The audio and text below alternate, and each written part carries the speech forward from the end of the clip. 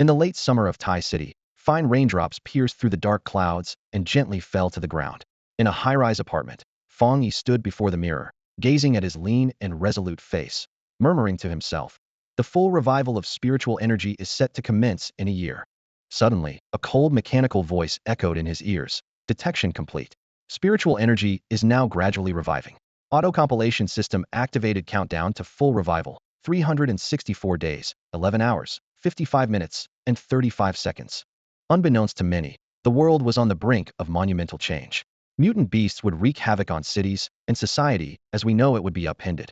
Even the once coveted degrees and wealth would become worthless. Fang Yi had acquired a system that defied all odds. Originating from the ultimate reaches of the universe, it employed top-tier algorithms containing cosmic secrets, capable of auto-compiling cultivation methods based on the spiritual entities the host encountered. This meant he would have an entire year's head start in cultivation over the rest of humanity. Just then, his thoughts were interrupted by the vibration of his phone. His girlfriend, the campus belle Chu Qingli, had sent a message. "Fang Yi, after careful consideration, I think our relationship isn't very realistic. Student romances inevitably reach a point where we both wake up." Chu Qingli, a stunning beauty with an enviable figure, had been accepted into Tsinghua University with outstanding grades, her future limitless. In contrast, Fang Yi could only attend a vocational college. To outsiders, they were like the moon and the mud, destined not to last. However, Fang Yi's lips curved slightly upward as he looked out at the bustling city. In a world divided by money and power, an unprecedented opportunity was quietly approaching. Aurora-like beams of rainbow light would streak across the sky, mysterious constellations would realign, and divine fire and heavenly thunder would roar freely. At this moment, he stood at the dawn of this great transformation. Spiritual fruits, anomalies, and treasures of heaven and earth, all these opportunities would be his alone to seize. When the curtain of spiritual energy revival fully lifted, the world would be reshuffled, and he would already be miles ahead. Reading Chu Qingli's breakup text, Fang Yi couldn't help but reveal a knowing smile. His lips were harder to suppress than an AK's recoil. Fang Yi had long anticipated the breakup with Chu Qingli. After all, apart from him knowing the truth behind the resurgence of spiritual energy, everyone else believed that once Chu Qingli got into a prestigious university like Tsinghua or Peking, while Fang Yi only managed to enter a vocational college, their relationship was destined to drift apart. As Chu Qingli had mentioned, it was time to wake up from the dream of their once beautiful memories. Their fairy tale-like romance from their student days was indeed due to end. This kind of beginning seemed cliched, a common scenario in stories about the resurgence of spiritual energy. Couldn't it be a bit more original? Fang Yi chuckled softly, thinking times have changed, my lady. He tapped the screen, sending a single word, "Okay," to Chu Qingli. Meanwhile, in the villa district by Jiangyue Lake, the floor-to-ceiling glass on the balcony reflected Chu Qingli's delicate figure. Rain continuously washed over her stunning eyes, and she gripped her phone tightly, her expression showing hints of indecision. The phone vibrated, and a brief reply of "okay" appeared. She glanced down, her eyes slightly trembling in disbelief. Despite almost staring a hole through her phone, Fang Yi's response remained just that one word, with nothing more to follow. It was like a stone cast into the sea, leaving no ripples. Chu Qingli couldn't help but bite her lip, leaving deep teeth marks. Was Fang Yi's curt reply an act of indifference, or was it genuine? She found herself repeatedly opening the message, sensing a trace of coldness in it. With a snap, Chu Qingli's face turned cold as she tossed her phone onto the sofa and headed downstairs without looking back. The rain drizzled on, soaking the city like a drenched capsule, before finally letting up. In a high-rise apartment, after replying to the message, Fang Yi paid no further attention to his ex-girlfriend, the school beauty. He walked into the living room and, for the first time in a while, turned on the TV. The noon news was on, and Fang Yi sat on the sofa, watching intently.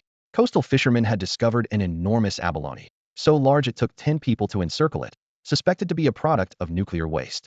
On the screen, a suited expert spoke seriously into the camera from his office. He stated that humanity is currently facing an unprecedented situation, and we cannot seek solutions from history this time. We must rely on our abilities to adapt as best as we can. Fang Yi frowned slightly. At first, the words seemed empty, but on deeper thought, they were unsettling. The reporter's next segment mentioned that such giant abalones had also been found inland. In response, the expert advised residents to take appropriate protective measures even at home. There was no reassurance for the public, nor denial of the abalone's mutation, but rather a reminder to be prepared. Fang Yi understood that this behavior suggested knowledge of some truth, but orders from above required its concealment. He suspected this was likely a national warning regarding the resurgence of spiritual energy, a call for ordinary people to prepare in advance. Fang Yi switched to another channel. The news was still reporting strange phenomena. In a certain 5-level scenic area, an ancient tree had grown excessively, with its roots sprawling for miles, attracting a large number of onlookers. The news report mentioned that the area was temporarily closed for routine maintenance, particularly emphasizing that the noise during this period might be disturbing and advising tourists not to visit for the time being. Fang Yi watched the news and touched his chin, thinking to himself, maintenance? Isn't this just a form of quarantine? To him, it seemed more like a government measure to isolate the ancient tree that was drawing crowds, indirectly protecting tourist safety. Fang Yi continued to switch through several channels, finding that almost every news report contained similar content. Cracks appearing in the earth, suspected to be due to abnormal earth veins, giant vines hanging from the sky with unknown origins, railways torn apart in multiple locations, causing some casualties. In short, strange phenomena were occurring everywhere, and people were being reminded to ensure their own safety. There is an old saying in Xia country, the wise do not speak of strange forces. In the past, while such news of frequent anomalies existed, it was never broadcast so extensively, nor did it dominate the screens to such an extent. The only possibility was that this was deliberately released by the authorities for the public to see. Fang Yi muttered to himself, it seems that the world is now starting to experience numerous supernatural phenomena, yet under the state's cover-up, the surface calm is maintained. This subtle way of broadcasting is a consistent method, allowing ordinary people to quietly accept the reality. Over time, when it can no longer be concealed, the public can remain calm and trust their country. Although this approach is relatively troublesome, its effectiveness is far superior to the chaotic measures seen elsewhere. Just then, Fang Yi's attention was caught by a rolling news headline. It reported that the ultraviolet intensity at the Qingbei campus far exceeded normal values, advising new students to take precautions against sun exposure. Qingbei? Fang Yi suddenly remembered his ex-girlfriend, a campus beauty, who also got admitted to Qingbei, and today happened to be the first day of school. Qingbei seemed quite lively today. However, this thought just briefly crossed his mind. More importantly, Qingbei is easy to locate, whether by taxi or subway. Besides, compared to those mutated animals and plants, strong ultraviolet rays aren't too dangerous. Just take sun protection measures to avoid sunburn. After some careful consideration, Fang Yi decided to take a trip to Qingbei. The next day, at 10 a.m., a figure stood at the entrance of Qingbei. The scorching sun stretched his shadow long, and the leaves on the branches drooped weakly above his head, seemingly about to be scorched. With an umbrella, wearing a hat, and applying sunscreen, Fang Yi looked up, wiping the sweat rolling down his face, squinting at the sky. Damn, the sun was shining brightly as if it favored this campus alone. The ground was so hot it felt like it might melt, and the golden sunlight was like burning flames, making it hard to keep his eyes open. A security guard stepped out of the security room, cautiously testing the ground temperature. After checking the reading on the temperature gun, it showed 74 degrees. Damn, I'm risking my life here for a 2,000 yuan a month salary. In front of the north gate of Qingbei University, the scorching sun poured its intense rays over the entrance, with the 74°F heat nearly causing the ground to steam. Fang Yi stood inside a nearby bubble tea shop, gazing into the distance. The sunlight created dazzling golden spots on the ground, and a faint buzzing sound could be heard in the hot air. A slight breeze carried a searing heat, as if he were inside a massive furnace, making time seem to stand still under the blazing sun. However, while the area around the north gate was blisteringly hot, the campus beyond seemed unaffected, as if the sun had chosen to shine solely on this gate. With the resurgence of spiritual energy and strange phenomena in the world, Fang Yi understood the reason behind this scene. At that moment, he detected a significant change in the environment, preliminarily identifying it as a yang attribute fluctuation. The system prompted him to approach and use his finger to touch the yang attribute system, which would automatically begin collecting data. Upon successful compilation, he would receive 50 compilation points. Fang Yi was momentarily puzzled. What were these compilation points? He could use them to forcibly embed the compiled data into anything. Did this data refer to the sunlight? And what did forcibly embed mean? Though he was somewhat confused, it was clear the compilation points were valuable, and he could figure out their use later. For now, the priority was to make contact with the sunlight and acquire those points. With this in mind, Fang Yi got up and headed briskly towards the north gate. The security guard saw him approaching and immediately waved him off, saying, "Young man, don't come over here. The temperature is dangerously high. I've already requested the school leadership to close this gate and redirect everyone to other gates. Don't come any closer, or you'll get burned." Clearly, the school had issued a notice, and the area was deserted, devoid of any students. However, Fang Yi ignored the warning. Disregarding the guard's attempts to stop him, he walked to the gate and placed his hand in the golden sunlight. As soon as his hand was exposed, the sunlight turned his fingers a golden hue. Ouch, it's hot. He couldn't help but gasp as his skin turned red and slightly swollen upon contact with the intense sun. Fang Yi clutched his injured fingers, feeling a sharp pain at his fingertips, just as a notification sounded in his ear. Detected strong Yang attribute fluctuation unlocked. Yang attribute data template initiating. Ultimate computational writing in progress. Instantly, the golden light, like threads of gold, wrapped around Fang Yi's fingers and traveled up his arm. What's happening? The security guard was stunned, witnessing the dazzling sunlight cascade over the young man, brighter than the sun itself. What the heck? It's like he's turned into a mini sun. The guard shielded his eyes with his hand, squinting at the incredible sight, utterly astounded. At that moment, Fang Yi heard the system's voice. Compilation successful. You have acquired the Yang attribute technique, the golden sun breathing method. Gaze at the blazing sun. Inhale and exhale the heat, and use the golden sun breathing method to temper your body. Fang Yi's eyes snapped open, his dark pupils blazing with a fiery intensity, as if he had unlocked countless martial arts techniques in an instant. He flashed a subtle smile at the astonished security guard before the golden sun breathing technique within him suddenly activated. Boom. Streams of golden light converged upon Fang Yi, illuminating the entire Qingbei campus in a brilliant radiance. Fang Yi was enveloped in dazzling golden light, standing as majestic as a celestial deity presiding over the scorching sun. With each breath, the power of the golden sun coursed through his organs, seemingly purifying impurities and refining his body. Impurities continuously expelled from his body, and as Fang Yi stood under the blazing sun, he radiated light, sensing the extraordinary transformation within him. A pure and vibrant force flowed with his breathing rhythm, his body feeling both battered and wondrous. He seemed to step into the resplendent sun, with countless fiery wheels clashing within him, bringing unprecedented destruction.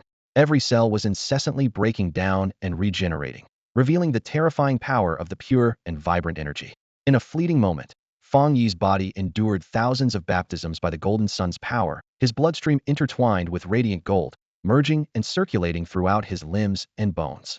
At this moment, every fiber and vein in his body contained powerful pure yang energy, brimming with vitality and destructive force.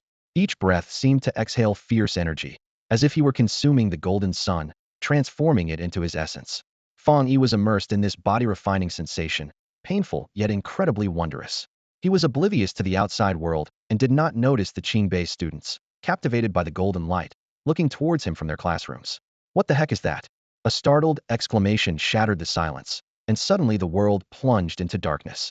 Looking up, the sky seemed to breathe, alternating between light and dark, as if the sun itself were breathing. The alternation of light and shadow, day and night, was all emanating from Fang Yi. With his breathing, the light and shadows of the world shifted. As darkness engulfed the world, everything was plunged into an unknown abyss. Stray cats in the academy scrambled to hide in the grass, trembling and meowing. As the daylight returned, the metallic gate at the north entrance collapsed with a loud crash, triggering a piercing alarm that shattered the tranquility and brought Fang Yi back to awareness. He opened his eyes, bewildered by the chaos before him, as if it had been ravaged by an artillery bombardment. As the culprit behind it all, Fang Yi made an instant decision run. At the north gate of Qingbei University, banners waved in the breeze, and the area was bustling with people. Volunteers welcoming the new students braved the scorching sun, their eyes scanning the crowd of incoming freshmen, searching for newcomers in their department. However, almost everyone's gaze was drawn to a tall, graceful figure at the gate, lingering for a few seconds before moving on. Her beauty was flawless, yet her demeanor exuded a cool detachment. Her eyes, full of emotion and as delicate as peach blossoms, carried a hint of coldness, making her appear both aloof and captivating. Her long, flowing hair added a touch of innocence to her aura. This was Chu Qingli. Chu Qingli had just arrived at Qingbei alone and was waiting for her luggage. Her gaze fell on a nearby couple, lost in their own world, and she scoffed quietly to herself. She knew that stepping into Qingbei meant that half of her life's success was already secured. At this moment, she had to sever ties with everything from her past. The resolute face of Fang Yi flashed in her mind, but when the results were announced, they became people from two different worlds. Now, after their breakup, everything from before dissipated like dust. She was set to start a new life, and Fang Yi was destined only to hold her back. After dispelling the lingering thoughts from her mind, Chu Qingli slowly straightened up and began to stride toward the Qingbei campus. However, as soon as she stepped onto the campus, a sudden burst of dazzling golden light erupted from the direction of the north gate. It was as if a sun had been ignited, with golden light cascading down like a waterfall, illuminating the surrounding trees and buildings, painting half the campus in a warm glow. The once serene entrance was now filled with a mysterious aura. Students around her stopped in their tracks, staring in awe at the unexpected spectacle. A girl with a ponytail jogged up to Chu Qingli. She was a new friend with whom she had quickly bonded. She also noticed the unusual scene by the north gate. The north gate? Wasn't it supposed to be sealed? she asked. Yeah, maybe it's another supernatural occurrence, Chu Qingli murmured. Recently, strange phenomena had been occurring frequently, with mutated giant trees, enormous pythons as tall as hills, and bizarre rainstorms persisting for months in the south. This wasn't just happening in their country, but abroad as well. Beneath the seemingly calm surface, some undercurrents seemed to be brewing a world-changing transformation, both terrifying and intriguing. Let's go take a look, she suggested. At that moment, the campus broadcast system announced a high-temperature warning, advising students to stay away from the North Gate. Yet, Chu Qingli had already reached the North Gate, and the scene before her made her frown. The metal gate had been melted by intense heat, and the ground was covered in cracks, as if scorched by a massive blaze. Rocks and soil had turned into chaotic lava, emitting intense heat that made it impossible to approach. The air was filled with a scorching smell that stung the eyes, and the scattered metal fragments on the ground glimmered faintly, creating a terrifying scene. And you call this high temperature? I'd believe it if you said it was lava. Chu Qingli remarked discontentedly. How could 74 degrees cause this? It's like a bombardment swept through.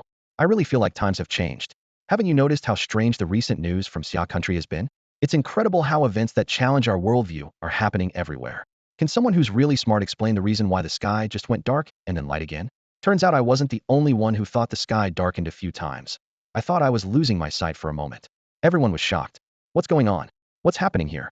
Just then, a stern voice called out. The principal hurried over, and the usually kind-hearted man now had a tone of irritation in his voice as his authoritative gaze swept over everyone present. Why are so many people gathered here? Didn't I send a message saying not to come over? Hurry and report in, or your credits will be deducted. Everyone shivered. This principal rarely visits the school. What's more intimidating is that he wasn't alone. A group of people in military uniforms followed behind him, each exuding an extraordinary aura, putting immense pressure on these ordinary college students, making it hard to breathe with just a glance. Pushed and jostled by the crowd, they were all led away, and the north gate of the school was sealed off. However, the alarming traces on the ground unmistakably signified the occurrence of a supernatural phenomenon. Chu Qingli walked at the back of the group, and before she left, she vaguely heard a man in military attire mutter, "Is it man-made? Has someone else accessed spiritual energy ahead of time?" Man-made? Spiritual energy? Such a terrifying scene, and it was man-made? Her eyes swept over the forest, and she seemed to catch a glimpse of a figure. Fang Yi. The next second, she shook her head in disbelief. How could he possibly be at Qingbei campus? In the lush green park, a figure hurriedly walked in. Only when he was sure that he was completely out of sight from the north gate did he stop and breathe a sigh of relief. Fang Yi wiped the cold sweat from his forehead. He had gone too far. Causing such a commotion in the early stages of spiritual energy revival would definitely attract attention from above, but exposing himself too early wasn't a wise choice. At least, he wasn't planning on it yet. So he ran. What Fang Yi didn't expect was the massive stir caused by the Jin-Yang breathing technique. Fang Yi glanced down at his own body. He was now like a small golden sun, with terrifying golden light flowing within him, exhaling extreme heat waves with each breath. It looked a bit frightening. If someone passed by and saw him right now, they'd definitely take a video. It feels like my whole body is filled with power. Fang Yi opened his palm, and golden, scorching light appeared in his palm, flowing along the lines of his hand, pulsing as if it were breathing. It looked breathtaking. Fang Yi now felt reborn. The Jin-Yang breathing technique had filled every cell of his body with a powerful, scorching Yang energy, something greatly valued yet hard to obtain by ordinary practitioners. The Yang attribute is domineering and vigorous, and the body refined by it extends these traits to the fullest. Even though the spiritual energy revival hasn't started yet, this kind of top-tier technique is something only the most gifted could hope to possess even in the later stages. And now, Fang Yi, with his first body refinement, had already used such an overwhelmingly powerful Yang technique. His first step had already placed him far ahead of others. Fang Yi returned home late in the evening. He quickly ordered some takeout, finished his meal in a hurry, and took a shower. By 9 o'clock, he was done with everything, yet he planned to go to bed early. The day's travel had left him exhausted, and he wasn't even interested in his usual video games. However, sleep eluded him as he tossed and turned, unable to find rest despite his best efforts. With a sigh, he sat up slowly. A surge of energy coursed through him, leaving him unusually alert. Indeed, Fang Yi had once again engaged in the Jin-Yang breathing technique. This powerful Yang energy felt like molten lava, refining his internal organs. Every breath circulated the energy, humming incessantly, as if his lungs were being baptized by fire. He could faintly hear the sound of his blood boiling in his ears, waves of heat rolling through him like a fiery tide. His body trembled slightly with an unprecedented sense of excitement, erupting from within. As he continued with the Jin-Yang breathing technique, his body evolved in the flames. His eyes gleamed with a golden light as he exhaled deeply and murmured, "Wow, This yin-yang breathing technique is incredible. After just 2 sessions, the changes in his body were quite noticeable, and even his stomach ache seemed to have significantly improved, leaving him with a warm sensation inside. I'm already on the path of cultivation. This is a bright road of evolution. The spiritual energy of heaven and earth is the most precious nourishment, even healing some internal issues. I've never felt this good physically, Fang Yi whispered to himself. This is the allure of evolution. Although the full awakening of spiritual energy hadn't occurred yet, in a year, the physical fitness of society would reach unprecedented levels. After calming his breath, Fang Yi still found it hard to sleep, so he lay in bed scrolling through the news. The headlines were still flooded with bizarre events, with growing anomalies attracting significant attention.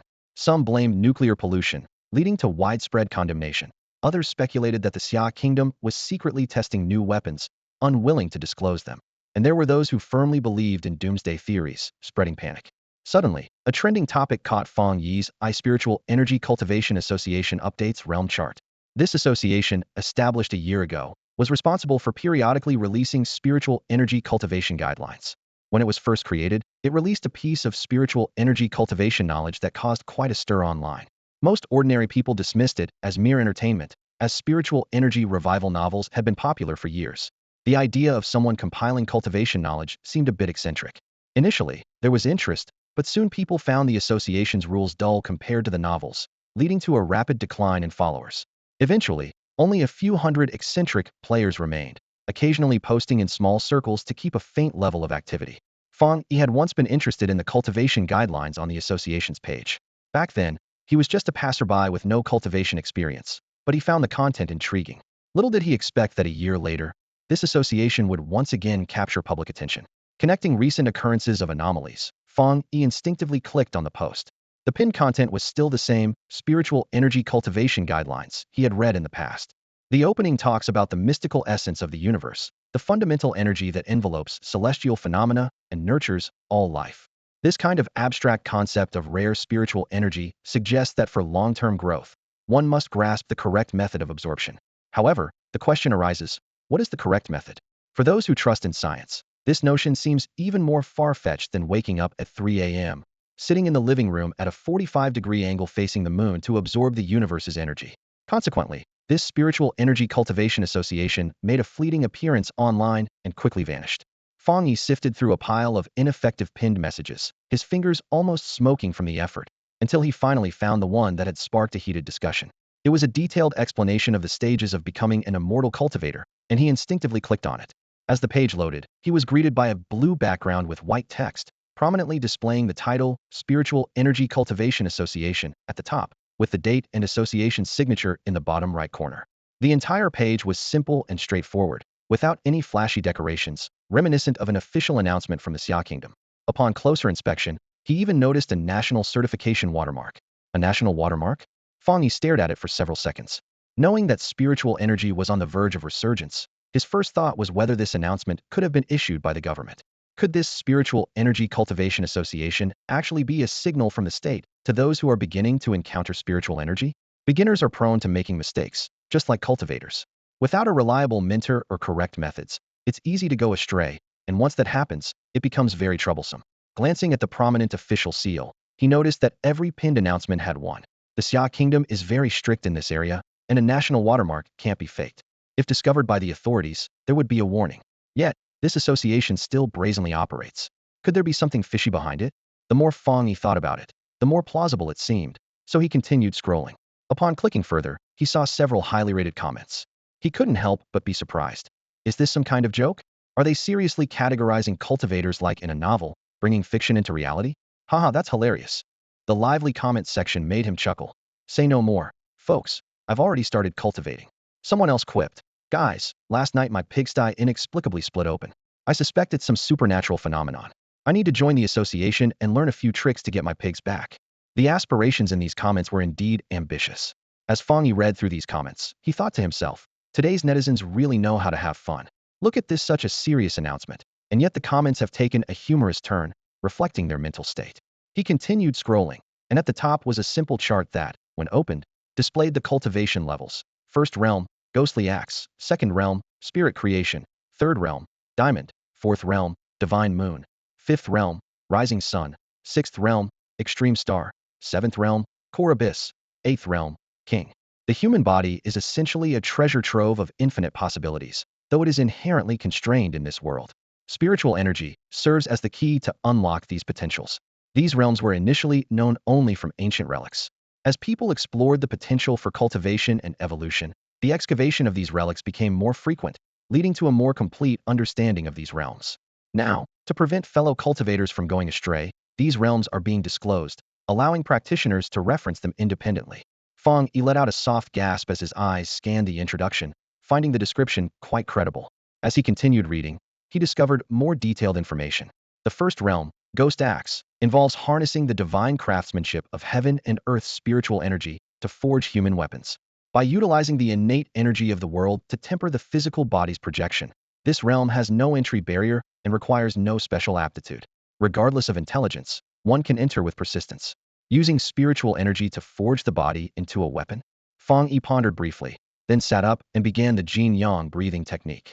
Waves of heat surged as he immersed his mind within. Guided by the Jin-Yang breathing technique, the spiritual energy within him became like a rampaging dragon, fierce, powerful, and filled with a mysterious transcendental aura. The beginning of cultivation involves refining the body into a weapon to house heaven and earth's spiritual energy. The first step is to attempt to control the spiritual energy and train the divine axe form. Initially, Fang Yi's movements were somewhat clumsy, but he quickly felt the spiritual energy twisting and gathering at his will, gradually taking shape. In an instant, it was as if his body broke through a barrier, and a projection of a divine axe, flowing with magma, slowly materialized. He had finally reached the ghost axe realm. Fang Yi felt an unprecedented power surging within him, as if he had been reborn. With the imminent resurgence of spiritual energy, the world groped in darkness. Yet he, armed with the Jin-Yang breathing technique, had carved out a path of light few could advance as effortlessly as he. Moreover, Fang Yi's divine axe was unique, adorned with gilded splendor, shining brightly, undoubtedly due to the Jin-Yang breathing technique. Entering the ghost axe realm was just the beginning. The introduction mentioned that after breaking through, one must drive the divine axe with spiritual energy. Each swing of the divine axe signifies an increase in his realm by 1 star, and now, with all his strength, he could only manage a single swing. Fang Yi murmured softly, the ghost axe realm is divided into 9 stars, with each activation of the divine axe consuming immense mental energy. His blood and energy surged and roared within, the divine axe clamoring to move, roaring and boiling as it swung down. 1 star. This was Fang Yi's current realm. The formidable power of the Jin-Yang breathing technique was fully evident at this moment. He instantly felt an increasingly close connection with the divine axe, its scorching aura searing his soul intensely. Golden light enveloped his body, flickering like a blazing sun, as if unveiling a corner of a mysterious veil. The blood and energy refined by the Jin-Yang breathing technique surged and boiled, with every cell, bone, and muscle resonating wildly. A continuous stream of golden light shone forth, like a blazing sun partially obscured by a giant hand. A muffled groan sounded as the fiery power flowed through his limbs and bones, and a satisfying sound escaped Fang Yi's throat. If he were to employ the Jin-Yang breathing technique again now, what effect would it have? With a single thought, the Jin-Yang breathing technique was instantly activated. Previously, when he used this method to temper his body, it was still that of an ordinary person. No matter how powerful the technique, it was difficult to unleash its full potential. Although his bloodline had undergone some transformation, all the power seemed concentrated in one spot, making it hard to display his strength. However, things are now completely different. The power surged through him like a boiling river, flowing directly to every part of his body. His skin emitted a faint golden glow, and from his hair to his fingertips, he was imbued with a terrifying strength, achieving true internal balance. Fang Yi focused and felt an incredible sense of exhilaration. From acquiring the breathing technique to practicing it, it took him just 1 day to break through to the first stage, 1 star. Such a rapid pace of cultivation was truly astonishing, confirming that this spiritual Qi cultivation association was indeed extraordinary. Fang Yi glanced at his phone and saw a post that had appeared just in time. Currently, all pioneers of the spiritual energy resurgence were exploring their paths, facing constant challenges in their cultivation journeys. It was a rigorous process, where even a slight deviation could lead to missteps. This realm chart neatly organized everyone's cultivation routes, and Fang Yi was undoubtedly a beneficiary. If he had relied solely on himself, his breakthrough wouldn't have been so swift. This chart saved him a lot of time. The first realm involves refining the body with a ghostly axe, but what are the subsequent realms? Fang Yi continued reading, finding detailed descriptions for each realm in the post. The second realm, creating spirit, Involves using a body forged 9 times by the divine axe to produce inner spiritual energy. It sounds challenging, as it requires a more precise and subtle control of spiritual energy, something that currently eludes Fang Yi. The third realm involves using inner spiritual energy to achieve a consensus of the 5 senses and connect every part of the body, known as the Vajra realm. The fourth realm, as Fang Yi read on, the descriptions became shorter. When he reached the eighth realm, it contained only a brief sentence. Eighth realm. The king uses the core of the Nether Palace, merging the power of the sun, moon, and stars, standing tall with the world at his command, seated on the throne of the world. Fang Yi was struck with awe, his mind instantly conjuring images of a vast and boundless nether purgatory, sitting high on a throne, moving heaven and earth with a gesture, rotating the sun and moon, shattering mountains, and reversing rivers. Such extreme power seemed to transcend the rules. How could a human possess such power? Wouldn't that be akin to a deity? The divine formation center, the mandate of heaven. Fang Yi felt his blood boil, and his heart surge with excitement. Below was a comment with numerous replies. The comment expressed gratitude, but most replies criticized the poster for being delusional, suggesting they seek psychiatric help. However, Fang Yi had a different perspective. He speculated that the poster was also a pioneer of spiritual energy resurgence, benefiting from this cultivation chart just as he had, so he simply thanked them. Unfortunately, those people didn't realize that a year later, when the curtain of spiritual energy resurgence was fully unveiled, those who were mocked would become formidable beings. Stepping into the ghostly realm, Fang Yi felt as if every pore had been smoothed over, leaving him incredibly refreshed. As he was about to fall asleep, he remembered that the system had unlocked a new feature during the day, which he hadn't had the chance to explore. He opened the system panel, and his eyes caught sight of something he had long forgotten: writing points, 50. Fang Yi frowned slightly, puzzled about the purpose of these writing points. Previously, he had been so absorbed in creating martial arts techniques that he had not delved into this function. Seizing the opportunity, he decided to investigate further. The system's description was concise, explaining that writing points could be used to forcibly embed the writing data into any object. Staring at this explanation, Fang Yi felt as if he had glimpsed a mysterious path to unknown realms, pondering that this might be even more potent than crafting martial arts techniques. He had the writing points, and the writing data referred to the yang attribute. But what did forcibly embed mean? His gaze casually fell on the mug on his desk, its crystalline glass surface gleaming under the light. Was this considered any object? If he used the writing points to embed the yang attribute into it, what would happen? A prompt appeared on the panel, and a flash of understanding crossed Fang Yi's eyes. Apparently, forcibly embedding meant enchanting an object to endow it with extraordinary abilities. For example, if he chose yes for the mug, it would become a mug with the yang attribute. This was incredible. While the mug itself might not be particularly useful, what about a knife, a gun, or other weapons? A knife infused with the yang attribute would undoubtedly unleash immense power in battle, with the forces of burning and destruction intertwining on the blade to swiftly vanquish enemies. With this in mind, Fang Yi's thoughts raced. If I craft a weapon to my liking and then embed the yang attribute into it, wouldn't I possess a custom-made weapon with extraordinary power? This would surpass any weapon available on the market. With this thought, Fang Yi opened a shopping app on his phone and, after a search, found a specialized knife shop. Upon entering the store, his attention was immediately drawn to a Tang knife featured on the homepage. The blade was 3 feet 7 inches long, broad and powerful, with a razor-sharp straight edge. The handle was made of sandalwood, simple and elegant, with a touch of gold at the tip and a sparkling white pearl in the middle. Though unopened, it looked impressively stylish. This was the one. Fang Yi tapped the order button, and the order was placed, with the screen displaying next-day delivery. How efficient! Having completed all this, Fang Yi finally felt a hint of drowsiness. He yawned, stretched, and then tossed himself onto his soft bed. Meanwhile, in the dark city night, a figure clad in a black and silver uniform moved swiftly. She was agile, her eyes emitting a faint silver glow, like a sprite of the night. She seemed to be in pursuit of something, her earpiece flickering with light. The rabbit that had devoured the night's spirit fruit remained elusive, its speed truly astounding. She spoke into her earpiece, her figure darting unpredictably as she leaped over an apartment building. Under the waning moon, a stunning arc flashed across the sky, resembling a meteor streaking through the night. A passerby looked up, rubbed their eyes, and thought they saw someone flying by, but that was a high-rise building. The earpiece flickered, and a lively female voice spoke. You must be careful. It just devoured a spirit fruit, and its mutation and evolution are not yet complete. It might continue to evolve and grow stronger, so don't let your guard down. I understand. The girl in uniform replied softly, her gaze fixed ahead as her figure gradually blended into the night. With the resurgence of spiritual energy, a new era was slowly unfolding, full of opportunities but also accompanied by great dangers. The world was changing dramatically, with strange phenomena occurring frequently. The resurgence of spiritual energy gave rise to numerous pioneers, but it also bred many ferocious beasts that posed a significant threat to humanity. The rabbit before her was one of them.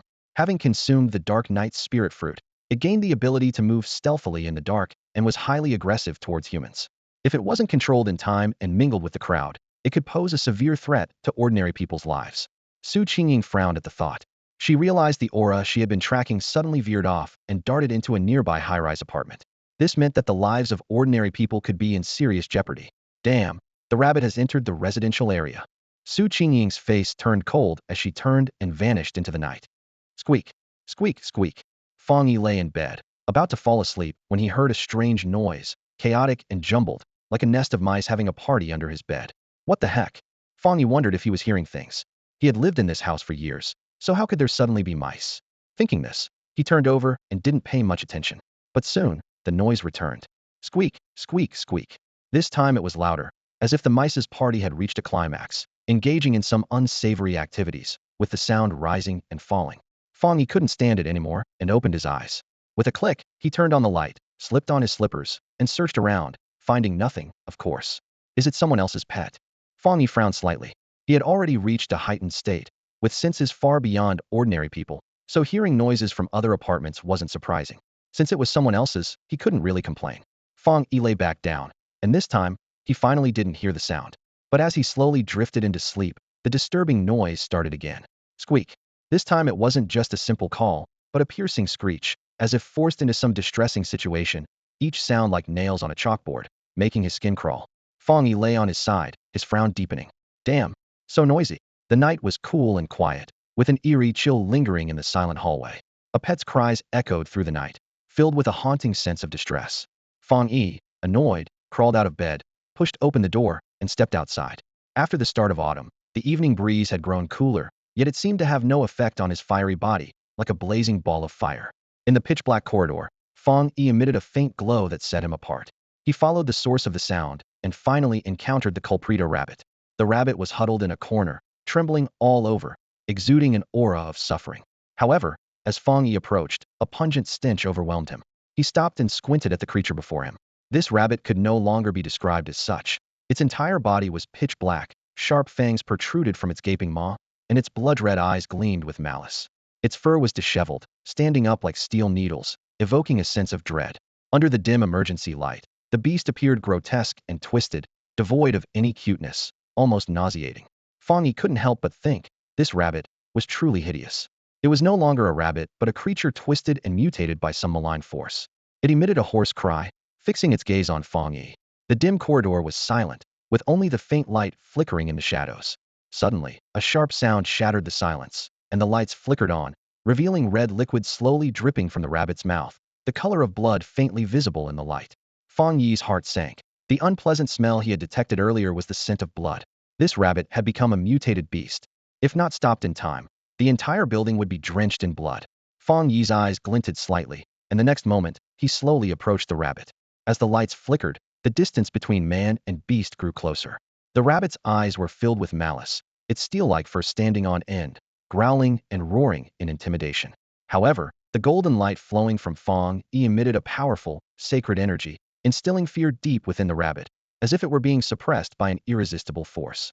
In the alternating light and shadow, the standoff between man and beast felt particularly intense. The rabbit feared this slender figure. Boom. Just as it howled, Fang Yi suddenly struck.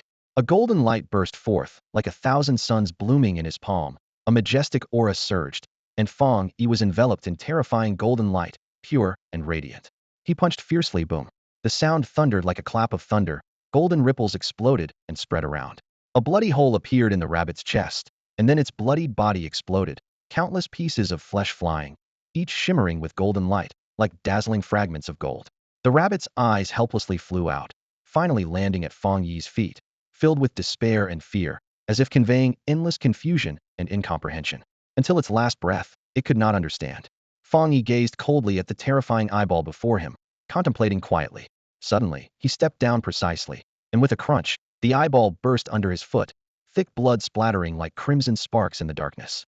Fang Yi knew well that although this rabbit had gained the attribute of darkness, its process of mutation and evolution was incomplete, and his solar attribute was its perfect counter. With a single punch, the powerful solar energy within him erupted, killing it instantly. He felt secretly pleased with himself, having managed to kill a partially mutated rabbit with just one punch after only a day of training. A creature disturbing sleep in the dead of night truly had no manners. Yawning, Fang Yi turned lazily, not even interested in glancing at the ugly rabbit carcass on the ground, and headed straight to his room. Shortly after he left, a graceful figure quietly appeared outside the window, quickly stepping into the hallway in an attempt to intercept the rabbit. As she hurried inside, the scene before her made her pupils contract, a mess of flesh and blood, shattered bones, and a mangled mass. The rabbit was dead? Her heart skipped a beat as she realized the lingering darkness attribute on the rabbit needed to be retrieved, as it was a sub-attribute of darkness and extremely valuable. As Su Qingying approached, her brows suddenly furrowed. Wait a moment. This aura is such a scorching aura. It wasn't a sub-attribute, but an extremely pure solar attribute. Her expression turned complex. With the revival of the world's spiritual energy, many attribute users were emerging in the initial stages.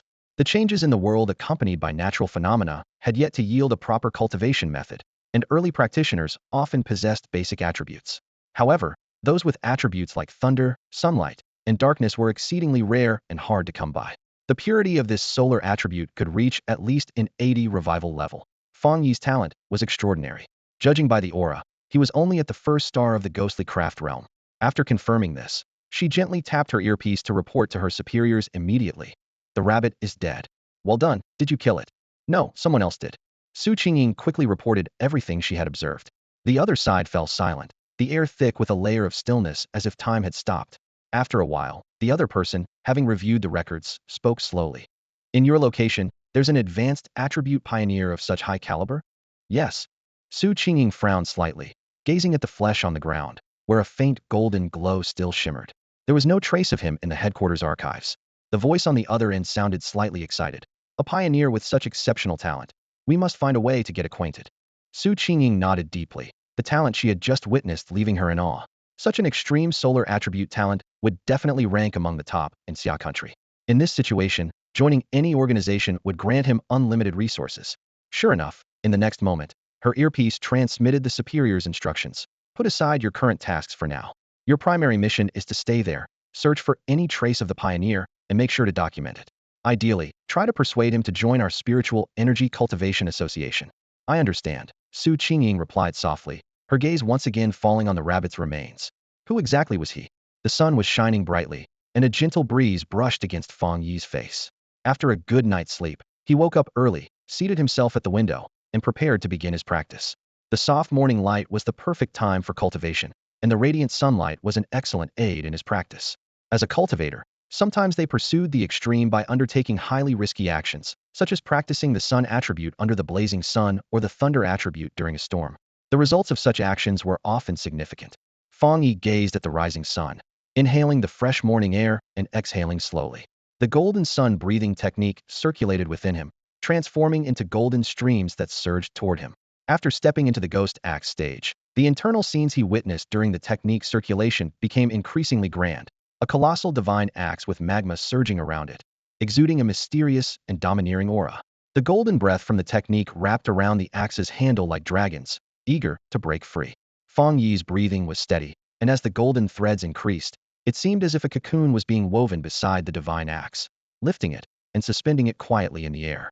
At that moment, the threads suddenly tightened around the axe, pulling with force. The massive axe budged slightly, hinting at a potential swing. Joy flickered across Fang Yi's brow as he thought to himself, am I about to break through again? Each breakthrough in the ghost axe stage required swinging the divine axe. Each swing represented a star. Swinging the axe consumed immense mental energy, and without proper preparation, one might get injured due to lack of strength. He focused his mind to sense it, thinking, I've touched the threshold of the second star, just a step away. He could feel the axe was much lighter than yesterday, like a diligent woodcutter who could only manage one swing at first, but with practice, could swing twice, and so on. With persistent hard work, day after day, he would one day wield the divine axe with ease. Cultivation is the same. Perseverance is key. The golden sun breathing technique played a crucial role in this process, as cultivation is far more complex than chopping wood. Without a powerful guide, prolonged practice would yield little result.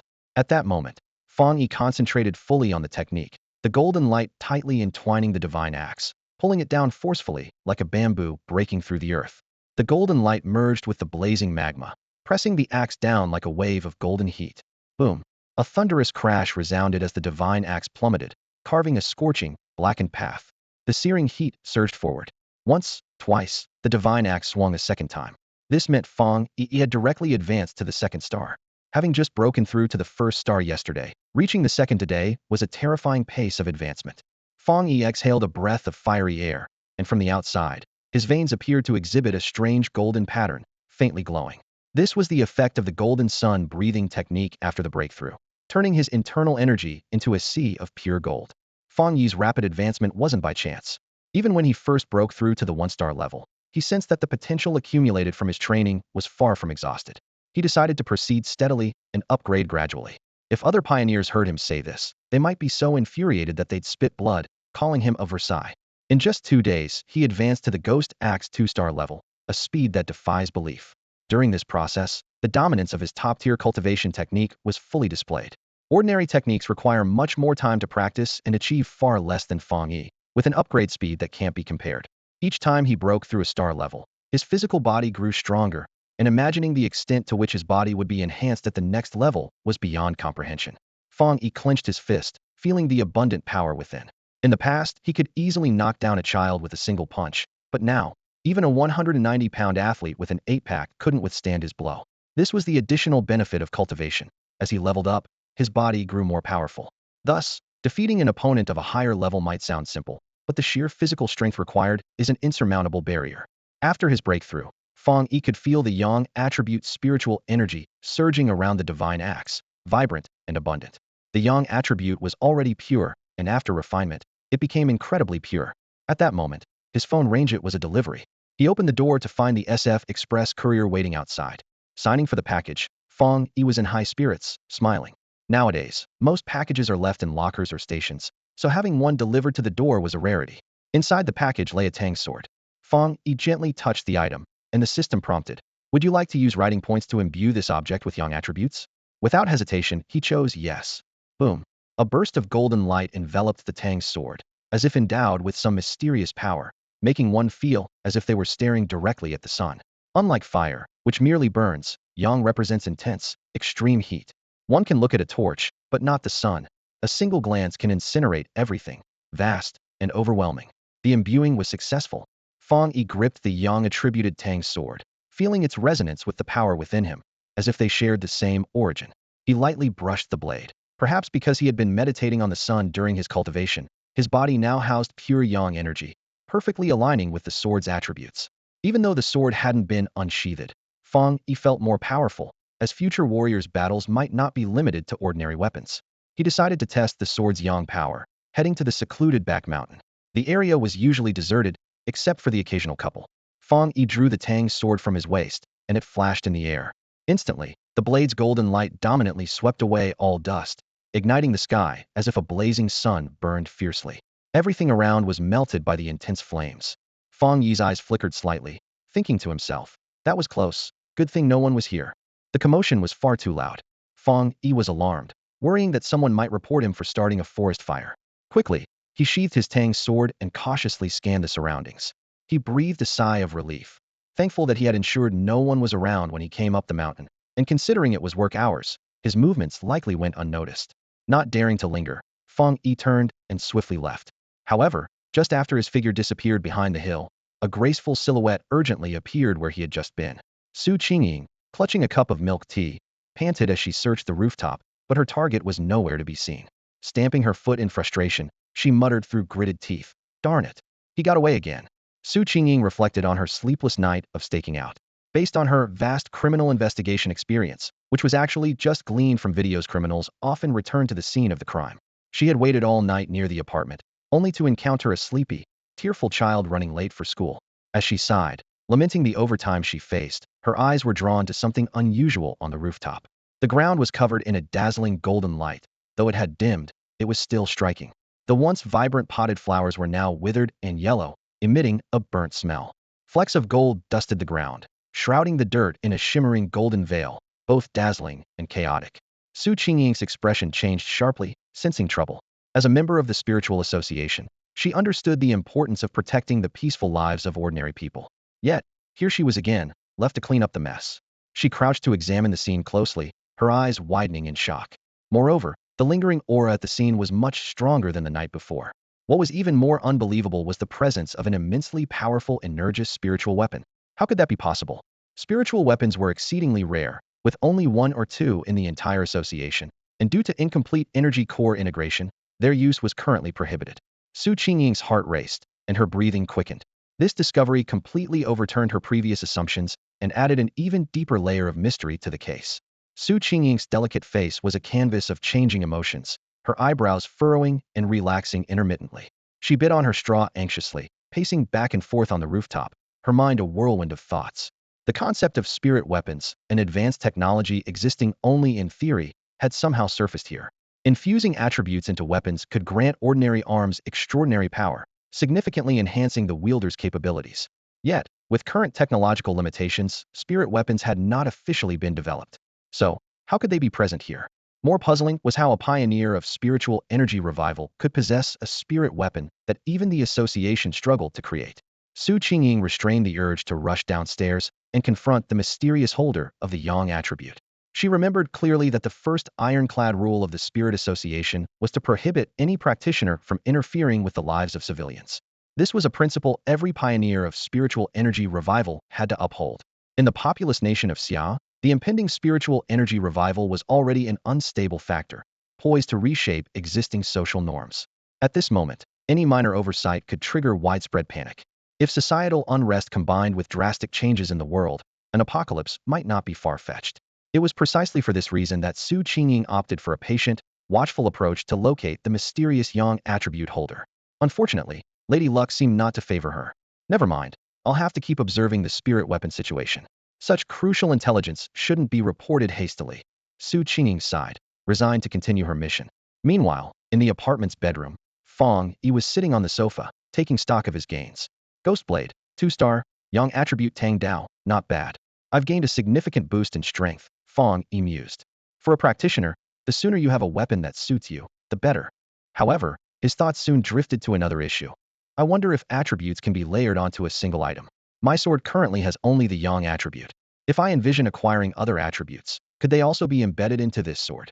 Fang Yi knew he would eventually contemplate and develop other techniques, and it was unlikely he would only possess the Yang attribute. If he acquired more attributes, whether they could be integrated into a single item became a crucial question. I must admit, forcibly embedding attributes is quite useful, Fang Yi muttered to himself. Once I've collected enough attributes, not only can I have a weapon that aligns with my attributes, but even clothing and pets could be enchanted. Most importantly, each item would be custom-made for me, perfectly matching my essence.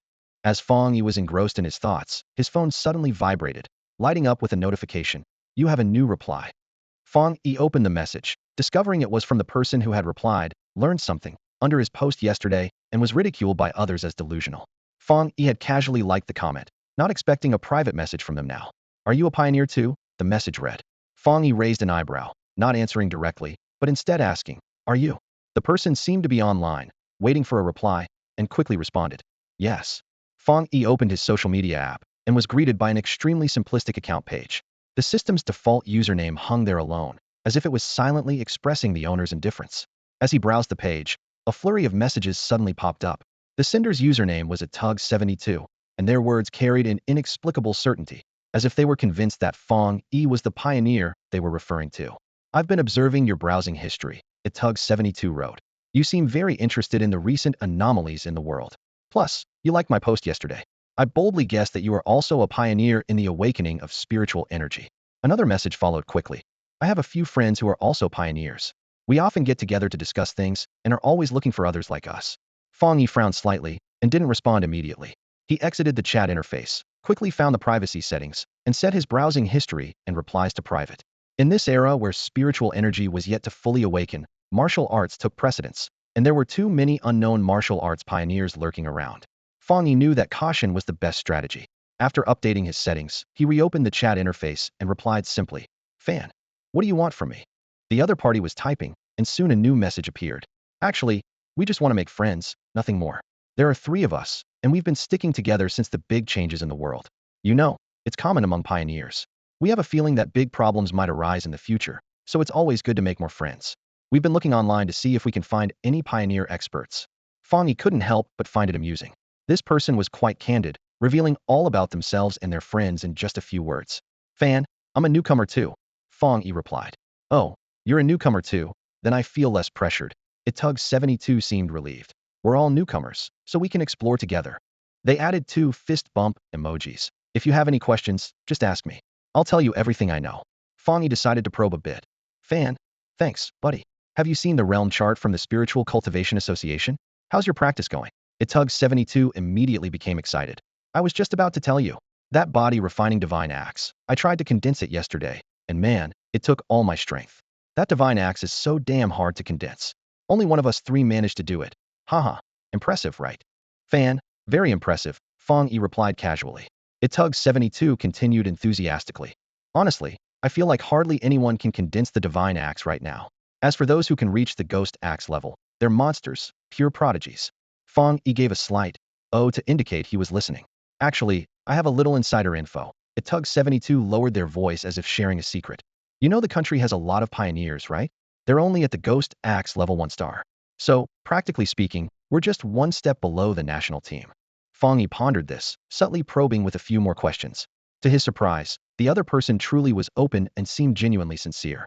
Suddenly, Itug72 shifted the topic. By the way, I have another piece of insider info. I've discovered a special place where there might be a significant change. Do you want to check it out together? If things work out, we could team up in the future. Fang Yi paused, weighing the pros and cons.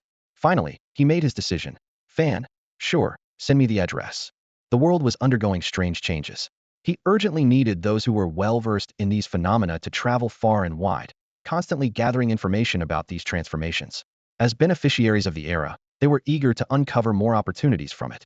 Once pioneers touched upon these changes, whether it was rare materials or powerful weapons, their abilities could be significantly enhanced. At this moment, a user with the nickname Itug72 sent him a fillet was a compressed package. Inside, it contained detailed addresses, images, and a 5,000-word analytical paper. The document meticulously outlined the local terrain, historical origins, and changes, then seamlessly transitioned into the topic of these extraordinary changes, ultimately concluding that treasures were hidden in this location. Fang Yi opened the photos. What he saw was a dark and deep underground river. Not long ago, it had inexplicably erupted into roaring flames, transforming into scorching underground magma. Undoubtedly, this was a direct manifestation of the world's changes. The fiery golden magma roared through the black rock passage, forming a blazing dragon. The dazzling firelight, the rolling heat waves, and the golden sparks within the lava that glimmered like fragments of the sun resonated with his sun-like aura. Fang Yi's eyes focused, immediately recognizing the extraordinary nature of this phenomenon. It seemed that this search would lead to significant discoveries. The next day, in a clearing in the forest of Taisher's Binmu district, a heavy stone door was embedded in the mountain wall, with scorching heat waves continuously seeping through its cracks. A group of young men and women gathered in front of the door, all pioneers with elemental abilities, among whom the strongest was ranked Ghost Axe 1 star. These individuals surrounded a confident-looking girl in a white climbing outfit, unconsciously making her their leader. Her name was Zhang Xiaoya. She was the creator of the compressed package and the first explorer to discover this underground magma. Besides being a pioneer, she had a secret background. She had just become an official employee of the Aura Cultivation Association. This association was a national institution of Xia country, notoriously difficult to join, often deterring ordinary people. Xiaoya managed to enter it through financial means and an extensive network. Xiaoya's shared map was incredibly detailed, allowing Fang Yi to easily find the entrance, saving a lot of exploration time. Nearby, a few people were eagerly trying to build connections, while Xiaoya smiled and said, "Thank you all for coming to explore this underground river. Once inside, we'll need to look after each other." Of course, they responded with smiles. Nearby, a man with a small mustache kept staring at his phone screen, clearly waiting for something. Oldly asked, "When is the friend you mentioned arriving?" "Almost here, isn't it 10 o'clock? It's just 2 minutes to go," Oldly said, glancing at his watch. A short, chubby man with a crew cut nudged Old Lee's arm. "Is your online friend really coming? You've never met, can you trust him?" "Not sure, 5 minutes left, let's wait," Old Lee replied, sending a message. Nickname Itug72. "Are you here yet? We're waiting at the entrance for you. You'll see everyone once you arrive." Zhang Xiaoya observed them, shaking her head internally. She had hoped to find some outstanding pioneers to help with introductions, but it seemed that not many were willing to cooperate. "Hey, he's here." Old Lee suddenly looked up, waving into the distance. Everyone turned to look. A figure slowly emerged from the forest. The young man, no more than 20 years old, stood tall and carried a Tang sword at his waist, exuding a formidable aura. With a composed stride, he arrived at the door precisely at 10 o'clock. Old Li sized up the young man. Secretly amazed, was this really Brother Fan? He seemed much younger than expected, given he was nearing 30. Are you system nickname? Fang Yi asked with a calm smile. After a simple greeting, he quietly stood aside. A short, chubby man with a buzz cut jumped in to lighten the mood. Haha, it looks like everyone here is an introverted type. Unlike me, an extroverted social butterfly. He beamed, his face full of wrinkles, clearly a cheerful person. Zhang Xiaya couldn't help but glance at Fang Yi a few more times. She sensed his impressive strength, but his aloof demeanor made him unwilling to speak much. Now that everyone is here, let's get ready to head down, Zhang Xiaya said, pushing open the stone door. A burst of golden light shot out, and as the door widened, a wave of hot air rushed over them, causing everyone to break into a sweat. Yet, their eyes shone with excitement. This was their opportunity with the new era on the horizon. Zhang Xiaoya's fingers trembled with excitement. This was the moment of truth, whether it would be an opportunity or a danger. Fang Yi merely glanced at the golden light and softly remarked, "It really is of the yang attribute. Let's go." They entered in single file. The underground river, also known as a phreatic stream, wound through the cavern. Inside, stalactites, stalagmites, draperies, and flowstones intertwined, creating a strange and mottled scene. According to the analysis, the underground river had an irregular dendritic distribution and was quite long. As soon as they entered the cave, the view became abruptly dim. Someone switched on a flashlight, illuminating a rugged path. On both sides were jagged rock walls, and the confined space created a sense of oppression, making some feel uneasy. Who's going in front? Zhang Xiaya asked. Old Li and the buzzcut man exchanged glances, silently agreeing not to volunteer. I'll go, Fang Yi offered, moving past Zhang Xiaya to take the lead. His solid and dependable back gave a sense of security. I'll hold the light and follow you. The rest of you figure out your positions, Zhang Xiaya said, her gaze involuntarily falling on Fang Yi's back. From the start, she found him mysterious. It wasn't a deliberate aloofness, but an innate aura. Zhang Xiaya had met many pioneers who often carried an air of superiority, but Fang Yi didn't have that. Instead, she sensed a warmth about him, and this contradiction piqued her curiosity even more. Brother Fan, slow down and watch out for loose stones, Zhang Xiao advised. Stay to the inside, it's dripping on the left. I've already been dripped on a few times. She then asked the others, are you tired? If you're thirsty, let me know. I've brought bottled water in my bag. Shouts from behind broke the silence of their journey. Fang Yi listened quietly to his companions' conversations, occasionally chiming in, but mostly he just listened. As the newcomer in the group, he felt fully accepted by the others. This reminded him of someone online with the nickname Itug72, who was desperately seeking teammates. In this era full of uncertainties, finding reliable partners was indeed crucial. We're almost there, Fang Yi suddenly announced from the front, interrupting everyone's thoughts. Ah, it's lava, Zhang Xiaoya exclaimed excitedly, her voice filled with enthusiasm. The group finally reached the underground riverbank, and the view was even more breathtaking than any photo could capture. The dark passage resembled a tunnel carved from the depths of the earth, with molten lava flowing and bubbling, emitting thick, white steam. The sound of lava crashing against the cliffs was like ocean waves roaring in their ears. It's really lava, someone exclaimed in disbelief. This underground river actually has real lava flowing through it. It's unbelievable. If we posted pictures, people would think they were photoshopped. Do you guys feel hot? Another person asked. It's strange, it feels a bit warm, but not too hot. Now that you mention it, our clothes are soaked from the walk, someone agreed. But that's normal in summer. Is it supposed to be like this near lava?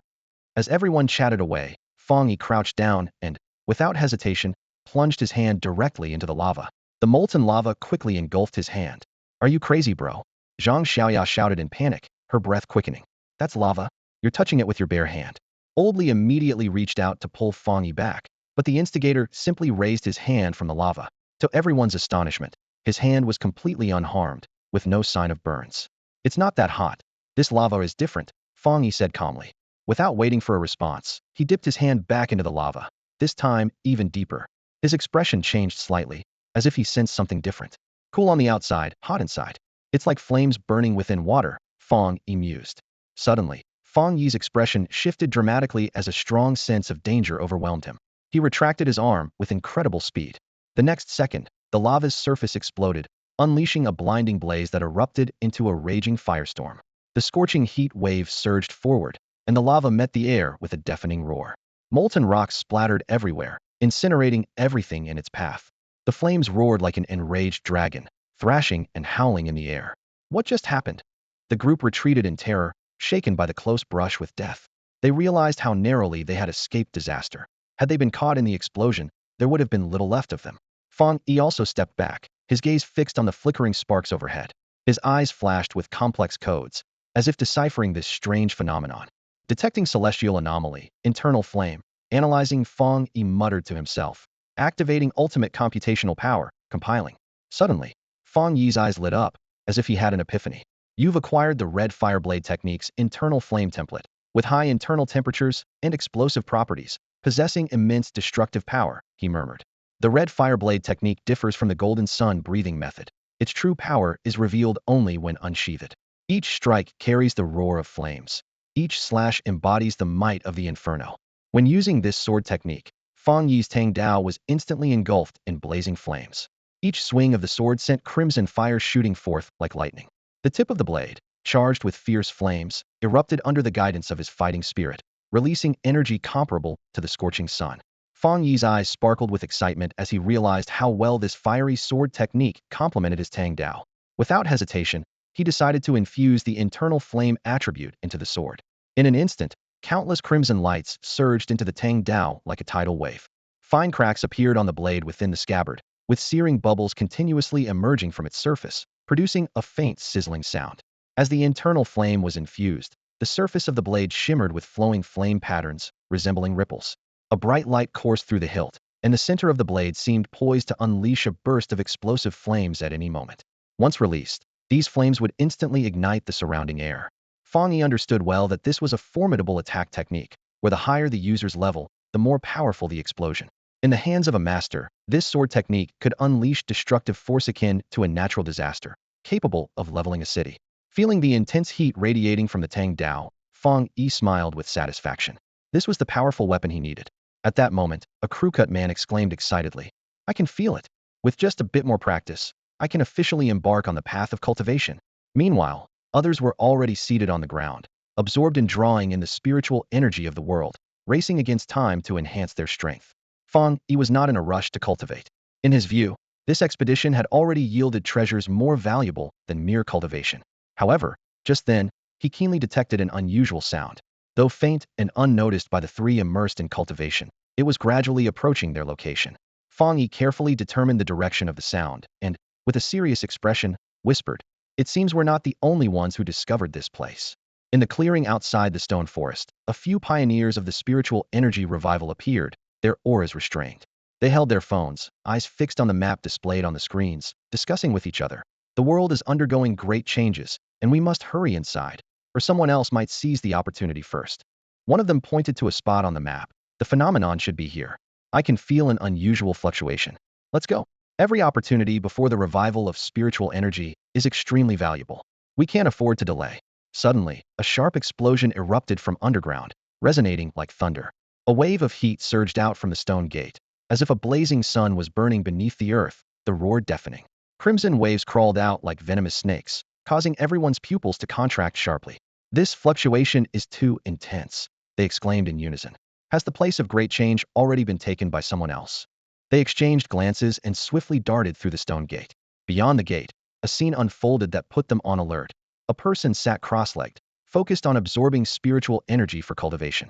Their expressions turned icy, and the atmosphere instantly grew tense. In this era of spiritual energy revival, conflicts among pioneers over the sites of great changes were not uncommon.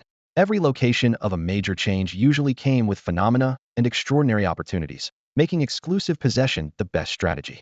But now, two groups of pioneers had appeared at the underground river, like two wary packs of beasts, eyeing each other with hostility and brimming with killing intent. Complicating matters further, as the number of people at the underground river increased, the internal fire began to stir. The amount of revived spiritual energy was limited, and when the number of individuals reached its limit, the field was prone to collapse. Securing the right to occupy the site of a great change became a challenge every pioneer had to face. This time, both teams had set their sights on the same hotspot, and the tense atmosphere was nearly palpable. "So, you're here to try your luck too?" A man with a crew cut stood up, squeezing in next to Fang Yi and the meditating old Li, his tone laced with coldness. "We found this area first. My friends are already absorbing the energy, so you'd better look elsewhere." The opposing pioneer curled his lips with disdain and scoffed. "Who do you think you are? A nobody who hasn't even reached the ghost sculpting realm, thinking you're on par with us?" With that, he stepped forward, his aura suddenly surging, revealing his ghost sculpting realm 1-star cultivation. Immediately, another person stepped forward with a commanding presence. Towering at 1.9 meters, his body is solid as a wall, equally possessing a ghost sculpting realm 1-star level. The crew-cut man's face changed, anxiety flickering in his eyes. Among their group, only Zhang Xiaoya had reached the ghost sculpting realm 1-star level, while the crew-cut man and Old Li had not yet entered the realm. Fang Yi, being new, knew little about the spiritual energy revival, and his strength was similarly unmatched. At this moment, the disparity was evident, and no amount of verbal argument could compare to the reality of hard power. Got it now? Aren't you going to scram? The ghost sculpting realm 1-star pioneer sneered without even looking at them, arrogantly striding toward the direction of the underground magma. Zhang Xiaoya trembled slightly with anger. The two ghost sculpting realm 1-star opponents were far superior, not ones their group could provoke. In the world of spiritual energy revival, the law of survival of the fittest and the rule of the jungle were ironclad. Those pioneers who wielded great power were like the kings of the beast pack, with the authority of the strong signifying absolute dominance. The position of a leader is not earned through humility, but forged upon a mountain of corpses. This stark display of power is more straightforward than any ornate throne or heavy crown. Weak pioneers do not deserve the resources to become stronger. Upon hearing these words, Zhang Xiaoya bit her lip and was about to step forward to retort. At that moment, a figure moved ahead of her. Fang Yi stepped forward, positioning himself between the two groups. As the evening breeze picked up, his hair fluttered in the wind. It seemed as though a faint golden aura surrounded him, though on closer inspection, it appeared to be an illusion. At this moment, Fang Yi raised his hand slightly, reaching back to touch the bandages wrapped around him. Suddenly, he gripped above the bandages with force. In an instant, a fierce blaze ignited between his fingers. The light was brighter than the stars in the night sky, heavier than the clouds above, pulsating like a sun about to fall. The bandages disintegrated and vanished the moment the flames appeared. What Fang Yi held was a sword. The pioneers were stunned. From the growing blaze, they seemed to glimpse the outline of a sword hilt. Fang Yi slightly raised his hand, grasping the hilt with one hand and slowly drawing out a long Tang sword from the blazing light. A fiery Tang sword. The pioneers across from him widened their eyes in shock, staring at the peculiar, slender Tang sword in Fang Yi's hand. The blade's surface rippled with patterns, emitting an intensely dazzling light, as if staring directly at the sun. Clang! The Tang sword emitted a crisp ringing, its blade enveloped in flickering flames. Holding the sword at a slant, Fang Yi let the tip lightly touch the ground. The flames spilled out like mercury, spreading across the surface. In just 0.1 seconds, the ground was scorched black as charcoal. A scorching wave of heat rushed forward. A 1-star pioneer from the Ghost Axe realm's pupils contracted, shouting thunderously, "Fall back!" Buzz. Without needing further prompting, everyone swiftly retreated in the face of the intense wind. In the blink of an eye, they had backed away to the edge of the dark river. Almost simultaneously, Fang Yi raised the Tang sword and slashed fiercely at the magma-dark river. Boom. At that moment, all other sounds vanished. In the pitch-black cave, only a towering pillar of fire burst forth. The pillar was brilliant and intense, illuminating the entire dark cave, becoming the only undying flame in the darkness. Rumble. The ground crumbled as red light burned through the clearing, making the entire surface appear ablaze, forming a glaring red line. What is this? Zhang Xiaoya gasped in disbelief at the scene before her. She even wondered if this single strike might collapse the entire cave. Meanwhile, Fang Yi flipped his wrist, letting the blade fall vertically to the ground. Instantly, all the scattered flames concentrated at a single point, like a soaring fire dragon, roaring towards the dark river. Boom. The magma churned, countless bubbles rising and bursting in a deafening cacophony. Within the magma, a mass of crimson energy surged, rapidly coalescing into an ever-expanding red sun, finally exploding before everyone. Bang! Red fire intertwined with the explosion, the terrifying shockwave seeming capable of incinerating a person to ashes in an instant. Amidst the splattering sparks, Fang Yi's eyes narrowed slightly beneath his dark hair, coldly observing the figures across from him. The pioneers across from him stared wide-eyed, the red flames reflected in their pupils, illuminating their horrified expressions. They had only one thought in their minds.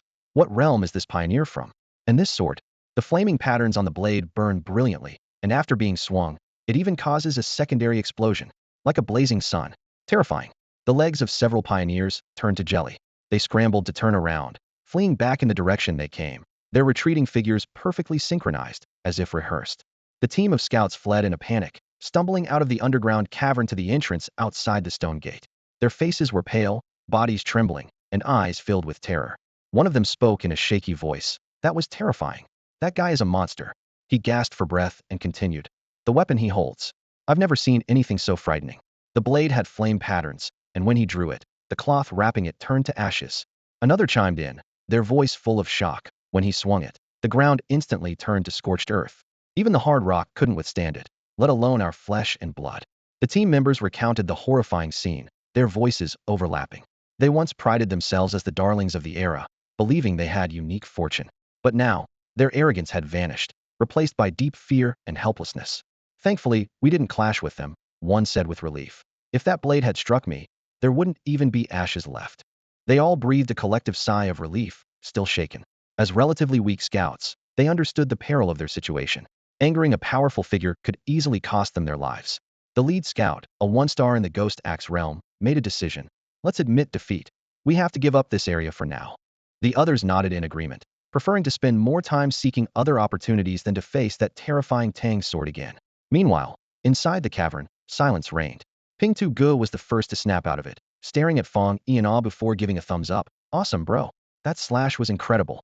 The air was thick with the smell of burning, and scorched earth marked the ground. Zhang Xiaoya touched her flushed cheek, realizing that the heat had singed the tips of her hair. The fallen strands turned to ash instantly, disappearing with alarming speed. She thought with lingering fear that if the blade had been swung at them, only charred remains would be left. As a 1-star in the Ghost Axe realm herself, she had once been somewhat smug, but now all her sense of superiority had vanished. Now, all pride was shattered by this single strike. This strike severed the dreams of countless pioneers who once aspired to greatness. What happened? What's with the floor? Damn, did a volcano just erupt? Old Li screamed as he awoke from his meditative state of absorbing spiritual energy. As soon as he opened his eyes, he saw a large, charred crack right below him on the floor, with white-hot steam rising as if from a volcanic vent. His soul nearly left his body from fright. Old Li quickly got up, looked around, and noticed everyone else had strange expressions. He hurriedly nudged the crew cut guy. What's going on with the floor? Did you guys encounter danger? Speak up. The crew cut guy mumbled. Us? I feel like the danger just got more dangerous. Old Li immediately got irritated. What nonsense are you spouting? Got burned silly. Seeing the crew cut guy's dazed expression, Old Li frowned and turned to Zhang Xiaoya. Xiaoya, what exactly happened just now? Zhang Xiaoya glanced at him indifferently. You're lucky. Just browsing online, and you bump into a big shot. Old Li, riddle speakers, please leave Gotham City. She ignored Old Li and instead discreetly focused on Fang Yi. He was a high-level attribute pioneer. High-level attributes surpass all others, representing a super genius with top-tier talent, extremely rare. She must report this to the organization quickly. Old Li still couldn't make sense of it all, but he caught a glimpse of the cloth-wrapped sword on Fang Yi's back, slightly exposed. Just moments ago during meditation, the cloth was intact. Brother Fan, where did your cloth go? Did it get burned? Old Li asked. Fang Yi casually glanced behind him. The temperature here is too high. It accidentally touched the lava and burned my pants off. You know, when I opened my eyes, I found a long charred crack below me, scared me to death. I guess the lava melted the floor, don't you think? I think you make a lot of sense. The crew cut guy listened with an indescribable feeling, quietly tugging at Old Li's sleeve. Old Li turned back and asked loudly, what? The crew cut guy didn't answer, just kept winking frantically at Fang Yi. Old Li was puzzled. What's up? Got a twitching eyelid. The four continued deeper into the cave. This underground lava river wasn't long. After 10 minutes they reached the end. Besides the bubbling lava, there were no other anomalies in the cave, clearly indicating that this lava river was the greatest opportunity of this expedition.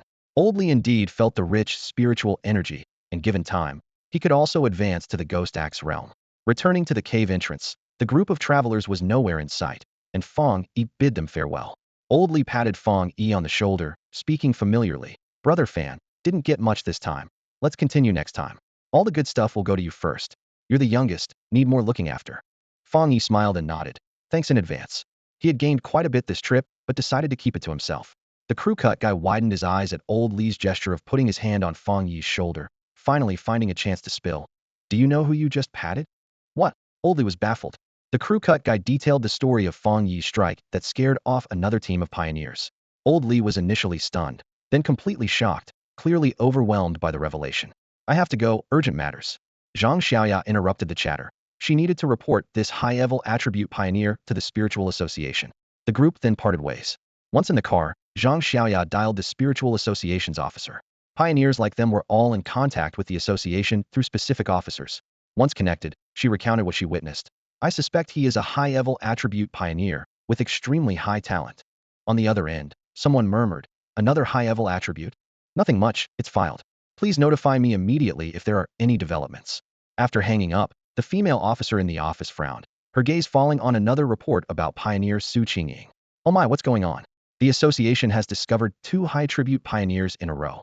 These high-level attribute pioneers are all distinguished individuals of high status. The nation places immense importance on them, and most now hold key positions at the center of power. As evening descended, the horizon was adorned with a breathtaking display of fiery clouds, painting half the sky in vibrant shades of red. Amidst this stunning scene, Fang Yi walked slowly through the crowd of photographers, drawing curious glances with the sword sheath on his back. Is that a fake sword? It looks so real. Carrying a sword gives him such an impressive aura, like a character straight out of an anime. Ignoring the murmurs around him, Fang Yi made his way home.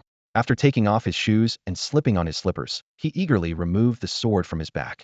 This sword had gained a new inner flame attribute in the cave, and even sheathed, Fang Yi could feel its intense, fiery energy. He gently wiped the blade with a dry cloth, contemplating its new capabilities. The blade's extreme temperature could reach 2,000 degrees, and it possessed explosive properties, a formidable power indeed. This thought led Fang Yi to recall the group of pioneers he encountered earlier that day. Even though they had 2 pioneers at the Ghost Axe 1-star level, they seemed weak. Not a match for me at all, Fang Yi muttered to himself. Even if I'm not a 2-star but just a 1-star, I can easily defeat them. This was not arrogance, but a clear understanding of the difference in power. The Golden Sun breathing technique made Fang Yi far superior to others at the same level, especially since their level was lower than his. In this era of groping in the dark, not everyone had access to advanced cultivation methods like he did. Fang Yi felt invigorated. These advantages would undoubtedly allow him to stand firm and even excel in the future era of spiritual resurgence. This thought filled him with joy. His gains were not limited to the inner flame and the scarlet fire sword technique. Above the dark river, he practiced the Golden Sun breathing technique, leveraging the anomaly of underground magma, a sub-attribute of the yang element, to enhance absorption by tenfold. Old Li, meditating for half an hour, absorbed less than 10% of the spiritual energy, while Fang Yi absorbed the remaining 90%. Although the human body can only hold a limited amount of spiritual energy, this absorption had already brought Fang Yi close to breaking through the 3rd layer. One more session should allow him to directly advance to 3-star. With this anticipation, Fang Yi headed to a secluded spot in the back mountain. He sat cross-legged, focusing inward. A golden aura enveloped him, and before his eyes, a ghost axe flowing with magma slowly swung downward. Fang Yi concentrated fully, beginning to manipulate the spiritual energy. Meanwhile, elsewhere on the mountain, a disheveled figure emerged from the bushes. It was Su Qingying, who had just completed the arrangements for the Yang attribute pioneer. As she breathed a sigh of relief, her expression suddenly changed, and she looked up at the sky. Someone is about to break through to the Ghost Axe 3-star realm? She sensed a surge of intense, warm energy rushing forth, with a stormy aura rapidly rising. In an instant, the entire sky was ablaze with light, as if a divine miracle had descended. This heavenly light covered the entire back mountain, spreading a terrifying pressure in all directions. The space hummed, and the once magnificent fiery clouds paled in comparison to this light, seemingly becoming mere background. At that moment, the whole world seemed to tremble. The sky was ablaze with a magnificent light, enveloping countless beings in its warm and comforting glow, leaving a sensation of warmth in one's heart. Su Qingying was profoundly struck by the spectacular sight before her. Could this truly be the commotion caused by a breakthrough to the 3rd-star level? Could the Ghost Axe realm trigger such an astonishing phenomenon? She pondered the future potential of this individual making the breakthrough, wondering what terrifying heights they might reach. Su Qingying had never witnessed such a grand breakthrough before. To her, this surpassed even the realm of prodigies and seemed more like ascending the steps toward a divine path. Suddenly, a thunderous roar erupted. The terrifying pressure of the divine axe descended upon Su Qingying like a mountain. She could clearly feel the mysterious powerhouse attempting to wield the divine axe, a symbol of power. Spiritual energy surged forth like tidal waves. Though the divine axe remained motionless, the energy did not retreat. It advanced steadily, each step taken with confidence and strength. Su Qingying was amazed by the precise control of spiritual energy, which seemed almost unfathomable to her. She recalled her own chaotic experience when she broke through to the 3rd-star level, being repelled by the pressure of the divine axe, bedridden for a week after spitting blood, barely recovering. Yet, the powerhouse before her managed to remain composed and unhurried. This indicated that the spiritual energy within him was not mere appearance, but the result of genuine cultivation. Only through rigorous refinement could each strand of spiritual energy achieve such mastery. Su Qingying could hardly imagine such a stable supply of spiritual energy, making this breakthrough seem like a natural progression. A strong sense of envy welled up in Su Qingying's heart. She knew that every swing during a breakthrough required abundant spiritual energy as a foundation, but the most challenging part was controlling the divine axe to deliver that crucial strike. The performance of this powerhouse made her marvel. Is this the power of someone with a superior innate attribute? Do they surpass ordinary cultivators by such a wide margin? Su Qingying mused that many people, upon sensing a breakthrough, rush eagerly forward, yet this individual impressed her with a steady, methodical approach, not rushing to achieve success. To maintain such a seasoned mindset at the onset of spiritual energy resurgence was truly admirable. She couldn't help but speculate that the person must be a venerable elder, perhaps as unfathomable as the legendary sweeping monk. At that moment, the divine axe moved. Su Qingying's eyes widened as she focused intently on the ethereal axe, her heart racing with excitement. Sure enough, the divine axe suddenly moved lightly, swinging once, twice, 3 times. As the third swing completed, a deafening boom echoed.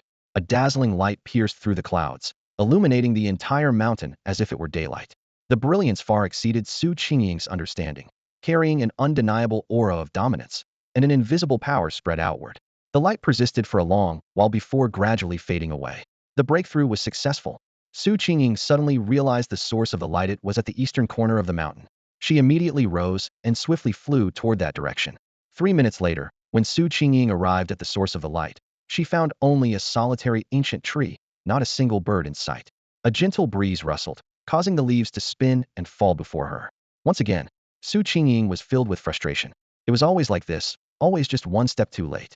She angrily stepped forward and kicked the ancient tree hard. The innocent tree shook off leaves onto her, only to be kicked twice more. Covered in leaves, Su Qingying left, feeling indignant. However, shortly after she left, Fang Yi's figure slowly emerged from behind the ancient tree. His gaze followed Su Qingying's receding silhouette as he raised an eyebrow and murmured to himself, "Who is this person? They've been tailing me since 3 days ago." Despite this, his expression showed no sign of shock or anger at being followed. His face remained as calm as water, clearly having anticipated everything. "Let them follow if they wish, it doesn't matter," Fang Yi chuckled softly. "After all, everything is under my control." Su Qingying walked along the mountain path, her anger growing with each step. She couldn't help but tap her earpiece to connect with the agent. "I feel like I've been played," she said, her voice carrying a subtle tremor. The agent was momentarily at a loss for words, only managing a puzzled sound. Su Qingying continued to vent her frustration. "Seriously, how can it be so coincidental? Every time I go, I'm always a step too late. It's definitely intentional." She recalled her previous experiences, speaking faster and faster. "The time before last, the rabbit was dead, and by the time I got there, all that was left were bits of its body. Last time was even more ridiculous. I staked out all night, and just when I went out to buy a cup of milk tea, the person disappeared. When I got back, all I could do was plant flowers in the mess, my hands shaking uncontrollably." She took a deep breath and continued. "This time was even worse. I saw the breakthrough light, just 5 seconds away. I ran over, and there was no one. If this isn't being played, then what is?" Her voice began to carry a hint of despair. "Life is so hard. I don't want to live anymore." The agent fell silent after listening. Even someone as fair as she was had to admit that Su Qingying's experiences were indeed strange. To lighten the mood, she decided to change the subject. "All right, let's not think about that now. Actually, staying outside on assignments has its benefits." She paused. "Recently, anomalies have appeared." The words hit Su Qingying like a heavy blow, causing her pupils to contract and her expression to turn serious. "Anomalies, they've appeared again." Her voice was laced with an undeniable tremor. Images of those creatures flooded her mind. They were demons lurking in the city's shadows, evil, bizarre, brutal, with a deep hatred for humans, treating life as a mere game. They weren't just about killing, they relished the thrill of torture. These dark entities, like the pioneers, benefited from the great changes in the world, but their essence was entirely different. Su Qingying recalled her last encounter with one of these anomalies. Its body was shrouded in a dark mist, exuding a nauseating stench. Its skin, pale as death, was covered in cracks and sores, burning with malevolent flames. Those crimson eyes seemed capable of devouring souls, flickering with endless darkness and ferocity. Whenever an anomaly appeared, the air was thick with the scent of blood. The cries and the sound of bones breaking blended into a terrifying symphony of death. The mention of the word anomaly signified endless pain and despair. That experience became a nightmare Su Qingying couldn't shake, robbing her of sleep for an entire month. Sensing Su Qingying's silence, the agent offered reassurance. "It's okay, staying outside is a good thing. At least you don't have to face the anomalies. But be careful, those damn things could be hiding anywhere." Su Qingying's eyelashes fluttered slightly as she replied softly, I understand. Thank you. Before long, the sky began to drizzle, and the rain gradually intensified. Soon, the rain poured down like a stampede of horses across the sky, each droplet linking into strands of silver, weaving a blurry tapestry that obscured the distant scenery and swallowed all sound. Occasionally, a brilliant flash of lightning tore through the night sky, followed by thunderous roars as if the earth itself was angrily pounding. Standing by the window, Fang Yi quietly watched the outside world, his gaze deep, with strands of hair tossed by the wind and rain. He wondered silently, were the thunderstorms always this terrifying? Who could possibly be undergoing a tribulation? Meanwhile, a trending topic rapidly climbed to the top, featuring a video of the very storm Fang Yi was witnessing. Comments were pouring in at a rapid pace. This guy sure is active, but this weather phenomenon is definitely unusual. The commotion is absurdly exaggerated. Is anyone owning up to this? I'll believe it when you say it. My 80-year-old grandpa said this is the thickest lightning he's ever seen. He was terrified, saying the thunder god is roaring. To break his superstitious belief, I told him it's the end of the world and we're all going to die today. Just now, he fainted from fright and was taken to the hospital by ambulance. Family, was I wrong to do this? Upstairs, that's filial piety like thunder. To the one above, you're quite a filial child. If your grandpa passes today, he'd climb out of his grave on the day of the funeral to teach you a lesson. As the conversation veered off course, Fang Yi averted his gaze from his phone. Boom. At that moment, a massive bolt of lightning suddenly climbed the sky, its sonic impact causing car engines and horns to blare on the street. Fang Yi tapped his fingers on the glass, a suspicion slowly forming in his mind. This lightning was rich, volatile, and majestic. Could it be that the world is about to undergo a significant transformation? Just as the thought surfaced, his phone chimed with a new message, a friendly reminder from the Xi'an National Weather Service, advising caution due to current stormy weather and recommending avoiding going out if possible. This felt like a reassurance, and Fang Yi smiled slightly, making up his mind. He stood up and walked towards the door, where a waterproof black coat, prepared in advance, hung on the drying rack. It was well-tailored, with sleek lines that perfectly accentuated his slender figure, and its surface shimmered with a subtle sheen. Lacking a new strip of cloth, he temporarily abandoned the idea of wrapping black fabric, opting instead to discreetly conceal a Tang sword at his waist with the coat. After confirming everything was in place, he pushed open the door and stepped into the rain-soaked darkness of the night. Boom! Lightning snaked across the sky like a monstrous serpent, its deafening roar shaking the earth as if the entire world trembled in response. The power felt like an enraged deity descending, with a force as overwhelming as rolling mountains and crashing seas, instilling an irresistible fear. Amidst the crisscrossing flashes, it seemed as if the thunder god himself glared down with fiery, wrathful eyes, ready to incinerate everything. The warning in the message seemed overly conservative. With such extreme weather, one shouldn't merely be advised to stay indoors, but rather dare not venture out. The oppressive force of the lightning struck at the core of one's being, a primal fear of natural disaster etched into the very marrow of life. In its presence, all life seemed diminutive, like powerless ants. Boom! A bolt of lightning suddenly struck vertically, hitting a spot on the back mountain with an earth-shattering sound. Many witnessed this moment. Oh my god! What was that? Did lightning strike? Good thing it hit the back mountain and not the residential area, but it was terrifying. Did you see that lightning earlier? It was thicker than a python and struck straight down. I bet that ancient tree on the back mountain, the one that takes 3 people to encircle, couldn't withstand it. At the foot of Yuhuang Peak, under a pitch-black sky, torrents of rain poured down like a waterfall. Lightning streaked across the sky, followed by deafening thunder, causing the entire deserted mountain to tremble. Overhead, massive thunderclouds appeared and disappeared, like an angry giant roaring. Suddenly, several massive bolts of lightning struck like sharp swords. The old temple on the mountain was instantly blasted apart, its walls splitting and supporting pillars collapsing with a crash. Statues fell from their pedestals, shattering into pieces in the accumulating water. The scene was apocalyptic, as if the entire world was crumbling in the presence of the thunder god. Throughout history, the power of thunder has symbolized the utmost strength and purity. Whether in fantasy novels as a heavenly tribulation or in ancient myths as divine punishment, the might of thunder is ever present. At this moment, the majestic force of the heavens seemed to echo with the decree of the thunder god. Thunder rules over divine retribution, punishing evil and eradicating the wicked. Each bolt of lightning contained endless fury, and even Fang Yi, who had forged a divine axe, dared not easily confront such thunder. The storm reached its peak, with winds sweeping across the mountainside like a river of darkness, destroying everything in its path. Amidst the torrential rain and thunderous roars, a figure in a black coat stood motionless. His golden eyes gleamed menacingly in the darkness. as if they could pierce through the enveloping mist. Fang Yi slightly raised his head, his pupils reflecting the violent thunderbolt in the sky. An overwhelming majesty swept over him, powerful like a hurricane capable of shattering everything. Yet, this was not enough. This was not the center of the storm. Yuhuang Peak rises to 1,545 meters, covering an area of 25,000 hectares. The foot of the mountain was far from the closest point to the thunder. The closer one gets, the purer the thunder attributes extracted. Fang Yi's goal was to reach the center of this storm. For ordinary people, the thunder at the mountain's base would be enough to tear them apart, even in a bulletproof vehicle. But Fang Yi had the golden sun breathing technique, his greatest reliance in facing the thunder heat. In an instant, golden light radiated from Fang Yi's body. The golden sun breathing technique flowed through his meridians, expanding and contracting with his breathing rhythm, resembling scales growing on his skin. At this moment, Fang Yi appeared like a solar monarch descending amidst the dark night and storm. In this era of great change, where evolution and death coexist, the brave are always rewarded. Fang Yi stepped forward resolutely. Boom! A thick column of lightning struck down, as if to split the mountain in two, instantly dividing the rain-soaked ground. Purple lightning accompanied by deafening roars suddenly fell upon the body covered in golden patterns. Fang Yi let out a low growl, stepping forward once more. The thunder responded, striking again at the figure. In the next moment, Fang Yi was engulfed by the purple lightning. Thunder surged, crawling over his body from head to toe.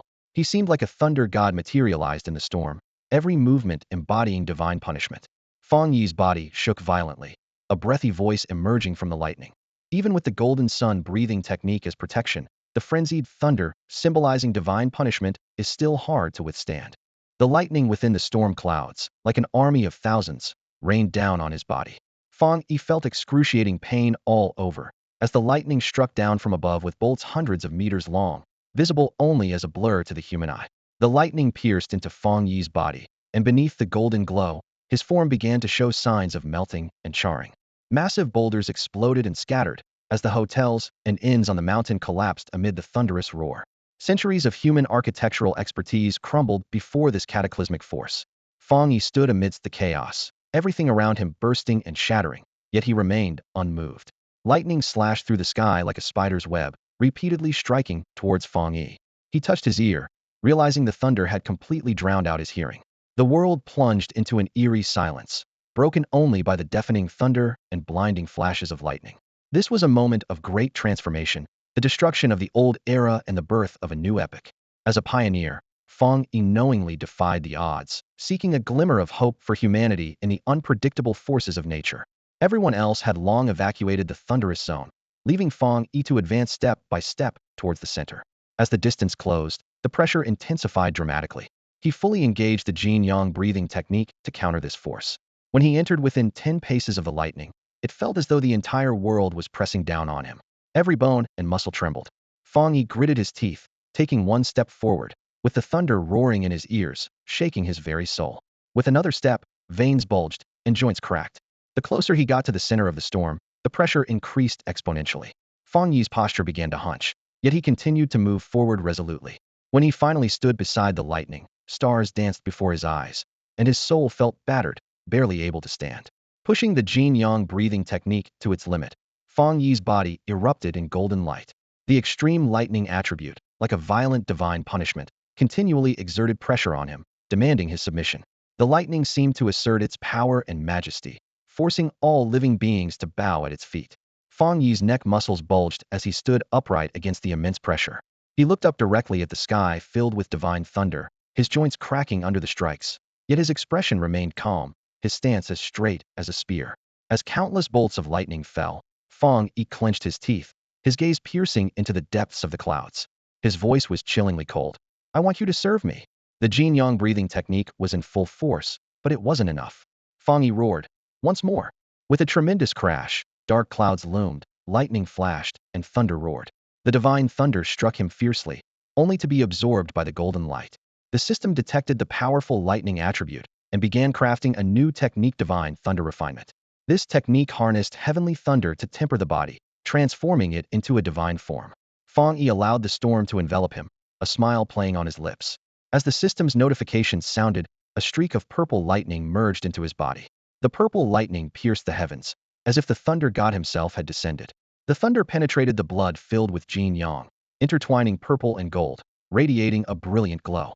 The divine thunder became fully integrated into Fang Yi's being.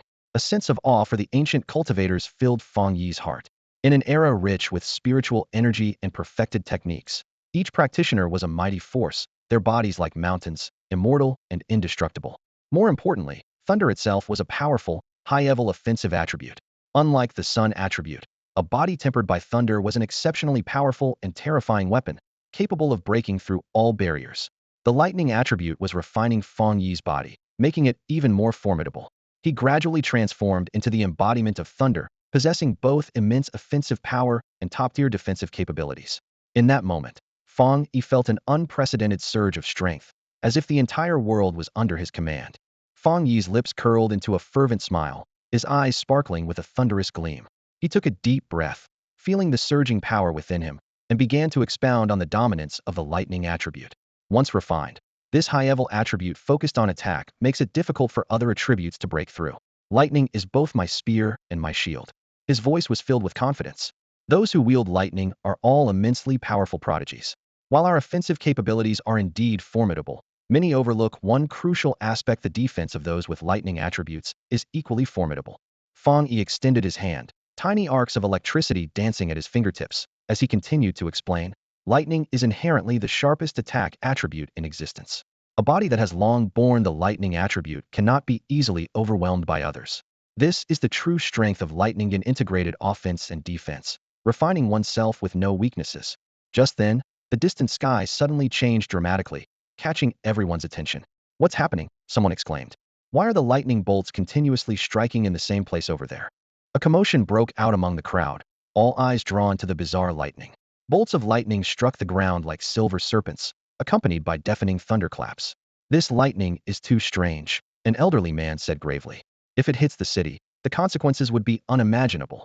Soon, the city defense guards arrived at the scene. They quickly cordoned off the lightning area, setting up barriers for caution. The guards stared wide-eyed, their pupils reflecting the colossal lightning, far beyond the worst weather humanity had ever witnessed. "Like a lord of lightning, a natural disaster descends," someone exclaimed. Fortunately, the lightning struck atop Yuhuang Peak. Before the lightning descended, everyone had already evacuated from the mountain. However, the temples and structures left on the summit were likely doomed. As people worried about the buildings on the mountain, a shocking sight emerged. A figure clad in black slowly descended from the lightning-ravaged mountain, seemingly unaffected by the terrifying lightning. "Look, what is that?" Someone pointed at the figure, exclaiming. "Is that a person? How did he come down from the mountain amidst such terrifying lightning?" Another person said in disbelief. "The lightning nearly split the mountain apart. How did he survive?" Members of the city defense guards were astounded. Just as they were about to approach and inquire, the figure stepped into the rain and suddenly vanished, leaving a group of stunned onlookers unable to calm down for a long time. In the apartment, the elevator chimed as it stopped on the floor, and the doors swiftly slid open. A figure in a long black trench coat stepped out, rainwater dripping from the edges, leaving a long trail on the corridor floor. Fang Yi pushed open the door to his home, and, without a word, tossed the tattered coat into the trash. The power of the thunderstorm had clearly left its mark, as the coat was shredded beyond recognition. He collapsed onto the sofa, expecting to feel exhausted, yet he found himself surprisingly energized, like an athlete who had just finished a marathon, his body buzzing with vitality. Reflecting on his initial experience absorbing the thunder's power, Fang Yi allowed himself a wry smile. Back then, his body felt like it was being torn apart. But now, the pain had passed, replaced by an unprecedented sense of exhilaration. The lightning attribute, powerful and unyielding, is more adept at offense than the gentle yang attribute, proving formidable in combat. Fang Yi closed his eyes and began practicing the divine thunder tempering technique. In an instant, countless threads of lightning coursed through his body like living creatures, weaving through every cell like countless tiny serpents dancing within him. This power was not merely about destruction and devastation, but a mystical form of cleansing and rebirth. Every strand of lightning threading through his muscles and meridians meticulously honed and strengthened his body.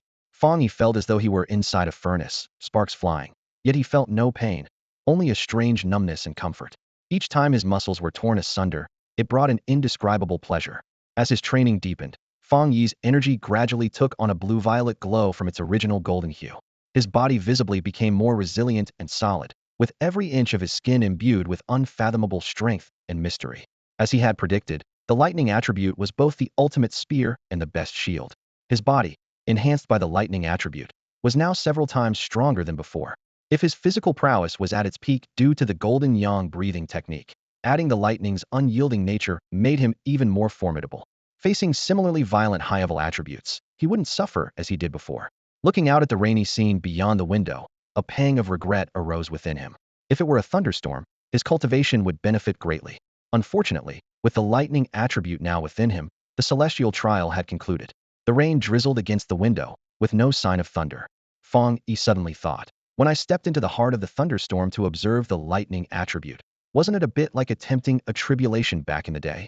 He compared it internally, noting that to harness the lightning attribute, one only needed to touch the thunder, whereas a tribulation struck directly, often involving 81 bolts, a terrifying prospect in itself. If I had endured 81 strikes in that thunderstorm, my body at the time wouldn't have withstood it, Fang Yi mused. It seems the legendary cultivators truly are extraordinary. A lightning tribulation is a recognition of the strong, an unavoidable hurdle on the path of evolution. Fang Yi began to anticipate whether his divine thunder tempering would eventually lead him to face a tribulation. He was eager to test his body, reforged by the divine thunder tempering, against the divine lightning once more. With this anticipation, Fang Yi began to examine the lightning attribute template. The pure power of thunder's judgment punishes all malevolent beings, unleashing a critical damage of 300. This is the power of the thunder attribute-wielding divine retribution with a brutally overwhelming critical effect that left Fang Yi in silent awe. With the resurgence of spiritual energy, not only humans benefit, but humans appear particularly vulnerable in this tide. A great cataclysm first shook the heavens and earth, followed by the mutation of flora and fauna. The rabbit Fang Yi previously hunted was one such mutated creature. Compared to these mutated plants and animals, the terror of malevolent beings is vastly different, and future battles against them will be even more perilous. In this light, the thunder attribute's effect is undoubtedly a godsend, making the extermination of malevolent beings more efficient and swift. A thought crossed Fang Yi's mind. Could the thunder attribute be forcibly embedded into his Tang Dao? Currently, the Tang Dao is imbued with the Yang attribute. Adding the thunder attribute would not only make the blade more resilient, but the next moment, he dismissed the idea. The Tang Dao is now fully loaded with pure Yang attributes, and forcing in the thunder attribute would disrupt its pure Yang nature. More critically, mixing too many attributes could counteract each other, potentially overwhelming the Tang Dao and weakening its combat power. After some contemplation, Fang Yi decisively abandoned the idea of merging the thunder attribute into the blade. So where should this thunder power be integrated? Should he buy a second sword and adopt a dual-wielding style? As he pondered, his gaze inadvertently fell on his right hand. At that moment, inspiration struck him like a bolt of lightning. The thunder attribute should be directly embedded into his right hand. With renewed determination, Fang Yi made his decision without hesitation. His right hand would act as both weapon and shield, eliminating the need to adjust to the weight of a second sword, making offense and defense more fluid. He immediately began merging the thunder power, intricate lightning patterns swiftly appearing on his palm, accompanied by a tingling, prickly sensation.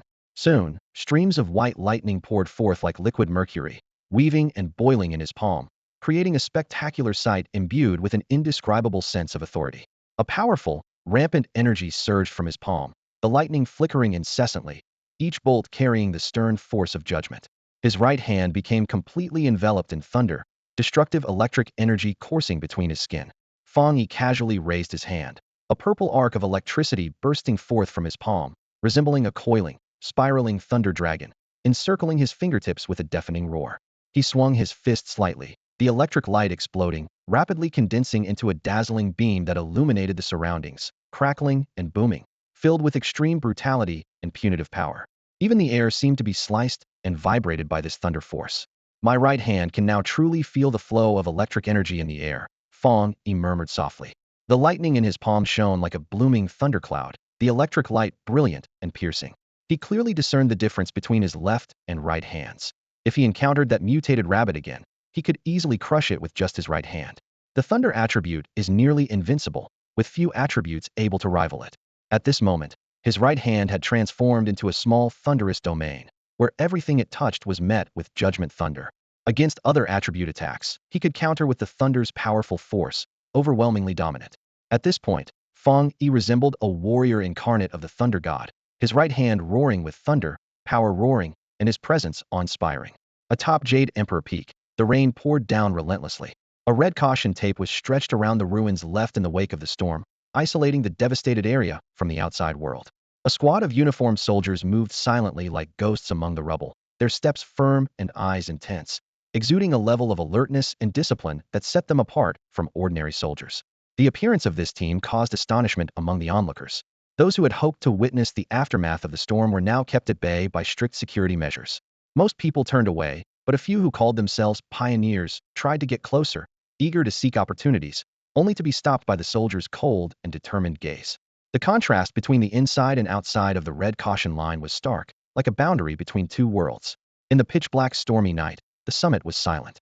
The military personnel sent here were imposing figures with piercing eyes, radiating an intimidating aura of lethal seriousness. "Sir, there's news from the city defense team." Several members of the city defense team stood before a military leader, not daring to meet the gaze of this powerful figure. They felt a strong sense of pressure, as if a mere glance from him could suffocate them. "You say you saw people coming out from inside?" the military leader inquired, his voice gentle, yet carrying an undeniable authority. The city defense members began to describe in detail what they had witnessed. As they spoke, thunder still rumbled across the sky, like a dragon stirring. The air was charged with residual electricity that made their hair stand on end, though it was nothing compared to the intensity of the earlier storm. After they finished, one of the city defense members couldn't help but ask, "Sir, what exactly happened? The city feels strange lately."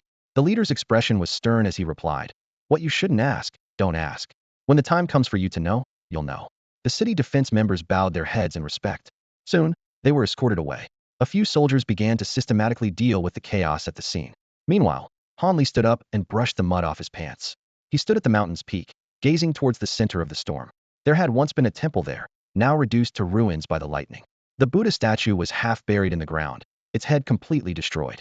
After the storm of lightning, the area surrounding Yuhuang Peak was left in ruins. Hotels, goose houses, and other structures were reduced to rubble, except for one survivor who emerged unscathed from the blazing lightning, under the watchful eyes of 3 city defense personnel, as if by some miracle. Standing at the edge of the wreckage, Hanli frowned deeply. This was the 66th pioneer discovered in Tai City, emerging from the heart of the storm without a scratch.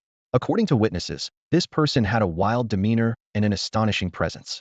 Hanli calculated silently, deciding to assign this mysterious figure a code named Tyrant. It seems he gained quite an opportunity from this natural disaster. Hanli murmured to himself, instinctively reaching for his pocket only to find his cigarette pack empty. He took a deep breath and continued his analysis. Pioneers in this era are either extraordinarily lucky or exceptionally talented.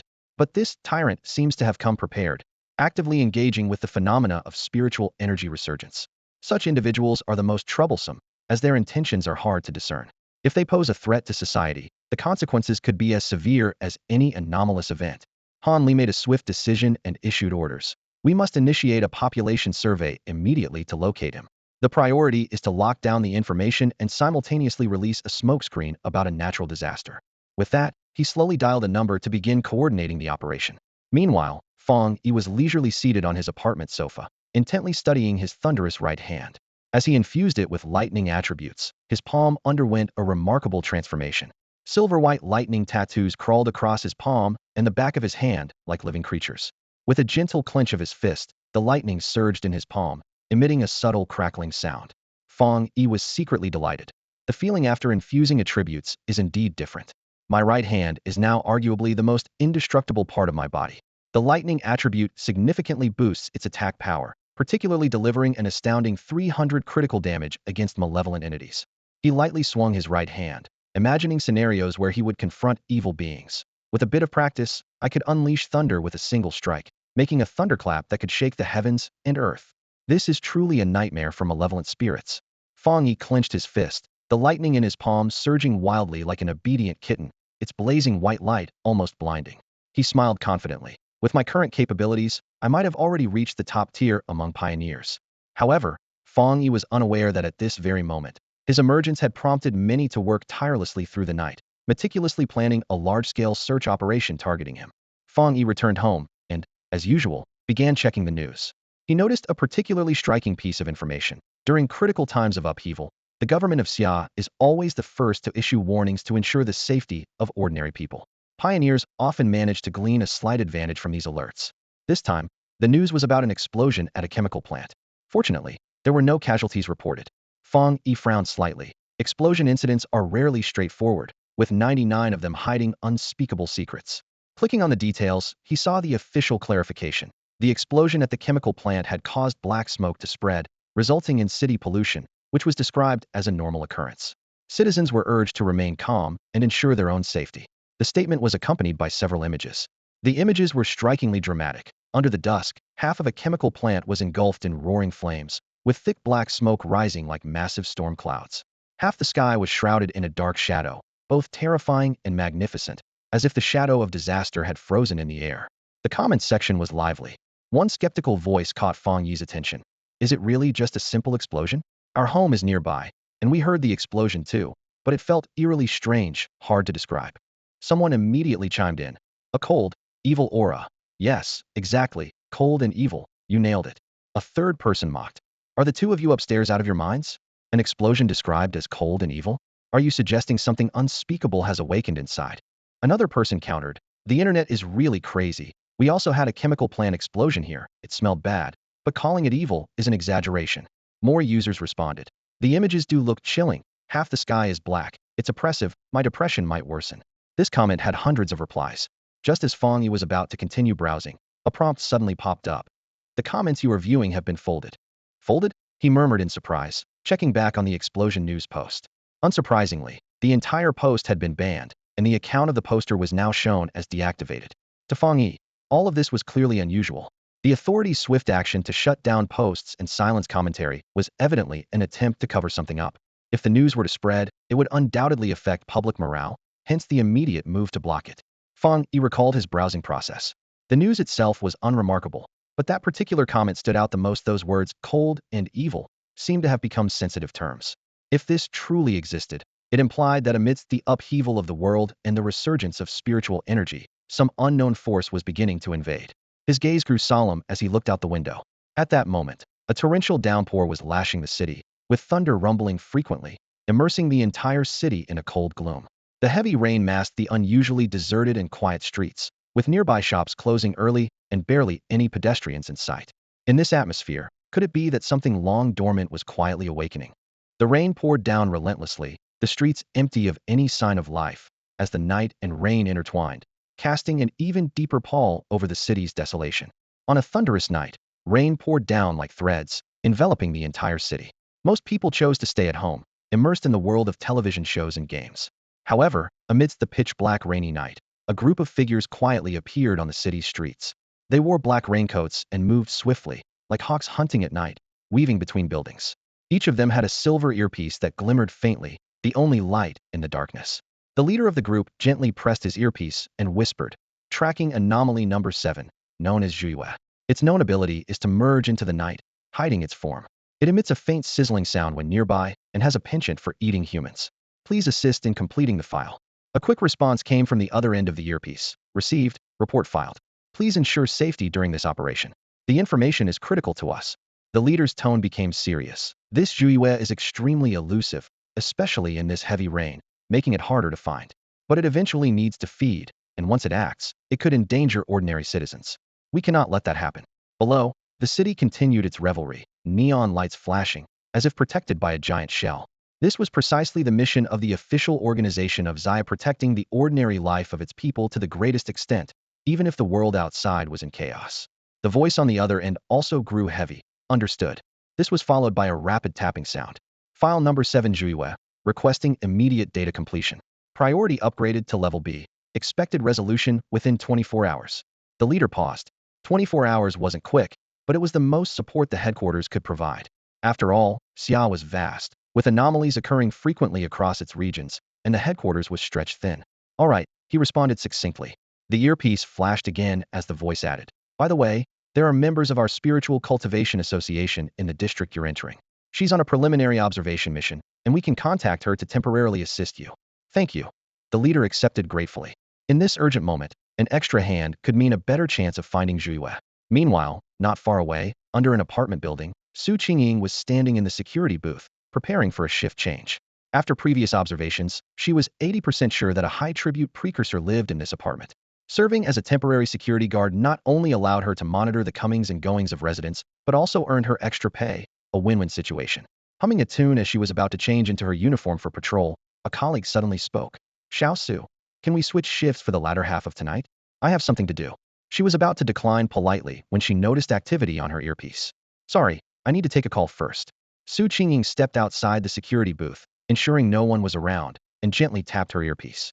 Agent Su Qingying, new assistance task. Please assist the breaker team in handling anomaly number 7, Zhuyue. The location has been sent to your wristband. The breaker team is en route to your area. Estimated arrival in 27 minutes. Anomaly. Zhuyue. Su Qingying's expression turned serious instantly. Anomalies were extremely powerful and malevolent mutated creatures, each possessing the power to destroy a city. If not dealt with promptly, the entire Tai city could face a catastrophic crisis. In the vast expanse of night, there was nothing but the torrential rain. The distant skyscrapers were devoid of any light, and the world seemed to have fallen into a deathly silence, as if only the endless rain remained. Suddenly, a sharp sizzle pierced the quiet. By a pile of garbage in the corner, a pair of crimson eyes suddenly appeared, like two burning candles, stirring ominous ripples in the darkness. This was the Zhuyue described in file number 7, a terrifying creature that thrives in dark, damp environments and preys on humans.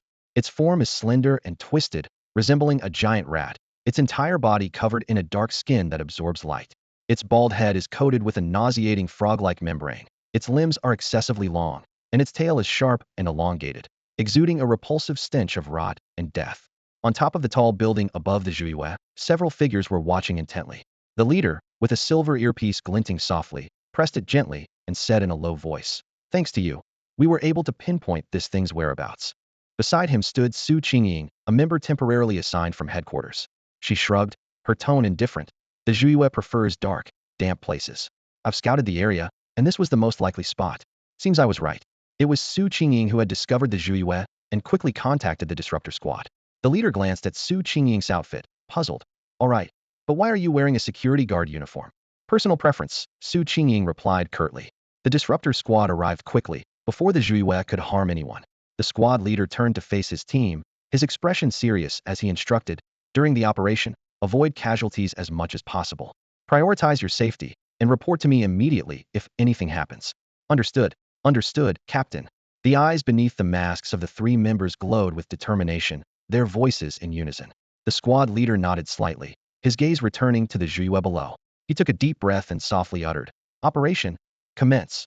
In an instant, the windbreakers on everyone began to flutter without wind, as the spiritual energy within them lifted their hems, enveloping each in a faint moonlight glow. The captain was the first to move, descending in a ground-embracing posture. Following him, the second and third members spread their arms and leaped from the building, like a gentle breeze. Their footsteps landed almost simultaneously on the dark stone tiles below, making only a soft sound that quickly merged with the sound of the pouring rain.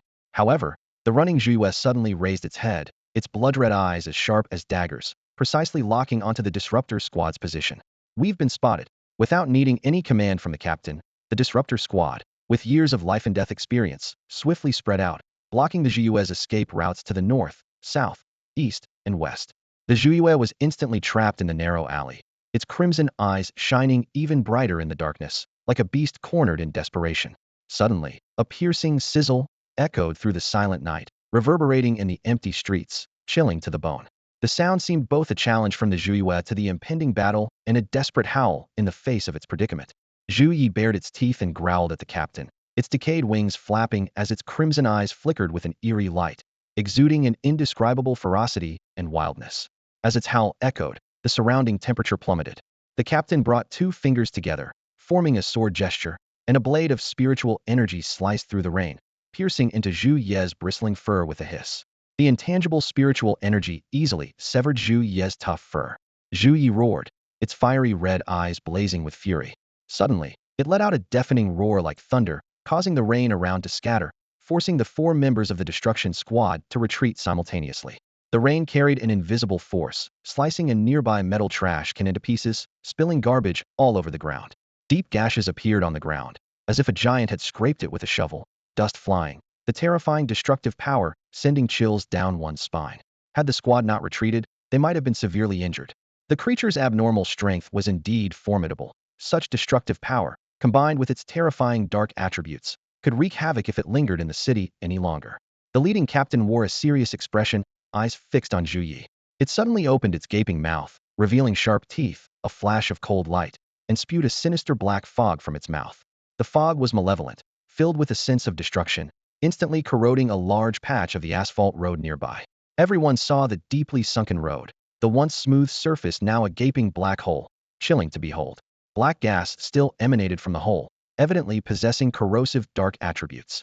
This dark attribute corrodes and deconstructs anything it touches, making it the bane of all creatures, a force of ultimate destruction. Without an extreme counteracting attribute, this force is extremely troublesome. The destruction squad quickly analyzed the situation, brows furrowed. At that moment, the old streetlight above them buzzed, flickering, and the next second, the bulb exploded, plunging the area into darkness. Careful, came the captain's low warning in the dark, drawing everyone's attention. They saw those glaring crimson eyes, like small lamps, suddenly change direction, heading straight for the southeast corner where the defense was weakest. The eastern team member instinctively tried to block it, only to be knocked away, coughing up blood. In a split second, Zhu Yi shot out, swift as the wind. "We can't let Zhu Yi escape. Chase," the captain commanded, and the squad members, without hesitation, turned into shadows, closely following. In the pitch-black night, the black fog fled, its escape seemingly chaotic, dashing through the city's web-like alleys by instinct. The destruction squad pursued relentlessly, like shadows that couldn't be shaken off, sticking close to Zhu Yi. During the pursuit, the member responsible for reconnaissance trailed behind the team. She was the one who had broken through earlier, not strictly a combatant, but responsible for integrating information and planning routes, acting like the lighthouse for the squad.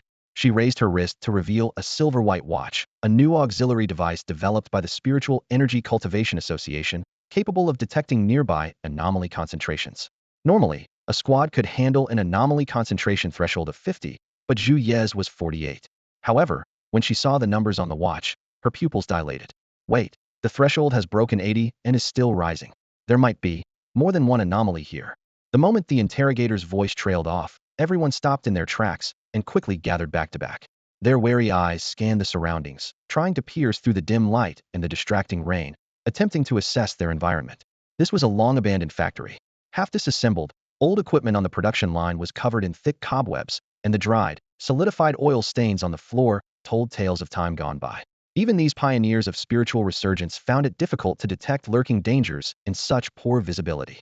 "Have we been tricked?" the captain murmured under his breath. He astutely realized that this abandoned factory seemed less like a refuge for fugitives and more like a cleverly designed trap meant to ensnare them. Just then, a faint rustling sound emerged from the darkness. A large black snake slowly turned, revealing its muscular body. Its black scales glimmered ominously in the weak light, and its long tongue flicked out, emitting a suffocating stench.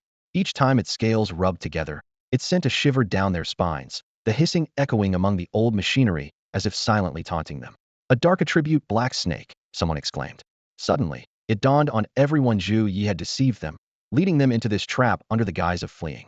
The dark attribute made Zhu Yi and this giant snake adept at concealment, and they had already set an ambush here. Suddenly, a loud crash reverberated through the space. The door slammed shut under the powerful strike of the snake's tail, trapping the demolition team in this dark cage. In the silent night, a tide of unease and eerie atmosphere spread. With their vision impaired, the team members' other senses became exceptionally sharp. Their ears were filled with the snake's hissing, and a cold, sinister aura enveloped them, inducing a wave of nausea. In the darkness, Zhu Ye's position was elusive. Only the faint sound of the snake's tail dragging along the ground could be heard. The entire demolition team was caught in a passive predicament. Suddenly, a nauseating smell invaded their nostrils, shooting straight to their heads. "Dark attribute poison mist. Get out of the way!" The captain reacted first, shouting a warning. However, it was too late. One team member couldn't dodge in time, and the poison mist clung to his arm instantly. The icy sensation penetrated his clothing, spreading rapidly along his arm. The team member gasped in pain, reaching out to touch his arm, only to find his palm covered in warm blood. "Corrosion!" he exclaimed, his face changing drastically, even in the dark, imagining the horrific wounds on his arm. "Retreat!" the captain decisively ordered. This aggressive poison mist had corrosive effects far surpassing toxic chemicals, corroding anything it touched, making a direct confrontation impossible. Everyone quickly supported their injured comrade and retreated towards the door.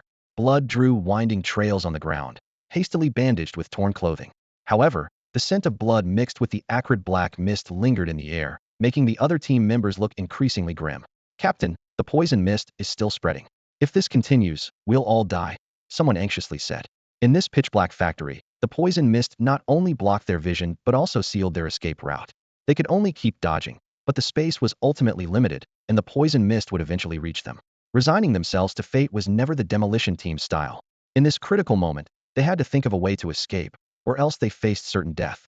They are like a sharp arrow. If something abnormal threatens their lives, they will fight to pierce its throat. Inside the abandoned factory, a thick black fog looms, making the air feel heavy. The captain steps forward, his eyes resolute, and his voice low yet powerful. Take care of him. I'll find Zhuyue's position. He swiftly lays out the tactics. Listen carefully for its movements. I'll try to trap it in the middle, and you ambush it then. Understood. 3 determined voices reply in unison. The captain turns, his fingers forming a gesture, and a surge of spiritual energy slices through the black fog like a sharp sword. Without hesitation, he charges into it, and soon, the sounds of intense combat echo in the darkness. Suddenly, a loud crash is heard on the right as glass shatters violently. Something slams heavily against the wall, its nature unknown. Immediately after, the parts of an old machine collapse with a thunderous noise, sending up a cloud of acrid dust. In the pitch-black darkness, the sound of heavy rain dulls their hearing. The team members can only briefly pinpoint Zhuyue and the captain's positions, only to have their judgments overturned in the next moment. The sizzling sound is like a roaring campfire on a winter night, burning everything in the factory and scorching everyone's nerves. Another ding of something crashing down is heard, this time accompanied by a familiar muffled groan. Zhuyue darts wildly in the dark, appearing and disappearing. The captain reacts swiftly, clashing with it each time, but he is starting to feel overwhelmed. Damn this thing. The captain grunts as he struggles to sit up, wiping blood from the corner of his mouth. He closes his eyes tightly, yet the black fog continues to corrode them, causing tears of blood to flow down his cheeks. The air is compressed to the point of suffocation, and he gasps for breath, his nostrils filled with the scent of the black fog. Are we really going to die here? A hint of despair wells up in the captain's heart. In this confined space, if the factory becomes filled with black fog, slow death is all that awaits them. The black fog acts like a thick veil, blocking their vision. They can't see the stars or the moon, nor can they find an exit. Even if they did, they lack the strength to escape. My spiritual energy is nearly depleted, the captain thinks to himself. The previous fight consumed too much. Once my energy shield is gone, the black fog will instantly corrode my body. However, that creature has also expended a lot. Otherwise, the fog would have already filled the space with our corpses. Though it's not very useful, as long as that beast is smart enough to stay hidden and keep releasing the fog, it will slowly kill us all. Abnormalities aren't beasts, they possess intelligence. Who is the hunter, and who is the prey? The captain muses with a bitter smile. He can no longer sense the other team members' positions. Everyone is trapped in the black fog, like slowly sinking into quicksand, the increasing gravity pulling them down with no hope of rescue. The hissing sound echoes in their ears like a death knell, urging them towards their demise. This is the first time the captain of the destroyer squad has felt such despair. He listens to the relentless rain and watches as the black fog gradually engulfs the spiritual energy shield, with death's shadow slowly enveloping the entire abandoned factory. At this moment, everyone is too preoccupied to notice the outside world. Amidst the torrential rain, a dark figure silently appears on the dilapidated residential building outside the abandoned factory. Rainwater drips down his robe as he quietly observes the factory being swallowed by black fog. So, it's the Spiritual Energy Cultivation Association that's been monitoring me all along. Fang Yi murmurs to himself, his gaze fixed on the black fog rising like a tide. Is this what those abnormalities are? 10 minutes ago, Fang Yi's fingers were swiftly sliding across his phone screen, searching for keywords like cold and evil, but he found nothing. He realized that the official cover-up was so thorough that not a single clue was left behind. This also explained why the news of the spiritual revival was so tightly sealed. Eventually, Fang Yi could only piece together the word abnormal from some cryptic messages online. Now, having witnessed the mysterious creature firsthand, he had a more tangible understanding of abnormal. Raindrops pattered crisply against Fang Yi's trench coat as he stepped down from the dilapidated apartment building, without hesitation, into the thick black mist. In an instant, dazzling golden light burst from his body, the golden sun breathing technique transforming into blazing sunlight, like a giant sword striking fiercely into the darkness. The black mist twisted and surged violently, like a beast trapped in the abyss. Half of it dissipated in the blink of an eye. Fang Yi murmured softly, a dark subattribute? Immediately, the aura around him surged, and the grand and fiery power instantly suppressed the surrounding black mist. The dark shadows gradually dissolved under the brilliance of the golden sun, like insects exposed to scorching heat, unable to resist. The black mist continued to retreat, cleansed bit by the light, unable to withstand this extreme sun attribute. Suddenly, a hissing noise erupted. A massive black snake lunged out from the mist, attacking Fang Yi.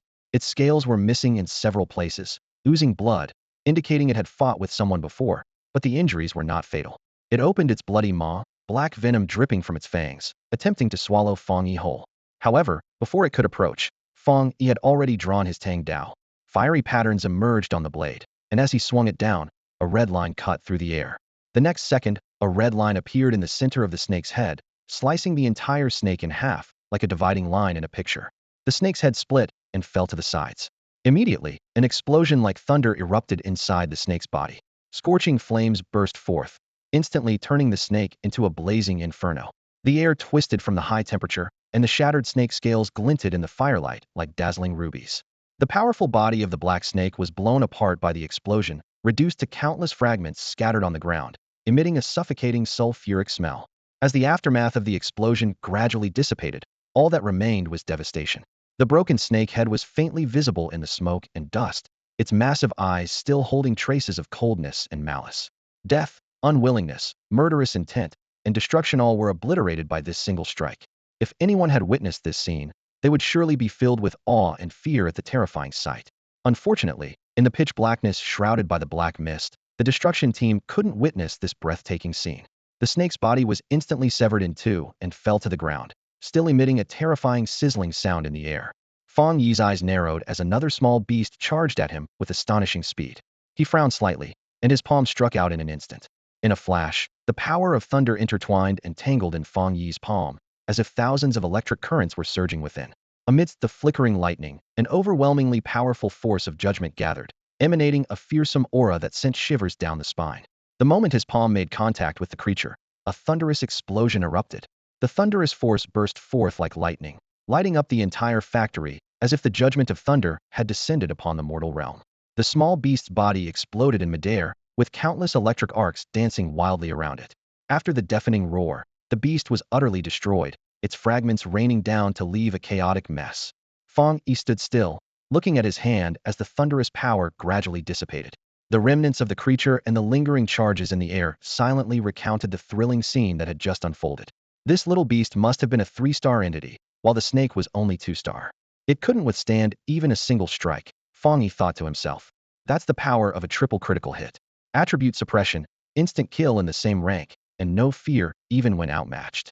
Fang Yi was confident that even if the small beast had been stronger, he could still handle it, albeit with a bit more effort. It seems my combat level is quite decent among pioneers now, he chuckled, recalling the information he had gathered, which indicated that the anomalies were causing significant headaches for the authorities, requiring specialized teams to be dispatched for eradication.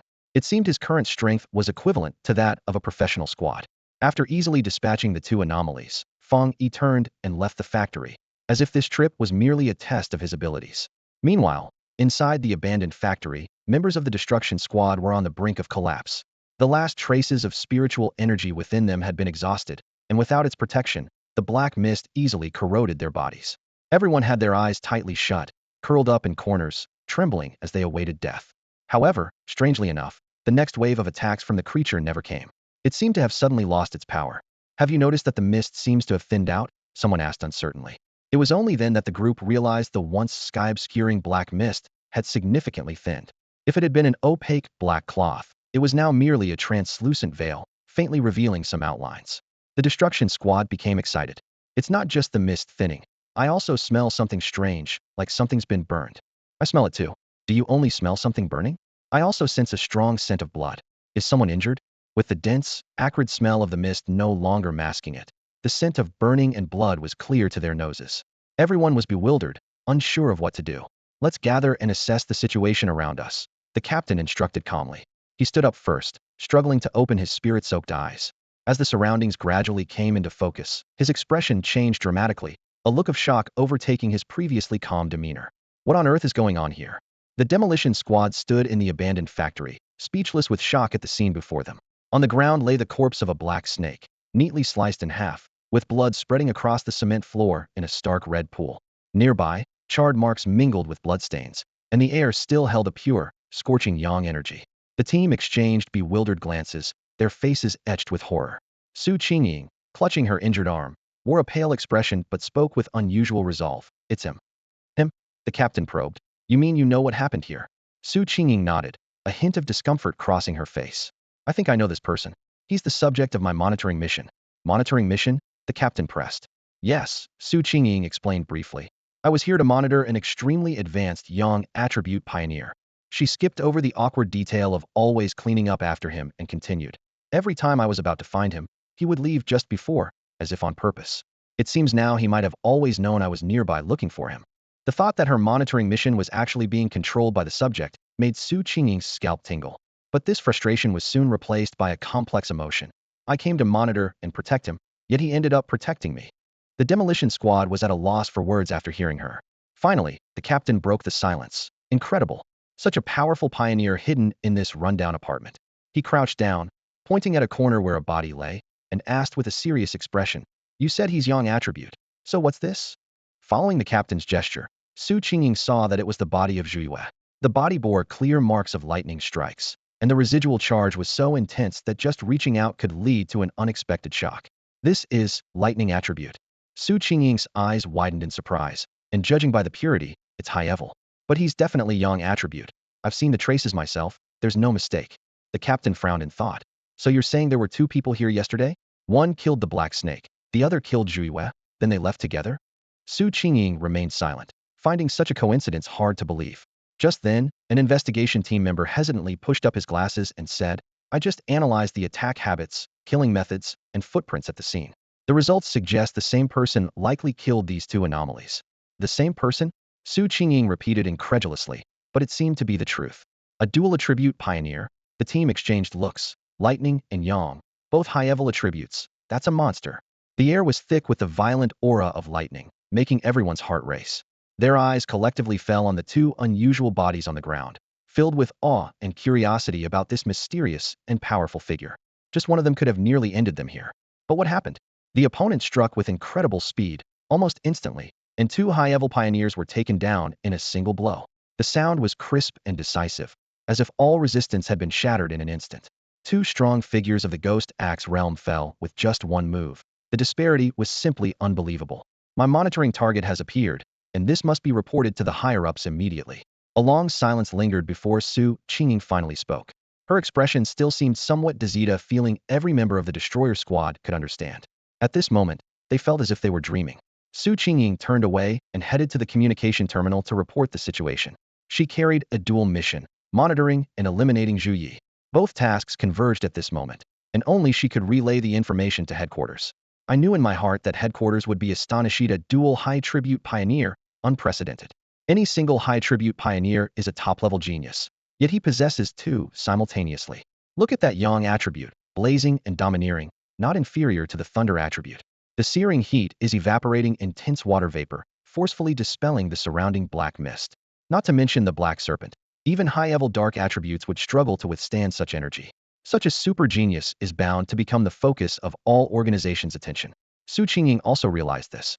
She reported to the organization her conclusion that the opponent likely possesses dual high attributes of Yang and Thunder, then suggested, how about I try to find him and persuade him to join the Spiritual Cultivation Society?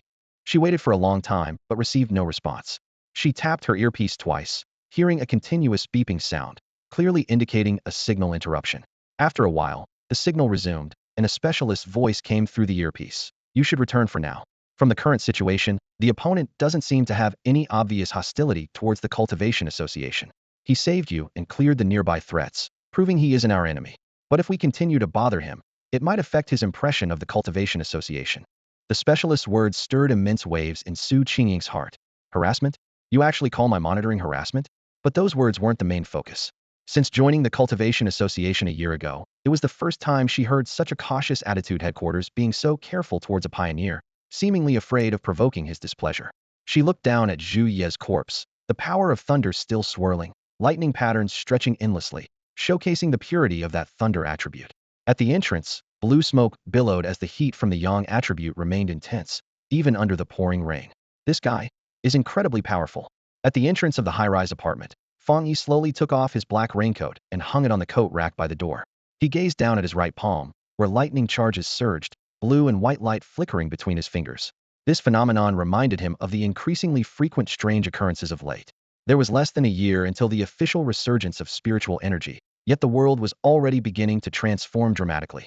Unusual phenomena were appearing everywhere. Bizarre and unpredictable weather, constant thunder on the peak of Jade Emperor Mountain, and even lava flowing through underground rivers. These changes prompted a group of pioneers to spontaneously embark on the path of cultivation. Fang Yi knew well that those who had connected their bodies to the world of spiritual energy could sense the changes in the world more keenly than ordinary people. Just like the group that gathered at the underground river, they were drawn there by the sensed anomalies. Now, these pioneers have started self-cultivation, and even those not officially recognized by the state have generally reached the level of Ghost Axe 1 star. All of this indicated that the pioneers were urgently seeking the source of the world's spiritual energy, striving to enhance their abilities. The underground river incident was the best evidence of this. Currently, the overall situation was still in a relatively stable exploratory phase. Most pioneers were using the great changes in the world to improve their strength, and the emergence of anomalies remained within the country's controllable scope, with no major conflicts arising between the pioneers. On a national level, an organization called the Spiritual Energy Cultivation Association had been quietly established. Although this association had not yet publicly revealed its identity, its official seal clearly indicated its existence. Fang Yi had confirmed that this was the handiwork of the Xia nation. Clearly, Xia was extending goodwill to the wild pioneers while also providing some guidance. However, Fang Yi believed the problem lay precisely with the country and the Spiritual Energy Cultivation Association. Although the state had formed this association, it had not made its existence public, allowing it to develop freely while offering support from the shadows. This suggested that the nation had no immediate plans to disclose everything. Fang Yi fell into deep thought, recalling recent news. Since that mysterious breach opened, terrifying changes had erupted everywhere, awakening some unknown forces. Mysterious fissures often appeared in the sky, the ocean emitted bewildering songs, landscapes suddenly twisted, and islands were swallowed by thick fog, disappearing from maps. These pieces of information were mingled with daily news, as if opening the door to another world for ordinary people. Walking down the street, one could frequently hear people discussing the hidden dangers in their environment. Anomalies, changes, the future, the world seemed to have become magical overnight, filled with uncertainty everywhere. Fang Yi realized that the country was trying to warn ordinary people, protecting them on one hand while attempting to help them understand the impending crisis on the other. However, the biggest issue in this wave of spiritual energy resurgence was precisely here. He rubbed his fingers thoughtfully. In truth, the country lacked confidence in initiating a fully open era of cultivation. With a large population, Xia Nation would face a decline in order and internal turmoil if information were made public. Such chaos was something no country could withstand. The dangers accompanying the resurgence of spiritual energy were too numerous, and once made public, the first consequence would be widespread death. Everywhere, there are mutations and anomalies, as the world undergoes unprecedented changes. Fang Yi stands atop a high place, overlooking the bustling city, his mind filled with countless thoughts. Protecting ordinary people from death has become an arduous task, made even more challenging by those adventurers willing to risk everything. In their pursuit to become pioneers, they gamble with their lives. Fang Yi frowns, recognizing this group as undoubtedly the most demanding. Meanwhile, the darker side of society begins to surface. Some cowards believe the world's order is about to shift, where money and power will no longer reign. They resort to reckless acts like robbery and kidnapping, attempting to challenge the nation's authority. Fang Yi sneers, aware that these factors are well within the state's considerations. Once nationwide cultivation begins, the situation will only grow more chaotic. Fang Yi understands why Xia country adopts such a gentle approach. After all, the human heart is more terrifying than ghosts and gods, and there's no need to test it. What is more concerning are the anomalies bred from dark attributes. Fang Yi recalls the two dark attributed aberrations he encountered to die: a large snake and a small beast resembling a rat. They exude a chilling, malevolent aura, preying on humans, particularly favoring the bodies of pioneers. These anomalies are not only vicious, but also extremely cunning. Fang Yi witnessed them set a trap together, luring a team from the Spiritual Qi Cultivation Association into their territory for an ambush. If not for Fang Yi's timely arrival, that team might have been completely annihilated. The dark attribute contained within the black mist is the most troublesome issue. It not only helps the snake remain hidden, but is also the nemesis of pioneers. Fang Yi feels a chill at the thought. If a mere sub-attribute of darkness is this powerful, the terror of higher attributes is evident. Recalling how he easily dispatched the two anomalies, Fang Yi feels a surge of pride. His possession of the ultimate advanced attribute Sun and Lightning demonstrated astonishing power. The Sun attribute, scorching like fire, allows him to move through any extreme weather. The Lightning attribute, akin to judgment, is lethal against dark attributed creatures. However, Fang Yi has yet to witness the mutation of the dark attribute. He ponders silently, Perhaps he hasn't encountered enough anomalies yet. With his dual advanced attributes and the strength of 3 stars in the Ghost Axe level, Fang Yi is confident that few pioneers can rival him. The suppressive power of advanced attributes is too strong. Even opponents with higher realms may not prevail in actual combat. Yet, he remains humble, acknowledging the possibility of others gaining special opportunities. Fang Yi's greatest advantage lies in not only possessing advanced attributes, but also mastering the corresponding techniques. The Golden Sun breathing method and Divine Thunder 100 refinements are each immensely powerful, perfectly aligning with his attributes. This gives him an edge when facing other pioneers. Suddenly, Fang Yi senses the force monitoring him for days has disappeared. He pauses, speculating that the female from the Spiritual Qi Cultivation Association might have left. He can't help but appreciate the association's approach, refraining from harassment, maintaining a respectful distance, which is the demeanor an official body should have. Freed from that watchful gaze, Fang Yi feels refreshed. He sits cross-legged, facing the rising sun, and exhales slowly. After prolonged rainy days, clear weather has finally arrived. The forecast predicts a sunny day, allowing him to practice the Golden Sun breathing method under the sun. Fang Yi secretly anticipates when the next great change in the world will occur, offering him an opportunity to observe and unlock attributes once more. As the morning light spreads, he waits quietly for new opportunities and challenges to emerge. Boom. Fang Yi closed his eyes and took a deep breath of the morning air. The golden sunlight bathed his face, warm and gentle. He began practicing the Golden Sun breathing technique, and immediately, a dazzling golden light enveloped him, resembling a miniature sun. With each breath, the golden energy flowed through his veins, each strand carrying a warm vitality. His blood gradually became hot, and a golden aura appeared on his skin, exuding a healthy glow. After years of practice, Fang Yi felt an endless supply of heat and vigor within him. His muscles tightened and relaxed, every inch of his skin greedily absorbing the essence of the sunlight. His body became both solid and flexible, seemingly containing boundless power. Fang Yi couldn't help but marvel. The Golden Sun breathing technique paired with the Golden Sun is truly a perfect match. This extreme yang attribute was like a powerful weapon, and the Golden Sun breathing technique was the perfect skill to wield it, maximizing its potential. Fang Yi felt brimming with energy, all thanks to the remarkable effects of the Golden Sun breathing technique and the yang attribute. He knew that with persistent practice, one day his body would become invincible, reaching the legendary realm of the cultivator. But to reach that level required enduring long, arduous training, like water wearing away stone. Ultimately, cultivation is a solitary path, Fang Yi sighed softly. As a pioneer, he faced an uncertain future. The more uncertain it was, the more it required immense willpower and courage. On this path, many would give up halfway. After completing his morning routine, Fang Yi exhaled deeply, ready to have breakfast. Just then, his phone rang. Seeing the caller ID, Fang Yi raised an eyebrow in surprise. Aunt. He hadn't been in touch with relatives for years. After his parents passed away in an accident, his aunt offered to take him in, but Fang Yi politely refused. He didn't want to live under someone else's roof and possibly face hostility from cousins. So, he chose to live alone in the large house his parents left behind, enjoying his independence.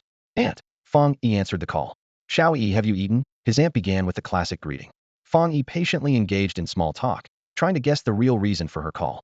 Sure enough, his aunt quickly got to the point. Here's the thing, Xiao Yi, I have something to discuss with you. Your cousin is going to Tai City for studies, and I'm really not comfortable with her staying in a hotel alone. Could she stay with you for a few days? Cousin. Fang Yi was taken aback, picturing a cool, long-haired girl with a slender waist and long legs. He remembered her as a high-achieving, studious type, whose favorite pastime was quietly studying in the library, always topping her class. It might be because she's both pretty and smart, but Fang Yi always felt that his cousin was a bit aloof and mysterious. As he was pondering this, his phone suddenly rang. It was his aunt calling. When is cousin arriving? I'll go pick her up, Fang Yi offered. No, you don't need to.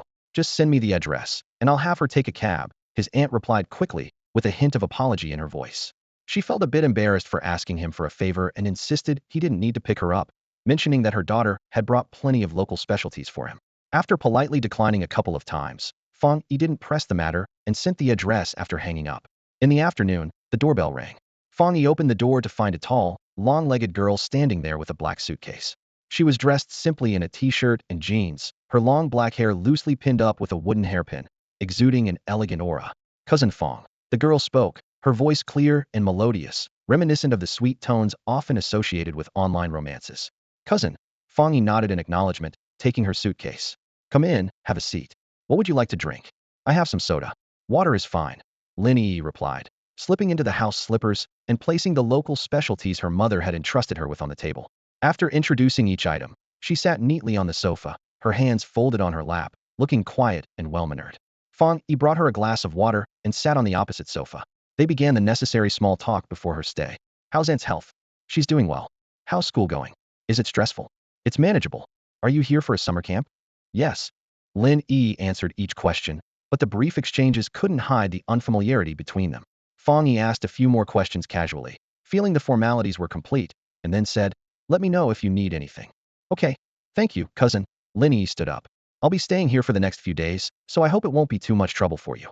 She dragged her suitcase into the guest room and closed the door behind her. Fang Yi watched her leave, stood for a moment, then turned back to his room. In the guest room, Lin Yi surveyed the bed. The sheets were new, carrying a light scent of detergent. There were no feminine products in sight, indicating that her cousin lived alone and was quite tidy. After quickly unpacking, she took out her phone and opened a chat app. The group had only 7 members.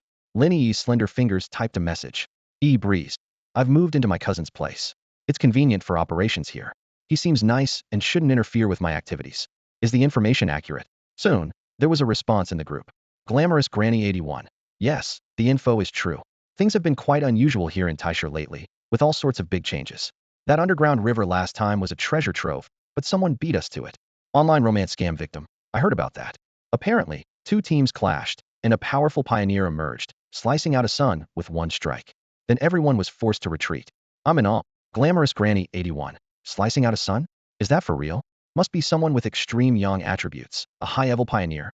Recalling the news she had heard, Lin Yi continued typing. Breeze. It's true, I heard about it too. Breeze. So, we must be careful this time. The spiritual revival hasn't started yet, and everything's in the shadows. Who knows how many monstrous pioneers are hidden in the Summer Kingdom. We can't be too conspicuous. Glamorous Granny 81. 1. Online romance scam victim. 10,086. They all understood that Lin Yi's warning was not unfounded. The pioneers were currently in a wild growth phase, with no explicit rules to restrain them. The struggle for the world's great changes was purely based on personal ability. In this scenario, the strong ruled and could seize others' opportunities without moral condemnation. But the downside was evident. If you're not strong enough, being first doesn't matter. Just like the last encounter with that formidable pioneer at the underground river, they could only retreat in defeat. What is it like to live with a beautiful cousin? After spending a few days together, Fang Yi feels well qualified to answer this question. Having another person in the house initially made Fang Yi feel uneasy. Every time he took a shower, he noticed that the water temperature was slightly higher than usual. Through the frosted glass, he could vaguely see the silhouette of his cousin Lin Yi moving outside, drying her hair. The sweet floral scent of her shampoo filled the bathroom, giving it a distinctly feminine atmosphere. Inevitably, some awkward moments arose. Once, when it rained and Lin Yi wasn't home, Fang Yi hesitated about whether to bring in her clothes, especially her intimate apparel. Another time, the elderly neighbor, Mr. Wang, greeted him with a knowing smile and subtly asked if he was dating a pretty student girl, leaving Fang Yi both amused and exasperated. However, the most surprising change for Fang Yi was in his daily routine. Since Lin Yi moved in, his eating and sleeping habits became more regular. He ate meals on time, with the table always set with delicious dishes Lin Yi thoughtfully prepared. Her cooking skills were impressive, and each meal was a delightful surprise that whetted his appetite. Lin Yi also had a penchant for cleanliness. Every morning, she would clean the entire room until it was spotless. Just now, Fang Yi heard a gentle knock on the door, followed by Lin Yi's cool voice. Cousin, for lunch today, we're having tomato beef stew and cucumber salad, with corn and pork rib soup. Would you like less tomato in your portion? Fang Yi replied. Yes, please, I'm not too fond of sour flavors. All right, lunch will be ready in 20 minutes. Lin Yi said before her footsteps faded away. 15 minutes later, Fang Yi left his room, timing it just right. As he opened the door, the aroma of the food wafted towards him. The floor had just been mopped, clean enough to reflect his image. All the cleaning tools and items were neatly arranged, hinting at a touch of obsessive-compulsiveness. Fang Yi couldn't help but marvel that his home hadn't been this tidy since it was first renovated. In the living room, Fang Yi's attention was drawn to the scene in the kitchen. Through the glass, he saw Lin Yi busy cooking. She wore an apron, her long black hair tied in a loose ponytail, jeans accentuating her slender legs, and pink bunny slippers on her feet. She was tasting the soup, a rebellious strand of hair falling over her face, which she casually tucked behind her ear. Is there anything I can help with? Fang Yi asked as he reached for a bottle of apple cider vinegar and a can of cola from the fridge. Lin Yi liked the tangy taste of apple cider vinegar, her only request of him. Could you please set the table, cousin? The dishes are ready, Lin Yi replied. Fang Yi placed the bowls in front of her, watching as she filled them with the fragrant tomato beef stew. The golden beef glistened enticingly, making his mouth water. In the dining area, they sat across from each other, quietly enjoying their meal. The only sound was the gentle clinking of bowls and chopsticks. After the meal, Fang Yi offered, "Let me do the dishes today. It's not fair for you to cook and clean up every time." Lin Yi politely declined. "It's no trouble. I'm staying here, so it's the least I can do." This exchange was a daily occurrence. Lin Yi never let Fang Yi wash the dishes, and if he insisted, she would eat a little less and wash his bowl first. Her impeccable manners left no room for complaint. Overall, Fang Yi found having a cousin stay with him quite pleasant. Although there were some minor inconveniences and awkward moments, these were outweighed by the unexpected warmth and comfort she brought into his life. The only inconvenience was that Fang Yi couldn't practice the Jinyang breathing technique at home because it was too conspicuous. Thinking about this, he couldn't help but smile wryly. After Lin Yi finished washing the dishes, she returned to her room to study. Fang Yi changed into comfortable clothes, preparing to head out to the back mountain. Just as his fingers touched the doorknob, an inexplicable aura caught his attention. Fang Yi keenly followed the sensation, his deep gaze landing on the door of the side bedroom. There, he saw strands of crystal-clear spiritual energy gathering. "My cousin's room?" Fang Yi raised an eyebrow, and in a flash, he appeared outside Lin Yi's window. The curtain was slightly open, revealing a small gap.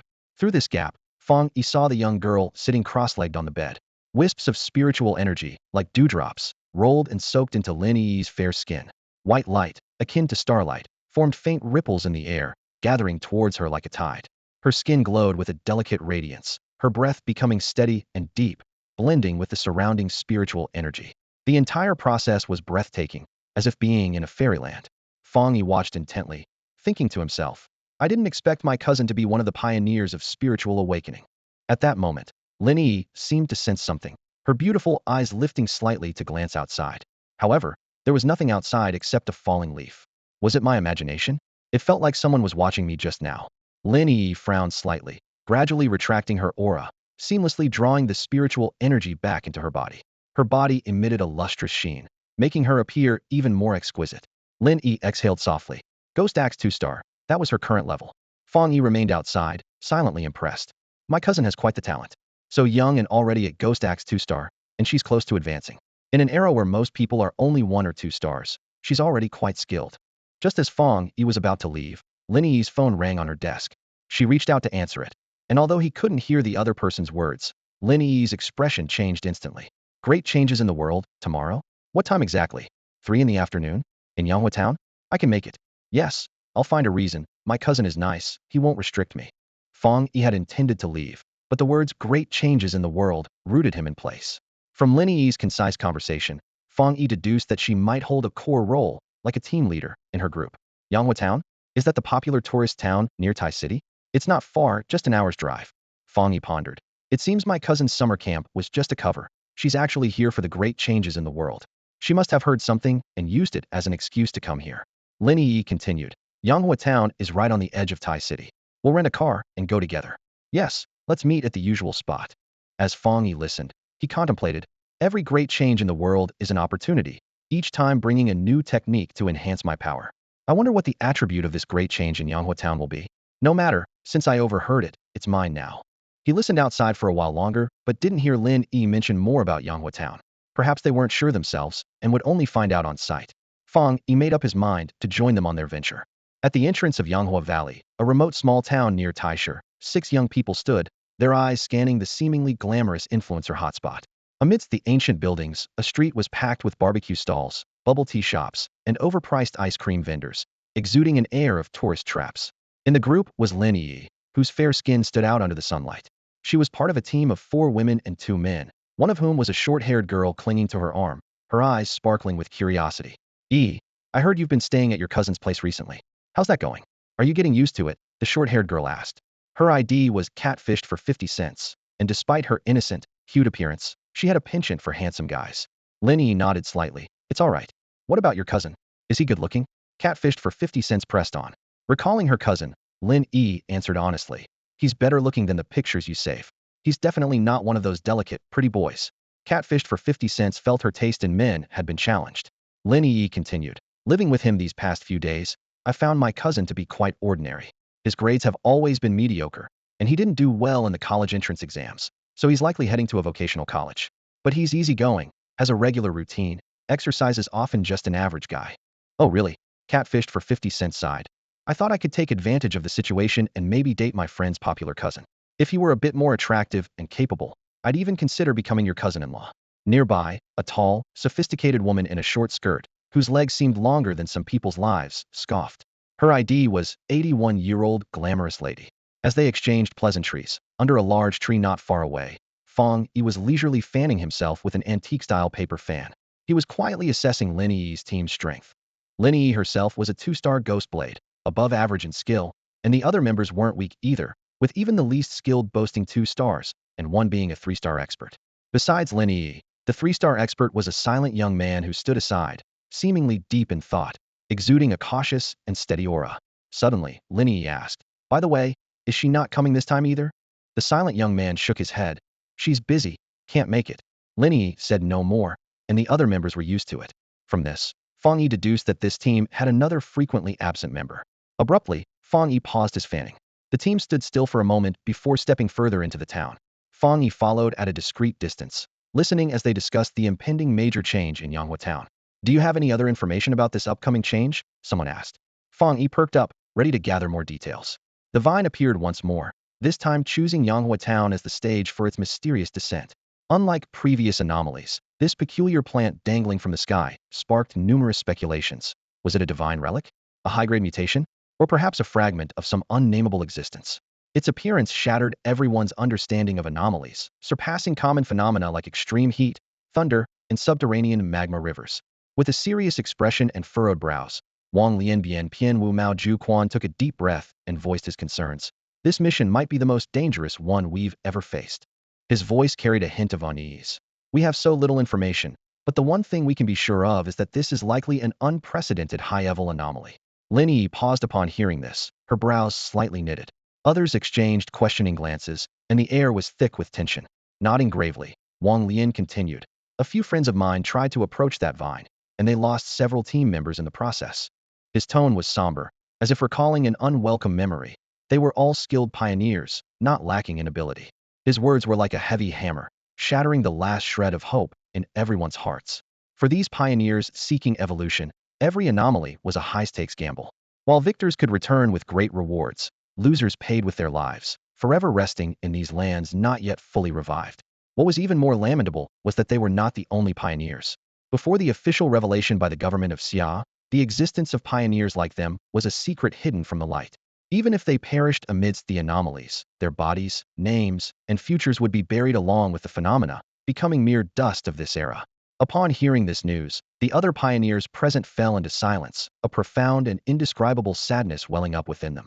Death, a rare topic in this modern city, was a constant shadow for those on the cutting edge of martial arts. Fang Yi stood at the back, quietly listening to the conversation. He gazed thoughtfully at the others, pondering to himself, in this seemingly peaceful city, where would the perilous path of martial arts ultimately lead them? In the tranquil and ethereal valley, silence reigned supreme. Light cascaded down the gorge, casting a long shadow, and within that shadow, a massive vine hung down. The vine was a deep, ghostly green, so thick that it would take 3 people to encircle it, stretching from the sky to rest at the foot of the mountain like the arm of a deity in repose. As one's gaze followed the vine upwards, its end was lost from sight, leaving observers breathless at its grandeur. A group of people paused midway up the mountain, gazing up at this extraordinary sight. The vine exuded a sense of desolation and solitude, bearing the marks of time's passage. One of them, shivering slightly, remarked in a low voice, "This mountain appears beautiful, yet it is perilously rugged and shrouded in mist. No wonder this place is little known." Lin Yi frowned slightly, interrupting her companion's casual chatter about fairy tales. She pointed out that the vine was reminiscent of the description in Jack and the Beanstalk, soaring into the clouds, stirring a desire to explore its mysteries. However, the group soon sensed an unusual aura emanating from the vine. Someone described it as evoking a feeling of sinking into the river of time, where all things vanish and life fades away. This realization instilled a sense of dread, with some even suspecting that the vine could devour life itself. At that moment, a strikingly beautiful 81-year-old woman suddenly pointed to a section of the vine, exclaiming, "Look!" The group turned their gaze, and their expressions instantly changed. Hanging from a branch over the cliff were remnants of dried blood. More chillingly, several human figures were entangled there, their bodies wrapped in synthetic clothing. indicating that these were not wild animals, but human remains. This discovery heightened the already tense atmosphere, filling the group with a mixture of fear and curiosity about the mysterious vine. The thought that crossed everyone's mind was that those who had gone before them were likely killed by the vines. This realization sent shivers down their spines, and cold sweat broke out on their foreheads. Even the most seasoned adventurers found it hard to remain completely calm in the face of their companions' corpses. The quiet, reserved young man in the group took a deep breath and analyzed in a steady voice. They might have tried to touch those vines and ended up being consumed by that desolate energy. I suggest we keep our distance and just sense from here. I agree. To agree too. Everyone nodded in agreement. No one was willing to risk their lives. Opportunities were important, but not worth exchanging for their lives. Lin Yi looked around at everyone and said firmly, "Then let's sense from here. Everyone should stay within sight and not wander too far." "Okay," everyone responded. They quickly chose their spots. The young man picked a position near the closest cave entrance, maintaining a moderate distance from the others. The girls gathered by the cliff, leaning on each other for support. Lin Yi chose an old, lush tree, whose fragrant leaves helped ease the discomfort brought by the vines. Soon, they entered a state of cultivation. Lin Yi was surrounded by shimmering spiritual energy, as if enveloped by a transparent barrier. In the distance, atop another ancient tree, Fang Yi lay lazily on a branch, fanning himself with a paper fan, pondering. There's something really off about these vines. Even from this distance, I can sense a heavy aura of death on them. How did they even find this thing?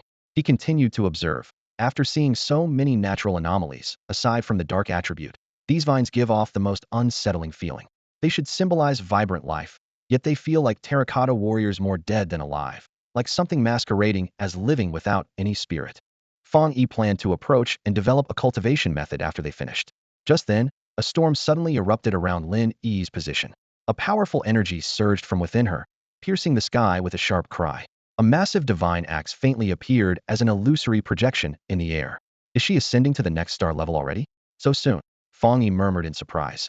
I knew before we came that Lin Yi was close to ascending, but I didn't expect her to reach the threshold of 3 stars so quickly. Is this what they call a prodigy? My cousin, truly gifted. He couldn't help but marvel. She's only 17 this year, a year younger than me. To reach the threshold of 3 stars at this age, she's definitely exceptional. The energy around Lin Yi continued to expand and intensify. The transparent energy seemed to transform into a giant hand, grasping the massive axe, symbolizing absolute power. Spiritual energy swirled and surged into her body. Lin Yi furrowed her brows slightly, focusing all her attention on controlling the spiritual energy, exerting all her strength on the giant axe. Boom! The giant axe sliced through the air, swinging 3 times. Ghost axe. 3 stars. She did it. That's amazing, Yi. Breaking through to 3 stars at such a young age, she's the second most talented among us. Her companions gathered around her excitedly, congratulating her. Even the quiet young man couldn't help but praise her as impressive.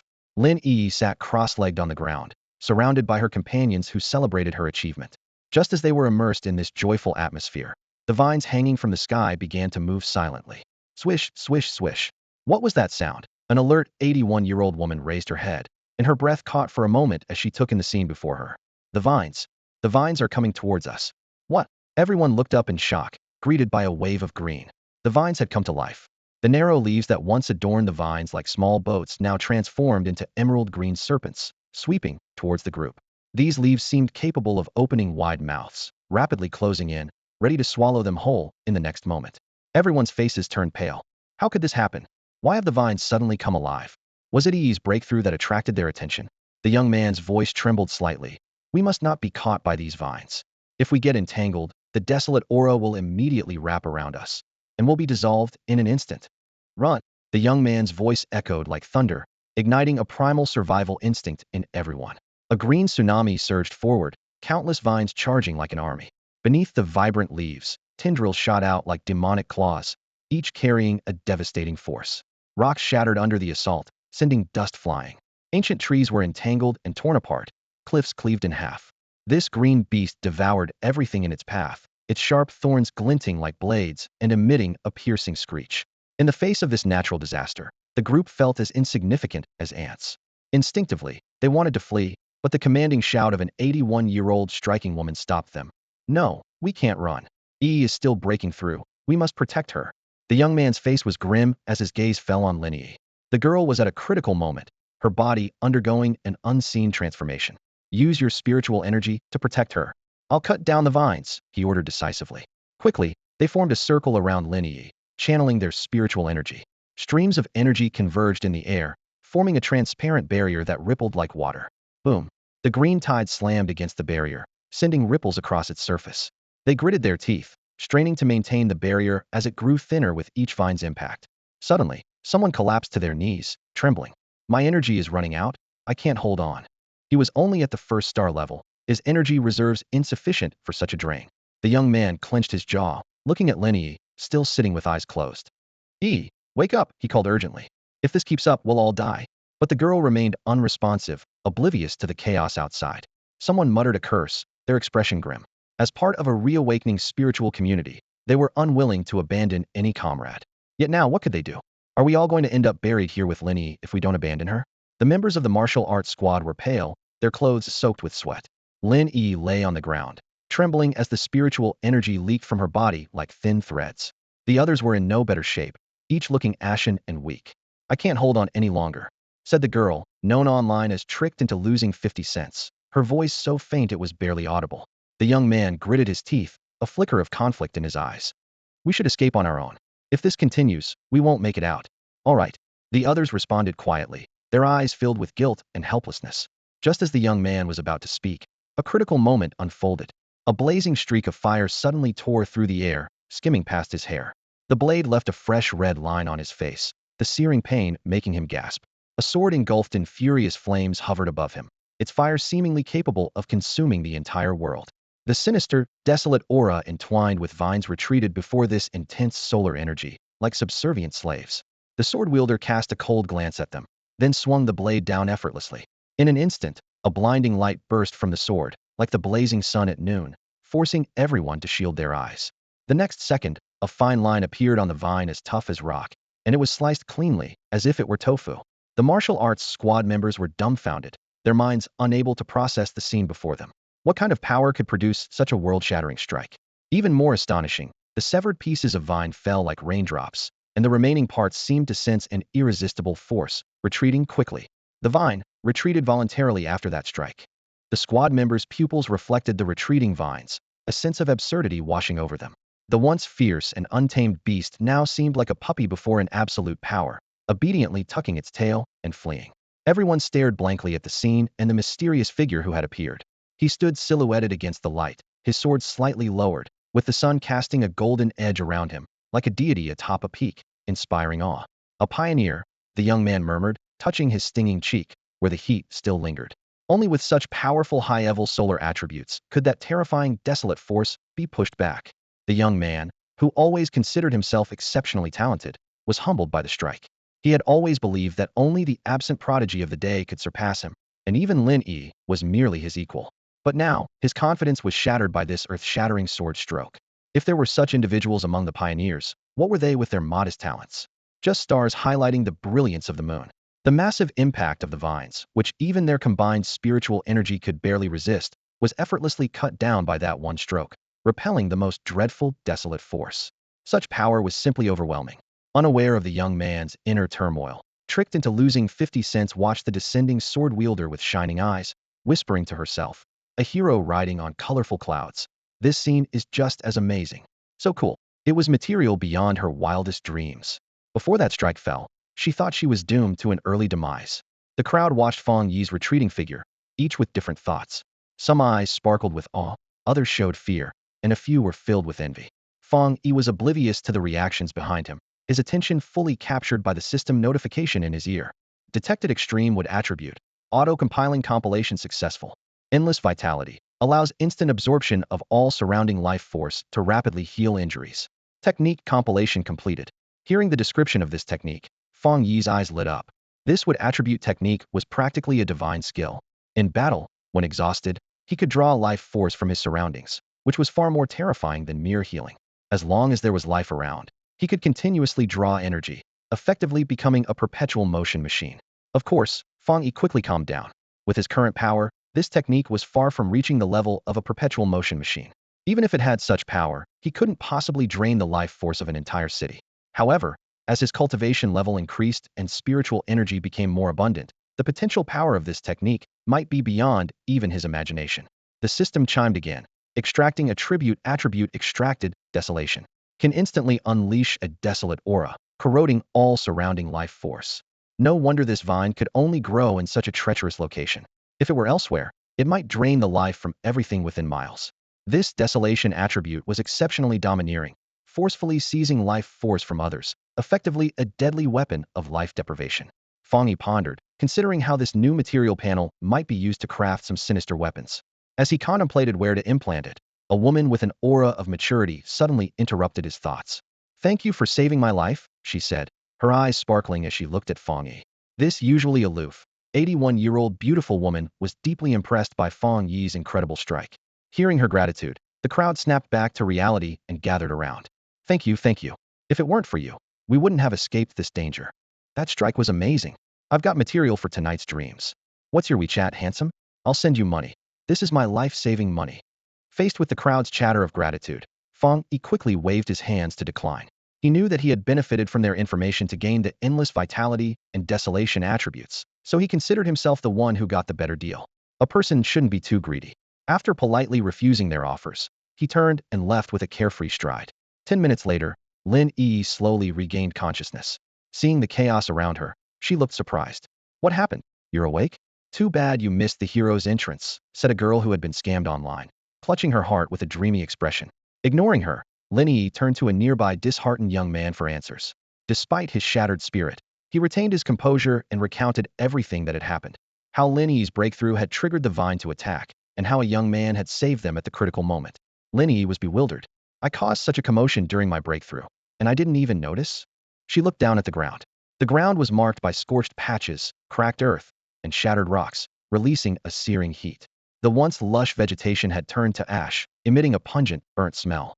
Embers danced on the ground, flickering with weak red light and crackling sounds. The area still carried the residual warmth of the sun attribute, and approaching it felt like stepping into a furnace. "That was a monster." The young man's voice was hollow, clearly shaken.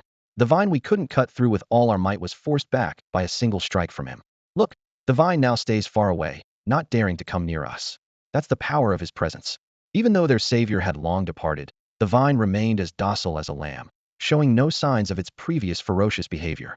The group parted ways outside of Yonghua town. Lin Yi boarded the bus home alone, feeling a wave of exhaustion wash over her.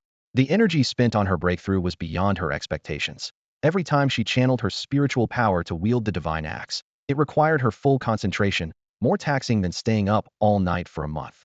While ordinary people might collapse after a few sleepless nights, pioneers could endure such extremes.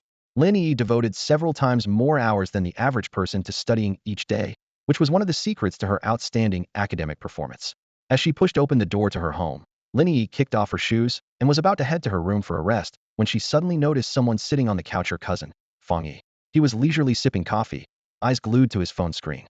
"You're back?" Fang Yi asked without looking up. "Yeah," Lin Yi replied briefly. The cousins had lived together for a long time and were accustomed to this concise way of communicating. Fang Yi glanced up at Lin Yi and asked with concern, "Are you okay? You don't look so good." "Just tired from studying," Lin Yi responded wearily. She had used the excuse of a study group meeting for her outing, so looking worn out from too much study made sense. "Go get some rest," her cousin suggested with an understanding smile. "If you're too tired, let's just order takeout for dinner." Lin Yi shook her head. "I'm not sure how long I'll need to rest. If possible, I'd like to cook myself." Her insistence on cooking left Fang Yi with little to say, as he was the one benefiting from her efforts. Fang Yi watched her retreat into her room and murmured to himself, "She's really dedicated." Hearing this, Lin Yi thought to herself, if it were just about studying, she wouldn't be pushing herself so hard. But with the world on the brink of change, cultivation had become a pioneer's destiny. There was no need to explain this to her ordinary cousin. Once in her room, Lin Yi felt the stifling heat and the uncomfortable stickiness of her clothes. She decided to take a shower. As she stepped out of the bathroom, toweling her hair, she noticed the group chat for her martial arts team was buzzing with notifications, flashing with 99 messages. Opening the chat, she was greeted by a screen filled with heart emojis sent by 81-year-old glamorous woman. 81-year-old glamorous woman. So cool, so cool, so cool. When I saw that blade slice through the vines, I was stunned for 30 seconds, completely frozen. Cat holding heart. Online romance lost 5 cents. Totally relatable. The moment that dazzling sun appeared, I declared him the Greek god of the sun. 81-year-old glamorous woman. No wonder my fortune today was mixed. one bad and one good. Turns out he's our lucky charm. As Linny dried her hair, she typed a reply with a hint of helplessness. Are these two getting a bit too starry-eyed? Wind and Lotus. Do you think that Pioneer was also looking for the vines? We didn't know each other, so why did he save us? Online romance lost 5 cents. Now that you mention it, maybe, just maybe, it was my beauty. 81-year-old glamorous woman. You haven't even started dating, and you're already in love? At this point, a member who rarely spoke suddenly chimed in. Light ink Bamboo. Maybe it was just convenient. Bamboo was the young man who had been overwhelmed by the talented high tribute Pioneer. It seemed he had recovered from the setback. Wind and Lotus. Did you invite him to join us? 81-year-old glamorous woman. Of course not. Do we deserve it? Online romance lost 5 cents. Of course not. Do we deserve it? Linny paused her hand that was drying her hair, her gaze slightly focused as it drifted towards the window. The sunlight spilled like scattered gold on the curtains, bathing the room in a warm hue. Her phone screen lit up, displaying the latest messages in the group chat. I didn't invite him, X2 Danma Wenju explained, mainly for 2 reasons. First, his strength far surpasses ours, and inviting him without consideration seems a bit presumptuous. Secondly, we don't know much about his background. Of course, I'm not saying he's a bad person saved us, and we're grateful. But maybe his identity is special. Fong Hee-ju quickly replied. Actually, from what you described, I had a strange thought. Do you think the person who saved us might be the one from the underground dark river? The group fell into a brief silence. 5 seconds later, 81-year-old glamorous lady broke the silence. Now that you mention it, it's quite possible. He's an extreme young attribute pioneer and has been seen near Tai City, with a match rate of 99. Online romance cheated me of 50 cents immediately chimed in. High-level attribute pioneers are so rare. There might be 2 identical leaves in the world, but there can't be 2 identical high-level attribute pioneers. It must be him. Dama Wenju also agreed. Yeah, I think it's possible. High-level attributes are so rare, and we've only ever encountered this one. I believe it's likely him. Fong Hee-ju added again. I think so too. But why would he help us? Lin Yi frowned in thought, unable to find a suitable reason. She recalled details of the underground Dark River incident. At the time, that mysterious person clearly had his own team and only intervened with a shocking strike to protect his team members. This information came from another team who witnessed the event. In their description, the strike was like a rainbow piercing the sun, with the sky's lights swallowed by the overwhelming white brilliance. It was as if someone had drawn a stroke of dazzling daylight on the canvas of the universe. Within that daylight, there were explosive flames, forcing them to retreat from the cave. No pioneer of the same level in Xia country would dare to take that strike hidden. If you see him at a place of great change, be careful and retreat, warned the members of that team. Lin Yi had previously thought these descriptions were exaggerated, but now it seemed they were quite conservative. As the group discussion heated up, a sudden message left everyone stunned. Garan, notify me if you find his whereabouts.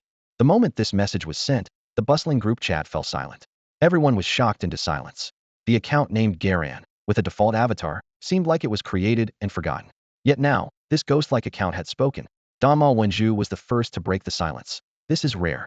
Is this the first time Garan has spoken in this group? His feelings were mixed. He had always prided himself as being at the top tier of talent in this group, along with Garan. They should be equals. Yet Garan had never acknowledged him, and this was the first time she spoke in the group. For the sake of that young attribute pioneer, he felt his recently mended state of mind begin to crack again. Fong Hee-ju respectfully replied. Understood, Garan. Lin Yi put down her phone and exhaled softly. She realized the Dark River incident had caused quite a stir among pioneers. Even Garan, a reclusive cultivation fanatic, was aware and actively inquiring about the person. This was unprecedented. Garan's strength far surpassed everyone else in the group, in a league of her own. If even she took notice, other forces must have already been eager to act. After all, a powerful high-level young attribute pioneer was not someone even the official authorities would hesitate to recruit. Lin Yi sighed inwardly. It's a pity I never got to see what that person looks like. Suddenly, she snapped back to reality, her eyebrows knitting together as she glanced warily towards the door. The person outside had disappeared without her noticing. Strange, when did cousin leave?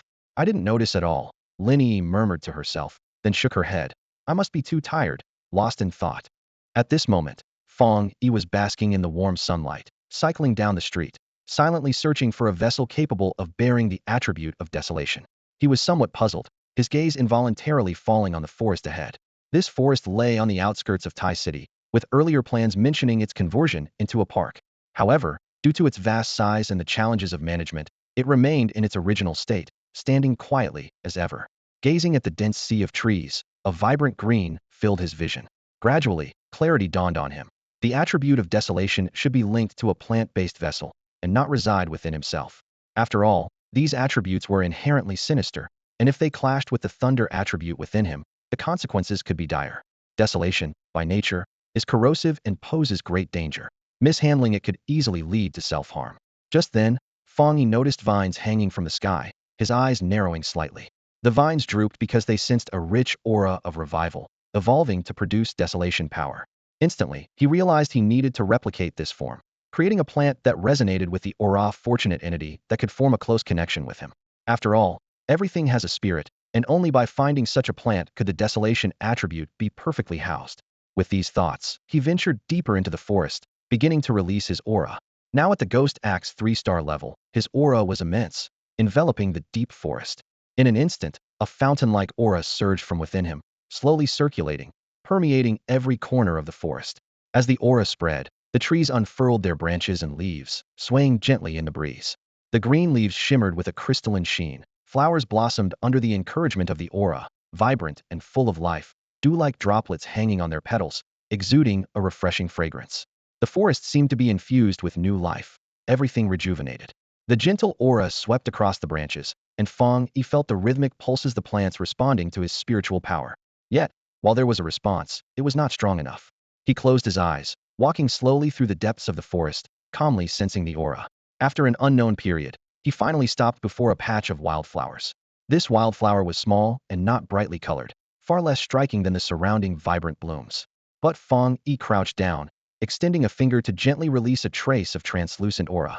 The wildflower seemed to come alive, stretching its neck, drawing close to absorb the aura emanating from his fingertips, quivering slightly as it absorbed it all, looking satisfied. This flower was extraordinarily spirited. Though merely a plant, it behaved like a greedy, enthusiastic puppy, consuming his aura, even nuzzling his fingertip with its flower head. In the entire forest, this flower reacted most strongly to his aura, making it a perfect candidate to bear the desolation attribute. His mind made up, Fang Yi softly declared, "I've chosen you." Immediately, he commanded the forced implantation of the desolation attribute into the flower. The option lit up, yes. As soon as he spoke, a beam of green light surged from Fang Yi, like a stream, flowing gently toward the wildflower, seeping along its petals, nourishing its life. The petals of the wildflower trembled slightly, and its stem and leaves climbed toward the lush green at a speed visible to the naked eye. It was as if it had absorbed a drop of verdant ink, causing the flower to grow wildly and emit a powerful, vibrant aura. This scene of vitality was like an angelicum, filling one's heart with joy. However, this beautiful moment was fleeting. With a sudden roar, a green aura rippled out from the wildflower, spreading like waves. The surrounding plants instantly withered, their vitality drained. A towering ancient tree, once lush and green, succumbed to the green aura. Starting from the top, a dull hue of decay snaked down like a venomous serpent. The fragile branches groaned under the strain, and the entire tree turned from green to yellow in an instant, its life force completely gone. A rabbit, joyfully leaping, turned into a skeleton in midair, leaving only a scene of desolation. This force of desolation was like an invisible devil's hand, greedily seizing the life force of everything around it. The once vibrant greenery turned into a dead silence in the blink of an eye. The brilliant flowers, unable to resist the force, rapidly wilted, their petals falling like fragile butterfly wings, helplessly drifting with the wind. Spiders and insects scattered in terror, yet they could not escape their fate. In just a few seconds, the once lively forest became a gray wasteland, as if it had endured the ravages of time, with no trace of life remaining. Fang Yi witnessed this shocking scene and couldn't help but gasp. In just 5 seconds, it almost drained an entire forest. Is this the power of desolation? It's overwhelming. He looked down at his feet, where the once sickly wildflower had absorbed the vitality of its kind and now bloomed with a vivid, enchanting beauty.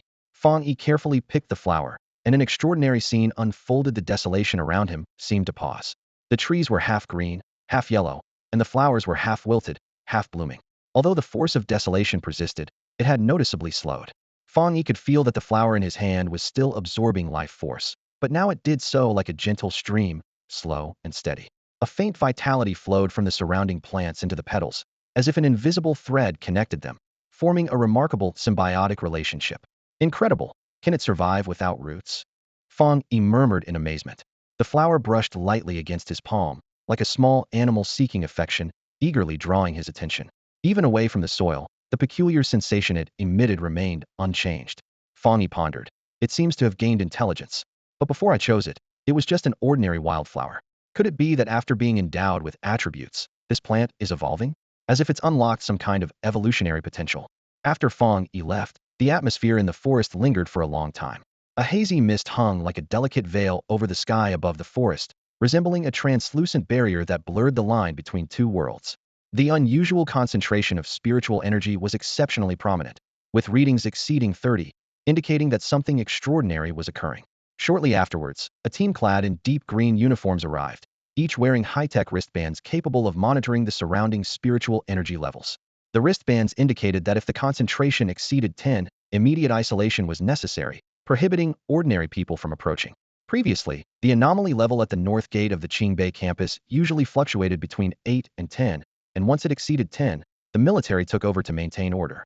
However, the anomaly in this forest reached a staggering 30, posing a danger far greater than before, compelling even seasoned pioneers to exercise extreme caution. Now, they stood frozen before the desolate woods, faces etched with shock. The forest was littered with withered branches and leaves, as if an invisible hand had strangled the life out of them. A female researcher knelt down, inserting a detection device into the moist earth, her eyes fixed on the screen. Typically, widespread vegetation die-off results from lack of water, reduced sunlight, or soil issues. Yet here, the humidity, surface temperature, and moisture levels were normal, and sunlight was abundant, but the plants seemed to have been drained of life in an instant. This situation was truly bizarre, as if the essence of life had been silently extracted. She was about to take a closer look when a sudden, urgent shout halted her. "Don't go near." The elderly leader of the team grabbed her with such force that she nearly stumbled. Steadying herself with difficulty, she looked up at him and softly called, "Teacher." The old man stared intently at the lifeless patch of forest ahead, his brow furrowed, and his expression grave. "Don't touch that area. It has a desolation attribute." The young uniformed pioneers were taken aback, their faces filled with confusion. Although they belonged to the Spiritual Energy Resurgence Plant Research Department, focusing on botany, their understanding of special attributes was still limited due to the incomplete resurgence of spiritual energy. The elder, as their mentor with broader knowledge, began to explain, "Have you heard of the vines hanging from the sky?" Upon hearing this, everyone's complexion changed drastically. As members of the spiritual plant group, this term filled them with dread. Vines hanging from the sky was classified in official records as an A-level anomaly, extremely dangerous and beyond conventional scientific explanation. Several teams of pioneers had ventured there for investigation, none survived, leaving no trace of their remains. The elder continued, "These vines are classified as A-level because they possess a strong desolation attribute." He took a deep breath and elaborated. The desolation attribute can extract the vitality of surrounding life forms, draining all energy from the vicinity, consuming it completely. The female researcher's face turned pale, her fear evident as her heart raced. Had her teacher not stopped her in time, she might have unknowingly succumbed to this dangerous aura. She murmured to herself, "Extracting vitality. Does this mean stepping inside marks the beginning of death?" The elder nodded in confirmation. "Exactly. Plants with the awakened desolation attribute create a dead zone around them, where any living being that enters will gradually have their life force drained, and no one can leave that place alive." Their gazes returned to the yellowed forest, an invisible pressure enveloping the area. It was clear to everyone that this wasteland was far from a normal ecological anomaly. It had provoked some extremely dangerous force. In the forbidden zone of ancient trees in Song City, there once stood a decayed ancient tree that turned the entire forest into a restricted area. Anyone who approached would be pierced through, their vitality drained. Researchers were horrified upon hearing about this. The world has changed drastically. Not only humans, but also plants and animals have begun to mutate. Based on current understanding, the wasteland attribute seems to be the strongest attribute a plant can awaken, capable of absorbing the vitality of others, with an extremely domineering power. The elder sighed as he looked at the decayed forest before him, and everyone nodded in agreement. Deep within the forest, cracks and spots intertwined, with withered branches and leaves entangled, even the wild grass shriveled and wilted, exuding a sense of death. Such a powerful plundering ability is truly terrifying. The elder had just mentioned that there are only 2 known instances of the wasteland attribute, yet the sky vines did not appear here, suggesting that this might be a newly born wasteland. The elder's response left the researchers astonished. The power of the wasteland was hard for them to believe. Had a wasteland truly emerged here? However, when they tried to find the source of the wasteland, they discovered it was gone. Only special cloud vines can move freely, while other plants are rooted in the soil and cannot move. This means the source didn't leave by itself, but was forcibly taken away. Could it have been dug up by someone? Everyone gasped at this thought, as this hypothesis seemed the most reasonable. But the question remains, who could approach the wasteland attribute and extract it? After the ancient tree awakened, the surrounding area instantly became a forbidden zone, with the power of the wasteland spreading, making it impossible for any living creature to approach without being completely drained. The wasteland aura was diminishing, and 5 minutes after they arrived, its concentration had dropped to 25. Previously, the dense wasteland aura prevented them from getting close. Who could have managed that? If someone did, their identity is worth investigating. The Elder sighed, noting that removing the source from the wasteland forbidden zone would require tremendous strength. Could their adversary's perception be sharper than theirs? Meanwhile, in a high-rise apartment, Fang Yi pushed open the door, holding a plastic bag containing a flower pot. As a first-time flower grower, he didn't even have a vase. The plain white ceramic pot cost only 5 yuan. Fang Yi poured soil into the pot and took a wildflower from his jacket pocket, planting it in the soil. The flower, about the size of half a palm, looked small in the pot. This flower, possessing the wasteland attribute, would continuously cultivate itself and serve as a reliable assistant he had nurtured. Fang Yi looked at the flower pot with satisfaction, quietly anticipating its growth. At that moment, a notification sounded on his phone. Lao Wang sent a message. I'm back in Tai City. Want to grab a drink? Fang Yi paused, seeing the familiar yet unfamiliar note, and felt a surge of long-lost emotions. Lao Wang was his childhood friend who had joined the military and whom he hadn't seen in 3 years. Fang Yi couldn't help but wonder with curiosity if Lao Wang had already begun to encounter the resurgence of spiritual energy in the military. The moment Fang Yi and Wang Liang met, it was as if the 3 years apart had vanished instantly. The two childhood friends embraced tightly, and a familiar feeling surged through them. Why are you staring at me? Fang Yi teased with a slight smirk. Wang Liang's gaze was sharp, like a wolf ready to pounce. I feel like you've changed a lot, he said, a hint of surprise in his voice. Fang Yi shrugged helplessly. 3 years is a long time. Change is inevitable. You too. You look completely different. Indeed, Wang Liang now had a robust build and an imposing presence. His time in the military had left a deep mark on him, giving off an aura of resilience.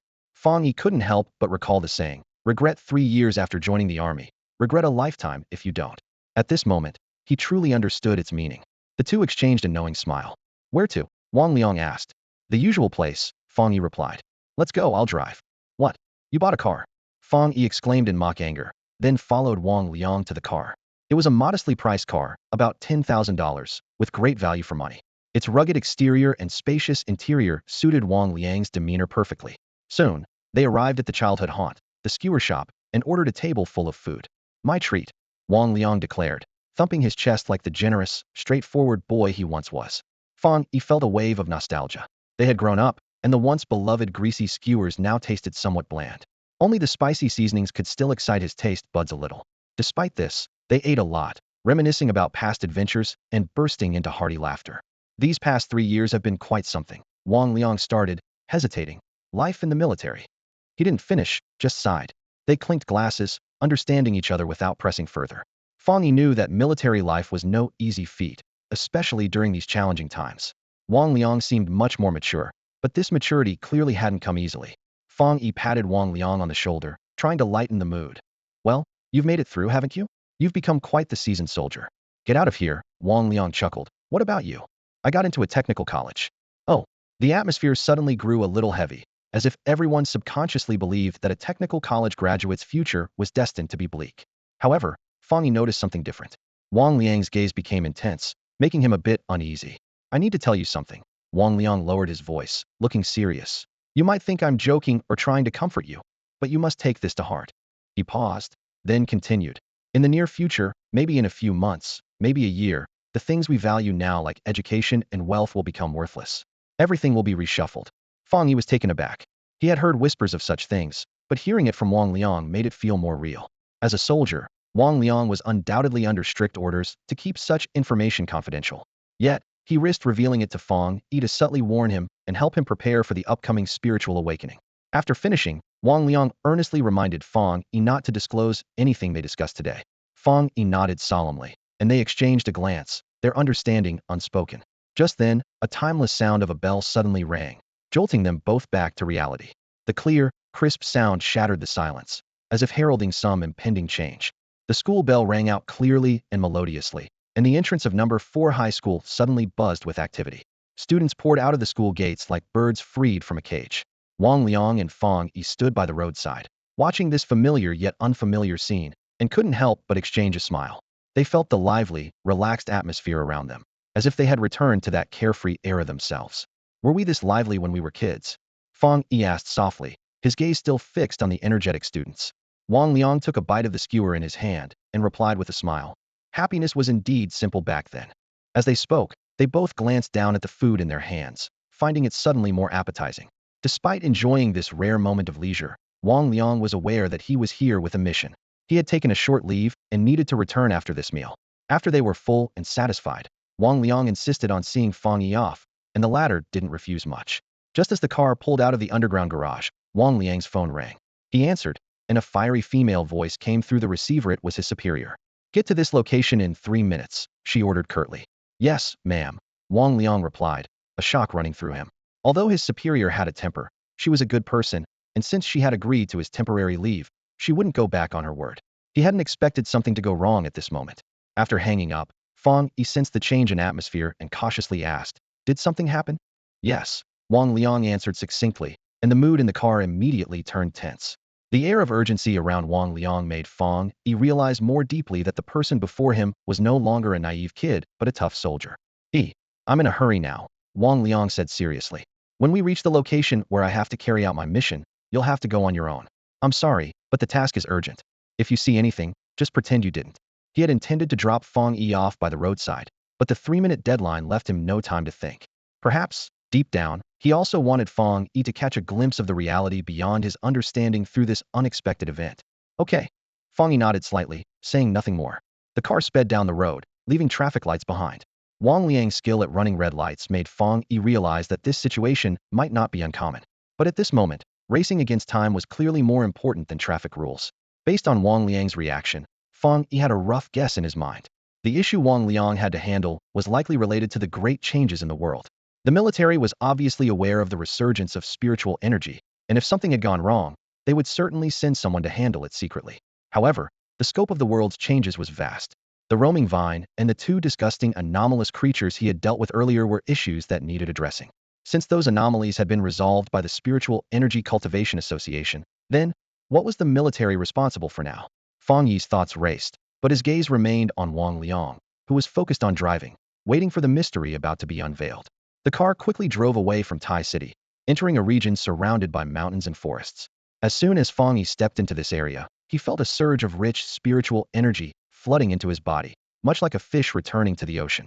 Surprisingly, even though the spiritual energy hadn't fully revived, this place was already so abundant with it. As a pioneer, Fang Yi's sensitivity to spiritual energy made him realize that the concentration here was dozens of times higher than in other parts of Tai City, almost reaching the level of a place where the world had drastically changed. I've reached the outskirts of Zone 19. Abnormal concentration? You've already gone in? Okay, I'll be there soon. Wang Liang had been on the phone ever since entering this area, not bothering to avoid Fang Yi, who overheard quite a bit from his conversation. Although the full revival of spiritual energy hadn't started, some places with dense spiritual energy already existed, but they were strictly guarded by the military. Like here, high walls prohibiting entry were erected outside, with several police cars parked nearby. Passers-by avoided the area, and even pioneers dared not trespass on military grounds. In the distance, Fang Yi could hear the roars of wild beasts. Such places were opportunities for pioneers, but also held hidden dangers. Some fierce beasts were mild-mannered and became assistants to the military, while others mutated after absorbing dark attributes. We've arrived, Wang Liang suddenly said. Before them was a sign Zone 19 spiritual energy restricted area. At the entrance stood numerous soldiers in uniform, exuding an imposing aura. A military pioneer squad was stationed outside. Although their strength wasn't significant, being only 1-star or 2-star in rank, their presence together felt solid. Verified, proceed. Wang Liang handed over his credentials to the gate officer and quickly received permission to pass. The gates slowly opened, and the car officially entered Zone 19. Once inside, Fang Yi realized it was a small spiritual energy military base, with military pioneers rushing around, their expressions grave as if something major was happening. Wang Liang drove further in and finally stopped the car beside a valley. As soon as he opened the door, a terrifying roar reached their ears, hoarse and sharp, as if echoing from the depths of hell. It was a vicious dog, or more accurately, a dog that had begun to undergo abnormal mutation. Its body showed twisted muscles, as if torn by dark forces, and its eyes gleamed like blood-red gems, exuding an evil aura. White fur began to sprout fiery spots, resembling shadows cast by the blazing sun, burning into scorching marks. Between the fiery spots, deep dark red occasionally flickered, like the shadow of a devil dancing in the flames. Accompanying its roar, it opened its gaping maw, the air around it distorting from the black flames within its mouth. Boom! A pillar of fire erupted from its mouth, incinerating the sleeves of several soldiers in front of it, leaving patches of burns. The flame's color was eerie, with a terrifying black haze amidst its blazing brilliance. Wang Liang's pupils contracted at the sight. The unusual fusion of darkness and flames made this monstrous hound exceptionally fierce and savage.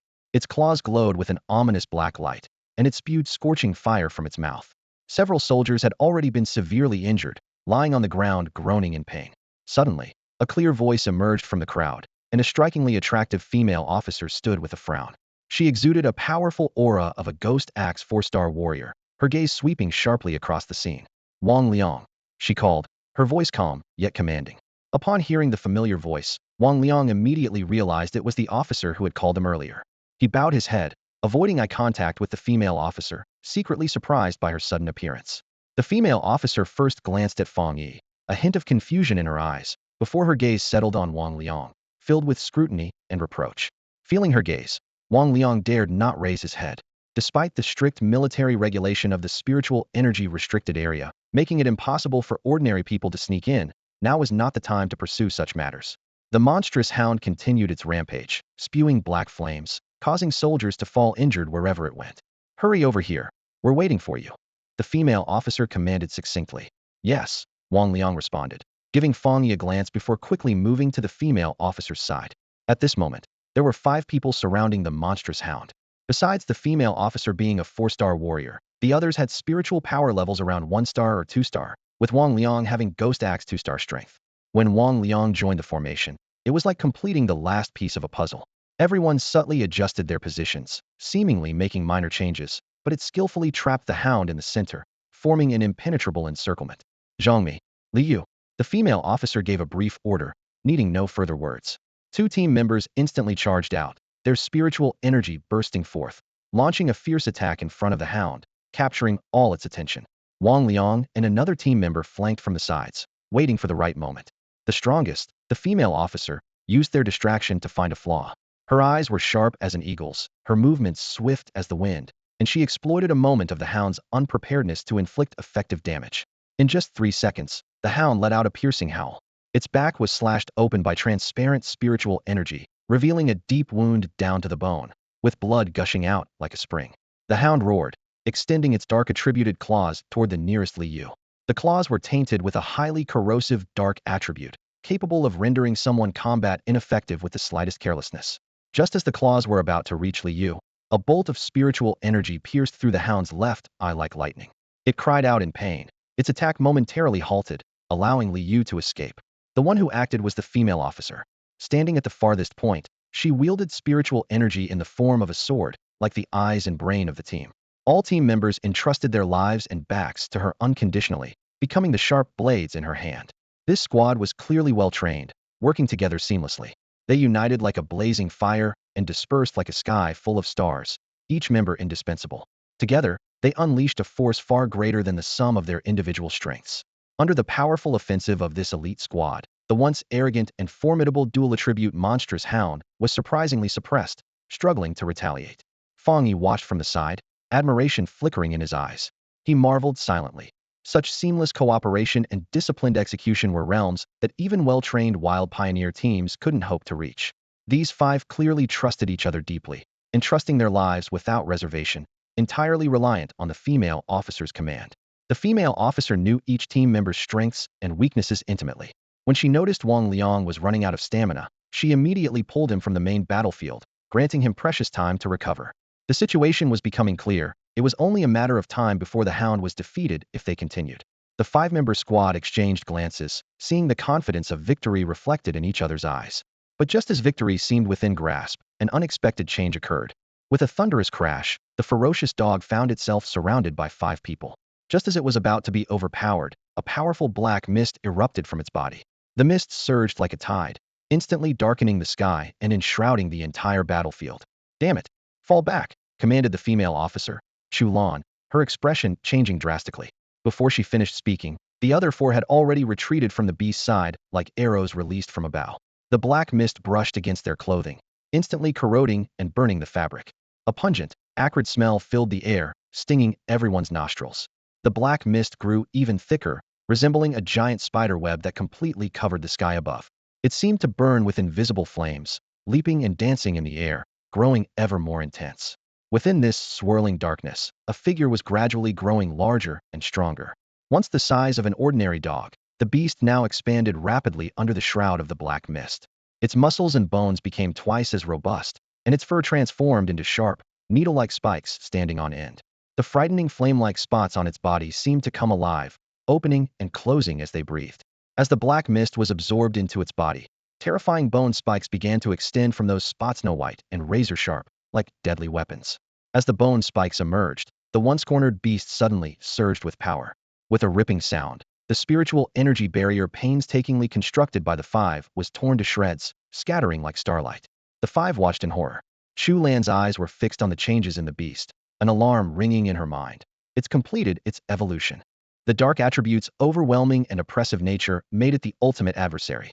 And now, the beast's newly grown bone spikes were saturated with this intense dark attribute. Chu Lan knew all too well that touching it would mean certain death. As the black mist gradually dissipated, the beast, which had been panting heavily moments ago, slowly stood up. It stood on all fours, exhaling hot breath from its nostrils, its eyes as dark as the night.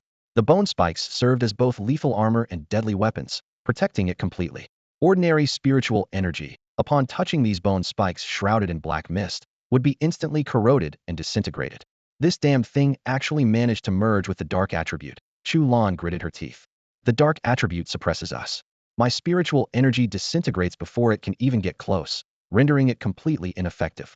The soldiers found themselves at a disadvantage. The dark attribute's corrosive power effectively stripped them of their weapons. Without the support of spiritual energy, they were left to rely solely on their physical bodies to fend off the beast. At this critical moment, the beast suddenly moved. It reared up, and the bone spike shot out, targeting Wang Liang, who was closest. The spike was drenched in inky dark attribute venom, possessing a potent corrosiveness that would dissolve an entire body upon contact, leaving no trace behind. Wang Liang's pupils reflected the dripping venom. Nearby, Fang Yi frowned slightly, ready to intervene at a moment's notice. In a split second, Wang Liang dodged with an incredible reaction speed. The deadly spike grazed past him, embedding itself into a nearby rock, which instantly melted into a pool of liquid. Wang Liang! Chu Lan shouted in alarm, only relaxing once she saw he had dodged the attack. Wang Liang, still shaken, wiped the cold sweat from his forehead. Damn, that was close. Wang Liang wiped the sweat from his forehead, his heart pounding in his chest like a deafening drum. In that split second, his instinctive reaction, fueled by a surge of adrenaline, allowed him to narrowly escape a fatal blow. Years of rigorous physical training played a crucial role at this critical moment, saving his life. Having narrowly escaped death, Wang Liang's gaze returned to the vicious dog, his expression more serious than before. The creature not only possessed a troublesome fire attribute, but had also evolved to incorporate the most challenging dark attribute. Wang Liang couldn't help but wonder, against such a formidable opponent, did they stand a chance? Li Yu, Zhang Mi, both of you fall back. Chu Lan ordered decisively. Everyone, move back to a more open area. We need to use agile maneuvers to limit its bone spike attacks. Roger. The two responded in unison, quickly retreating. The entire team acted like an organic unit. As they moved, the other members also adjusted their positions. Wang Liang and another team member followed closely, and the formation was instantly reassembled, creating an impenetrable circle around the vicious dog. The dog, standing on its sturdy legs, let out a deafening roar in Chu Lan's direction. Despite its low intelligence, it instinctively recognized this woman as the most formidable presence among them. It continued to paw at the ground, snorting heavily, with dangerous glints in its eyes. Chu Lan quickly contemplated a new strategy. Their previous close combat tactics had been rendered ineffective by the obstructive black mist, leaving them with no choice but to resort to using spiritual energy for long-range harassment. However, even spiritual energy seemed feeble against that eerie black mist. Before Chu Lan could devise a solution, the vicious dog launched its attack. It suddenly emitted a thick black mist, like a lethal miasma, rushing towards everyone. Simultaneously, it charged like a frenzied beast, its blood-red eyes locked onto the female officer, emitting fierce breaths. Not good. It's forcing its way out. Chu Lan's pupils contracted, her mind sounding alarms. The scene was terrifying. The large expanse of ground was corroded the moment it touched the black mist, leaving a bottomless pit in its wake. The vicious dog's sharp claws landed on the edge of the pit, racing towards Chu Lan. Suddenly, A white arc streaked through the air. It was a bone spike launched by the vicious dog. Wherever the spike went, everything was corroded, leaving horrifying marks. In the blink of an eye, the vicious dog was upon Chu Lan. Chu Lan's face turned pale, and sweat trickled down her forehead. After nearly an hour of intense combat with this dog, she was at her limit, both physically and mentally exhausted.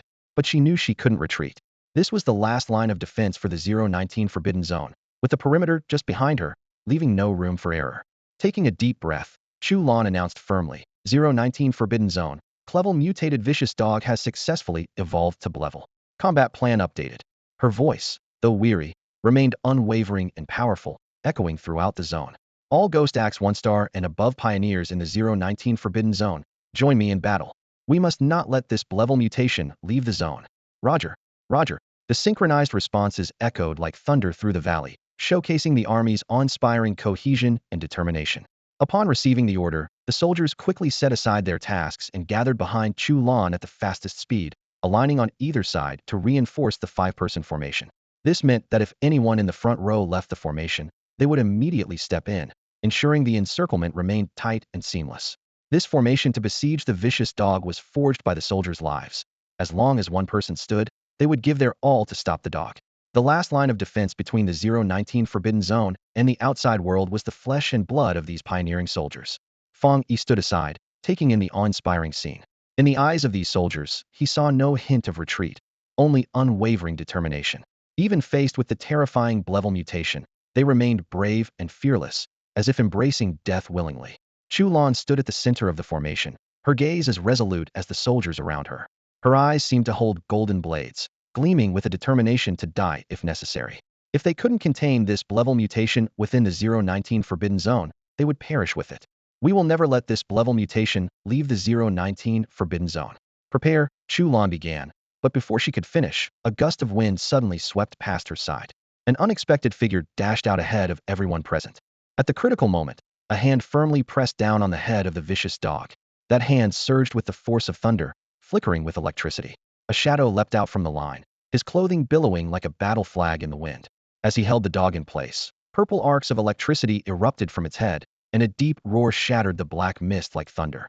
The supreme dark attribute was instantly pierced through by the impact of the lightning.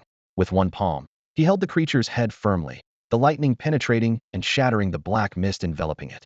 The dark attribute, feared by all, along with its terrifying bone spikes, seemed as fragile as paper in front of him. The vicious dog was instantly flung away, leaving the scene in utter silence. The soldiers present, seasoned veterans accustomed to great challenges, felt a shiver run through them.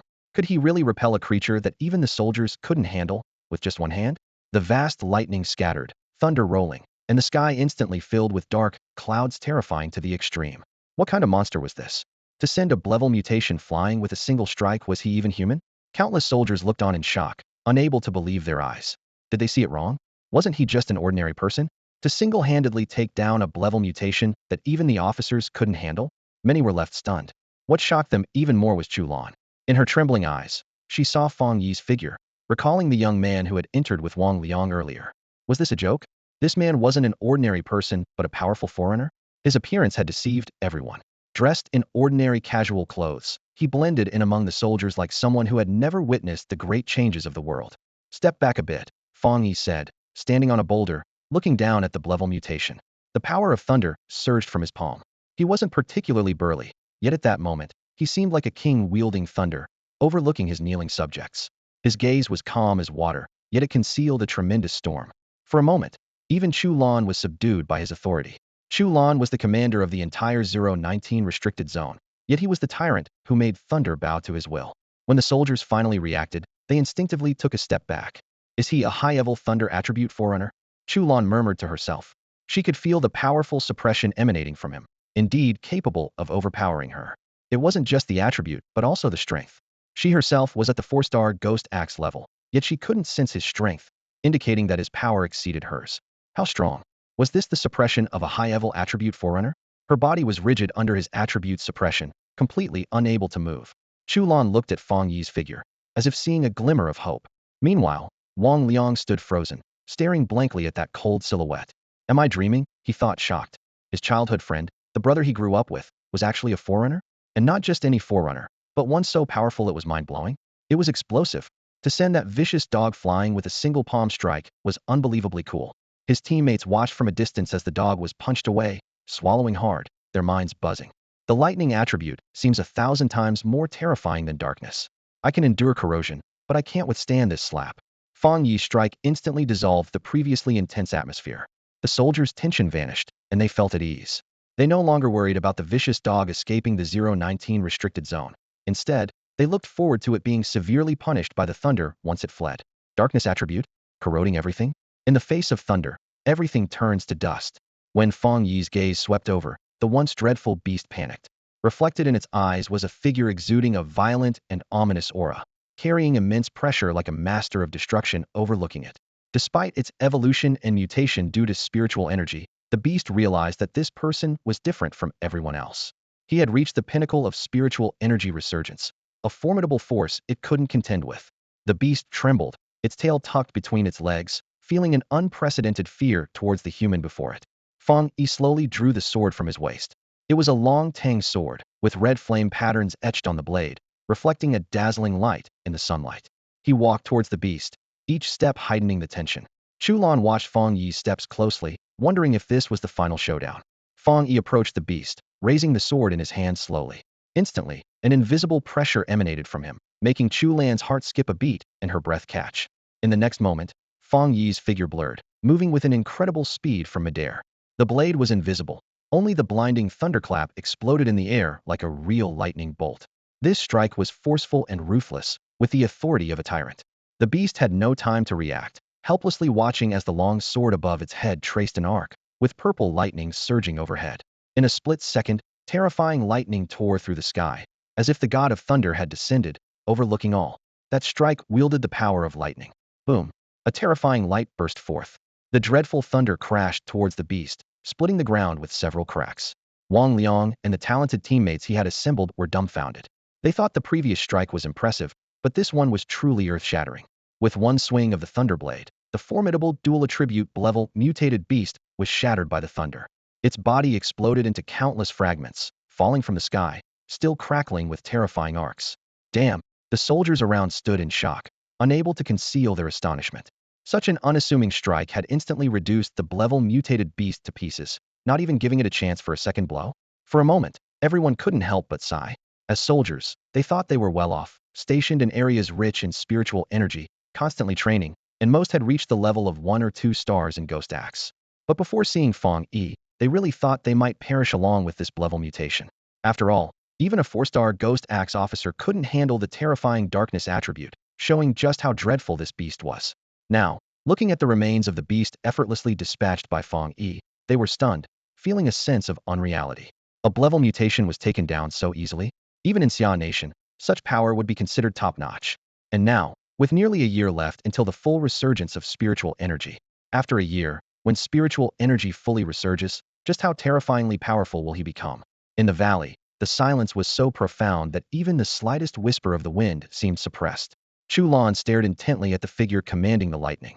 She knew that she had reached the pinnacle of the Ghost Axe 4-star level, but the grade mutant before her was a challenge even for someone at the Ghost Axe 5-star level. It was far beyond what she could handle alone. That's why she had to rally the entire team, forming a united front to barely hold back the beast's assault. Unexpectedly, the grade beast that had caused them so much trouble was felled in one swift strike from that person, unable to retaliate. Chu Lan's heart stirred as she speculated. Could this person be a friend of Wang Liang? Her gaze shifted between Wang Liang and Fang Yi, recalling the scene when Wang Liang brought Fang Yi into the field. That action was against the rules, and if not for the urgent situation, Fang Yi might have been expelled. In hindsight, it was fortunate they made an exception, or else the 019 restricted zone would have been destroyed. Speaking of Wang Liang, Chu Lan's mind raced. He was burly, with an honest appearance, but his strength was undeniable, having risen to Ghost Axe 2-star. He was sincere, diligent, and hardworking. When he requested leave this time, Chu Lan agreed without hesitation. Little did she know, Wang Liang's friend had so much to offer. Ahem, easy. A clear voice interrupted Chu Lan's thoughts. It was Wang Liang. He looked around, then quickly jogged over to Fang Yi, amidst the curious and astonished gazes of his teammates. He gave Fang Yi a heavy pat on the shoulder, the gesture full of camaraderie and teasing. Biting the hand that feeds you? I take down the beast, and you hit me, right? Fang Yi joked, sheathing his blade with a grin. You're one to talk. You've been hiding everything, Not even telling me. Wang Liang shook his head with a wry smile. He had thought that with the military's information advantage, he could open a door to a new world for his close friend. Little did he know, Fang Yi had already kicked that door wide open, moving far ahead, looking back with a smile, wondering why Wang Liang hadn't caught up. Fang Yi's display of power had stunned everyone, showcasing an unparalleled talent that seemed out of reach for anyone else. Watching him, Wang Liang felt both envy and admiration. But as a brother, Wang Liang was genuinely happy for Fang Yi. In this tumultuous and uncertain wave of evolution, both had boarded the same ship heading towards a new world. Who would have thought that you were the pioneer? Wang Liang's gaze lingered on the lightning strike and the blade Fang Yi had wielded. The thunderous roar was like a deity descending. If someone captured that scene and uploaded it, it would surely top the trending charts of short videos, igniting the dreams of countless young hearts. When did you awaken? Wang Liang asked. A while ago. Fang Yi replied nonchalantly. Come on, playing it cool and acting like a master, huh? If you dare say that a while ago means one day, I'm not buying it. Wang Liang waved him off, not pressing further. This was the kind of conversation only familiar friends could have. Wang Liang was just concerned whether Fang Yi was hurt. As for his abilities, it didn't matter to Wang Liang whether Fang Yi was a high-level pioneer or an ordinary person. He was still his best brother, and that was enough. For Fang Yi, it was the same. At that moment, a distinctive female voice suddenly rang out. Thank you for your help. Upon hearing that voice, Wang Liang immediately tensed up, his eyes darting nervously between his childhood friend and the officer. No need to thank me. I did it to save my friend. Fang Yi's tone was calm, his expression composed, and no one doubted his words. Considering the situation, the scale of the casualties would have been far worse without his intervention. Chu Lan stood at the entrance of the Forbidden Zone 019, her eyes fixed intently on the mysterious figure who had just saved the area. Fang Yi, an apparently ordinary yet incredibly powerful pioneer, stood calmly, as if the recent chaos was nothing but an illusion. Can I have your contact information? I need to file an accurate report, Chu Lan asked with a businesslike calmness in her voice. Fang Yi nodded, understanding the necessity of official procedures, and provided his phone number. Chu Lan noted it carefully, and then expressed her gratitude with respectful, yet measured words. Curiously, she showed no interest in probing Fang Yi's abilities or background, as if his details were of no concern to her. After the formalities, Chu Lan decisively turned and instructed Wang Liang, see him off. Wang Liang, though puzzled, dutifully carried out the order. As he watched Fang Yi drive away, he immediately sprinted back to the Forbidden Zone, his mind filled with questions. Meanwhile, Chu Lan was crouched beside the massive corpse of a demon hound, closely examining the residual charges and scorch marks on the ground. Her brow furrowed in thought. Officer, Wang Liang panted as he reached her side. I don't get it. He is so powerful, on par with those special invitees. Why didn't you invite him to join the military directly? Chu Lan slowly stood, dusting off her hands. She instructed others to handle the demon hound's body carefully, avoiding the residual charges, before turning to Wang Liang. You think I should invite Fang Yi to join the military? Chu Lan asked, a hint of amusement in her voice. Definitely. Wang Liang replied eagerly. He's a pioneer. Places rich in spiritual energy are perfect for his training. Plus, the military pays well, offers good benefits, and provides immediate access to intelligence. Isn't that why those special invitees agreed to join? Chu Lan listened quietly, her eyes reflecting a deeper understanding. It seems you have a good relationship with him, to come to me over this, she paused, then continued. But, Wang Liang, you must realize that your friend is extraordinary. Her voice grew serious. Fang Yi's displayed strength is impressive, but what I value more is his high-level lightning attribute, a counter to dark attributes. With frequent anomalies in Xia country, his presence would be highly sought after by all military departments. There was a hint of reverence in her eyes. What's more alarming is that I doubt we've seen the full extent of Fang Yi's abilities. What he's shown is likely just the tip of the iceberg, yet it's enough to outpace us. Reaching such a level so quickly indicates an unprecedented instinct. He possesses luck, courage, and skill all essential. Wang Liang listened, his heart racing. He had never heard his superior speak so highly of anyone. Wouldn't recruiting someone so powerful into the military be a great asset? He asked, confused. Chu Lan's next words made him ponder deeply. I believe my invitation might not interest him. Wang Liang was taken aback, then suddenly understood. Officer, do you mean you're not worthy? Chu Lan's expression darkened. Just understand, and don't say it out loud. Now, go handle the demon hound's body. Wang Liang sheepishly turned to leave, leaving Chu Lan standing alone, gazing into the distance, contemplating what changes this powerful newcomer might bring to their turbulent world. The sun was setting, and the city's nightlife was slowly coming to life. The street food stalls were vibrant with colors, and students who had just finished school were lining up in long queues. Meanwhile, the office workers, burdened with briefcases, squeezed through the crowded metro during the evening rush hour. The everyday hustle and bustle filled the air.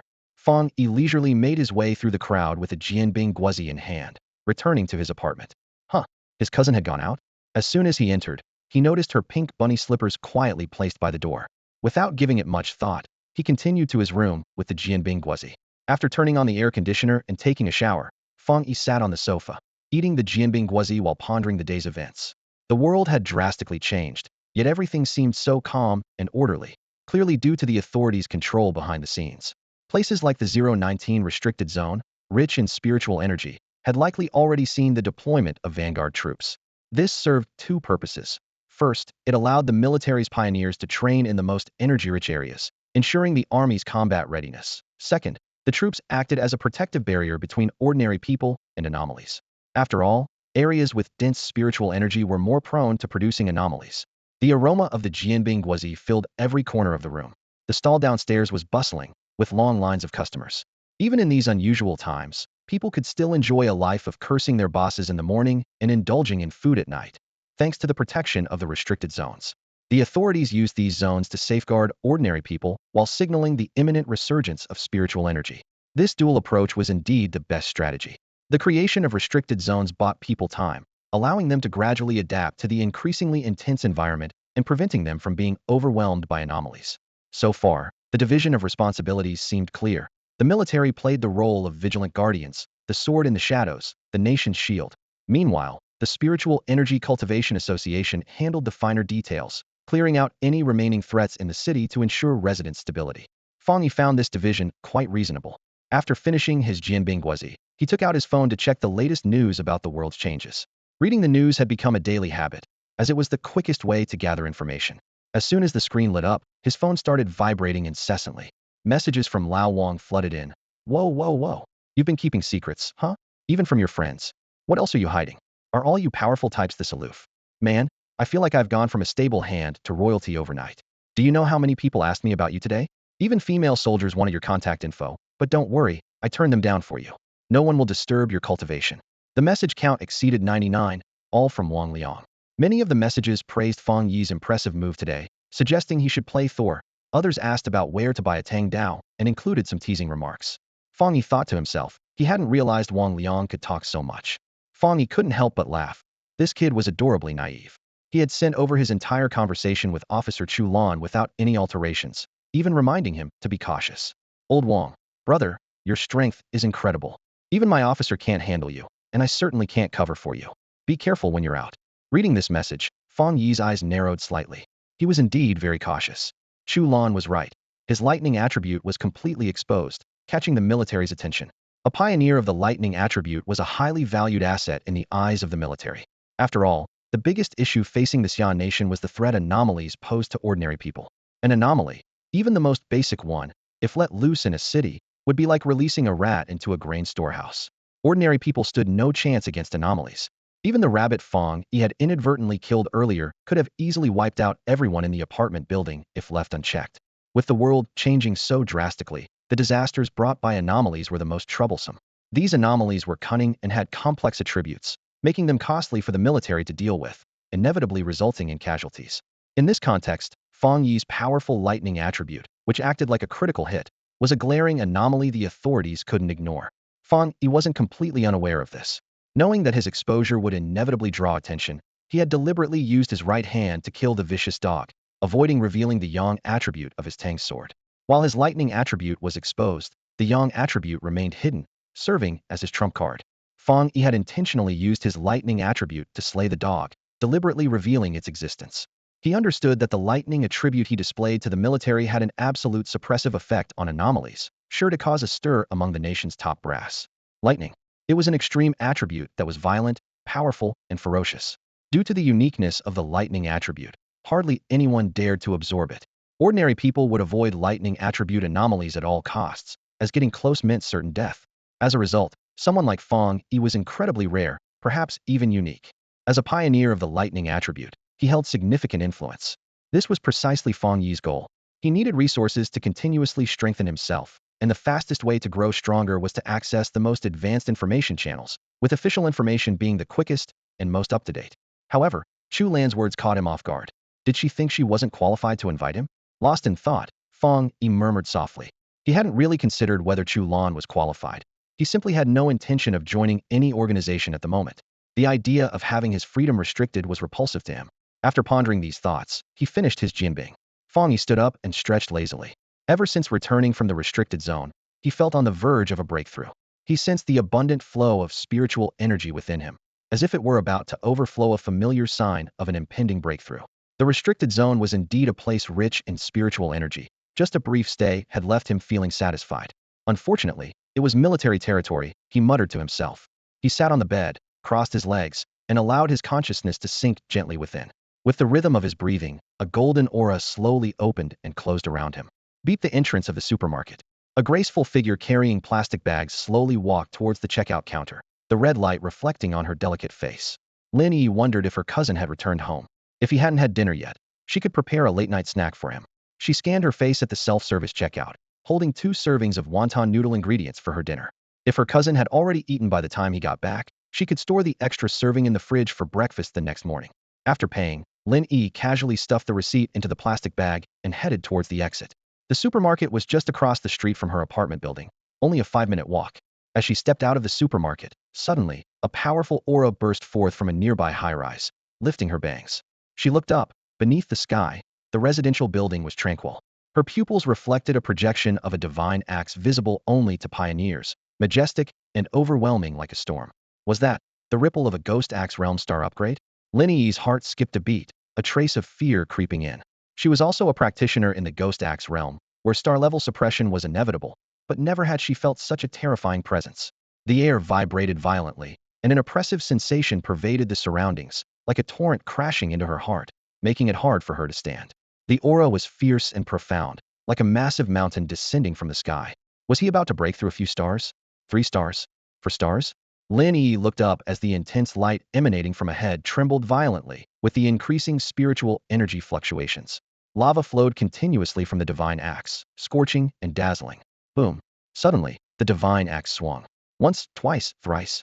Terrifying brilliance illuminated the world, tearing apart the night sky, and a powerful majesty filled every inch. A dazzling beam shot out from the apartment, piercing the heavens like a divine light, containing endless energy and exuding a mysterious aura. As the beam expanded, the surrounding flowers and trees quivered slightly, as if paying homage to this force.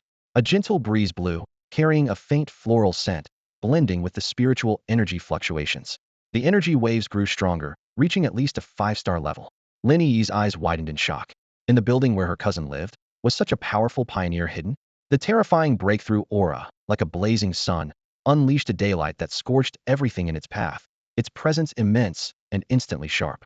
At that moment, the entire world seemed to pause. The light grew even more dazzling. A fearsome power surged, then gradually faded into the dark sky. Was the breakthrough complete? Lin Yi panted slightly, gazing at the scene with an indescribable sense of awe and reverence. A powerful pioneer was right beside her. This senior had already advanced far ahead of most people and still diligently practiced. Compared to them, she felt as insignificant as a mayfly.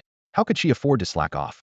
With this thought, Lin Yi was filled with determination, resolving to train tirelessly through the night. Just then, a series of hurried footsteps echoed from the residential building, followed by the sound of a door clicking open. Lin Yi quickly returned to her cousin's house. As soon as she opened the door, she met his gaze in the living room. "You're back?" he asked. "Yeah," she replied. Her cousin, Fang Yi, was lounging lazily on the sofa, engrossed in his tablet, as if completely absorbed. Seeing this, Lin Yi couldn't help but sigh. "Cousin," she began. Fang Yi's attention remained on the tablet. "Your eyes are too close to the screen. It's bad for them." "Thanks for the reminder. I'll use a stand," Fang Yi said as he sat up from the sofa, pattering in his slippers to find a stand. Watching his back, Lin Yi pressed her lips together, feeling somewhat speechless. Having lived with her cousin for so long, she had come to understand his personality. Fang Yi was upright with no bad habits, but his only issue was laziness. He was too lazy to go out, to socialize, and even though he got into a college, he didn't attend. On good days, he would play games or watch TV. While staying at home wasn't impossible, the world was quietly changing, and those at the top were destined to be pioneers. Lin Yi and her friends were busy seeking opportunities, while her cousin led such a leisurely life, making her a bit envious. "Cousin, I'm making wonton noodles. Do you want some?" she asked. "Make me a portion too." "Thanks," Fang Yi replied. Lin Yi turned and headed to the kitchen. Fang Yi sat on the sofa, the tablet propped on a stand, finally feeling some relief in his neck.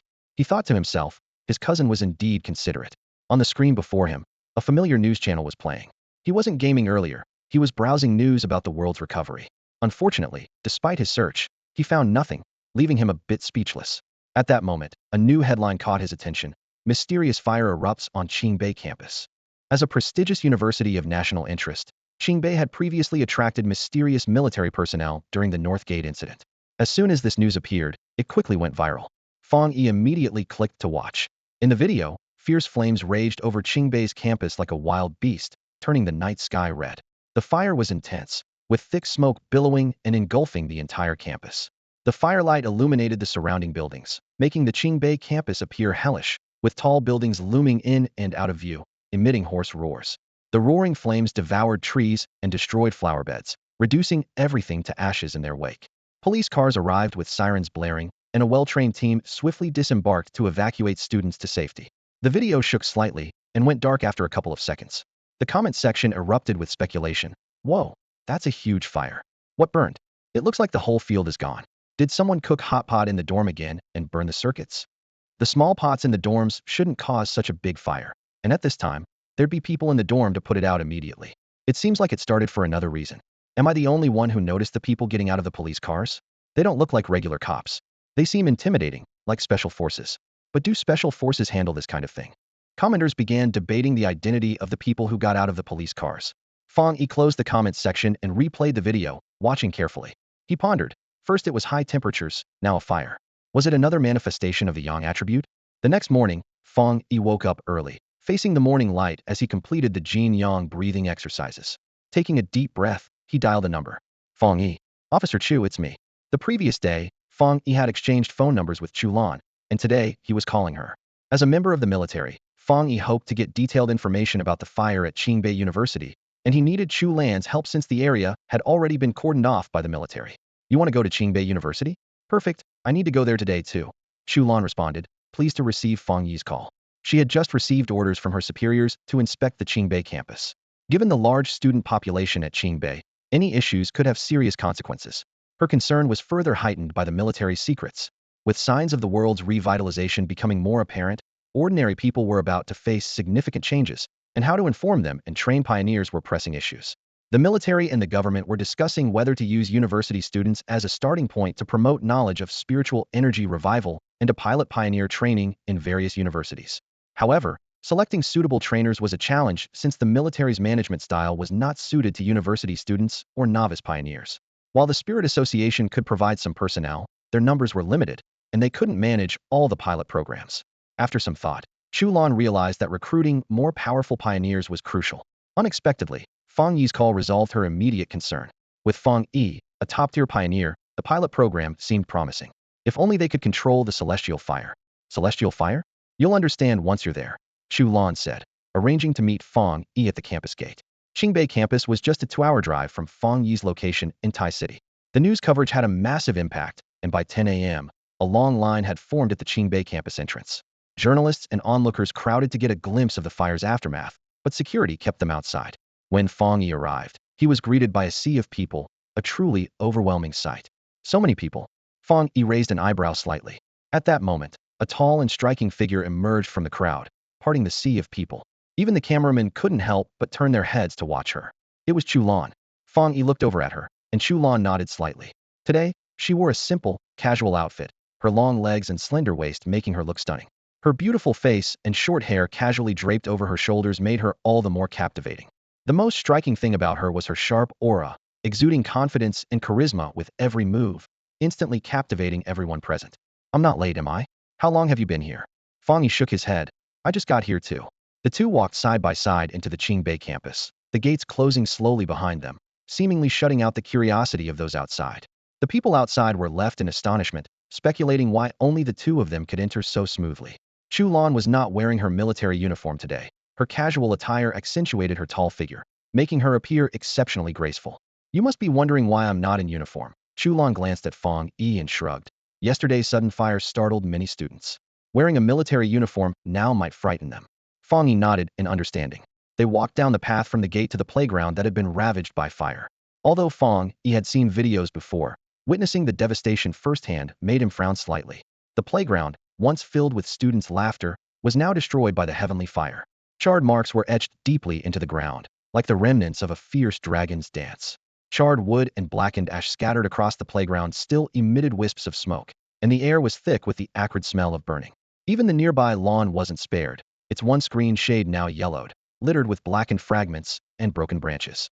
The previously orderly playground facilities were now in ruins. Basketball hoops were twisted and fallen, the white lines on the track were blurred, and the hoops had been burned into twisted chunks of metal. A gentle breeze stirred up dust and the smell of burning, spreading across the playground. Did it really burn like this? Was it the heavenly fire? Fang Yi asked. Chulan nodded. They say it happened without warning, suddenly bursting into flames. Fortunately, it was nighttime, past curfew, so no one was on the playground, or the consequences would have been unimaginable. Chulan looked at the scene, her brow furrowing deeply. Fang Yi, I'm going to the principal's office. Do you want to wait here or come with me? She asked. Fang Yi replied. Go ahead, I'll stay here. Chulan nodded and swiftly left the playground. After she left, Fang Yi turned his gaze back to the playground wreckage left by the heavenly fire. The frequent upheavals of nature in the city were indeed troubling. Though news explanations could be issued, the casualties were unavoidable. At this point, the government would likely take action. Fang Yi. A female voice interrupted his thoughts. Turning around, Fang Yi saw a familiar, yet unfamiliar face. Chu Qingli, what are you doing here? Chu Qingli looked surprised. She had just finished class with her roommate and was passing by the playground when she saw a familiar figure from afar. Thinking she was mistaken, she came over to find it was indeed him. Fang Yi. She thought to herself, this was her ex-boyfriend. Fang Yi nodded slightly as a greeting. Seeing Fang Yi's calm, almost indifferent demeanor, Chu Qingli felt a strange sense of unfamiliarity. Fang Yi, is that your ex-boyfriend? Her roommate, holding Chu Qingli's arm, curiously looked at the young man in front of them, feeling a slight surprise. Chu Qingli's excellence was undeniable. Not only was she beautiful, but her academic achievements were outstanding, astonishing her peers at Qingbei with her talent. Remarkably, despite her privileged background, she was not spoiled. Although aloof, she was very caring towards her roommates. When her roommates heard she had a high school boyfriend, their first reaction was surprise, thinking, who was lucky enough to have her? However, upon learning that her ex-boyfriend only got into a technical college, they could only sigh. The gap between Qingbei and a technical college was too vast, and their futures were destined to be parallel lines that never intersect. It was a pity, such a sweet high school romance was destined to have no future. Roommate Wang Lu sighed, looking at Fang Yi. Bro, I get it. You might still have feelings for Chu Qingli, but the reality of the gap between you is clear. As Wang Lu's words hung in the air, an eerie silence filled the room. She was puzzled, wondering what Chu Qingli and that guy were doing together. Could he be her boyfriend? Wang Lu thought to herself. No wonder Chu Qingli ignored the advances of the seniors. She already had a boyfriend. But she had never seen this guy before. Was he not from their school? Classmates passing by whispered among themselves. From the first day Chu Qingli enrolled, she was unanimously recognized as the class beauty, even catching the attention of admirers from other departments and outside the school. If there were a school beauty contest, she would undoubtedly be in the top 3. Hearing the classmates' discussions, Wang Lu couldn't help but glance at Fang Yi and sighed softly. The sweetness of first love lingered in her heart, but she knew the gap between her and Fang Yi was insurmountable. Even if he appeared at Tsinghua or Peking University, it wouldn't matter. Chu Qingli bit her lip, wanting to say something, but ultimately chose silence. Wang Lu's words, though blunt, were not wrong. She and Fang Yi belonged to different worlds, never to intersect. She noticed their size and the look of regret in their eyes, but Fang Yi seemed oblivious, filled with confusion. Were these two his friends? At that moment, a stunning woman with an alluring figure walked over, instantly capturing everyone's attention. Her deep eyes and long legs made it hard to look away. This woman was not only beautiful but exuded a powerful aura, walking as if she carried an air of danger. Seeing such a top-tier beauty on par with Chu Qingli, the surrounding students were amazed. Just high school classmates, not really friends, Fang Yi said casually. After hearing this, Chulan glanced indifferently at the two female classmates and then turned her gaze away, walking straight to Fang Yi. She lowered her voice and said, I just had a chat with the principal.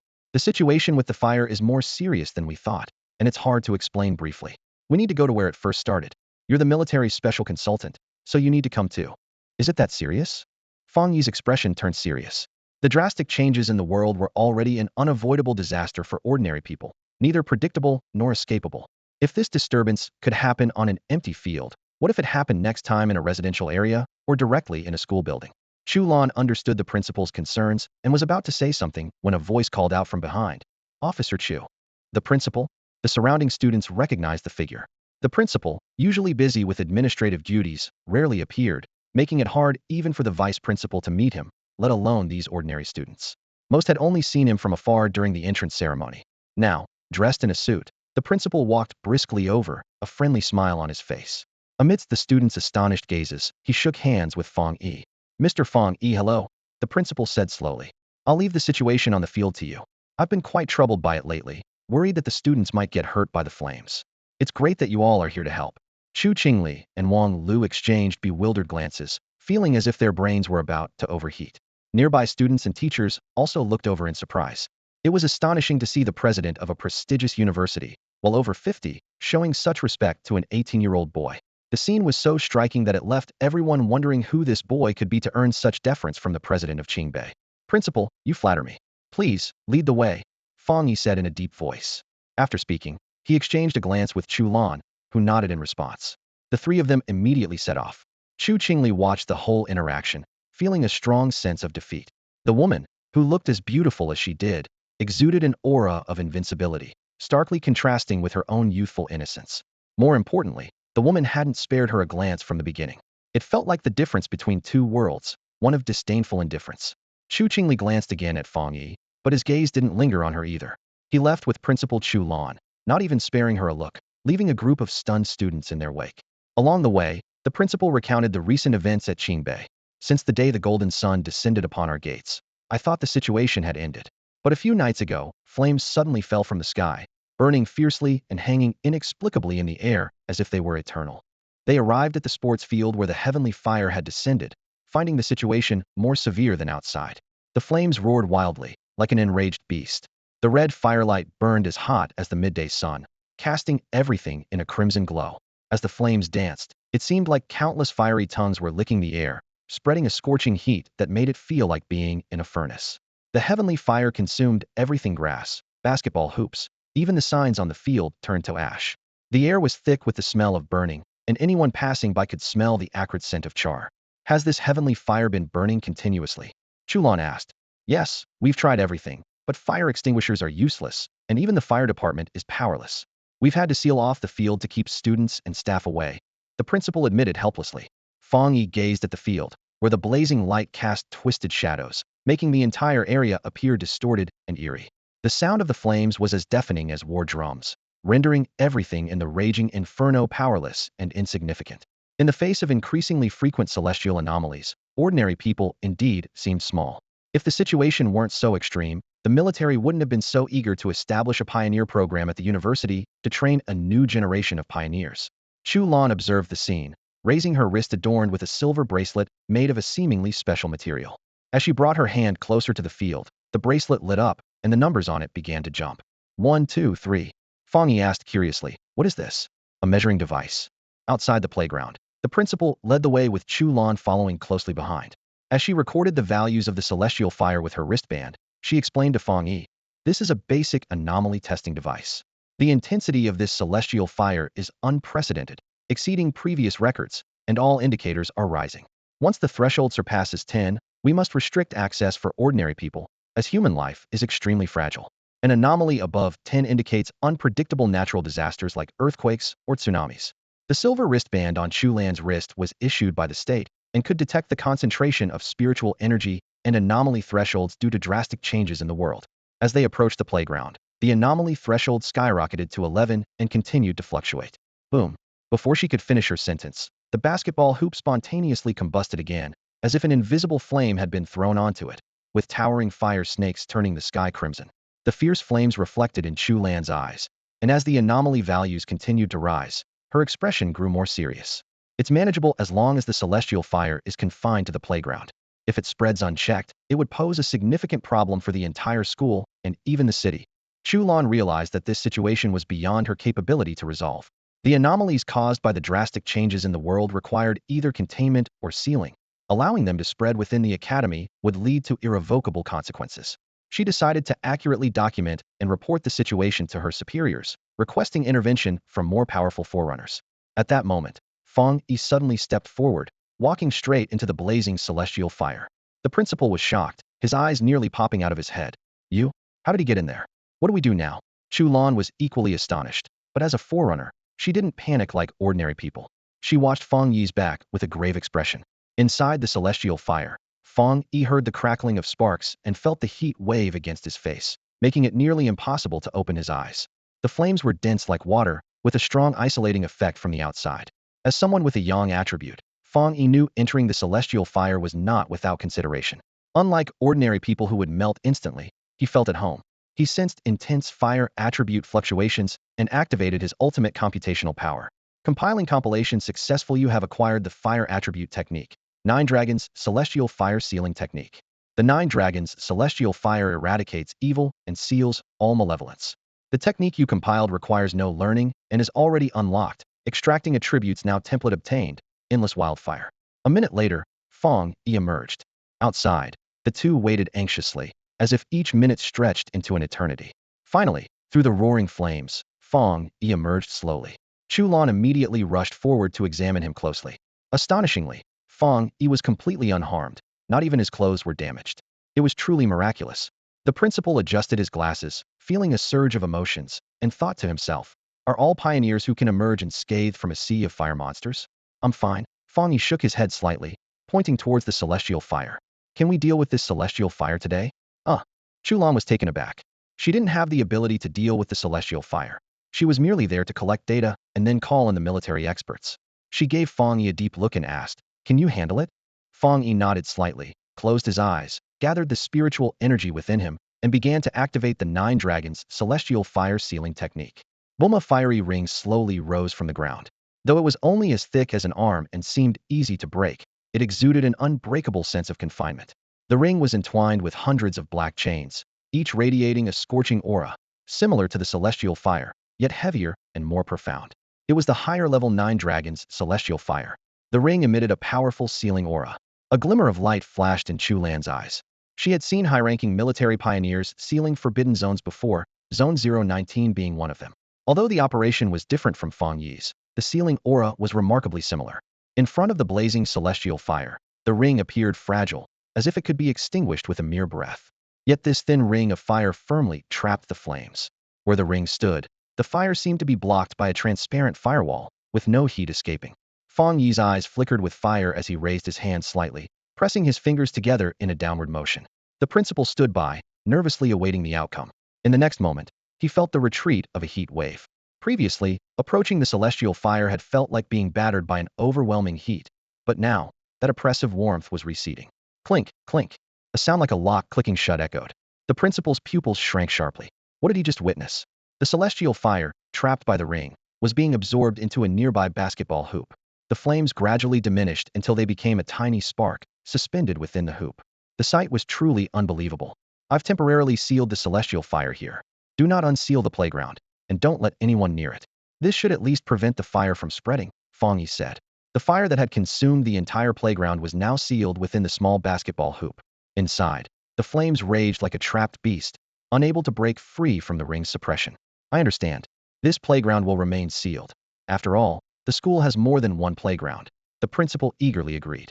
His gaze remained fixed on the basketball hoop containing the sealed celestial fire. As a person who believed in science, witnessing the sealing process firsthand left him utterly astounded. Fang Yi muttered softly, "Qingbei is truly extravagant, having 7 or 8 playgrounds." Beside him, Chulan's expression was complex, thinking to herself how the concerns of such a formidable figure differed so greatly from theirs. Chulan and Fang Yi sat side by side in a restaurant outside Qingbei University, with the table filled with aromatic dishes. Chulan's gaze remained fixed on Fang Yi's face, as if searching for something. The sealing technique Fang Yi had just demonstrated was truly astonishing. She knew Fang Yi was exceptionally skilled, but she hadn't expected him to be this powerful. Sealing heavenly fire was something even high-ranking military pioneers might not achieve. Fang Yi, you hide your talents well. Fang Yi scratched his head, and Chulan continued. It's normal for pioneers to have secrets. Your talent is extraordinary, and I wasn't wrong about you. Indeed, with my status, I'm not qualified to invite you. If you join the military in the future, we'll at least be acquaintances, and having more friends is always beneficial. Her tone carried a hint of concern as she added, being a soldier is different from other professions. In these changing times, dangers arise daily, and lives can be lost. Having more friends is ultimately a good thing.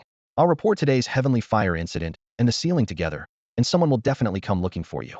The military is highly competitive right now, with various restricted areas vying for talent. If you want to join the military but are unsure, I wouldn't mind giving you some advice. Fang Yi nodded, grateful for her kindness.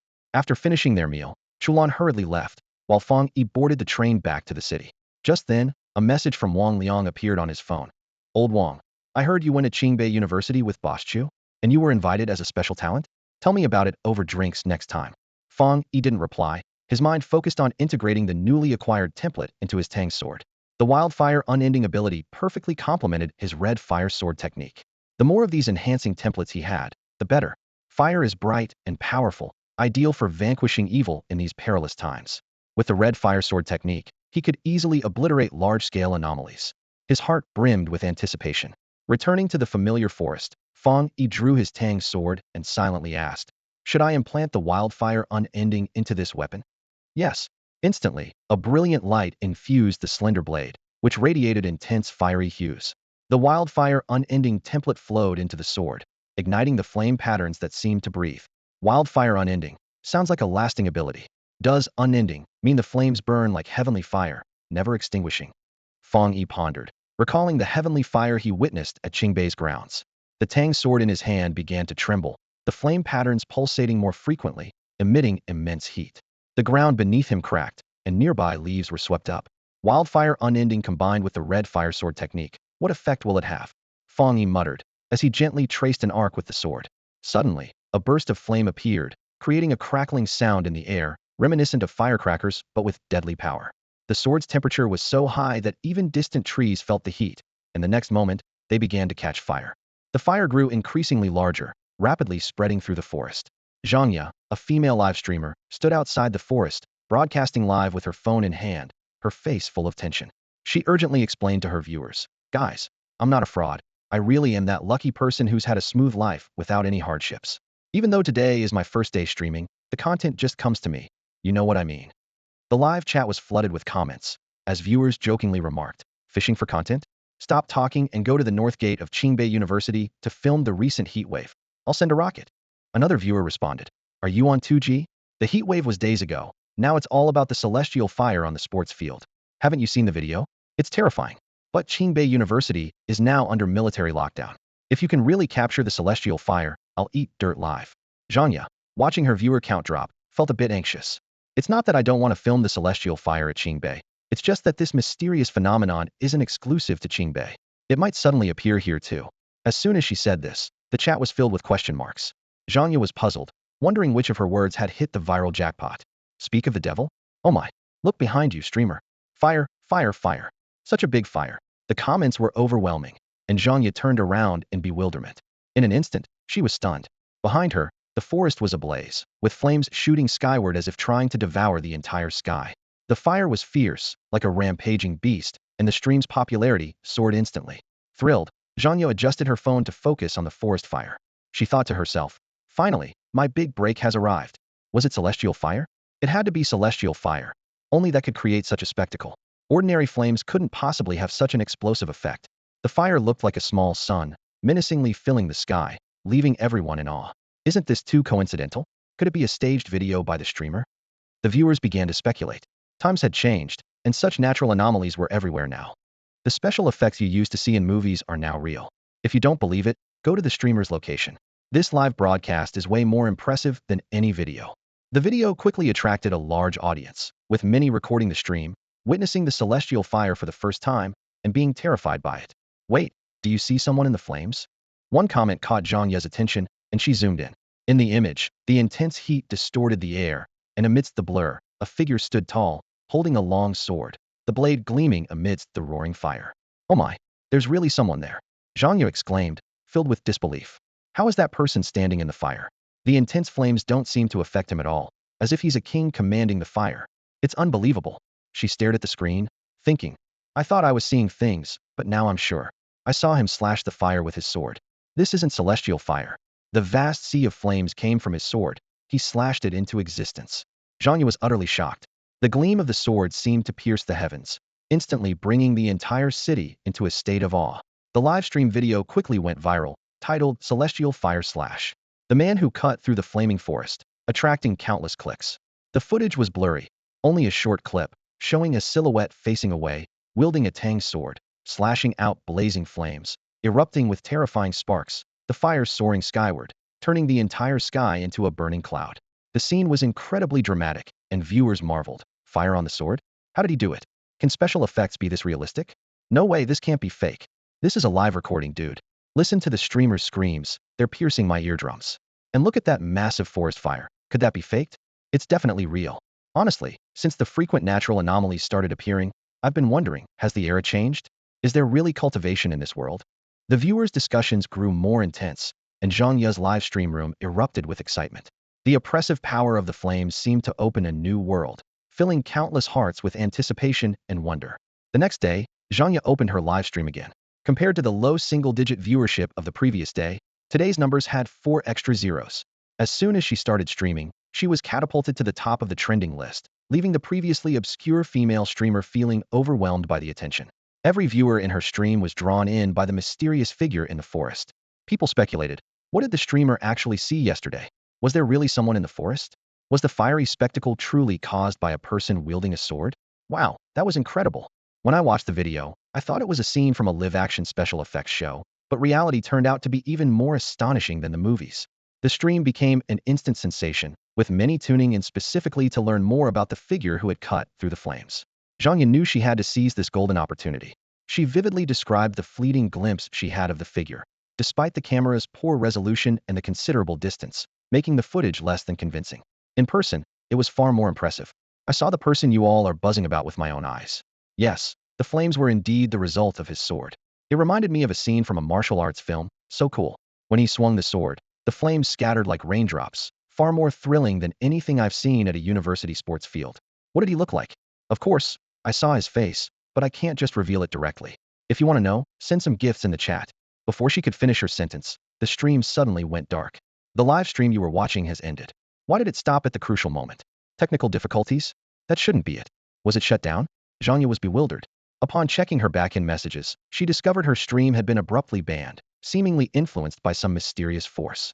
Shortly after, several uniformed individuals, including police officers, appeared at her door, showing their credentials and asking her to come with them. In a daze, Zhang Ye was taken away in a police car, the whole process taking less than 10 minutes. At the police station, Zhang Ye was led into an interrogation room. A stern-looking man with a commanding presence asked her to describe in detail what she saw in the forest the previous day. He warned that any concealment or fabrication would be illegal. Han Li, in his uniform, exuded authority. It was Zhang Ye's first encounter with such a situation, leaving her flustered, prompting her to disclose everything. The person seemed quite young. His face? I didn't really see it clearly. The things I said in the stream were just made up. But judging by his build, he didn't seem much older than a recent high school graduate. Han Li was taken aback by this revelation. A high school student? As soon as the stream went viral yesterday, he had dispatched a team to investigate the forest, only to find it deserted. The traces of flames on the ground were pure fire elemental energy. It was evident that whoever could wield such powerful celestial fire must be an extraordinarily strong fire elemental practitioner. For some reason, Han Li was reminded of the thunderstorm atop Yuhuang Mountain, where the method seemed eerily similar, equally fierce and overwhelming. Meanwhile, Fang Yi was at home scrolling through the news when he suddenly discovered he had become the center of attention. The mysterious, heavenly fire slash that appeared in the Tai City forest had everyone wondering who this enigmatic figure was. He already knew about it from a female streamer's outdoor broadcast that accidentally captured the scene. A friendly reminder, don't talk about it anymore. The streamer has already been 404D. Really? Fang Yi thought in surprise, was she really shut down? Not daring to say more, he quickly went offline. When Fang Yi came across this news, he was stunned. He hadn't expected such a big stir. Just then, a message from Old Li popped up. Nickname Atug72, big shot. Is that you in the video? Fang Yi remembered he hadn't been in touch with them since they teamed up that day. At this moment, Old Li felt a mix of emotions. Ever since hearing about Fang Yi's slash, he hadn't dared to contact the big shot, feeling there was a distance between them. However, when he saw the circulating video, he was shocked. Although the online footage was blurry, the imposing aura of the slash was all too familiar. With Fang Yi's confirmation, Old Li's expression became even more intriguing. The commotion caused by the heavenly fire suggested that the person behind the slash was immensely powerful. The intense fire attribute contained within was overwhelming and awe-inspiring. Fang Yi's previous slash in the underground river was strong, terrifyingly so, as it forced another team of pioneers to retreat. Yet compared to this slash, it was incomparable, as this one was even more intimidating, like a wall of flames advancing, on a completely different level. Could it be that his strength had increased again? It's only been a few days, yet his cultivation speed is terrifying. After replying to the message, Fang Yi put down his phone, gazing out the window at the bustling streets, and murmured to himself, "Now, with my strength, I should be able to secure a place in this ever-changing era." Meanwhile, in the high-level meeting room of the Spiritual Qi Cultivation Association, an elder sat with a grave expression, his brows furrowed, the atmosphere heavy. With the gradual revival of spiritual energy, abnormal phenomena in cities were becoming increasingly common. These anomalies, having undergone mutation and evolution, were powerful and posed a deadly threat to ordinary people, severely endangering urban safety. Recently, reports of dark attribute sources had been increasing significantly, suggesting that the dark attribute might soon invade the cities. The president of the Spiritual Qi Cultivation Association had been troubled by this recently. He sighed deeply, feeling powerless, as the association had already done its utmost. In this era of evolution, with the resurgence of dark attributes and frequent anomalies, these were forces beyond control, unstoppable. Although the association had accumulated some energy and many capable pioneers had joined, their numbers were still too few. Now, with the city's crisis gradually approaching, pioneers were in short supply. Fortunately, there were still many powerful pioneers hidden within the city. Early in the morning, Fang Yi opened his eyes to see the clock pointing at 8 a.m. It was the perfect time to get up since he didn't have work or school today. Usually, by this time, his cousin would have made breakfast and woken him up, but today he didn't hear her voice. Was she sleeping in? Puzzled, Fang Yi got up and went to wash up. The buzz around the Tion High incident quickly faded. Within a day, there was no trace of it online, as if an invisible hand had erased all records. Fang Yi understood that the authorities must have intervened. Not disclosing the event would prevent social unrest, and it was clear the officials weren't ready to fully reveal the resurgence of spiritual energy, making this approach sensible. He left his room and knocked on the door of the guest room, but there was no response. When he pushed the door open, he found it empty. His cousin had indeed gone out. Fang Yi prepared a simple breakfast for himself, and after eating, he browsed the news for a while. 2 hours passed, and his cousin still hadn't returned, which made him uneasy. Looking towards the door, he noticed her slippers were haphazardly placed, indicating she left in a hurry. Normally, his cousin would inform him in advance if she was going out to investigate changes, but this time she hadn't mentioned anything. Fang Yi's instincts told him something was wrong, so he immediately called Lin Yi's number, only to hear that her phone was out of service. Out of service? Fang Yi's heart tightened. Had something happened? Meanwhile, Lin Yi was enveloped in a thick, dark fog, like an endless sea drowning her, suffocating and impenetrable by any light. The cold and malevolent atmosphere made her shiver. She looked around, pale-faced, while behind her, an 81-year-old woman trembled with a bleeding wound on her shoulder, clearly injured. They had been trapped here for 2 hours. It's my fault you're in this. Lin Yi felt guilty but remained silent, vigilantly scanning their surroundings. The darkness was boundless, with only dense blackness in sight, swallowing all light from the world, making any chance of spotting anomalies a distant hope. A faint white aura surrounded her, keeping the black mist at bay, while the mist swirled outside like monstrous tentacles lurking in the night, waiting to strike. Seeing the situation, the elderly woman was filled with remorse. Today's ordeal was entirely her fault. She had accidentally encountered this peculiar ghostly figure, and Lin Yi came to help. What they thought was an ordinary anomaly turned out to be cunning and powerful. The anomaly didn't seem intent on consuming them, but rather trapping and refining them, as strong pioneers were prime nourishment. Ultimately, they were simply too weak. Lin Yi clenched her fists, silently frustrated. Suddenly, Lin Yi's body shuddered, and she released bursts of spiritual light in a specific direction. The sound of spiritual energy piercing flesh rang out as a figure, decayed and rotting, was struck down by the light. However, neither of their expressions showed any relief. They had encountered this scenario countless times before. These must be the people trapped here, now turned into those abnormal, walking corpses. It's toying with us, trying to assimilate us. Here, it seems invincible, Lin Yi murmured. As soon as she spoke, ripples spread around them, vaguely visible through the darkness, like thick blood, making the atmosphere even colder. In this dark mist, their spiritual energy was being rapidly depleted. Suddenly, a cold and evil gaze filled with mockery appeared abruptly in the darkness, like a crack in space. Lin Yi's pupils shrank abruptly. Despite the pitch blackness obscuring everything, she clearly saw the nauseating blood-red eyeball, seemingly deliberately placed there by that abnormal presence. It stood at the edge of the darkness, looking down upon the two it considered prey, a sarcastic smile on its lips. In the next moment, deeper and more oppressive than ink, patches of eerie crimson were born, twisting, writhing, deformed, exuding the stench of rotting corpses. Those walking dead staggered toward them, seemingly endless. Die? Damn thing. Lin Yi swung her sword fiercely, but the eyes vanished with a puff, and the thick black fog completely engulfed them. It's losing patience. Be careful. Cold sweat began to bead on Lin Yi's smooth forehead. The number of the walking dead increased, cold and numb, their skin pale as if soaked in water for a long time. Suddenly, they began to move, breaking into a wild sprint. Countless eyes bloomed in the blood drops. As they closed in, the overwhelming black fog surged toward them, and the fragile barrier seemed about to collapse at any moment. Is this it? Lin Yi's face was full of despair. She understood that the path of evolution was fraught with danger, and she had wondered if she would fall in some dark corner, unnoticed. What would the future era be like? What role would the pioneers hidden beneath the earth play? We might fall at the last moment before dawn, unable to witness the grandeur of spiritual revival. She could no longer hear her companion's voice. Perhaps they had already been swallowed by the darkness. It was over. With a crisp crack, the spiritual barrier shattered. The black fog in front of them rushed toward Lin Yi like hyenas spotting prey. At that moment, a ripping sound. Thunder suddenly roared in her ears, and she raised her eyes in shock. In an instant, the sky was filled with thunder, tearing through the darkness like the dawn. Before her was a slender figure, standing tall and straight, audaciously ripping apart the impenetrable black mist. Those eyes, tinged with a hint of helplessness, made him seem like a god descending from the heavens. The air was silent and still, an oppressive darkness enveloping everything, when suddenly a brilliant flash of lightning pierced through the dark barrier. It was a hand cloaked in thunder, and with a ripping sound, the fingers wreathed in lightning tore through the darkness. Sunlight streamed in, outlining a silhouetted figure dressed in ordinary casual clothes. The black mist, which had been tormenting and consuming them, shattered easily under the brilliance of the lightning, like fragile infants.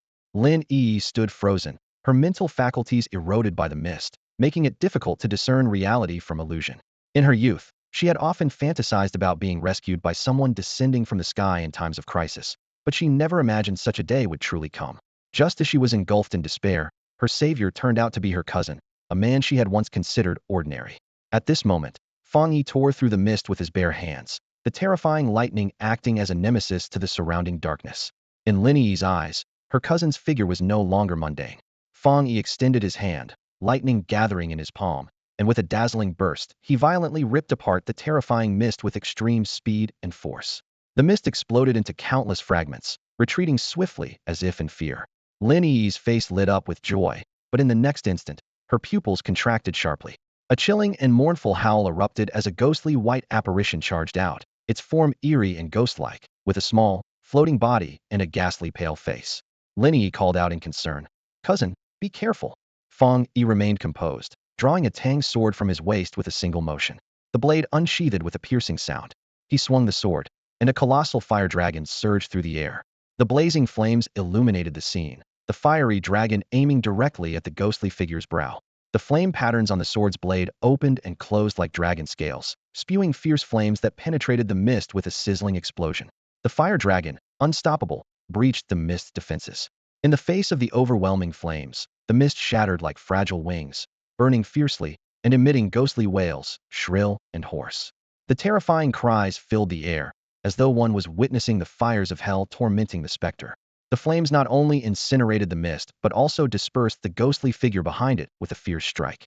The ghostly apparition let out a final wail as it perished in the sea of fire, its mournful cries echoing. The mist was consumed by the flames, the environment gradually disintegrating, revealing glimpses of the street outside under the blazing sun. The world was restored to its state before the black mist invasion. On a quiet street, only one or two stray dogs rummaged through trash cans. There was no black mist, no walking dead. It all seemed like a dream. However, the two who just emerged from that illusion were still in shock, breathing heavily. Early in the morning, why cause such a commotion? Finally, Fang Yi broke the silence. As lunchtime approached, his stomach began to growl.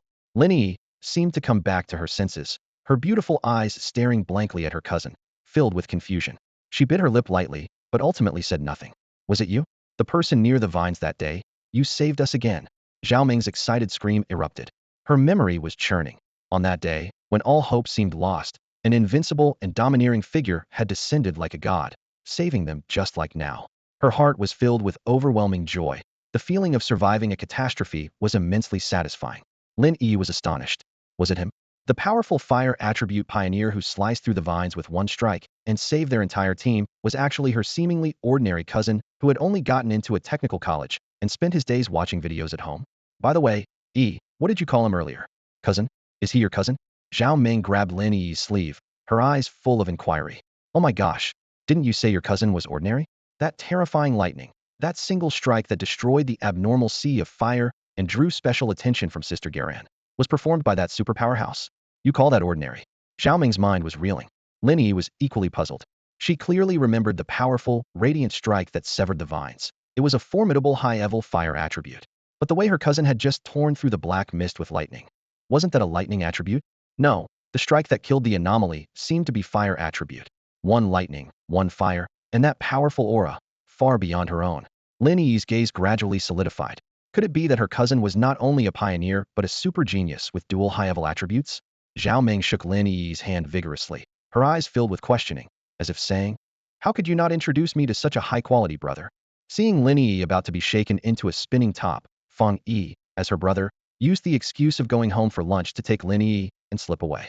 Back at home, in the living room, Fang Yi and Lin Yi entered together, changed their shoes, but didn't return to their respective rooms as usual. Instead, they stood in the living room, staring at each other. "Why didn't you say anything earlier?" Lin Yi held it in for a long time, her face flushed red, before finally asking. Having lived under the same roof for so long, Fongi knew Lin Yi's personality well. She wasn't good with words. Being saved by her brother, she surely had much to say, but all she could manage was this one sentence. "You never asked," Fongi replied calmly. Lin Yi was at a loss for words. She had indeed never asked, having assumed from day one that her cousin was an ordinary person. Thinking of this, a warmth filled Lin Yi's heart. Her cousin must have always known he was a pioneer and had been secretly protecting her, or else their whole team would have perished in the vine incident. She suddenly felt a sense of reliance. On the path of evolution, she had always been alone. Though she appeared strong, inside she was inevitably fearful and anxious, as the future was full of unknowns for pioneers like them. No one knew when they might fall, which is why they constantly sought companions to walk this lonely road together. After understanding this, Lin Yi suddenly turned around. "Where are you going?" Fang Yi asked. "To cook." Lin Yi replied. "I saved you, aren't you going to thank me?" Lin Yi paused. "They'll make you some extra scrambled eggs for lunch." "Well, you really are a person of action." Fang Yi chuckled. After dinner, with the secret already revealed, Fang Yi no longer avoided Lin Yi and went straight back to his room to cultivate. Lin Yi watched his retreating figure, feeling dazed. Her cousin turned out to be a trailblazer, and a formidable one at that, possessing the power of the Ghost Axe 5 stars. The breakthrough signs she saw the other day, could they have been his? If so, his talent is truly terrifying. Among those she knows, only Sister Jialan can slightly surpass him. However, Lin Yi doesn't believe that Jialan's talent can truly overshadow her cousin's, considering Jialan has an unimaginably powerful backing, built entirely on resources, while her cousin relies solely on himself. The Ghost Axe 5 stars places him within the top 10 of trailblazers in terms of combat power, with terrifying high-level attributes. Lin Yi felt that her cousin has a promising future, capable of reaching heights beyond her imagination. If he had better resources, he would undoubtedly be even more formidable. She sighed, and at that moment, her phone on the table buzzed continuously. Members of the martial arts advanced team were inquiring about the situation. "Got scammed online for a huge sum. Are you guys okay? We just reached your location and found you'd already left. Where are you now?" When the team arrived, they found traces of battle but no people, and everyone was worried. After a long while, a response came. 81-year-old, "Don't worry, it's all resolved. I'm fine, just exhausted, which is why I replied so late." This response visibly relieved the group. However, in the private chat between and Lin Yi, a conversation from 10 minutes ago still lingered. 81-year-old, "Yi, should we tell them your cousin saved us?" asked Yi Fenggeju. Lin Yi immediately made a decision. No need. The situation among trailblazers is like being in a vast, dark forest, unaware of each other's existence or strength. With the world changing and resources limited, competition is inevitable. In this context, others are hell, and trailblazers are natural enemies, with any threat to be eliminated. This is the current and future reality. Although her cousin never instructed her to keep it a secret, being too high profile is clearly not a wise choice. Lin Yi thought about Fang Yi's immense strength. He wouldn't be able to keep it secret for long, nor did he intend to, but the exposure should happen naturally without emphasis. Thus, omitted Fang Yi's existence, and when members asked, she downplayed the details. "As long as you're okay, that's all that matters." "I knew it. As long as Yi is there, there's nothing to worry about." The group resumed their usual chatter. Soon, however, a task notification interrupted them. The notification for a mission in the extreme dark zone came through, and the ID of the issuer made Jialan stop in her tracks, as if a bustling speaker had been suddenly silenced. Everyone paused their conversation, and the air grew still. Jialan, this ID belonged to the most powerful, mysterious, and strongest person in the group, without a doubt. Although she rarely spoke in the group, when she did, Her words were as concise and powerful as a military order. Jialon mentioned the zone of extreme darkness, which likely relates to the dark attribute. She added, think it over before you come. After speaking, Jialon went silent again, leaving the group in silence for a full minute. Feng Yi responded, got it, Sister Jialon. Lin Yi looked at the name, feeling a mix of emotions. The last time Sister Jialon appeared, she was searching for the strong pioneer who cut through the vines, and now, the person Sister Jialon was interested in was her cousin. A sense of pride welled up in her heart. How to contain it? Dan Mo Wenju asked, zone of extreme darkness? Is that the place known as the boundary of the dark attribute? She had heard that the dark attribute there was incredibly powerful, vast, and had almost corroded the entire area into a dark attribute forbidden zone. The pioneer teams she knew would go out of their way to avoid passing through there. Got scammed online for 50 cents, she lamented. Is it really that terrifying? 82 years old. Damn. Is no one focusing on the main point? Dan Mo Wenju continued. Sister Jialon can even take on tasks related to the dark attribute. What exactly is your identity, sister? Another person replied. Sister is very mysterious, don't ask too much. Whenever these two met, the topic would always veer off course. Dan Mo Wenju looked at this message, but she had a foreboding feeling. As for the dark attribute, they had already encountered several anomalies. This attribute was quite mysterious to pioneers. They could only learn about its characteristics from the anomalies. Powerful, brutal, rampant, and the dark attribute could manipulate living beings' minds, making them bloodthirsty and violent, extremely terrifying. The zone of extreme darkness is very dangerous, filled with dark attribute anomalies. With the spiritual energy not yet fully revived, I thought it would be later before we face them, but Jialon has already issued a mission. What's meant to come will eventually come. Everyone, the times have changed, Dan Mo Wenju continued. I have a feeling that the revival of spiritual energy is getting closer, and the future world is far more brutal than we imagine. The dark attribute will be humanity's greatest threat. Dark attribute anomalies are the most troublesome and bizarre, and these mutated creatures are the most aggressive, with an innate hostility towards humans. Previous anomalies have proven this point. If the dark attribute is allowed to spread, it might infect more creatures, leading to terrifying anomalies, so it's necessary to address this in advance. Recently, urban anomalies are also increasing, making everyone on edge, Dan Mo Wenju concluded. We must become stronger to stand firm in the tide of the times. Let's work hard. On the other side, the user with the ID Jialon did not immediately close the group chat after posting information and, unusually, paid attention to the group's messages. The subsequent chat content and Dan Mo Wenju's words all fell into her calm eyes. After reading everything, she picked up her phone and typed a few lines. Yes, this mission is very dangerous. Think twice before acting.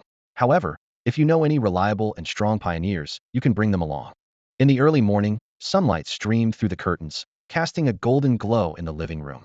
Fang Yi took a deep breath, finishing his golden sun breathing exercise. The aroma of breakfast wafted in from outside. His cousin was busy in the kitchen again. Having a cousin who loves to cook is truly a blessing, as breakfast was always varied and delightful. Fang Yi walked out of his room and into the dining area, where Lin Yi was already seated across from him. On the table was a steamer basket of steaming xilongbao. Fang Yi took a bite, and the savory juices burst forth, bringing him immense satisfaction. As he savored the xilongbao, he sipped on soy milk, which warmed him from the inside. Across from him, Lin Yi ate daintily, taking small bites of her dumpling. By the time Fang Yi finished a basket, she had only managed to eat one. Her bright eyes were fixed on Fang Yi, as if she had something to say. Gulping down some soy milk, Fang Yi looked at her with resignation. If you have something to say, just say it. Why are you staring at me like that? To his surprise, Lin Yi's typically stoic face broke into a slight smile. Cousin, I have a task here, and I wonder if you're interested. It's been posted by someone in my team. Fang Yi recalled a few faces he'd seen before among the aerial vines. Have I met them? Lin Yi shook her head. You haven't met her. She's very mysterious. How mysterious? Extremely mysterious. Lin Yi's words intrigued Fang Yi. If even his cousin, a teammate, found her mysterious, then the person must have a significant background, and the task would undoubtedly be extraordinary. What is the task? Fang Yi asked. Lin Yi put down her chopsticks, her expression turning serious. Cousin, have you heard of the Dark Zone? The Dark Zone. Fang Yi shook his head, indicating he hadn't. According to the task, it's a mysterious area shrouded in dark attributes, extremely dangerous, and the country hasn't fully explored it. It's said to be the cradle of anomalies, the origin of all irregularities. Many of the anomalies in our city may have seeped out from there, Lin Yi explained, her tone heavy. This task is indeed challenging. Dama Wenju mentioned before that dark attributes are the most troublesome, and the Dark Zone is a haven for anomalies. To complete the task, a strong task force is necessary. Ordinary pioneers would only be a burden. So, When I heard Jialan's request, I immediately thought of you, cousin. Fang Yi felt a jolt in his heart as images of anomalies he had encountered before flashed through his mind. The dark zone, a place shrouded in darkness, he thought. From the anomalies he'd dealt with, dark attributes were indeed troublesome, murderous, hostile to humans. Was this a mutated trait of dark attributes? He remembered the first rabbit he killed, bloodied, clearly having escaped after injuring someone, showcasing its murderous nature. Then there was the snake and the small beast that trapped the spirit association in an abandoned factory on a rainy night. They were intelligent and collaborated to create killing traps, clearly targeting pioneers. Cunning, bloodthirsty, these were traits of dark attributes.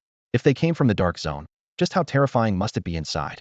And most importantly, the anomalies are unbelievably cunning, seemingly targeting their efforts to evade the military defenses at the city's border.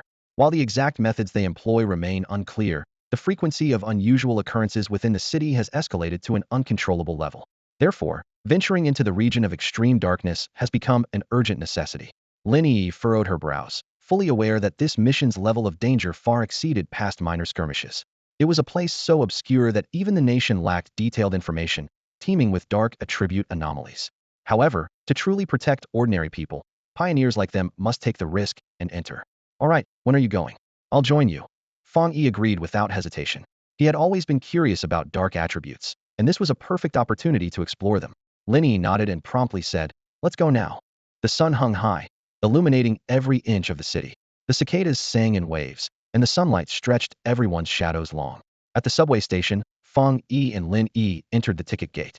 The crowd was bustling, and Lin Yi, having just bought a cup of milk tea, found it knocked out of her hand on the train, its contents splattering onto someone's unlucky outfit. So many people. Fang Yi sighed, looking at the sea of heads. There's still an hour before rush hour, so why is it this crowded? Just getting on the train was an accomplishment. Lin Yi remained expressionless, her fingers tapping rapidly on her phone as if contacting someone about the region of extreme darkness. By the way, the reward for this mission is 1,000,000 each. 1,000,000. Fang Yi looked up, astonished. That's a fortune. For an ordinary citizen, 1,000,000 could buy a house and retire. What kind of sky-high reward is this? Lin Yi glanced at Fang Yi's amazed expression, a slight smile on her lips. That's why Sister Jialan is so mysterious. With the tasks that pass through her hands, the rewards flow like water. Even one could sustain you for a year, provided you have the ability to complete her tasks. Jialan seemed to be the ID of that mysterious person, and Fang Yi felt a newfound respect for her, if only because of her generosity. If there's ever another opportunity like this, please count me in. Ding, the train arrived at a station. Fang Yi and Lin Yi were standing, holding onto the handrails, and two passengers in front of them disembarked, leaving two seats open, just right for them. With 10 more stops to go, standing was indeed tiring. The two exchanged a knowing glance and sat down immediately. 10 stops, an hour-long ride. Thankfully, they had seats. Lin Yi looked at the map on her phone and sighed softly. The world had changed greatly, and locations varied each time. Her journeys were always tiring. Worse still, she was prone to motion sickness, leaving her feeling half dead by the time she arrived. Fang Yi was also uncomfortable, thinking how these train seats were no match for his cozy sofa at home. Considering the generous reward, he made up his mind. After this mission, let's buy a car so we won't have to squeeze into buses and subways anymore. I agree. Lin Yi's eyes lit up. At that moment, the train doors closed, and a new wave of passengers boarded. An elderly woman with a child struggled through the crowd, her eyes searching until they landed on Fang Yi, brightening suddenly. Young man, could you please give up your seat? Having just sat down, Fang Yi found his seat promptly claimed by the elderly woman, leaving him both amused and resigned. In a towering private skyscraper, a silent young woman stood by the desk. Her features were delicate, her presence striking, as if surrounded by an aura of ice that made others hesitant to breathe too loudly, fearing they might disturb her. Her name, Jialan, seemed to echo in the air. Beside her, a uniformed pioneer frowned, filled with doubts. Can they really do it? He asked softly. The peril of the dark zone was like a shroud of darkness, blocking all information, making entry akin to groping in the dark. The nation had yet to successfully explore the dark zone. Previous probing attempts had resulted in heavy losses, and those affected by the dark properties still lay unconscious in medical centers. The danger of the dark zone far surpassed what the current pioneers could withstand. Undoubtedly, this is an extremely dangerous mission, the pioneers said with unease. The item they needed to retrieve was something even the specialized team from the Spiritual Qi Cultivation Association had failed to secure. Could these ordinary pioneers really succeed? The Spiritual Association is a state-certified group of pioneers. Although their combat strength is not as formidable as the military, their teams complement each other well and excel at handling various abnormal tasks, he continued. Last time, the Spiritual Association team, codenamed Swordbearers, who had undertaken numerous Class C Anomaly elimination missions, entered the Dark Zone. The team members trusted each other and worked seamlessly, yet they returned with no information and 2 members injured. Since then, the Dark Zone has been classified as an A-level area, marked as temporarily inaccessible for information extraction. Jialan remained silent, the weighty questions lingering in the air. The unknown dangers required the brave to forge ahead with their lives, while other pioneers remained oblivious. She looked out the window, where clouds had gathered heavily overhead, imparting a sense of oppression. After a moment, she spoke softly. We have no choice. The top-tier core combat strength of the Xia Kingdom was their greatest leverage in negotiations with other countries before and after the revival of spiritual energy, providing a sense of reassurance and allowing for peaceful development. However, now one of their own was critically ill, and the only way to save him was with the elusive flower from the Dark Zone. Therefore, they had no option but to venture there. A determined glint shone in Jialan's eyes. The pioneer beside her was momentarily taken aback and softly replied, "Understood." Jialan said no more, noting a message in the group chat from Feng Yi, suggesting they bring her cousin along for the mission. The team venturing into the Dark Zone was gradually expanding. Once the pioneer left the room, Jialan paused slightly, lowering her gaze to the documents detailing Huang Tion's grim injuries, a rare worry crossing her eyes. Uncle Wu watched me grow up, she vowed silently. For the sake of this bond, I must obtain that elusive flower. Metro station exit. A throng of people, like a torrent of ants, poured from one exit to another. Fang Yi and Lin Yi were swept along by the crowd. Fang Yi gulped in the fresh air. The intense mix of sweat and cheap perfume in the carriage had nearly suffocated him. Becoming a pioneer had never made him so disdainful of his keen sense of smell. Bro, we must buy a car. Let's go to the dealership as soon as we get back and get one, he declared firmly. Before Lin Yi could reply, a wave of nausea hit her, and she vomited. After she finished retching into a trash can, Fang Yi handed her a bottle of water. You're quite determined, throwing up like that and still on the go, he remarked. Lin Yi rinsed her mouth and drank some water, her face as pale as a sheet, lips devoid of color, resembling a patient who had just escaped the hospital. Yet, she still checked the map on her phone, guiding Fang Yi. Let's go, time to meet up. The meeting point was in a desolate area. The Dark Zone was a special space that required a specific method to enter, so they agreed to rendezvous in the nearest wasteland. When Fang Yi and Lin Yi arrived, a small group had already gathered. 5 people stood on the open ground, varying in age, from college-looking youth to those in their 40s or 50s. Zhao Meng appeared the youngest, just a sophomore in college, standing out with her beauty and trendy outfit. She was glancing around expectantly. Where's Yi? Hasn't she arrived yet? Zhao Meng muttered to herself, her eyes sparkling with anticipation. Another girl, chewing on a lollipop, eyed her suspiciously. Strange, after going through thick and thin with Yi, you're suddenly very concerned about her. She was a victim of an online scam, wearing a black eye patch over her left eye, leaving only her amber eye visible, which darted around adorably.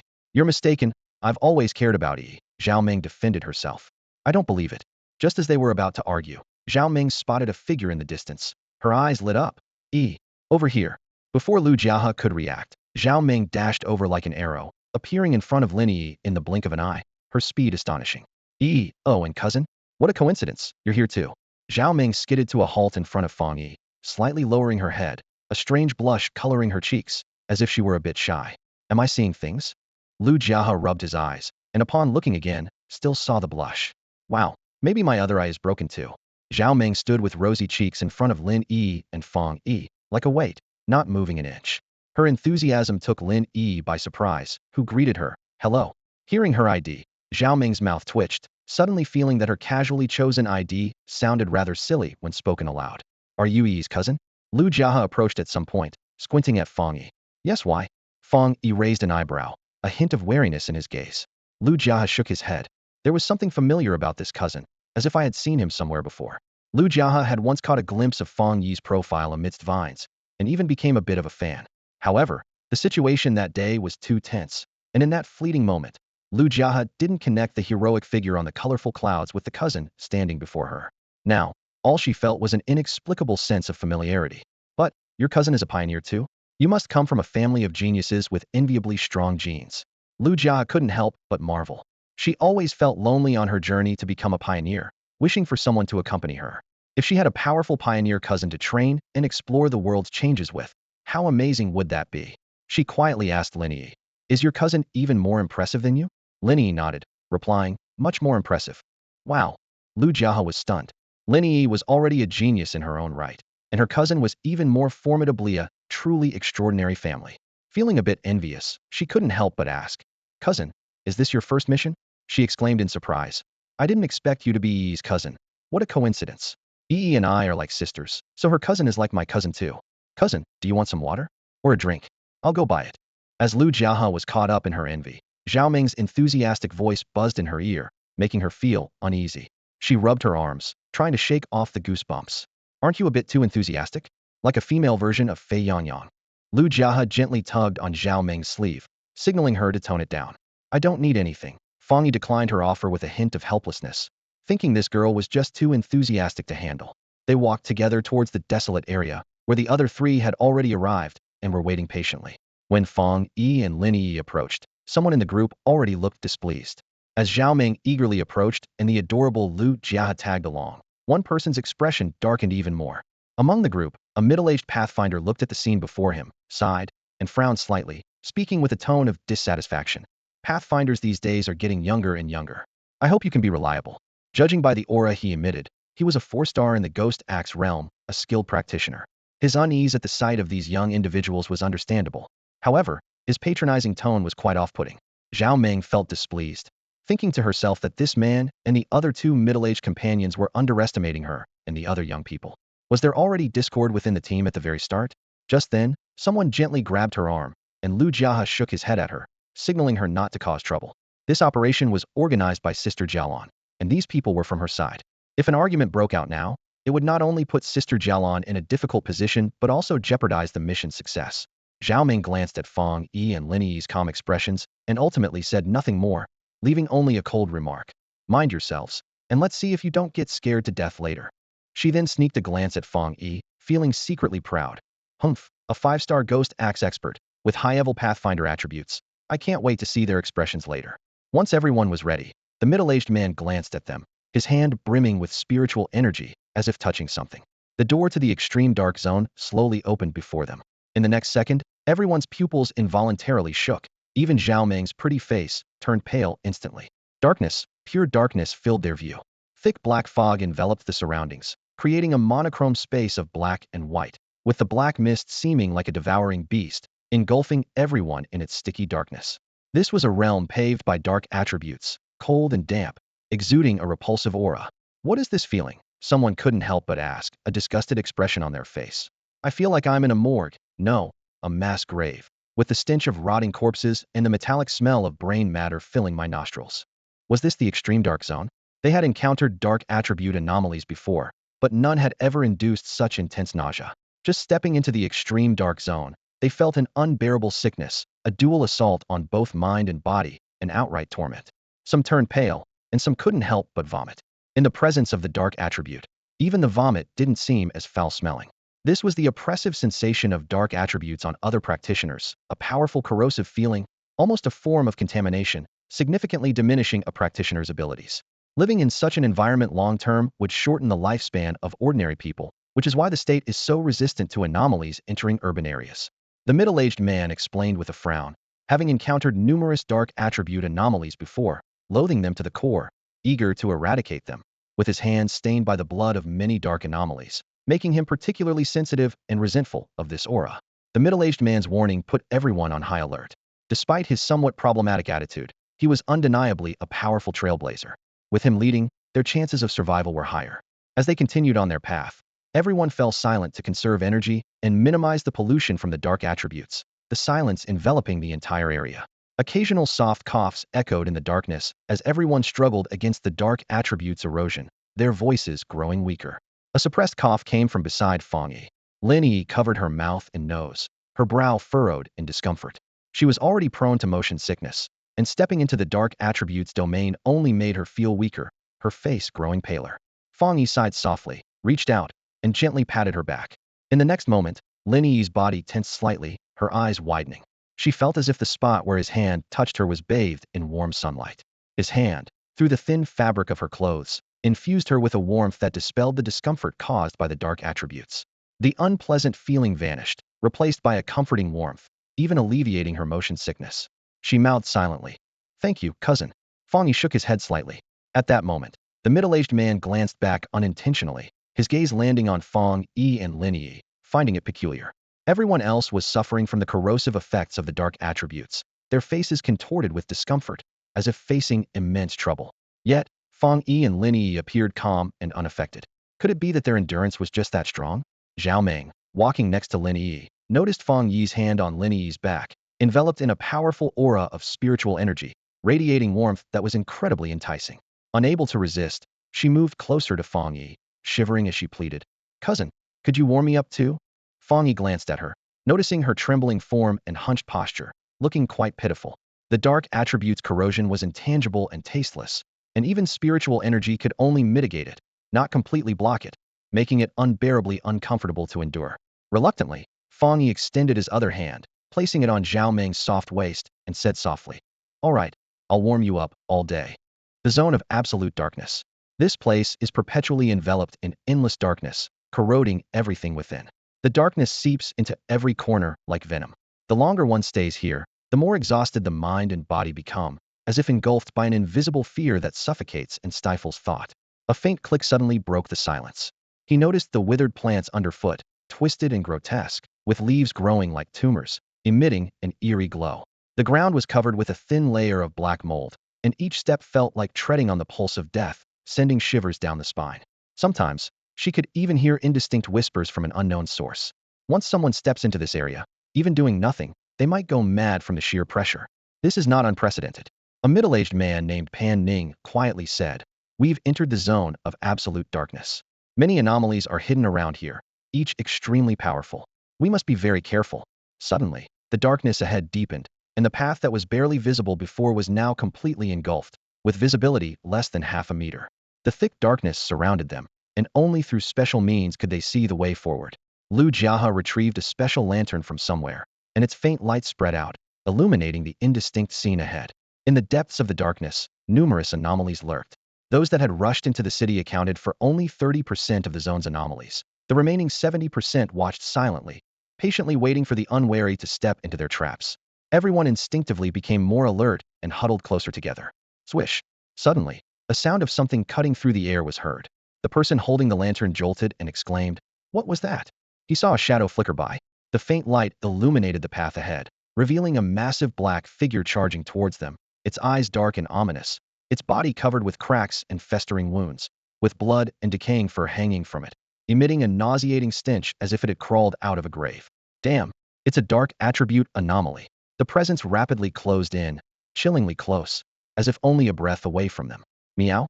A vicious cat's cry echoed, and a decaying cat demon leapt from the darkness, leaving a trail of yellow mucus that nearly corroded the ground completely, creating an utterly terrifying scene. Everyone's pupils contracted as the rotten stench hit them, reminiscent of a corpse suddenly rising from its coffin after 1,000 years, instantly appearing before them. Even as it opened its mouth, the foul stench from its fangs was unmistakable, akin to biochemical pollution. An anomaly? Lin Yi furrowed her brows, her hand moving slightly as a faint white light began to gather, resembling stars coming together. However, just as she was about to act, someone moved faster. A piercing sound sliced through the air.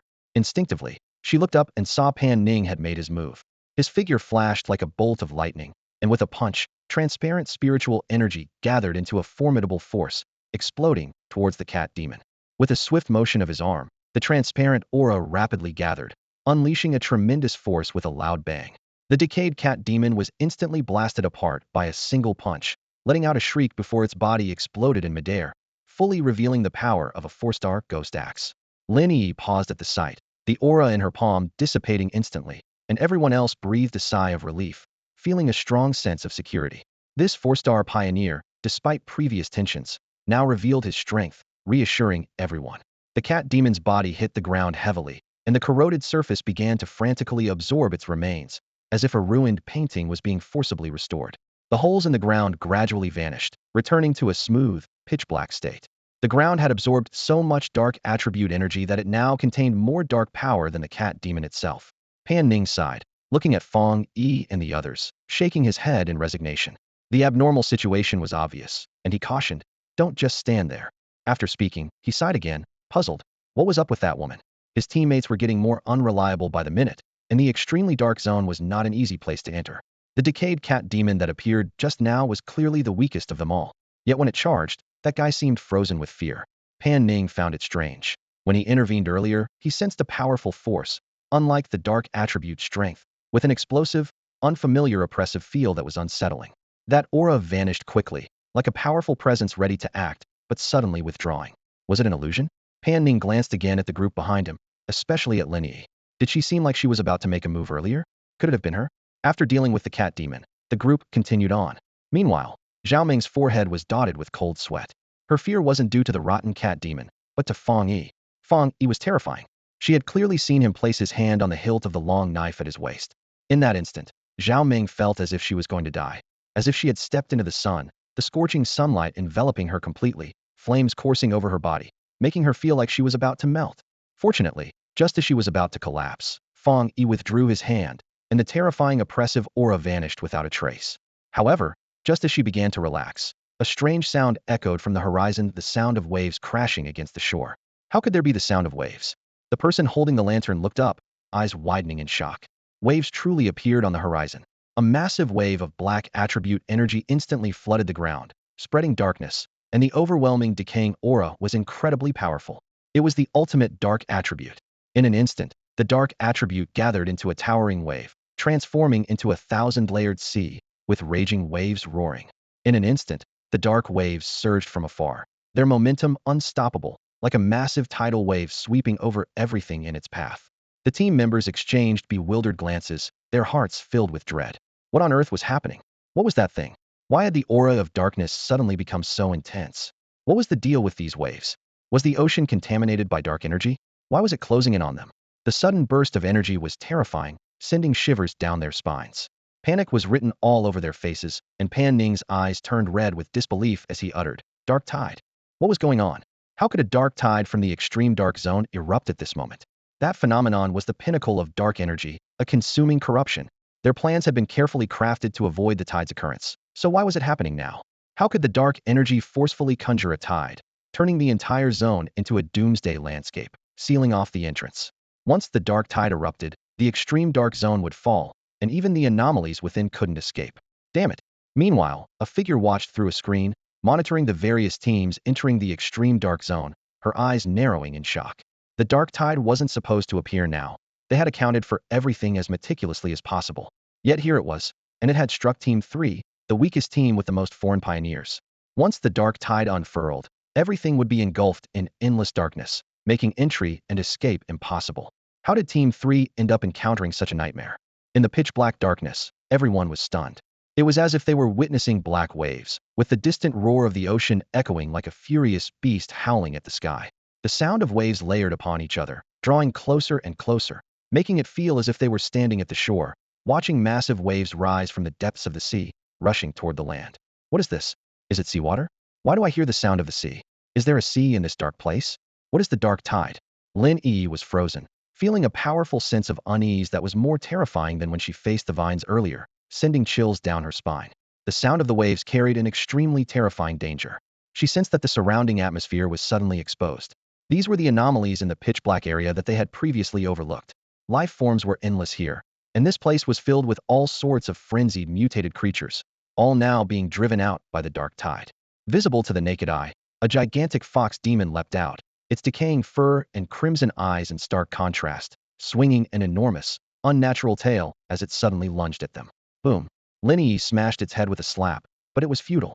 In the darkness, terrifying waves suddenly surged, and a massive whirlpool appeared in the distance, like a stormy sea, with countless anomalies emerging like dense black dots. Everyone felt a chill run down their spine. So many?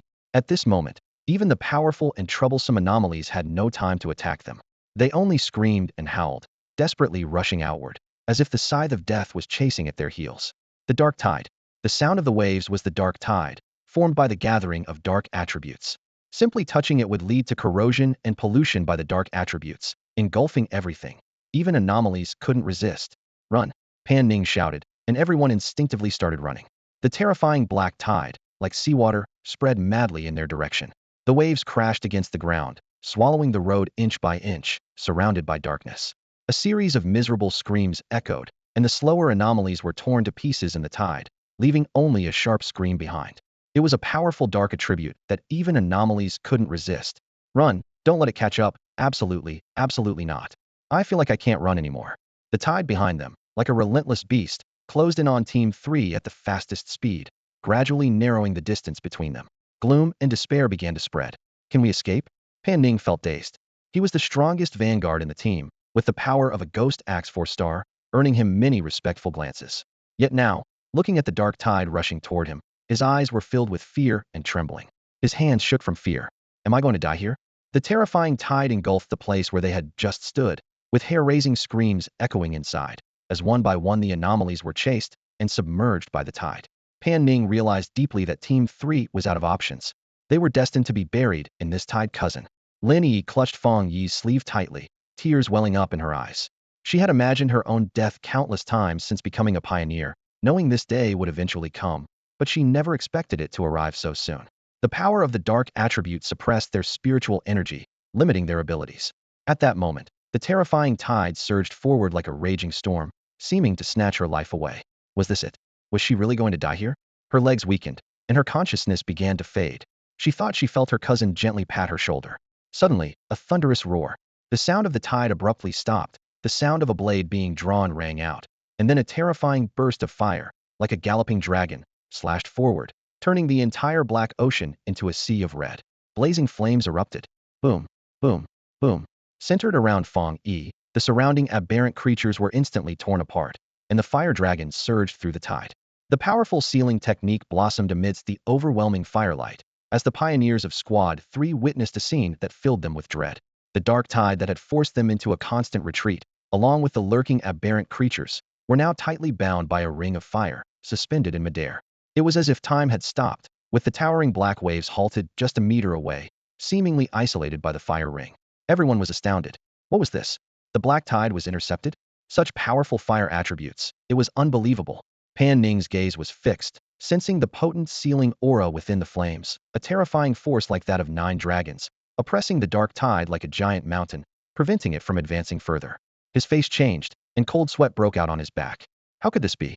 The dark tide, formed by the ultimate dark attribute, devoured and polluted all living things, rendering even aberrations powerless before it.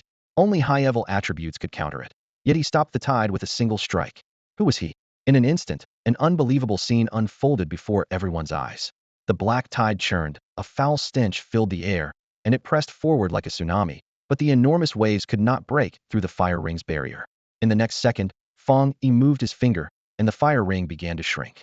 With each inch it contracted, the tide was forced to contract as well, until the fire ring was the size of a palm, trapping the terrifying tide within, reducing it to a pool of black water. The turbulent tide was confined within the fire ring. Nearby, the pioneers who had been on edge were stunned. The dark tide, the terrifying calamity that devoured everything, had been sealed just like that? Pan Ning stared blankly at the scene, feeling his worldview shatter. Was this a joke?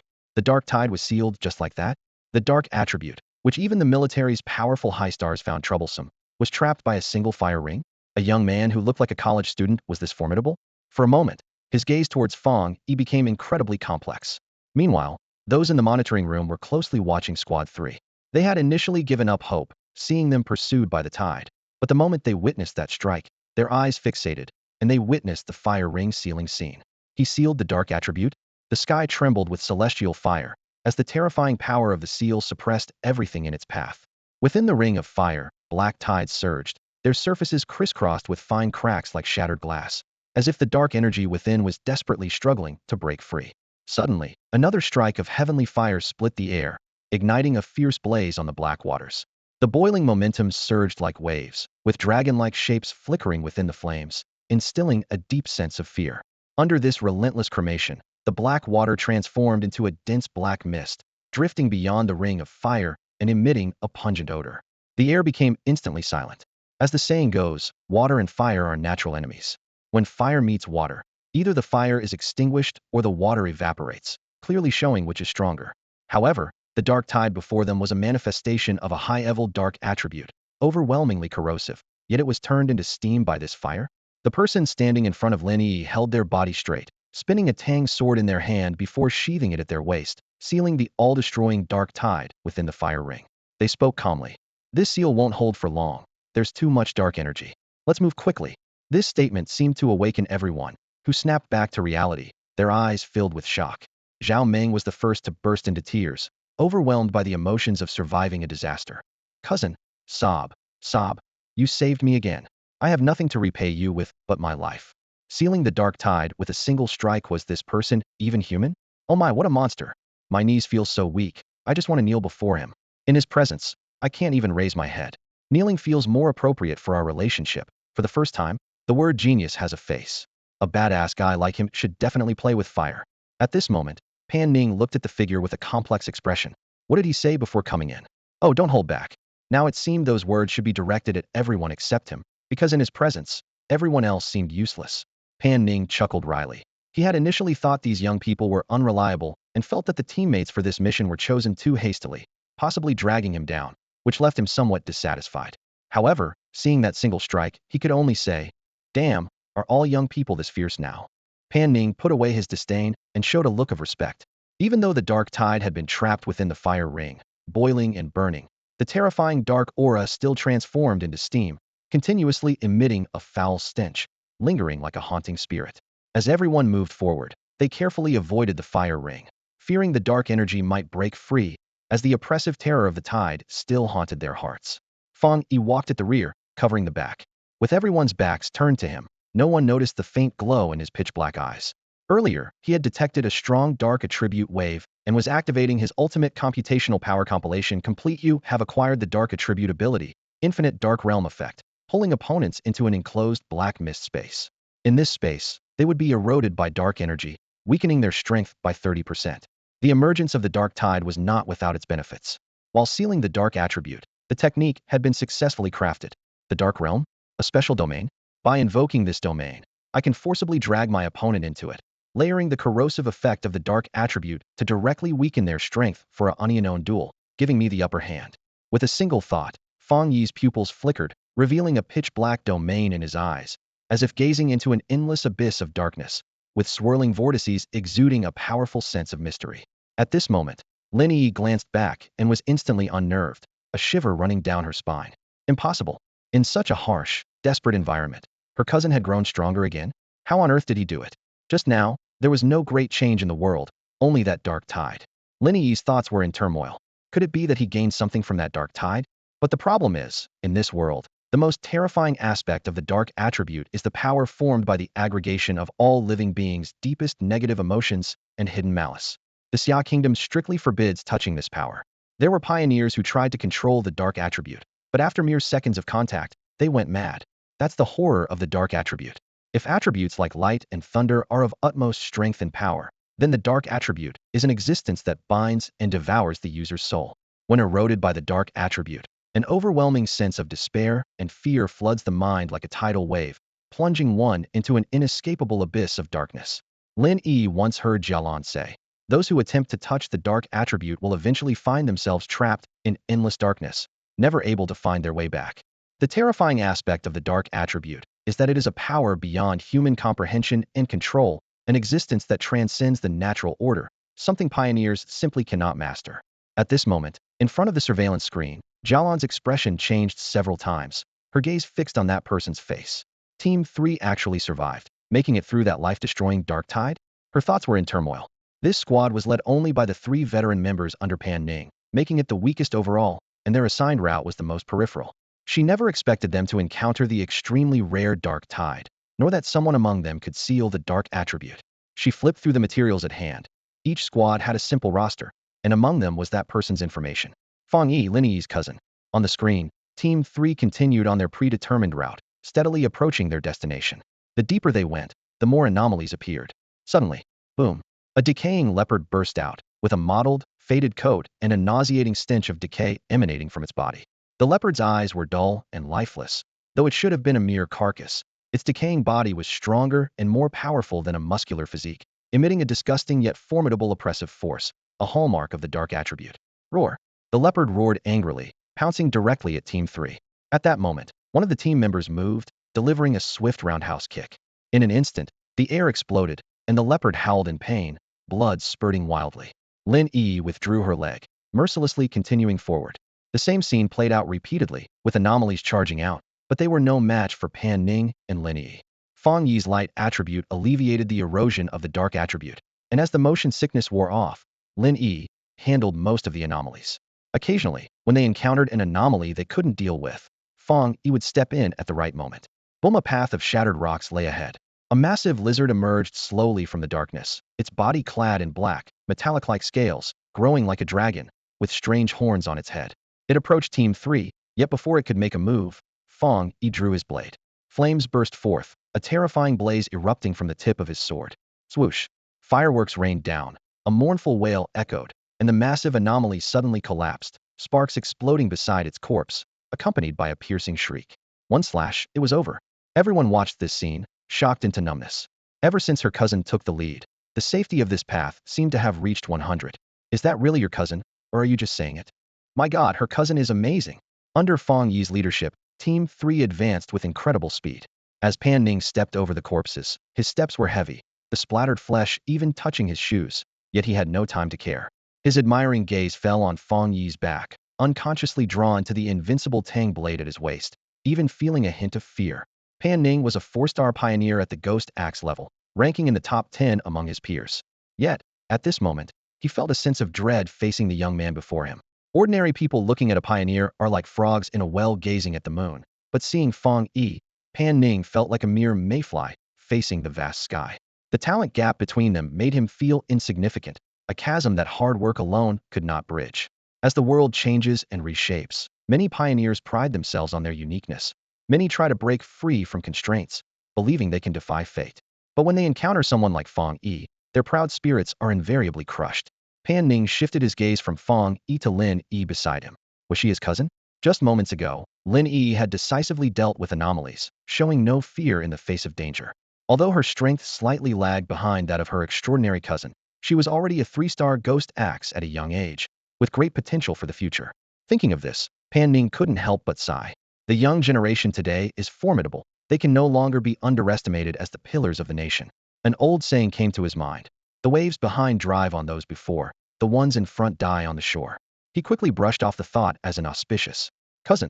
Suddenly, a female voice broke the silence, and a bright smile caught Fang Yi's eye. Zhao Ming jogged over to Fang Yi's side, calling out more familiarly, even more so than Lin Yi, his real cousin. What's up? Fang Yi asked her. I brought some refreshing gum with me. The dark attribute has been quite overwhelming, though it might not help much, but it's sweet, Zhao Ming said as she handed out a few pieces of gum to Fang Yi and Lin Yi. Lin Yi responded coolly. Thank you, Zhao Ming. Zhao Ming paused briefly, then continued. Actually, that 81-year-old ID was just random. I'm only 18 not. She glanced at Fang Yi from the corner of her eye. Fang Yi nodded slightly. The gum is tasty. Is it? As long as you like it, I'll keep getting this flavor.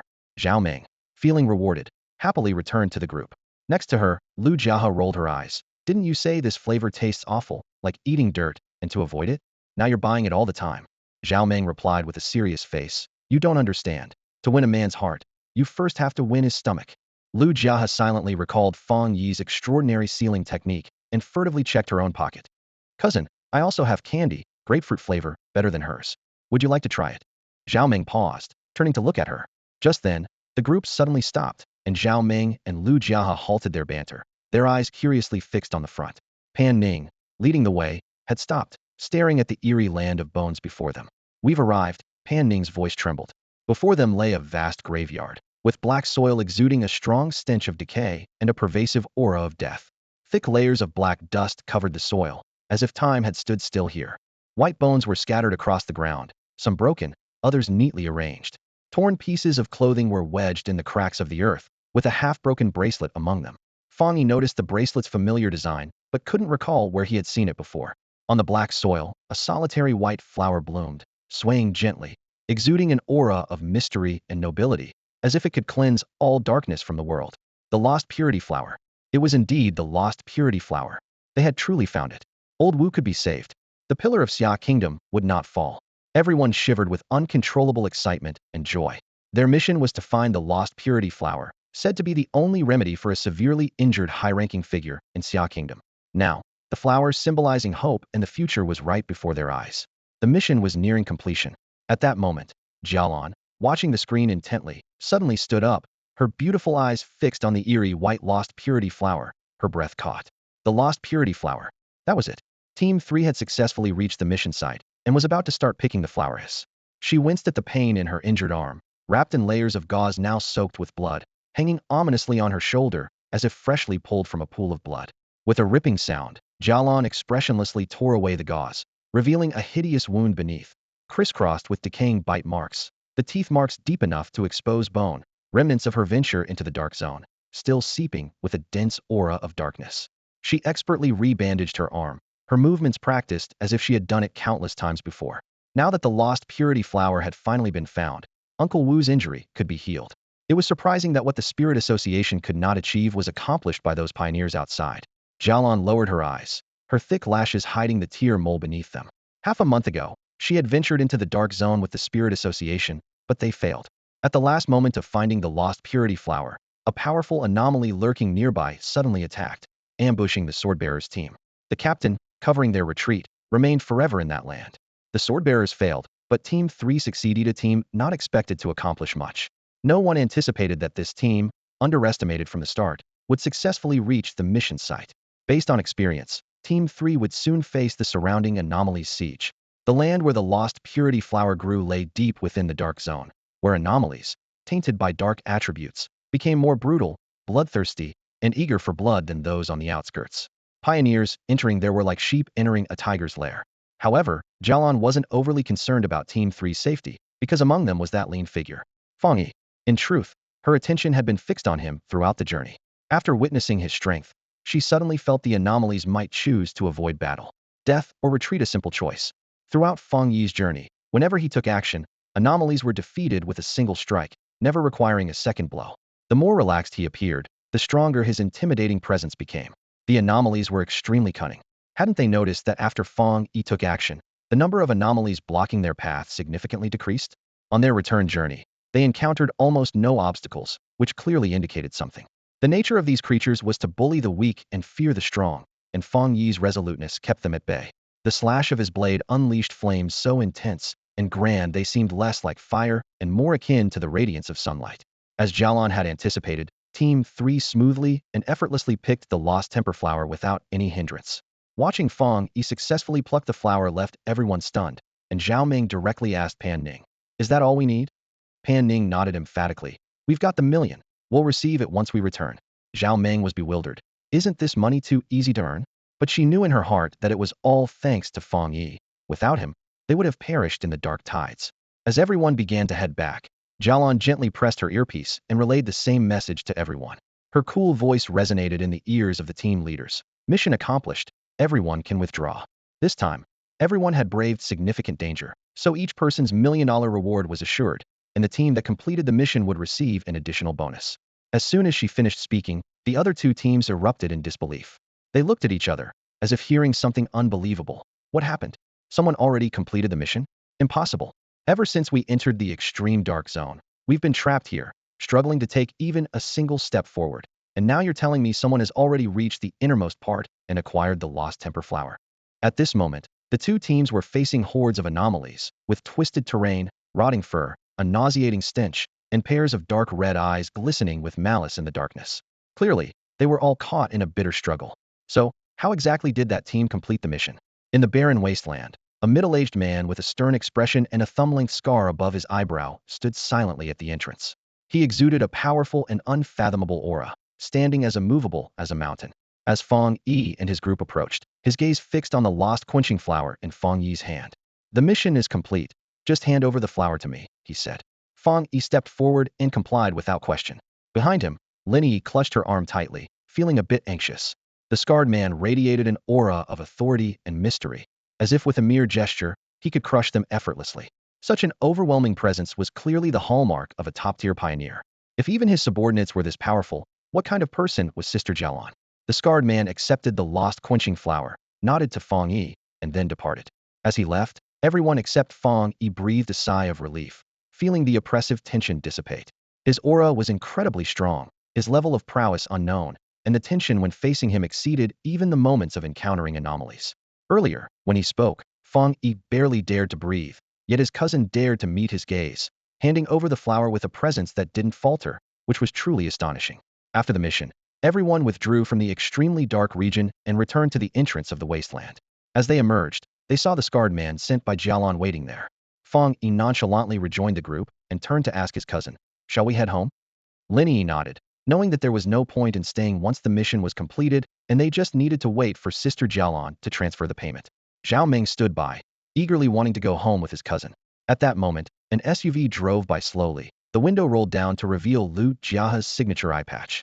"My driver is here. Want a ride?" she asked. "No need. And stop calling me.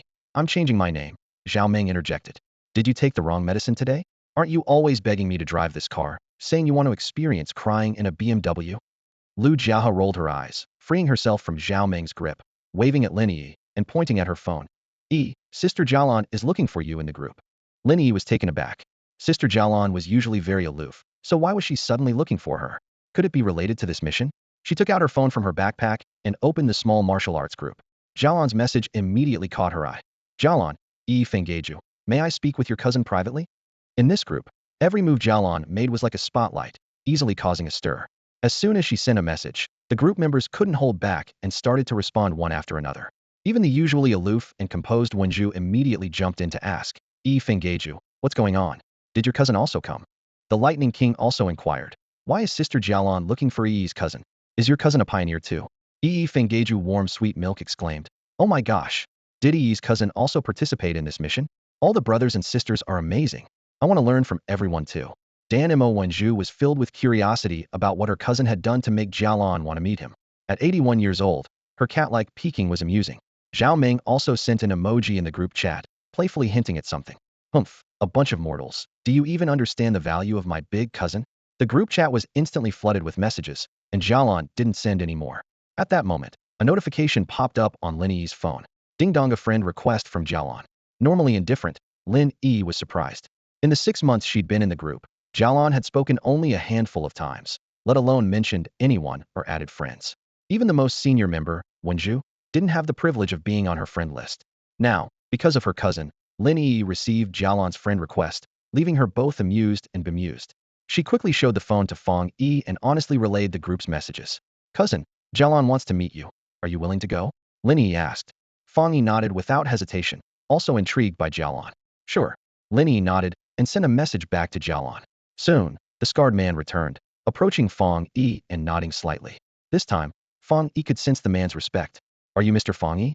the scarred man asked. "Yes, that's me," Fang Yi replied. The scarred man gestured for him to follow, and Fang Yi walked behind him, feeling the man's overwhelming presence, like facing an unfathomable ocean. It was clear this scarred man was more powerful than Ghost Axe, though Fang Yi couldn't determine his exact strength. Such a formidable person taking orders from Jialan only heightened his curiosity about her identity. Nearby, an off-road vehicle was parked, surrounded by a few people with steady auras, trained and seemingly military. As Fang Yi passed them, he kept his gaze straight ahead. The scarred man led Fang Yi to the car, nodded slightly, and then left. Fang Yi got into the car, where a tall, graceful figure sat. Her long legs and striking figure were complemented by a delicate face with a tear-shaped mole, adding a touch of allure to her otherwise cold appearance. She leaned back in her seat, her arm wrapped in a bandage soaked with blood, yet she seemed unfazed. When she turned to Fang Yi, a hint of surprise flickered in her eyes. "Hello, I'm Jialan. I know you. You're Lin Yi's cousin, Fang Yi. I wanted to meet you to thank you for bringing back the lost tempered flower from the dark zone." Jialan's aura was powerful, her speech exuding authority as she gauged Fang Yi's reaction, her gaze deep. Fang Yi replied, "Retrieving the lost tempered flower was part of the mission. I was just doing my job." "I know. I've already transferred 1 million to your account and added an extra 50,000. Without your crucial intervention, this mission wouldn't have succeeded. Thank you. You saved Mr. Wu's life." Jialan's voice was firm and clear. Fang Yi noted her mention of Mr. Wu. He vaguely recalled Pan Ning mentioning that the lost tempered flower mission was to save a high-ranking official in Xia country. If he remembered correctly, that official's last name was Wu. What exactly was Jialan's relationship with this official? Jialan looked at Fang Yi, as if trying to see through his heart, and couldn't help but shake her head with a smile. She hadn't expected such an outstanding pioneer to emerge without the support of a nation or military. Her gaze was cool as she turned to stare out the window, blood dripping to the ground, but she seemed long accustomed to being wounded. This mission was to rescue one of her elders, who had devoted his life to the country until his dying breath. Fang Yi nodded, fully understanding the mission's scope. A national elder was critically injured, and the Ling Association had previously attempted to enter the dark place, but failed. The success of this mission was ultimately due to Fang Yi's positive energy and the powerful seal of the 9 Dragons' heavenly fire. Otherwise, the dark tides would have wiped them out. Do you want to know what the country is like now? Fang Yi nodded slightly, willing to listen. Jialan sighed, her voice clear but heavy. The world has changed dramatically, and the greatest fear of our nation is the dark attributes. Since the resurgence of spiritual energy, all beings have begun to evolve, but the dark attributes can cause them to evolve incorrectly, becoming aberrations. Now, the number of these dark attribute aberrations is increasing rapidly, their influence spreading like a cancer throughout the country, threatening disaster at any moment. As a result, the nation has been forced to establish restricted zones, and Ling Association teams are on high alert in the cities. The number of anomalies is growing quickly, and the future situation will only become more dire. She glanced at Fang Yi and suddenly said, I'm telling you this not to bind you or morally coerce you, but because I believe an exceptional pioneer like you deserves to know. Knowing this will help you remain calm in the chaos to come. Fang Yi nodded slightly, and they exchanged a smile, their mutual understanding as top pioneers becoming even more apparent. Jialan slowly brewed a cup of tea, the rich aroma soothing their senses. As they sipped, Fang Yi said, If I encounter an anomaly, I won't stand by and do nothing. You can be assured of that. Jialan paused, then looked deeply at Fang Yi. Initially, she had just wanted to meet this pioneer, but now, she truly wanted to be friends with him. If their chat group friends knew that the aloof Jialan would say such things, they would be astonished. Jialan extended her slender hand, and Fang Yi politely shook it to show respect. As they drank their tea, discussing the drastic changes and the resurgence of spiritual energy, they grew more familiar with each other. Jialan said, If there's a mission in the future, I'll come to you. Someone like you is too talented for ordinary tasks. Fang Yi agreed. Suddenly, his gaze fell on Jialan's arm. By the way, your wound. Jialan paused. Fang Yi's right hand emitted a blue lightning, and Jialan felt a tingling sensation throughout her body. She clearly felt that the dark aura from her wound had been completely removed. No, it was more like it had been shattered. The dark attribute lingering in the wound had prevented it from healing, which was why her serious injuries had not been recovering. Jialan's pupils narrowed slightly. Could he possibly be a thunder attribute pioneer? Under the critical strike of the thunder attribute, the dark attribute had nowhere to hide and was utterly destroyed. Jialan noticed that the wound, which had been bleeding continuously, was now showing signs of slowly closing under the cool arcs of electricity. After Fang Yi cleared the dark attribute from her arm, he stood up and said, I should get going. My cousin is still waiting for me. Before leaving, Jialan also stood up, holding a palm-sized token. Thank you for this time. This flower is very important for Wu Lao's injury. Also, keep this token with you for now. Fang Yi looked at the token in her hand, a black token with a cool touch, its material unknown, engraved with a fierce dragon pattern, and below it were 4 words, Star God Warzone. Fang Yi was shocked. She indeed belonged to the military, and not just any part, but the strongest of all, the Star God Warzone. As Fang Yi left the off-road vehicle, Jialan watched his determined back and sighed inwardly.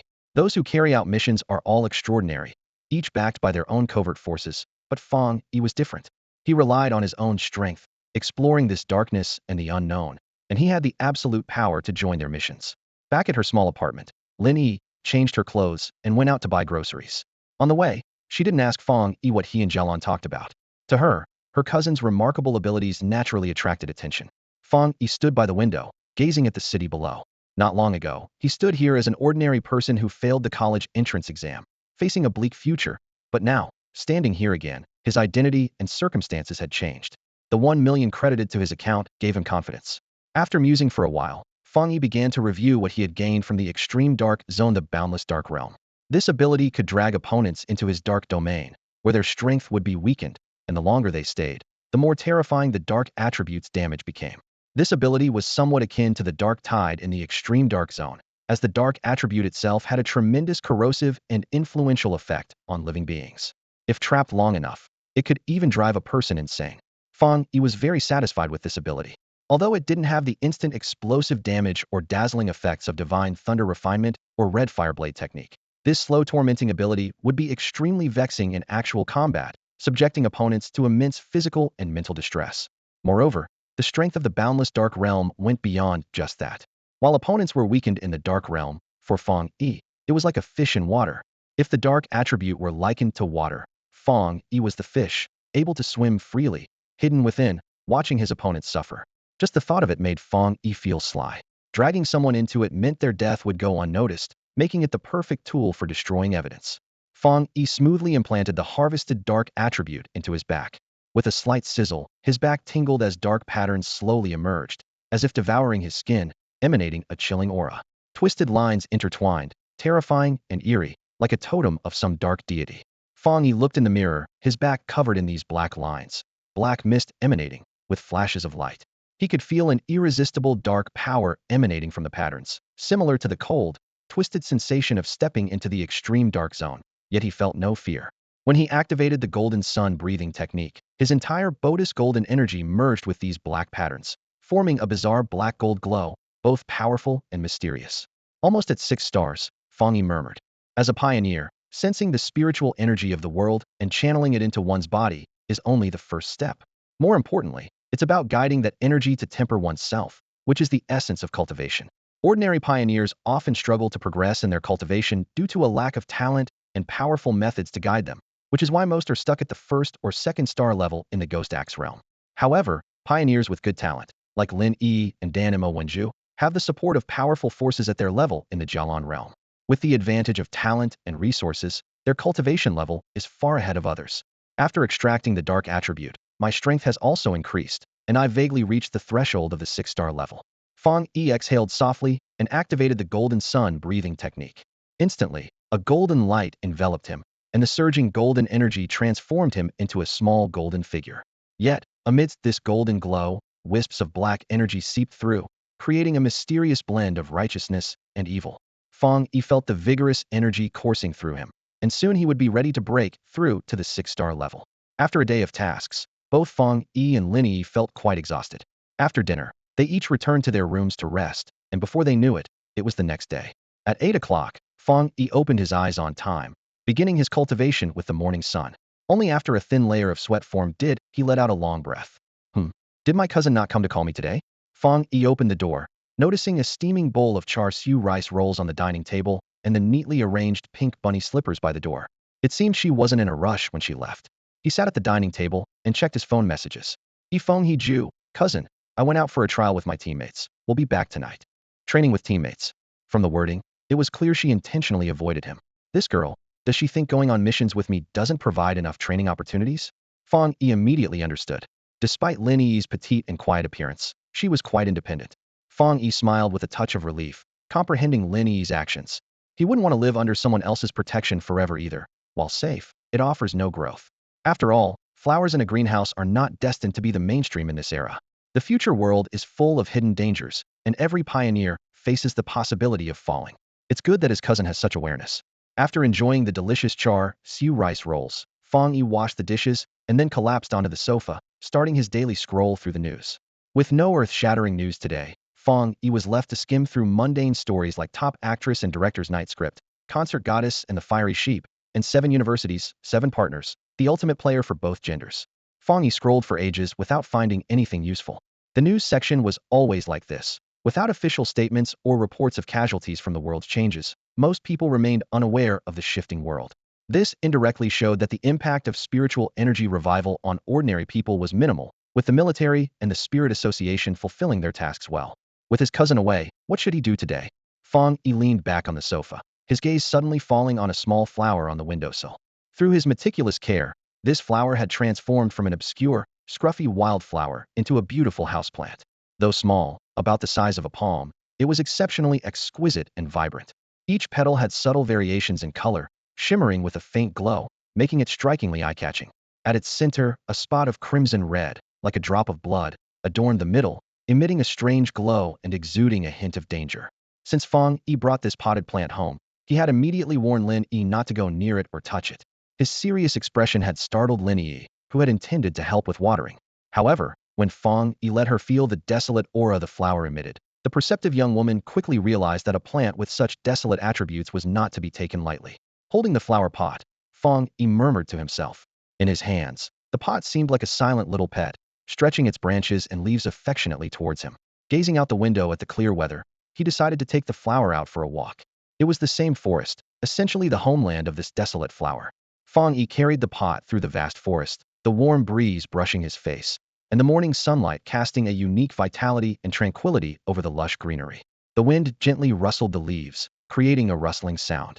Summer was nearing its end, and autumn was quietly approaching, with the birdsong in the forest gradually diminishing. Fang Yi walked deeper into the forest, where the trees grew taller, almost blocking out the sky. He intended to take the flower back to its old home, and this seemed like the right place. Fang Yi stopped by an ancient tree, which appeared somewhat withered, with half of its trunk shriveled. Using 2 fingers, he carefully removed the desolate flower from the pot, crouched down, and planted it in a small hole he had just dug beside the tree. In an instant, the desolate aura swept across the area like a swarm of locusts, immediately stripping the surrounding vegetation bare. Leaves fell, flower buds trembled, and stems were drained of moisture, becoming twisted and shriveled. The once lush banyan tree was now extremely dry, its desiccated leaves emitting a mournful wail in the breeze. The purple vines that once wound around the rocks had turned a ghostly gray, their exposed stems lifeless under the sun. The forest was a scene of devastation, all in the time it took for the flower to bloom, but this flower bloomed far too quickly. In the blink of an eye, the area was stripped bare. For the plants on this land, setting fire to a mountain was like being tortured, while the desolate aura was like a bullet to the head. The former could still struggle and smoke, while the latter ascended to the heavens before making a sound. Seeing this, Fang Yi frowned slightly, removing the flower and returning it to its pot. Those who cultivate plants with a desolate attribute know that natural ecosystems have an automatic regulatory function, capable of recovering after damage. Occasionally absorbing some aura is acceptable, but being too reckless could drain the pond to catch the fish, causing significant environmental damage. Fang Yi held the flower, stepping on the bare ground, and continued deeper into the denser part of the forest. The land lay barren and lifeless. Once lush and verdant trees had withered away, their branches exposed like desiccated bones under the sunlight. The wild grass on the ground had vanished, leaving behind a cracked, desolate expanse, with only swirling dust to mark its barrenness. In this endless desolation, only the howling wind echoed through the empty forest. Fang Yi bent down once more to pick up the spirit flower, carefully replanting it in the pot. With his back to the ground, he silently completed his feeding task for the day. The revitalized forest was extremely dangerous for other pioneers or ordinary people. It was home to snakes, insects, rats, and ants, creatures that were troublesome and easily attuned to the spiritual energy of the world, evolving at the slightest oversight. If they evolved and hid away to cultivate, it would be one thing, but if they attacked humans, even professional equipment or seasoned survival skills might not ensure escape. Consequently, the forest, post-spiritual awakening, was even more deserted, with many seasoned hikers and outdoor streamers daring not to venture in. Fang Yi walked through the forest for an hour without encountering a single soul. As for the evolved creatures, the desolate spirit flower resting quietly in his arms emitted a faint aura of desolation, weaving a delicate web throughout the forest. Creatures that caught a whiff of the flower's scent dared not come within 10 meters of him. Fang Yi murmured, "The desolation attribute must be one of the top-tier attributes among vegetation, with a high potential to evolve into a king." He looked down at the desolate flower in his hand, its petals swaying gently in the wind, emitting a soft glow like the most vivid stroke of a painter's brush. Unlike any other flowers in the forest, the drop of blood red at its center seemed like a tear from a deity, exuding a subtle melancholy. Though the flower appeared vibrant, it subtly exuded a sense of decay. If it were a painting, it would be displayed in a museum and auctioned for a fortune. Yet, when it appeared in reality, it only evoked a deep sense of oppression and fear. Even ordinary people without spiritual awareness would instinctively frown and step back upon seeing it. Beneath its seemingly beautiful exterior lurked a dangerous potential to corrode everything. In the future, should the world undergo drastic changes and evolved creatures invade cities, you will be my last line of defense. Fang Yi lightly flicked the petals, which moved slightly in the absence of wind, as if affectionately clinging to his fingers. Just then, a strange howling sound echoed from the east, reverberating through the depths of the forest. Faintly, there were wolf calls, with a hint of madness mingling with a touch of ferocity. Fang Yi paused, his gaze turning in that direction. It seemed like the howl of a wolf, but there was a peculiar aura mixed in. He immediately headed that way. The east was already deep within the forest, a place even thrill-seeking adventurers dared not tread lightly. The further you venture from human society into the wilderness, the more perilous it becomes. At this moment, the howls of wolves echo through the silent forest. The sharp, piercing cries send shivers down the spine, like anguished roars filled with despair, deep and hoarse, conveying the essence of survival and death. These terrifying howls intertwine, resonating throughout this remote forest, instilling both awe and dread. Not far away, Fang Yi hides behind a massive tree, gently lifting the leaves blocking his view to gaze at the wolf pack. His pupils reflect the chaos among the wolves, and he wonders silently. Is this evolution? Every wild wolf before him howls on the ground, seemingly experiencing an inexplicable pain. At this moment, their agile bodies are enveloped in a soft glow, light flowing over them as if alive, exuding a powerful aura. Observing this, Fang Yi furrows his brows slightly, pondering. Could one have already evolved successfully?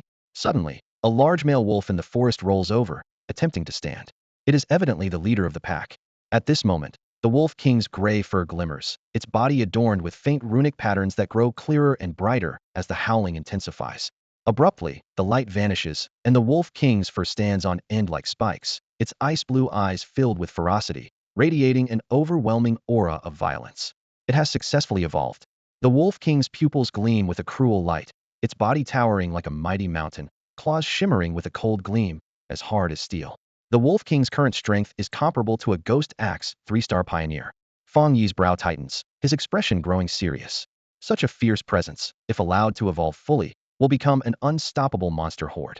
If not dealt with soon, allowing them to enter the city could have unimaginable consequences. He had only recently promised Jialan, and his eyes suddenly turned sharp and murderous. Meanwhile, hidden in the shadows of the forest, a group of pioneers watch with grim faces. One wolf has already evolved, its strength roughly at the level of a divine axe 3-star. This is bad, they must be stopped. If these beasts fully evolve, the nearest city, Tai City, will be the first to fall. Beasts are inherently violent, and gaining evolutionary power will only make them more terrifying. They must quickly notify the Aura Cultivation Association to handle this. They exchange glances, pupils contracting. All present are pioneers, but only at the Ghost Axe 1-star level. They can sense the powerful presence of the wolf pack, far surpassing their own strength. At the sight of the wolves' evolution, remnants of limbs and fragments litter the ground, and the wolves, in their agony, tear at the deer and rabbits in the forest, leaving a trail of blood. They were drawn here by this scent of blood. Seeing the lead wolf evolve successfully, everyone's heart sank. It's over. If not stopped, these beasts will all evolve. Just then, a powerful, terrifying aura erupts from the opposite side, causing everyone's faces to turn pale in an instant. What is happening? What is this aura? I feel my teeth chattering. Yes, I feel it too. It's not the wolves' evolutionary aura, but another, grander, more formidable force. More terrifying than the wolf. What is happening? At this moment, everyone feels an overwhelming, decaying aura engulf the sky, oppressive and chilling, as if decay and withering begin from within the bones, rapidly invading everything around. The forest before them distorts, trees wither, the ground cracks, and the sky is shrouded in gray mist. It is as if the apocalypse has arrived. Fang Yi planted the seeds into the ground. In that instant, a powerful surge of green energy erupted, causing the earth to crack and the foliage to wither. The entire forest rumbled as the force of desolation swept through like a flood. Within the woods, the pioneers' eyes widened in horror, witnessing a terrifying scene. The evolved wolves sensed the impending danger, their fur standing on end as they let out a long howl. The lead wolf of the Ghost Axe 3 stars leaped to the front of the pack, warily scanning the surroundings. The next moment, from the edge of the forest, a massive wave of green surged towards them, crashing with unstoppable force. The lead wolf's fur bristled, growling as it assumed a defensive stance. Strangely, the green wave didn't crash upon the wolves but instead seeped silently into the ground, disappearing without a trace. Everyone was stunned, their eyes telling them it had vanished. Yet their instincts sensed that the presence hadn't left but had delved deep underground. Was it a flower? Where did this flower come from? Did it just sprout from the earth? Wait, it's not just one flower, but many. When did they bloom? A vibrant flower unfurled on the ground, followed by more, rapidly blooming with an ominous intensity, as if absorbing the surrounding energy and vitality. One after another, the flowers surrounded the wolf pack, forming a massive floral cage. Then, an even more bizarre scene unfolded before their eyes. The spiritual flowers opened their petals, like strange beasts opening their jaws, swallowing the wolves into their centers. The wolves' bodies quickly withered, reduced to mere skeletons. With a soft sound, the spirit flowers spat out the wolves' remains, leaving only bleached bones, their flesh and blood completely drained. The flowers swayed, their petals growing even more vibrant after absorbing the wolves' vitality. The pioneers were paralyzed with fear, their blood running cold. The wolves' flesh and blood had been entirely consumed. This was the power of desolation. Known as the most potent plant attribute, capable of decaying everything and devouring all life force. Yet this evolved wolf, with the strength of Ghost Axe 3 stars, couldn't withstand it. The wolf couldn't even struggle, perishing within the spirit flowers in less than 3 seconds. Doesn't that mean these flowers are even more powerful than Ghost Axe 3 stars? This was beyond mere strength. Once the desolation attribute was unleashed, all surrounding vitality would be drained, turning countless lives into its own sustenance. If we encounter this energy, we would instantly be reduced to bones. Retreat quickly. The pioneers turned pale, hastily retreating. However, the spirit flowers did not pursue them. They seemed to specifically target the wolf pack, enclosing them in a sea of flowers, devouring one wolf after another at an alarming speed, as if cracking open seeds, consuming a wolf, and spitting out its skeleton. The pack of wolves rolling on the ground hadn't completed their evolution before they were devoured by the terrifying petals. They quickly turned into skeletons, piling up into a spectacular mound of white bones, a scene that was truly unsettling. The dread of the desolation force was chilling. Was this a case of fighting fire with fire? The pioneers couldn't help but feel a wave of unease. Just then, their phones vibrated with a message from the Spirit Association. They had received the report, and a team of disruptors was on their way to the scene. They urged everyone to evacuate immediately to ensure their safety. Reading the message, everyone fell silent, sharing the same thought. Spirit Association, hurry up. Any later, and there might not be a single wolf demon left to see. Meanwhile, Fang Yi bent down and carefully transplanted the spirit flower back into the recovery pot. The flower, which had been so fierce and deadly moments ago, now swayed gently in his hand as if silently asking, "Master, did I do well?" Fang Yi smiled faintly, lightly touching the petals in approval, and they quivered even more joyously. He noticed that the spirit flower appeared more vibrant than before. Typically, a spirit flower would bloom more beautifully after absorbing life force, turning it into its nourishment. However, its current brilliance was beyond the norm, exuding an oppressive aura. The red at its core grew richer, harboring an indescribable power, akin to a slumbering beast. Has it evolved? Fang Yi wondered, momentarily stunned. The edges of the petals reflected a faint glow, as if mysterious runes were flowing, emitting a profound and enigmatic aura. The plants in the forest, which once stood tall, now bowed under the spirit flower's power, seemingly offering goodwill, their leaves trembling as if making a solemn vow. Observing this change, Fang Yi's heart skipped a beat. This wasn't the case when he arrived earlier. Even when the spirit flower absorbed life force, it forcibly extracted it, draining the surrounding plants. But now, the plants seemed to willingly submit to the spirit flower. At this moment, Fang Yi had no doubt that if he planted the spirit flower back into the soil, the plants would willingly offer their life force for it to absorb. After devouring, such a transformation had occurred. He gazed at the spirit flower in his hand, sensing its aura had fundamentally changed. Previously, it bore some resemblance to a newly evolved wolf demon, but now, it exuded the presence of aerial vines, decayed yet grand. After consuming the evolved wolf demon, this spirit flower seemed to have become the sovereign of plants, achieving a unique self-evolution. It turns out, implanting the desolation attribute into a plant was the right choice, Fang Yi thought with delight. The desolation attribute naturally aligned with plants, enabling them to grow stronger by devouring life force and upgrading themselves. It was as if he had gained control over a special pet that automatically upgraded itself. All it needed was constant feeding, and it would cultivate into a fearsome existence. This was an unexpected boon. A glimmer of light flashed in Fang Yi's eyes. Typically, mutated creatures, like pioneers, grow by absorbing spiritual energy. However, certain special attributes can chart a different path, with the desolation attribute being one of the most domineering. By devouring life force, it strengthens itself. This is the evolution path of the desolation attribute. It seems he now has another powerful asset that can grow indefinitely. Fang Yi pondered with satisfaction. 5 minutes ago, the disruptor squad from the Spiritual Energy Cultivation Association set off quietly. Led by their captain, the team consisted of 3 operatives, 2 women and 1 man. Their target, according to the tracking information, was located in the forest near Tai City. Rumor had it that among the wolves, one had evolved to possess the power of a ghost axe level 3. Fortunately, the Tai City authorities had already issued a statement prohibiting civilians from entering the area, thus preventing any casualties from the wolves' evolution. A small blessing amidst the danger. A ghost axe level 3 beast, upon evolving, was already stronger than most pioneers, a testament to its affinity with spiritual energy and its favored status. Once awakened, these beasts inherently surpassed humans in rank, boasting formidable physical strength and power. When ghost axe level beasts gather, their combined strength rivals even that of the spirit creation realm. The disruptor squad exchanged grave looks. Such beasts must be eradicated completely. Otherwise, if allowed to evolve successfully, even the military would need to avoid the area. Hopefully, everything would still be manageable when they arrived. Finally, the disruptor squad entered the forest.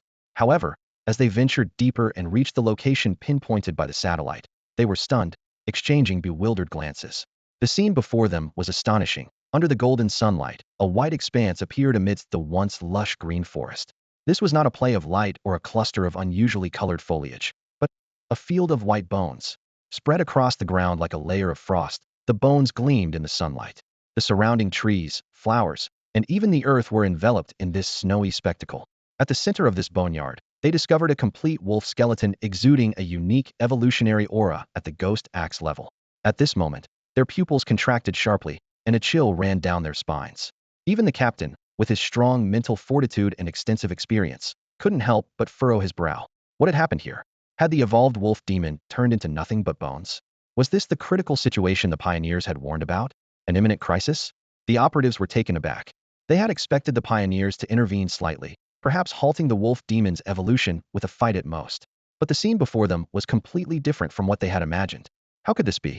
The people who reported the incident had said the wolves were only at Ghost Axe level 1. How could a level 1 obliterate a level 3? A reversal of the natural order? Their minds were filled with shock and confusion. At that moment, the captain suddenly caught a whiff of an unusual scent, his expression instantly turning serious. He stepped forward, revealing a silver bracelet, and began measuring the abnormal concentration in the area, instructing the others to stay put and not approach. The team stood quietly, waiting for the captain's findings.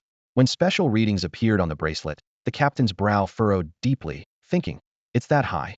He took a deep breath, his face growing more severe, and nodded towards the female operative in charge of detection, saying in a low voice, "Come and check it again." Okay. The female operative stepped forward. She was more skilled in surveying and began to meticulously examine the surroundings. Moments later, her expression became incredibly serious. "Captain, the desolation attribute currently remains at 15, but it's estimated that it previously reached a peak threshold of over 50.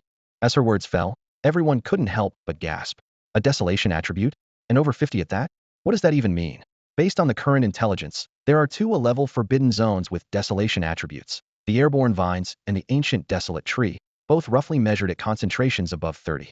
With a desolation attribute of 30, not just ordinary people, but even high-ranking pioneers would have to steer clear. It's a death zone. Approach it, and you die. And now, a place with a desolation attribute once surpassing 50 is right before us, and in such a manner. In an instant, the captain's gaze sharpened. From the wolf bones and the level of decay in the surrounding vegetation, it seemed the desolation attribute's devouring effect was centered around the wolf demon's corpse in a 5-meter radius. This means that the desolation force, with a concentration high enough to instantly evaporate all life, only affected this unfortunate pack of wolf demons and nothing else. Even the pioneer who relayed the information to them wasn't affected. Realizing this, the captain's pupils contracted, and a seemingly absurd hypothesis arose in his mind. Could it be that this pack of wolf demons was silenced by another airborne vine? And after silencing them, the vine just left without a trace? Just as the captain was pondering, he caught a glimpse of a message on his phone from the pioneer, causing him to pause. No, the message indicated that the wolf pack was devoured by several flowers. These flowers, awakened with a desolation attribute, sprouted from the ground, consumed the wolf demons, and then vanished into thin air? This is beyond comprehension. At that moment, in the direction they had come from, a young man in a black t-shirt was leisurely strolling home, holding a flower pot. Tisk, for this flower to grow, it probably needs to consume powerful evolved beasts. That wolf demon was a Ghost Axe 3-star, and any successful evolutions left would probably be Ghost Axe 2-star. This little wildflower's diet is better than mine. Evolving through devouring, this desolation attribute leveling method is a bit too overpowered, Fang Yi muttered to himself. Meanwhile, the flower in his hand emitted a dazzling light, with a small red spot in its center resembling a burning flame. Perhaps it shouldn't be called a wildflower anymore.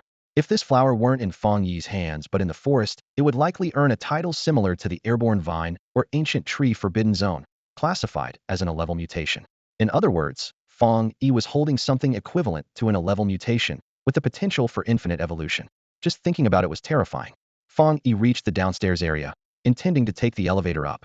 Just then, something furry brushed against his leg. Huh, a dog? Fang Yi looked down and was taken aback.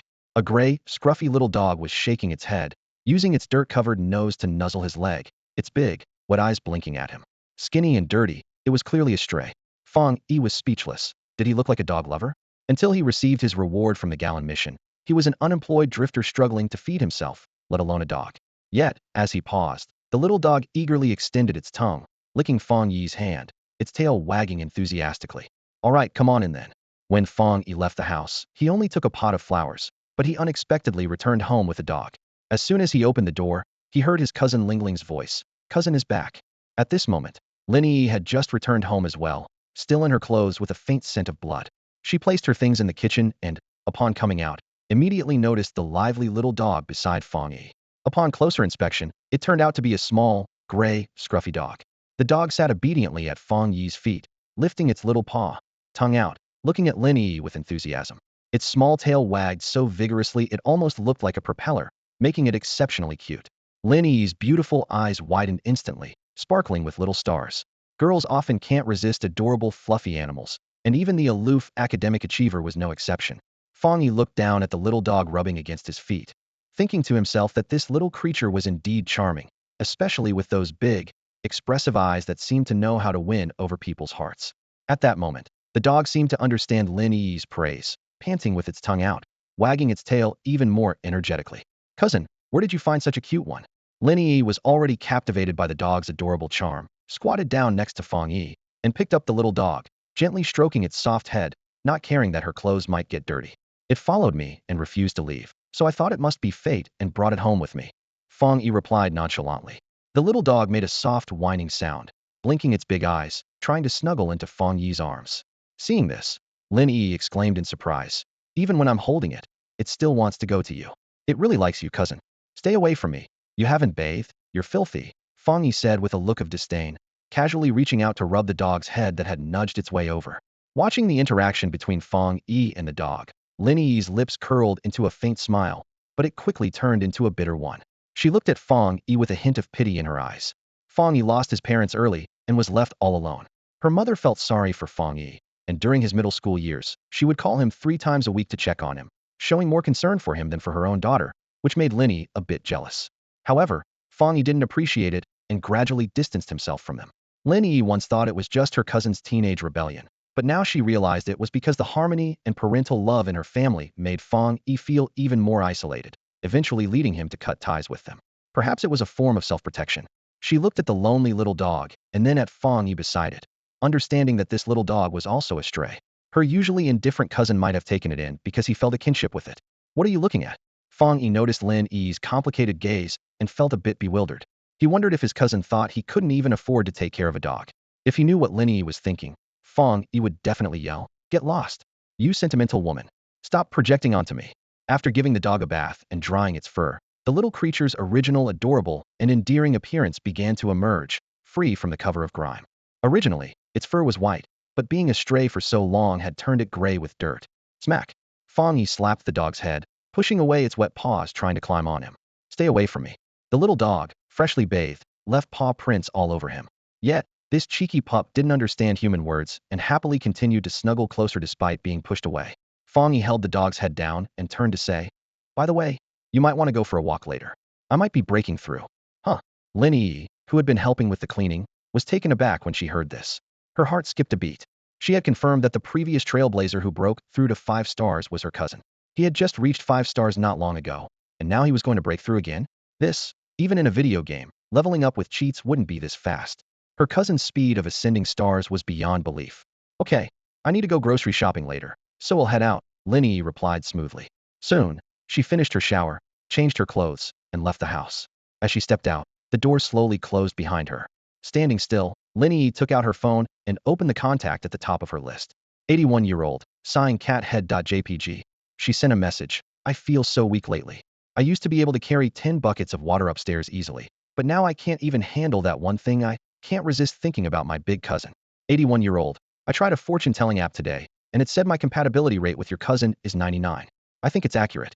Ever since being warmed by her cousin for a day, 81-year-old had been frequently chatting with Lin Yi online, always talking about her cousin, Fang Yi. Even if Lin Yi replied sparingly, she chatted enthusiastically, sending at least a dozen messages at a glance.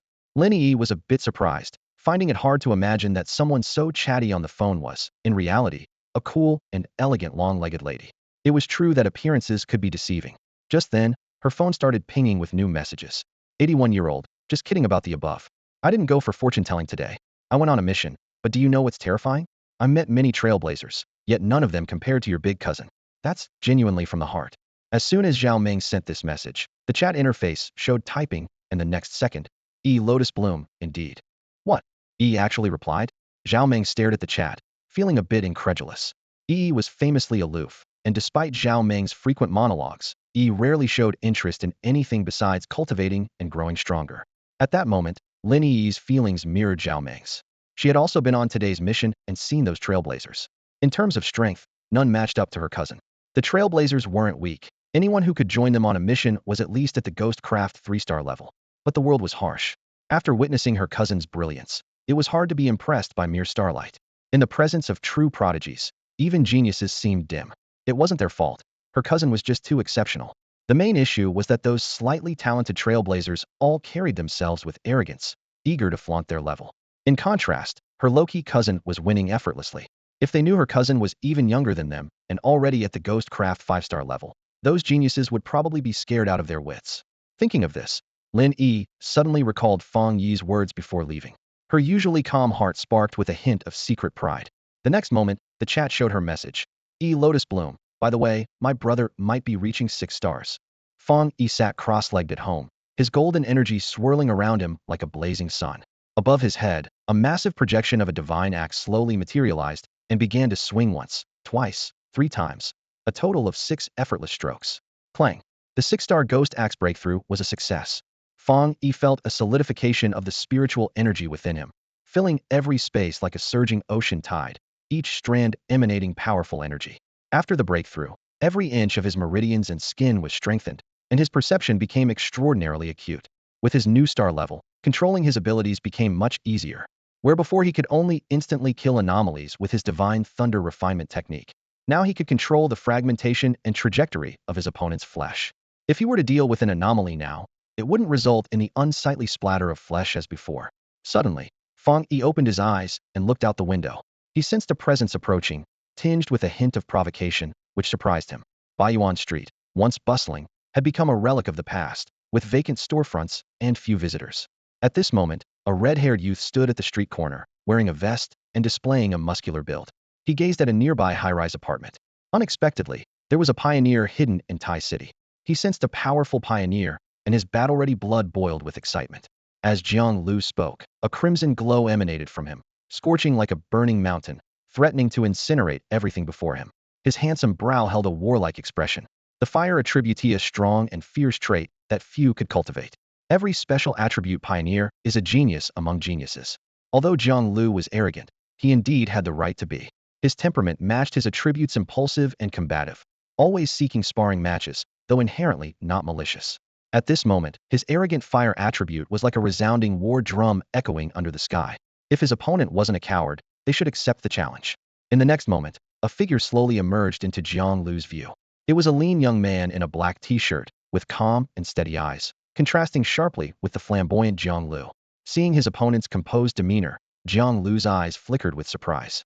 When Fang Yi appeared, Jiang Lu immediately felt a significant pressure, which only fueled his excitement. This was more like ethos he had encountered before, never provided such a thrill. While Jiang Lu assessed Fang Yi also regarded the red-haired youth before him with slight resignation. He sensed the other had ill intentions. Were today's young people all this bold? However, since the challenge had been issued, without a lesson, there would be no peace in the future. My name is Jiang Lu. Jiang Lu was the first to introduce himself, his eyes sharp and intense. After his introduction, without any warning, he sprang into action. Intense flames roared in his hands, quickly gathering and then erupting into a terrifying blaze from his palms. With a loud boom, the fiery ball shot out, the flames slicing through the air and instantly igniting the surrounding atmosphere, sending a wave of heat forward. Such fire had the power to consume everything in its path. The fireball surged forward, growing ever more formidable. At that moment, Fang Yi gently raised his right hand, and from his fingertips, a terrifying power blossomed. A burst of energy exploded instantly, with thunder roaring and lightning flashing. There was a hum, and Jiang Lu seemed to lose his hearing. Then, the fire dragon collided with the lightning, shattering instantly into countless crimson sparks. In that split second, Jiang Lu's pupils contracted sharply. The next instant, the ground beneath him caved in, revealing web-like cracks. The destructive force of the lightning was terrifying, piercing through the still-burning flames and heading straight for Jiang Lu. Suddenly, Jiang Lu felt a sharp pain. A right hand, crackling with electricity, pressed down on his head, pinning him to the ground. Jiang Lu, a fire element pioneer and a 4-star Gui Fu, was on the verge of breaking through to 5 stars. In the ranks of pioneers, he was among the frontrunners. Yet now, he was pinned at the bottom of a pit, unable to move, as if the god of thunder himself was bearing down on him, bringing an overwhelming sense of oppression that left him breathless. Jiang Lu's eyes widened with confusion. What on earth was happening? His flames, which had seemed so formidable, were like fragile eggs against the lightning, shattered with the slightest touch. The once raging fire now appeared powerless and pale in the face of the lightning, which was far more extreme and on a higher level than his flames. The oppressive force from that hand was undoubtedly beyond a 4-star Gue Fu, likely a 5-star, or even a 6-star high-level pioneer. He had hit an immovable wall. Ah! Jiang Lu cried out, but he was pinned to the ground, unable even to lift his head, filled with shame. Given his temperament, facing such humiliation would typically spur him to fight back. However, under the absolute suppression of power, he had no way to retaliate. Moments later, the hand pressing on his head released him, and the suffocating pressure vanished. He could finally move his stiff neck slightly, hearing his own pounding heartbeat. After some time, Fang Yi had already left, leaving Jiang Lu sitting on the ground, exhaling a breath of soot. His carefully styled hair was now ruined, his red hair transformed into a wild, explosive mess, looking ridiculous. Yet, at this moment, Jiang Lu couldn't care less about his appearance, only staring in the direction Fang Yi had departed, feeling a deep sense of despair. Was he too strong, or was I too weak? Baiyuan community is tucked away in a corner of the bustling city. The old residential buildings stand quietly and unassumingly, like forgotten pearls in the urban landscape. And most importantly, the rent is cheap. Jiang Lu, with his hair styled like an explosion, walked dazedly into one of the apartments. As soon as he entered, he was blocked by 2 figures at the door. The 2 flanked him, their gazes as piercing as interrogators as they looked at Jiang Lu. Back already? That explosive hairstyle looks pretty trendy, one of them remarked. Stirring up trouble again? Jiang Lu, you can't keep doing this. There are many pioneers now, and with the spiritual energy revival not officially started, we're all as insignificant as dust. Making enemies everywhere is too risky, the other one sternly advised. Before he could finish, the roommate beside him added helplessly, if only he would listen. These 2 were Jiang Lu's roommates, also pioneers. Since experiencing the awakening brought by the world's transformation, the 3 of them had faced countless life and death trials together, forging a deep friendship. However, Jiang Lu's combative nature left them at a loss. Jiang Lu had a bad habit of being confrontational and picking fights, always eager to spar with others. Despite countless earnest admonitions from his roommates, he never admitted fault and stuck to his ways. This volatile temperament was bound to invite trouble. With repeated warnings, they had long given up hope that Jiang Lu would change, as the same scenario had played out too many times. Would today be any different? Suddenly, they sensed something was off. 5 seconds passed, and Jiang Lu didn't retort. They noticed something unusual about him. The uncharacteristic silence seemed suspicious. What's happened? Has he been possessed? Is this still the Jiang Lu we know? Yet, faced with their questions, Jiang Lu merely glanced at them blankly and walked past them into his room, his figure appearing listless. The 2 exchanged a shocked look. Usually, at this point, Jiang Lu's fiery temper would have him arguing with them. What about honing oneself in adversity, and challenges being the highest art? These were his maxims. But today he hadn't uttered a word. Today Jiang Lu seemed as if he'd suffered a massive blow. Knock knock. Urgent knocking shattered the dormitory's silence, as the roommates anxiously inquired about Jiang Lu's state. Yet, Jiang Lu remained silent, deepening their concern. Just when they thought he'd stay silent, he mumbled, "Got beaten." "What do you mean got beaten?" "I was beaten instantly." The door swung open with a bang. The 2 roommates rushed in, only to find Jiang Lu sitting alone, his figure desolate. Wang Ping anxiously demanded, "What the hell do you mean by got beaten? Explain it to me." But when he saw Jiang Lu's expression, he shuddered, eyes wide. Li Ming joined the inspection and saw Jiang Lu's tear-filled eyes, red and weeping. "Wow!" An exclamation echoed through the room. Who was Jiang Lu? He was a prominent figure in Tai City, a top-tier presence in the first echelon, and a sought-after ally in team missions. In an era when spiritual energy had not yet fully revived, Jiang Lu managed to reach the level of Ghost Axe 4-star within just a month of awakening, a terrifying testament to his talent. Who could be so powerful as to bring this battle fanatic to tears? The truth behind the matter piqued everyone's curiosity. I should have noticed something was wrong earlier. If I had stopped in time, I wouldn't have faced such humiliation, Jiang Lu said, his voice filled with helplessness and regret. Humiliation? Really? Is it that serious? His roommates exchanged puzzled looks, pondering the situation. Do you really think I was exaggerating when I said I got taken out instantly? Jiang Lu shot them a glare, causing Wang Ping and Li Ming to exchange sheepish smiles, secretly harboring doubts. How did he take you out instantly? As someone with 4-star Ghost Axe power and a fiery attribute, for you to be defeated instantly, the opponent's strength must be far superior, Wang Ping asked, perplexed. He only used one move. Isn't that enough to call it instant? Fear flickered in Jiang Lu's eyes as he recalled that moment, his heart still trembling. In that instant, my flames were shattered by his lightning. He was like a monster. When the lightning hit me, I felt an overwhelmingly violent force, as if the entire sky's thunder was concentrated by my ears, almost crushing my skull. What? His roommates gasped, Jiang Lu's words piercing through their illusions like a sharp needle. Lightning shattering flames in a single move. Isn't that too absurd? Even a normal cataclysmic event isn't that terrifying. Only the most extreme high-level attributes could achieve such a thing. Jiang Lu continued. The lightning he wielded was the ultimate high-level attribute, 1,000 times stronger than my fire. In the face of his lightning, my fire was as fragile as paper. In his mind, lightning was like an invisible sword, mercilessly piercing through the flames. The fire shattered upon impact, its blazing light dissipating into scattered sparks. Wow, that was a complete overpowering. Cold sweat formed on his roommates' foreheads as they finally grasped the terror of today's sparring session. Someone has actually cultivated an attribute far more extreme than yours. Your fire is the strongest I've seen. Could it be he's a genius among geniuses? This is beyond just a cataclysmic event. They were struck with disbelief. However, Jiang Lu took a deep breath, his expression growing increasingly grave. Do you think high-level lightning is the limit? No, it's far from it. He almost roared. The scariest part is his level. He's already at Ghost Axe 6 star. A whole 2 levels ahead of me. Ghost Axe 6 star. The words hung in the air, silencing the room, as everyone felt a storm of emotions surge within. No wonder Jiang Lu broke down. Can you imagine someone effortlessly destroying your pride, your efforts, everything you've worked for? The fire attribute you were so proud of, shattered by lightning in an instant. The level you achieved through tireless training, easily surpassed. All your efforts rendered meaningless. That feeling of being utterly overturned is more painful than being struck by lightning. A monster, a true monster. They silently acknowledged that if such a being appeared before them, it would be a nightmare for any prodigy. The formidable attributes and talent were simply beyond reach. The next day was tumultuous, with dark, ominous skies and howling winds. Despite it being morning, the oppressive clouds made everything feel heavy and foreboding, as if the weather itself was cursed. Fang Yi carried breakfast as he walked with Lin Yi along the tree-lined path. They couldn't enjoy breakfast made by their cousin, and their plans for a morning workout were thwarted by the impending storm. The rare chance for some quality sibling time was thus ruined, leaving them both irritable. Suddenly, Fang Yi stopped in his tracks, looking towards the shadowy alleys cloaked by the clouds, sensing something unusual was about to happen. He frowned, his eyes wary. Let's hurry. I have a bad feeling. Around them, shops were closing, and the air was thick with the tension of the approaching storm. What's wrong? Lin Yi, though uneasy, wasn't as perceptive as Fang Yi. Just then, an unexpected event occurred.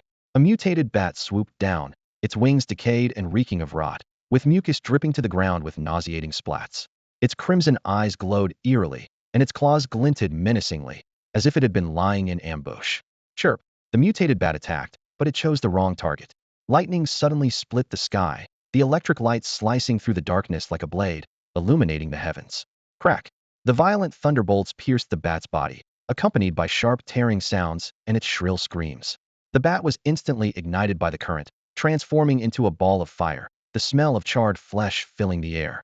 The electric force ravaged its body, and after intense convulsions, the bat disintegrated into a broken silhouette, its dark shadow dissipating in the electric glow, smoke scattering, with a lingering trace of electricity in the air.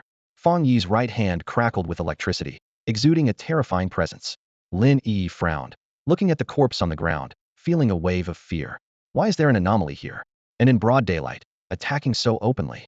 Fang Yi's brow was furrowed, a deep unease settling in.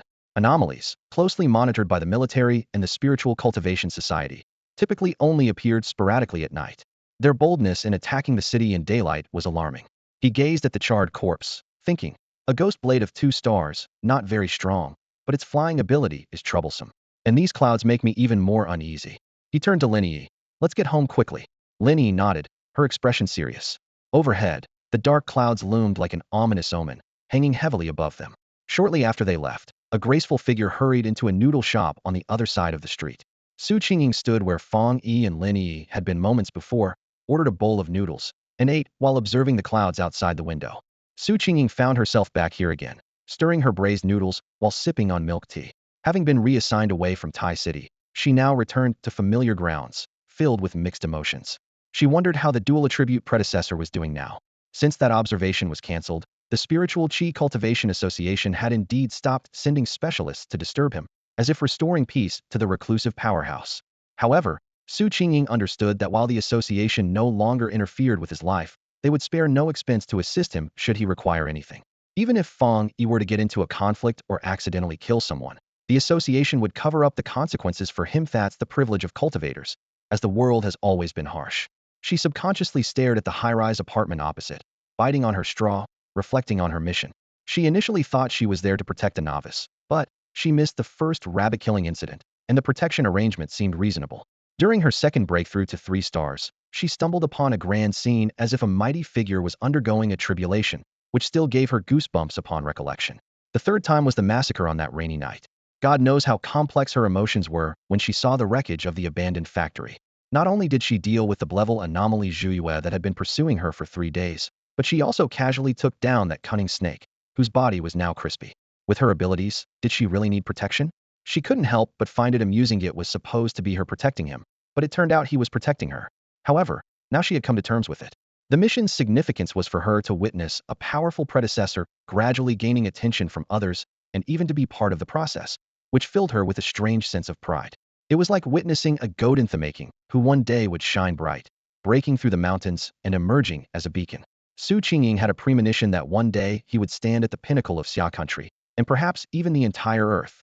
She hoped that by then, she too could successfully get promoted and become a pillar of Xia country. She shook her head and sighed, finishing her milk tea with a melancholic last sip. As she settled the bill and stepped outside, she noticed the overcast sky, her brows furrowing as her mood grew heavy. An inexplicable, terrifying aura was spreading through Tai City's urban area, as if some dreadful creature was awakening and a massive pressure was descending.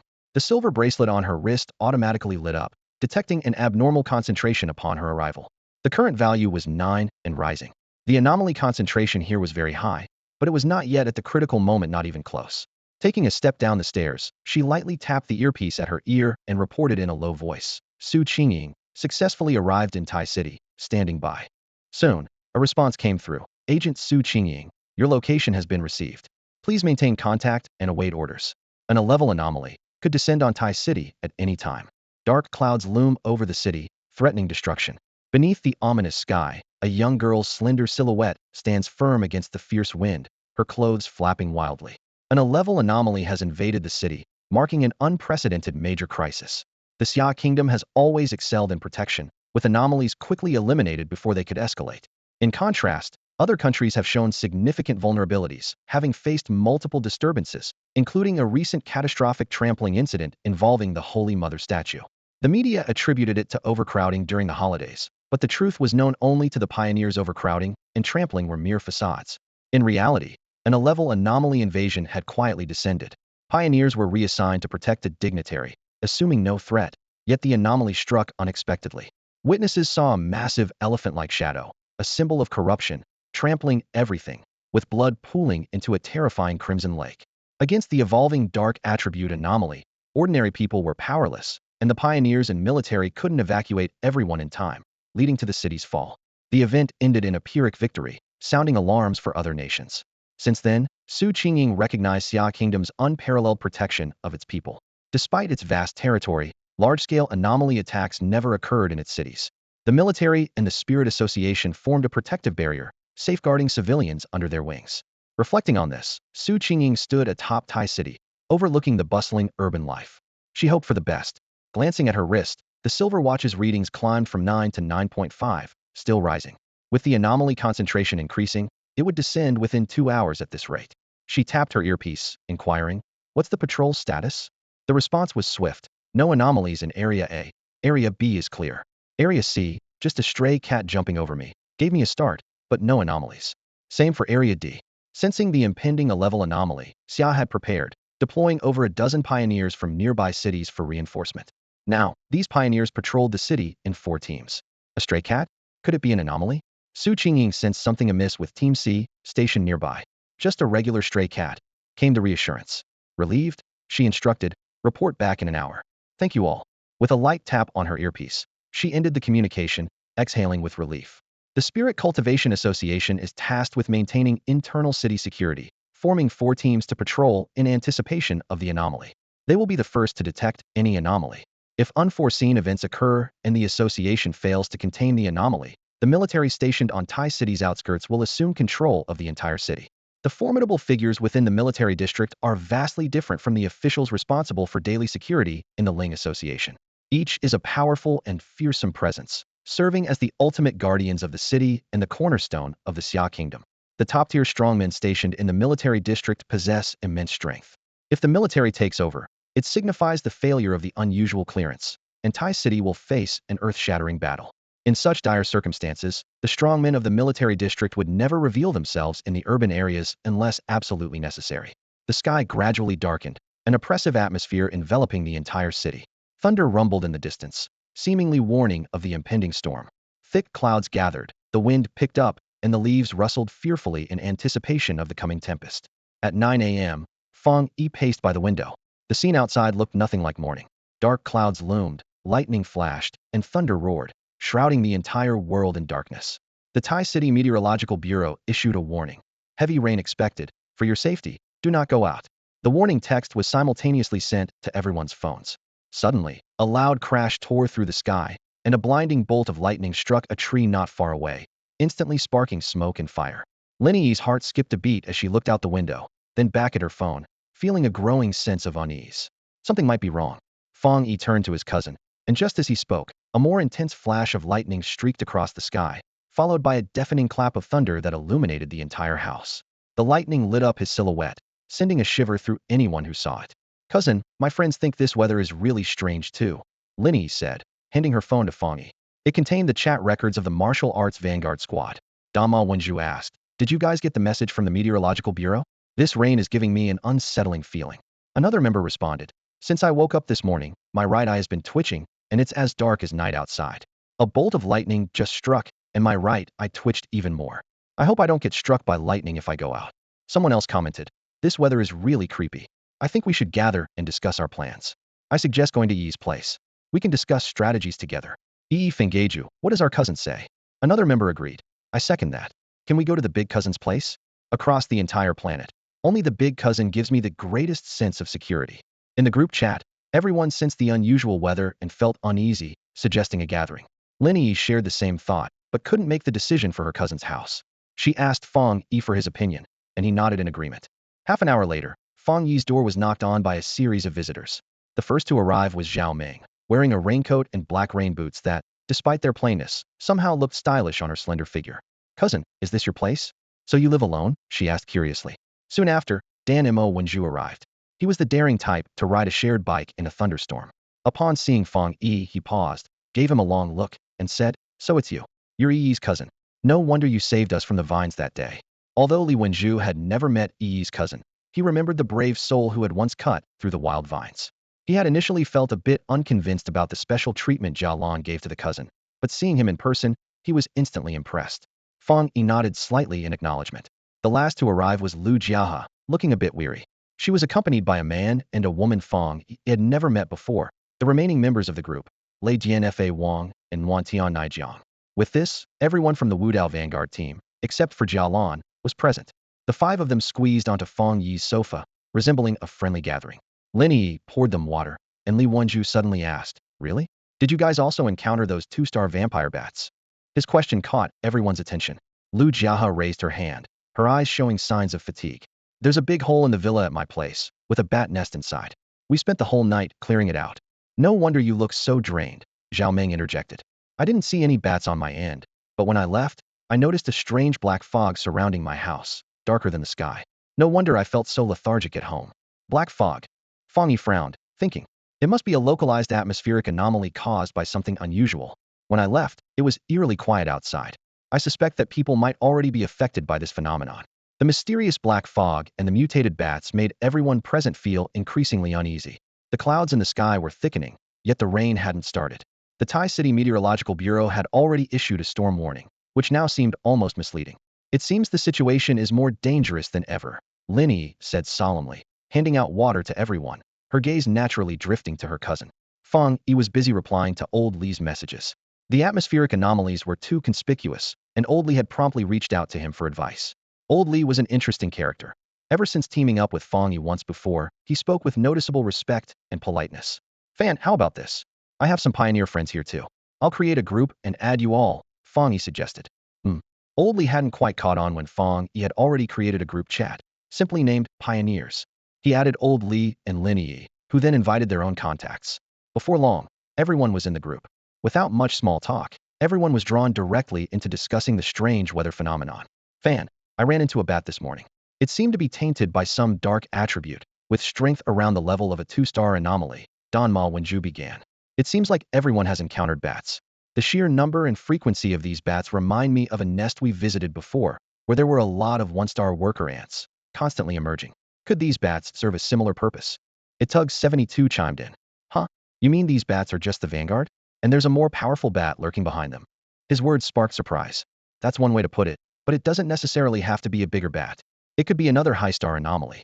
Personally, I think these anomalies are too weak to match the oppressive feeling this weather gives me. There must be something more terrifying behind it, Danma Wenju analyzed. The group chat buzzed with conversation. Fang Yi observed quietly, not joining in. His thoughts aligned with Li Wenzi's. As pioneers who had experienced many changes in the world, they were sensitive to shifts in energy and anomalies. The current weather anomaly seemed far more complex than just a rainstorm. The Weather Bureau's warnings indirectly supported his suspicions. The real trouble was that previous world changes only affected specific locations, like the North Gate of Qingbei, the top of Yuhuang Mountain, or Yanghua Valley. This time, however, the warning had been issued to all residents of Tai City. If, as Li Wenju suspected, this wasn't just a localized event, then the only possibility left was that something even more dangerous was lurking behind the bats. At that moment, a crucial message caught their attention. Ant Blacktooth, everyone be cautious. The situation is serious. The Spirit Association has deployed many pioneers to Tai City, and the military has also sent strong personnel to guard the area. The threat level is high. I can't disclose details now, but stay together and be careful. Ant Blacktooth was someone Old Li had brought into the group, and though they hadn't participated in the discussion before, they now dropped 2 bombshells. Spirit Association? Threat level. Zhao Ming looked surprised. Big cousin, did you bring someone from the Spirit Association into this group? Fang Yi shook his head. I didn't know she was with the Spirit Association. Zhang Ye's message undoubtedly provided direction for the confused group. Li Wenju was initially taken aback, but then felt a sinking feeling. The Spirit Association had dispatched pioneers, and even the military was involved. This mission was more daunting than they had imagined. He knew that the military rarely intervened in city matters because the threats they faced were far more formidable. Tai City was truly in trouble now. Anxiety spread rapidly. Meanwhile, at the highest point of Tai City, atop the towering clock tower, a silhouette appeared amidst the floating clouds. Su Qingying gazed down at the city, her brow furrowing tighter. The dense black fog resembled a giant abyssal beast swallowing the city whole. The sky was unnaturally dark, making it feel like night at 10 in the morning, with visibility extremely low and a palpable oppressive pressure. The silver bracelet on her wrist trembled, and the numbers had already surpassed 50. She took a deep breath and spoke into her earpiece. Everyone, be careful. Survive today.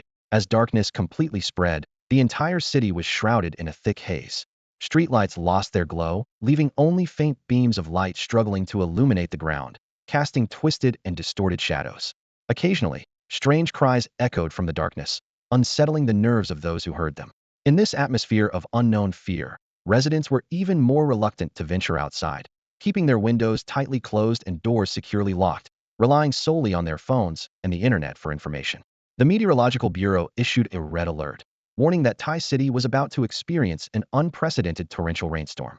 They urged businesses to implement work-from-home policies during the storm and declared a Onatari holiday, advising citizens to prepare to stay indoors and avoid going out, as the dangers of venturing out in such weather could be fatal. Online posts about the Tai City storm were rampant, generating high levels of attention, with comment sections filled with various warnings. These were orchestrated by the Public Opinion Department of the Spirit Association, who monitored these discussions around the clock to ensure no entertainment content emerged, all in the interest of public safety. Despite efforts to conceal the truth, the relentless news coverage left an indelible mark of fear on many. The storm seemed to herald something ominous. Could something be amiss? What exactly was happening recently? As darkness continued to spread, an intangible fear pervaded Tai City. However, no amount of warning could deter the adventurous. On the deserted streets, a frail figure walked conspicuously, a girl in a school uniform. The howling wind made her shiver, and although it wasn't raining, the atmosphere was gloomier than any night. She shuddered, having just stormed out after a fight with her family, but she regretted it almost immediately. It was so dark, all the shops were closed, and not a soul was in sight. The alley she often passed seemed like scenes from a horror film, lifeless and eerie. Maybe she should go back? Just as this thought surfaced, a rustling sound came from above. She looked up in terror to see a swarm of unknown creatures flapping their wings toward her, their sharp teeth faintly visible, glinting ominously. What were they? Bats. Her instincts screamed that they couldn't possibly be bats. Their decaying wings flapped menacingly, and their crimson eyes resembled those of hellish demons, with black, sticky fluid dripping from their wings. These were not bats, but demons. The girl turned and ran, but as an ordinary person, how could she outrun such dark creatures? The flapping wings grew closer, nearly brushing against her back. Suddenly a whistling sound cut through the air past her cheek, and a black bullet pierced through, killing the creature behind her. It let out a sharp cry as it fell to the ground. Su Qingying, fully equipped with a specially designed protective helmet, held a silver pistol, its barrel still smoking. Her voice reached the girl's ears. Didn't the Meteorological Bureau send out a message telling you not to go out? Where do you live? I'll arrange for someone to take you back. If you insist on staying outside, we'll have to implement emergency special measures. The girl stood frozen, a look of terror on her face. Su Qingying frowned slightly, about to speak. Suddenly, the voice of the liaison officer sounded in her earpiece. A swarm of clever mutant bats is rapidly approaching. Please be careful. Her expression changed instantly. She swiftly pulled the girl behind her and decisively pulled the trigger. Shooting was Su Qingying's forte. The handgun in her hand was crafted by the Spirit Association, with specially made bullets effective against dark attribute mutant creatures, though only limited to low-star mutants like Ghost Axe 1-star. Bang, bang, bang. The bullets fired in succession, bursting into black blood flowers among the bats. However, the bats were numerous, swarming densely towards them. She killed one, only for several more to close in. With a furrowed brow, she quickly fired a few more shots, then grabbed the girl and turned to flee, breathlessly sending a distress signal to the nearest Team C. 15 clever mutant bats, and 1 civilian needing cover for evacuation. Requesting support. Receive. Team C quickly arrived. The well-trained vanguards, dressed in black uniforms and helmets, silently charged towards the bat swarm to begin the eradication operation. After a fierce battle, the team leader's bullets were long gone. At this point, he wielded a blade of spiritual energy, and the bats in the distance fell before they could even get close. Su Qingying emptied another clip, leaving the ground littered with bat corpses. There was no time to deal with them. The mixture of body parts and blood emitted a pungent stench that was nauseating. After clearing out the mutant bats, Team C escorted Su Qingying and ensured the girl's safe return home. The girl, having witnessed everything, was completely dumbfounded, unable to utter a word. Her family, seeing them covered in blood and armed, were so terrified that their legs went weak, repeatedly promising to keep a close watch on their daughter. As they left the girl's house, the long overcast sky finally began to drizzle. The team leader of Team C, Bai Chiu, took off his helmet and downed a bottle of water, cursing, "Damn, why are these things increasing?" No one could answer his question, and everyone's mood grew heavier with the falling rain. Typically, the number of mutant creatures in the city is limited and they aren't highly ranked, like the Dark Knight Rabbit or Candle Knight, but these bats were different. They rampaged through every corner of the city, seemingly endless. 40 vanguards had been fighting continuously for 2 hours, their ammo nearly depleted, yet the bats kept appearing, some even reaching 3-star and 4-star mutations. These bats were frantically breeding and evolving, feeding on humans. By consuming human flesh and blood, they could evolve and increase their star rank, with several already advancing to Ghost Axe 4-star, and their evolution speed was still accelerating. Su Qingying's expression grew increasingly grave. Tai City was already a densely populated metropolis, and the evolutionary speed of these mutant creatures far exceeded expectations. More frighteningly, according to drone feedback, these bat swarms were everywhere in the city. Tai City was entirely shrouded by these bats. They seemed intent on turning Tai City into their feeding ground for evolution. Damn these creatures. At Fang Yi's home, the rain intensified, falling like fine silver threads against the glass windows, blurring the outside world into dark shadows. From within these shadows came eerie wails, occasionally accompanied by the roar of bullets, sending a chill down the spine. The gunfire was relentless, perhaps a measure against the abnormal or for other reasons. Before the collapse of social order, armed forces were an effective deterrent against the masses. As the rain poured harder, fear and unease spread among everyone. Zhao Meng stood up and sat down repeatedly, appearing restless, and wondered how long this rain would last. A small piece of paper was pasted on her right eyelid, supposedly a remedy to stop the twitching, but it seemed to make it twitch even more. Perhaps it would stop soon, or it might last the whole day. Lu Jiahe squirmed in his chair, irritably saying, "Stop standing and sitting all the time. It's annoying." Li Wenju pushed his glasses up his nose and reassured them, "Both of you, calm down. Didn't Aunt Toothblack in the group say the Spirit Association was prepared for this?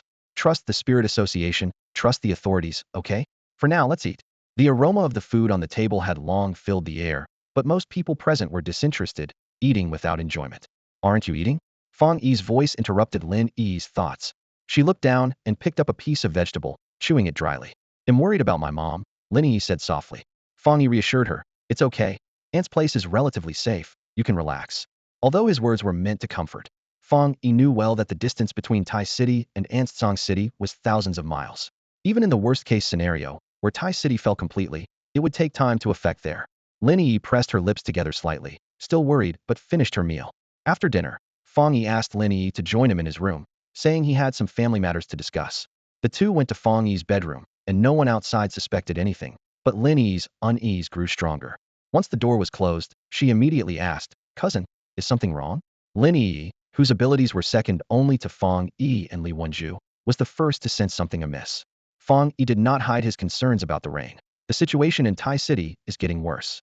If not handled properly, the entire city could be destroyed. What? Lin Yi's pupils contracted in shock at the gravity of the situation. Although most were unaware, each city had a spirit association team ready to act at the first sign of anomaly. However, the ongoing gunfire indicated the severity of the problem. The dark attributes pollution was highly contagious, and when social animals were affected, the impact spread rapidly. The appearance of those bats was no coincidence. They came prepared. This indicates that the number of anomalies is extremely large and constantly evolving, leaving the pioneers of the Spirit Association at a loss.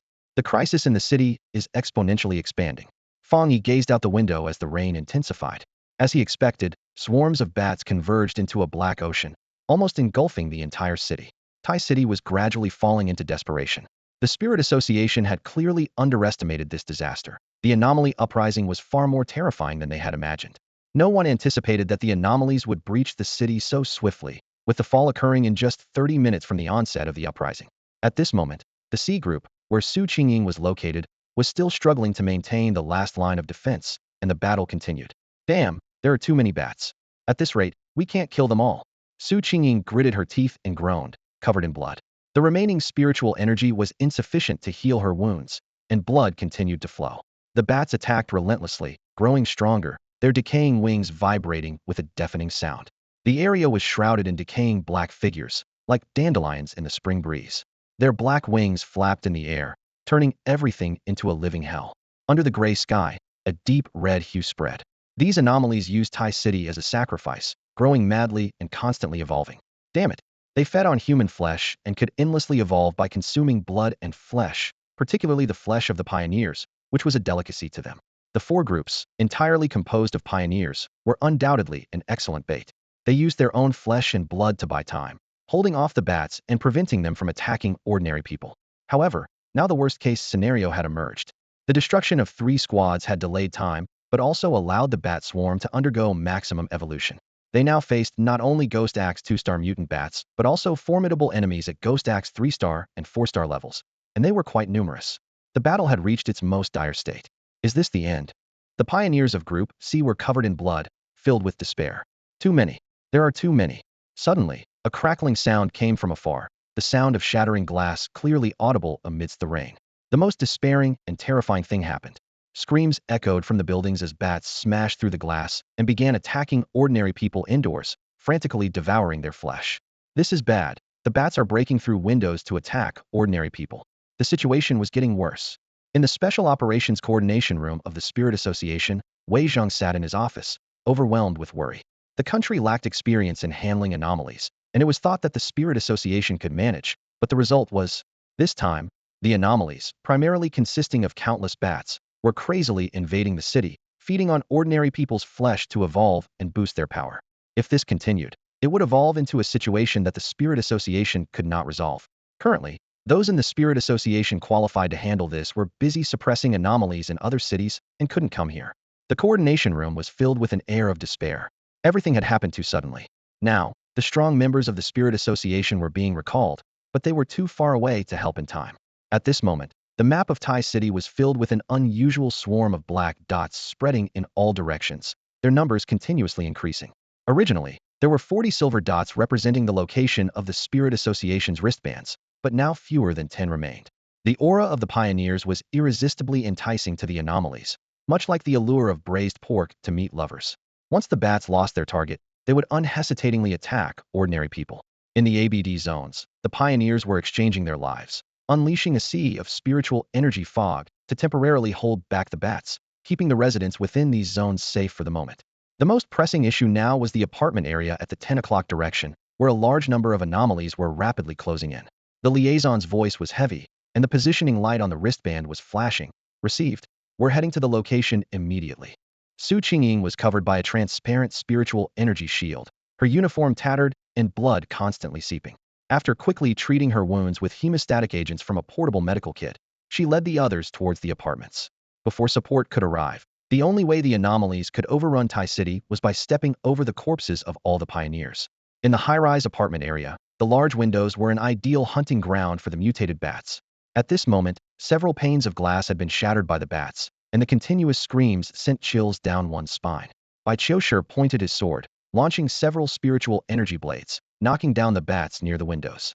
However, they did not die immediately. Instead, they struggled to fly again.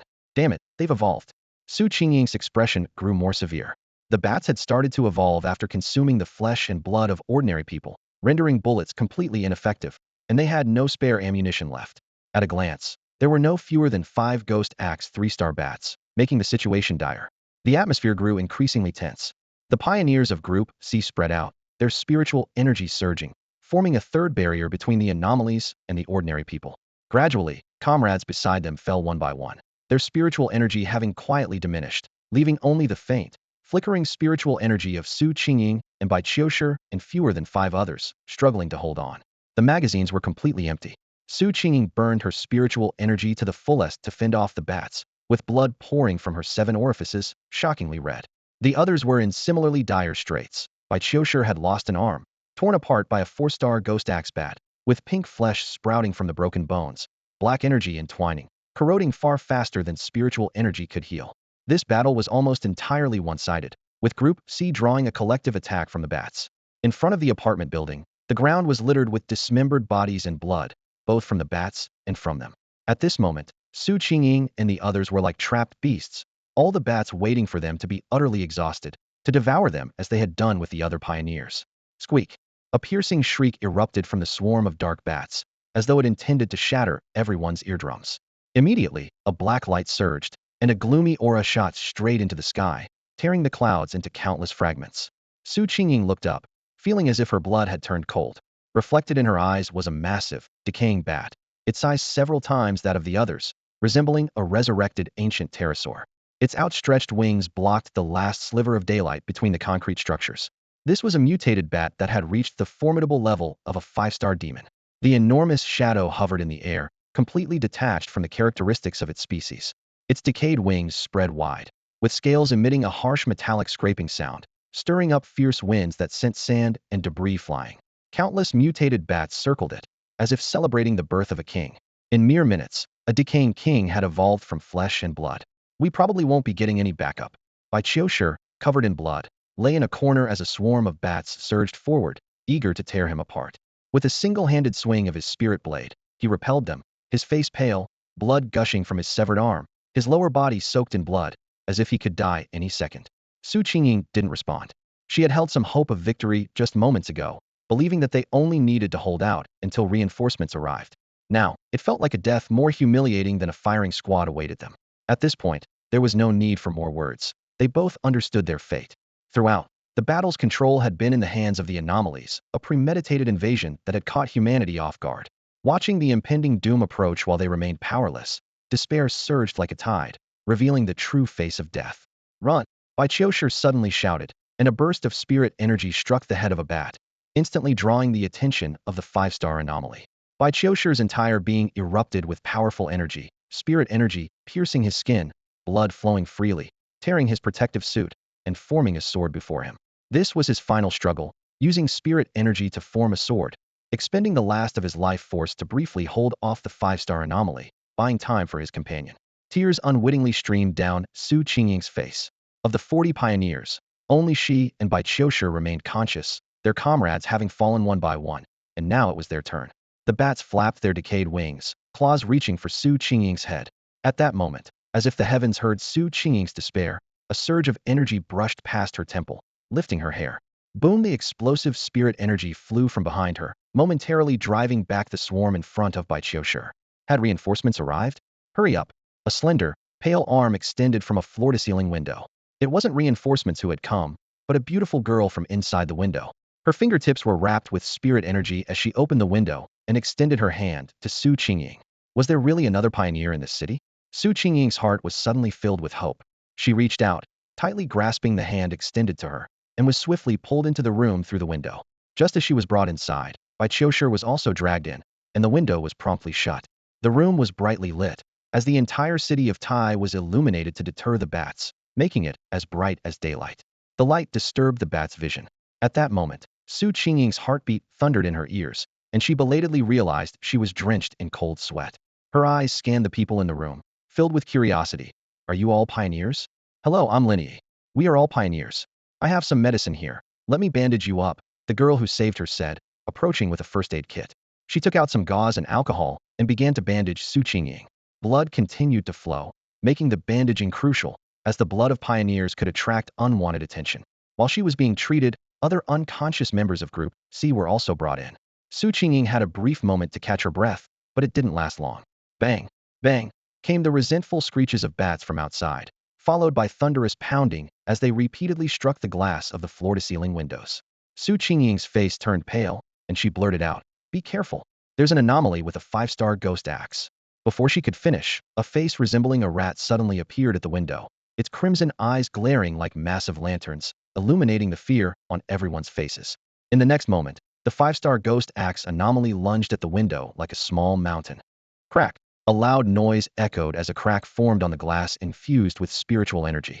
The crack rapidly spread like a spider web, and with a sharp sound, the glass shattered, sending shards flying in all directions. In a daze, Su Qingying heard a grumbling voice behind her. "Damn it, my glass." In the midst of the misty rain, a figure leapt into the air. His expression was icy, hair flying, eyes filled with discontent. A flash of lightning flickered deep within his gaze, and then threads of lightning danced across the Tang Dao in his right hand. In the next moment, the lightning transformed into an endless azure storm, roaring forth. Quosha crimson streak slashed through the ugly rat-like face, tearing apart the curtain of rain. It stood as a stark dividing line between the two lantern-sized eyes. The next second, its face began to split open, extending all the way to its tail, dividing along the line of the blade. Boom! The charred halves of the corpse exploded in midair, with a brilliant internal flame emanating a powerful aura of destruction. This was a lethal technique that combined the release of lightning with fiery blade arts. The thunderous strike, coupled with the internal explosion, instantly obliterated the prey. Where the blade pointed, everything turned to ash. Boom! The massive body crashed into a swarm of bats, igniting them instantly. At the point of impact, flames soared, tinged with flickering blue arcs, while the bats screeched in chaos. Cousin! At this moment, Fang Yi held the Tang Dao in one hand, its patterns bright red like blood, the tip lightly pointing downward. In this instant, the blade bore no blazing fire, not even a hint of flame. Yet, the pungent smell of burning wafted in from outside the window, a fire that the torrential rain couldn't extinguish, as if an invisible sun was roasting the bats. Standing in the rain, Fang Yi slightly turned his head toward Zhao Meng. "What's up? So cool." Zhao Meng clapped enthusiastically. "Such an over-the-top display." Lu Jia sighed, holding his forehead. Fang Yi was used to it. He sheathed his Tang Dao, frowning slightly at the shattered glass on the ground. "I'll clean it up," Li Wenju volunteered, coming over with a broom. He didn't want to admit he had been stunned for 5 seconds by that strike, only snapping out of it when he heard Zhao Meng's voice. "Thanks," Fang Yi nodded slightly. "It's you?" Su Qingying's startled voice suddenly rang out. Everyone turned to look at her. Only Su Qingying knew that her heart was pounding like a drum, seemingly ready to leap out of her chest. He had saved her once again. At the abandoned factory before, it was also him who had slain 2 level anomalies. Time and again, he rescued her from despair. This person, cough, cough. At that moment, a painful cough interrupted Su Qingying's thoughts, snapping her back to reality. She looked toward Bai Qiushi. The cough came from him. He was awake. Support has arrived? Bai Qiushi clutched his severed arm, the intense pain causing cold sweat to pour down his forehead, while black fumes continued to seep from the wound. Before Su Qingying could speak, suddenly, a hand covered his severed arm, flickering with arcs, instantly obliterating the dark energy, as if a mouse had seen a cat. High-level lightning attribute. Bai Qiushi's pupils contracted sharply. He looked at Fang Yi, who was lowering his head, his pale lips trembling slightly. Are you the mysterious pioneer who killed Zhu Yi that night?" Fang Yi nodded slightly at him. "I've cleared the remnants of the dark attribute. Rebandage it."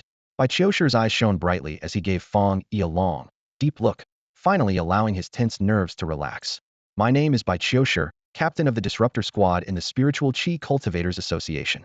Thank you for saving me and my teammates. I owe you my life." Despite his cold exterior, Bai Qiushi exuded a certain camaraderie typical of those who live by the code of the streets. As he spoke, he inadvertently pulled at his wound, causing his face to turn as pale as paper. Fang Yi glanced at his severed arm and silently patted his shoulder, indicating that he should take care of his injuries. Thanks to Fang Yi's powerful strike, the mutated bats scattered in fear, leaving no trace of the dark swarm that had surrounded the apartment. Members of Group C gradually regained consciousness, most having fainted from injuries and exhaustion. Upon awakening, they initially thought reinforcements had arrived. Had the military come? No, but the immediate crisis was over. Learning that it was this young man who had intervened, killing the 5-star mutated bat with a single blow, the team members were visibly shocked. Lightning attribute? What about the blazing flames? Could he be a dual attribute pioneer? This familiar searing heat, was it the mysterious figure from that night? Wow, it turned out to be that expert. Half of Group C consisted of Disruptor Squad members, while the other half were pioneers from other cities, now utterly bewildered. Su Qingying explained, recounting how she had monitored Fang Yi from the start, and how he had twice intervened to eliminate anomalies, saving her and the Disruptor Squad. The more they listened, the more they admired him, ultimately shortening his address to the highest form of respect, Brother Fang. These proud pioneers, who might not even respect their own team leaders, were completely won over by Fang Yi's deeds. Seeing that the members of Group C were in stable condition, Su Qingying smiled and stood up, heading to the balcony alone to report the current situation through her earpiece. She said, Su Qingying from Group C reporting. We discovered a 5-star anomaly in the apartment area, which has now been eliminated, and the anomalies have temporarily retreated. On the other end, members of the Special Operations Coordination Room breathed a sigh of relief. Wei Zheng heard the news, slumped back in his chair, and felt the sweat-soaked shirt clinging to his back. What is the situation in Tai City now? How did you manage to kill the 5-star anomaly? Su Qingying's voice was somber. The situation is dire. We were all injured and were saved by a powerful pioneer who killed the 5-star anomaly. A powerful pioneer in Tai City? Could it be him? The liaison officer's mind conjured the image of the dual attribute pioneer. This was a serious intelligence oversight. It was more than just an A-level anomaly invasion. Su Qingying was taken aback and looked at Bai Qiushi, who was staggering beside her. You shouldn't be up. Why are you here? I lost my wristband and came to report the situation, Bai Qiushi replied flatly. His wristband had been on his severed arm, which had fallen into the swarm of bats. What is your assessment of the current situation in Tai City? Bai Qiushi said. I believe this is likely an anomaly invasion event that exceeds Class A. These bats have the potential to grow and are feeding on Tai City's blood. Torrential rain poured down as Tai City descended into chaos, with shattered glass and ruins everywhere. The air was thick with the scent of blood and the cries of countless people, creating a chilling atmosphere. Damn it! We failed to protect Tai City, he growled in anger. These brutal beasts are feeding on my compatriots' flesh and blood. We share the same blood, and I wish I could devour them in return. As spiritual energy resurges, everything is evolving, but evolution and extinction go hand in hand. If we cannot slay these beasts, it will be us who face extinction. Everyone thought the resurgence of spiritual energy marked the beginning of a brilliant era, yet every evolution comes with inevitable extinction. Your assessment is correct. The situation is more dire than we imagined. From the liaison officer, Su Qingying and Bai Qiushi learned of an even more alarming development. A massive cocoon has appeared out of nowhere in the center of Tai City, nurturing an incredibly terrifying creature. If it matures, the consequences would be unimaginable. However, rest assured, the military district has reached the outskirts of Tai City and is advancing towards the city center. At this moment, on the border of Tai City, damn it, why are there so many bats? Everyone's hearts sank. Be careful, they are all huge and powerful, each with a strength above Ghost-Axe 5-star. These bats pushed Group C to the brink of annihilation, instilling fear in everyone. Looking towards the center of Tai City, a massive black vortex was faintly forming in the sky, with dark energy converging from all directions towards the center, casting a sinister and eerie vibe. The spiritual association, we must resolve the anomalies outside Tai City, or we won't be able to enter the city itself. At this moment, not only outside the city of Taishu, but also the people in Fang Yi's home noticed the terrifying commotion coming from the sky above the city center. What is that? A vortex? A powerful dark aura is gathering at the center. Everyone could feel it. Those with dark attributes were rushing toward the vortex like bees to honey. Could it be that something terrifying is about to be born inside? Standing by the floor-to-ceiling window, everyone looked grim. The constantly evolving bats were already troublesome enough, and the mutation of the Ghost-Axe 5-star took them completely by surprise. Su Qingying glanced at her wristband. The numbers were fluctuating and had reached 79. The anomaly concentration was about to break 80, nearing the Ling Association's warning level. At 80, even low-level pioneers must avoid it, and it should be directly handled by the military. This A-level anomaly invasion was clearly beyond their ability to handle, and the situation was worsening. In that darkness, something even more terrifying might be brewing. Is it a king? Su Qingying's voice trembled as she spoke. What? Everyone turned to look at her.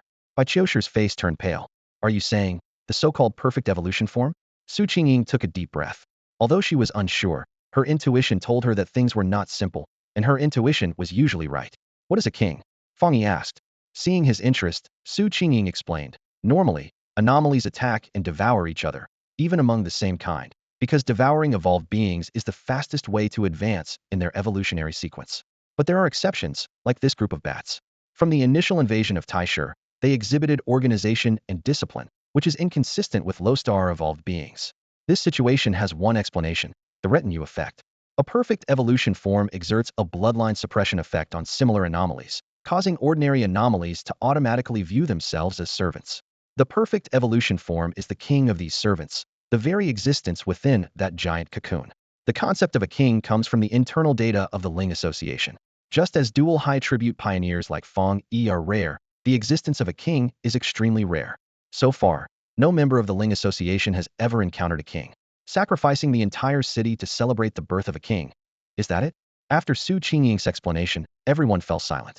The average strength of those present was at the Ghost Axe 4-star level, struggling against ordinary mutated bats. If they encountered that Ghost Axe 5-star bat again, without Fang Yi, at least half would be dead or injured. And now you're telling me that was just a subordinate, and a perfect bat king is about to hatch? Perhaps sensing the pessimism in the room, Li Wenju cleared his throat and stepped forward. Actually, it's not that bad. Isn't the army on its way? The military should have experience handling these kinds of situations. Oh no! Su Qingying suddenly exclaimed, a sense of foreboding rising in her heart as she looked at her earpiece, her fearful eyes turning to Fang Yi. The army is blocked outside Tai City. What's happening? This statement exploded like a thunderclap, instantly causing tension and anticipation among everyone. They were all hoping for the military district's strong forces to arrive quickly and take control of Tai City. However, the news from the liaison officer brought a sinking feeling. A group of powerful abnormal bats had appeared at Tai City's border, with strengths generally at the Ghost Axe 5-star, 6-star level, or even stronger. The military's strong forces were held up by these bats and couldn't arrive in time. In such a predicament, the most scarce thing wasn't courage, but hope. Even the last bit of fantasy was shattered. The military's strong forces being unable to enter Tai City meant that until they dealt with these bats, no matter what happened inside Tai City, no support could be provided. They were isolated and the situation was becoming increasingly dire. Although Fang Yi had once temporarily repelled the bats with a single stroke, they would surely return after regrouping. At this moment, a cloud of gloom hung over everyone's heart, and even Li Wenju was at a loss for words, feeling fear in the face of enemies far stronger than themselves. The situation was set, and the military's strong forces couldn't arrive in a short time. The urgent task at hand was to gather the pioneers inside Tai City. The liaison officer had already sent location information to other teams, and they were approaching Tai City Square. The liaison officer's voice was gentle yet firm, trying to soothe Su Qingying's anxious heart. The situation had spiraled out of their control, and they had to minimize casualties. They hoped that help would arrive as soon as possible. However, the calls from Group A kept coming, yet there was no response. Each commissioner of the Spiritual Association had a dedicated liaison officer responsible for communication during battles, and their wristbands were rigorously tested to maintain contact even in extreme weather. But now, in response to the liaison officer's call, there was only an eerie silence on the other end. Not even a breath could be heard. Group A has lost contact. Someone said, their voice trembling. Captain Zhang Yuan, please respond to my message. Damn it. Group B's communication is also down. They've encountered a massive abnormal attack. What about Group D? Group D isn't responding either. All teams have lost contact. This news was hard for everyone to accept. All teams had lost contact, besieged by abnormalities. It was known that this A-level abnormal invasion event wouldn't be simple. The military district was entangled by bats. They were evidently prepared, intending to present Tai City as a feast for the king, to that giant cocoon. 30 pioneers, each with strength above Ghost Axe 4-star. How could they all go silent? The region they were in faced a massive swarm of mutated bats, with evolved bats of 5-star, 6-star, and thousands of 1- or 2-star bats escorting them. Falling into such an abnormality, it was feared. Someone was still unwilling to give up, continuing to call out to the other side. Yet, what responded to them was still the chilling silence. What happened? Su Qingying heard the commotion on the other side, her heart tightening. The liaison officer took a deep breath, voice trembling, and reported the loss of contact accurately. Groups A, B, D, all lost contact. All teams have lost contact. The message from the Special Operations Coordination Room reached Su Qingying's ear through her earpiece, causing her to shudder instantly. Lost contact. How could this happen? Not a single response. Could it be that all the wristbands malfunctioned? The wristbands were developed by the Spirit Association. They wouldn't break even if thrown into the deep sea or high temperatures, and they wouldn't be damaged even if the body decayed. They must have malfunctioned. If the wristbands hadn't malfunctioned, how could there be no response at all? Su Qingying interrupted the liaison officer's words impatiently. At that moment, the surrounding noise came to a halt, and everyone's eyes turned to her, showing a hint of sympathy. 30 pioneers in total. Just this morning, she had greeted them, and they had smiled and told her they would try the milk tea shop she kept recommending after the mission. Why did things turn out this way? In this sea of bats, the wristbands were their guiding beacons, their only link to the outside world, and now, they were disconnected. Without the guidance of the wristbands, they were lost in the anomaly, and the consequences could be dire. Su Qingying spoke more and more agitatedly, suddenly feeling her face wet and her vision blurred. The rain was pouring harder, and Tai City was in a storm. Broken glass, blood-stained rooms, countless bats like a dark net covered the entire Tai City, filling people with deep despair. Those injured members of the Spirit Association fared no better. Usually tough men now had bloodshot eyes. They were their comrades who fought together. Those damned beasts. They entered Tai City together, promising to protect the peaceful lives of ordinary people. But now, their comrades were out of contact, their fate unknown. Those friends who used to joke around now seemed like a lost boat in the sea, desperate and helpless. At that moment, Su Qingying suddenly moved. She stood up abruptly, wiping away her tears haphazardly, and her small frame erupted with immense energy. We can't just sit here and wait to die. We have to go out. We are Spirit Association operatives. We've enjoyed the privileges of the pioneers, and now it's time to set an example. Even if the mission fails, we should stay by our comrades' side. As soon as she finished speaking, there was a swift and unified rustling sound, and all the injured members of Group C stood up. Despite their severe injuries, some of them had just stopped bleeding, some still had bandages wrapped around their heads, and Bai Qiushi used one hand to prop himself up, his eyes shining with unwavering determination. You're right. We are Spirit Association operatives. What are we doing hiding here when Tai City is like this? Let's go out and fight those beasts. Kill one if we can. Kill two if possible. At that moment, the injured members had fierce expressions, with flames burning in their eyes. Witnessing this, Lin Yi and the others were left speechless in astonishment. They knew how severe these people's injuries were while dressing their wounds earlier, and even if they were taken to the emergency room, they would need to be rushed in on stretchers. You're all so badly hurt, and still insist on going? This thought crossed everyone's mind, and they knew the answer well. It's imperative to go. In this time of crisis, the city of Tai has been overrun by a swarm of bats. Once the king emerges from its cocoon, not just this city, but the entire Xia nation will face a devastating blow. As the vanguards of the Spirit Association, they must stand ahead of ordinary people to protect this city. Lin Yi and the others stood up, filled with emotions. As pioneers of cultivation, they were infuriated to see Tai City in such chaos. The spirit and determination shown by the vanguards of the Spirit Association were even more shocking to them. Despite the dark path ahead, the slim chances of success, and the knowledge that it might be futile, they still chose to fight valiantly, inspiring a deep sense of respect. However, just as emotions were running high, a calm voice suddenly interrupted. What good will it do for you to go? The words were like a splash of cold water, instantly quelling the fervor of the crowd. The harsh reality became apparent at that moment. The external forces were far beyond their capabilities, and for these injured individuals, going was a long shot. Su Qingying was about to retort in anger, but stopped when she saw who had spoken, her anger dissipating with a sigh. They couldn't just do nothing and watch Tai City become the king's hunting ground. Su Qingying held her tongue because the speaker was Fang Yi, someone she deeply respected for his numerous rescues and formidable strength. What could be done at this juncture? Fang Yi remained silent, focused on cleaning his Tang sword. The blade, stained with abnormal blood and slime, was now washed clean and gently wiped dry with a white cloth. Fang Yi's movements were measured and graceful. After finishing, he stood up and sheathed the sword at his waist. A powerful aura surged from him, and the tip of the sword glowed with a brilliant golden light, like a beacon of hope in the darkness. I'll go, he said, his calm voice resonating like thunder. Su Qingying was taken aback by his willingness to act, puzzled as to why he would involve himself in something seemingly unrelated to him. Lin Yi was also stunned, feeling uneasy as she tugged on Fang Yi's sleeve, wanting to say something, but ultimately staying silent. Everyone looked at Fang Yi, hesitant to speak. Yet, Fang Yi gestured for Su Qingying to remove her bracelet.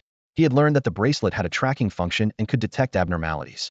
This small gadget from the Spirit Association was quite useful, and he hoped they would promote it further. Su Qingying was momentarily dazed, and by the time she realized it, the silver bracelet had already fallen into Fang Yi's hand. This is a special bracelet from the Spirit Association. It's not just a locator, but also a communicator. Once you wear it, My liaison will connect with you to monitor the surrounding information and provide comprehensive assistance for your battle. The bracelet clicked into place as it approached the wrist, fitting seamlessly. Let's go. Boom.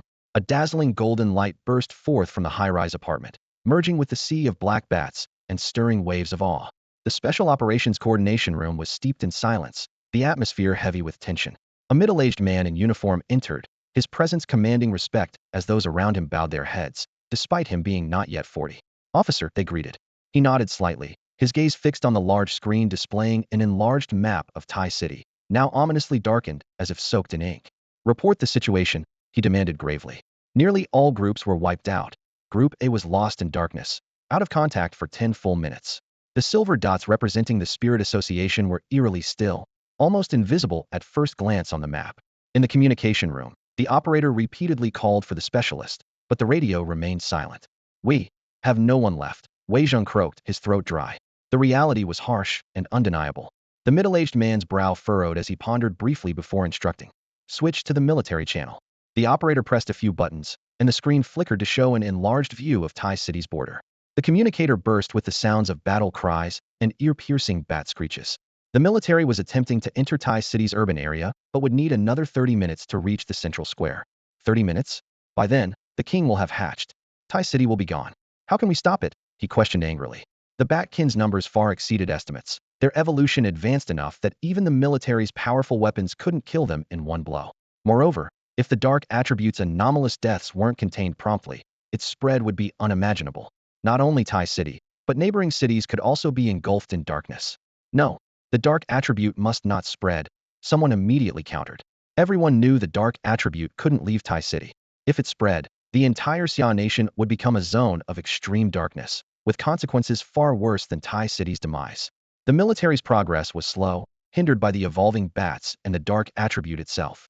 The situation was a dire stalemate, leaving everyone on edge.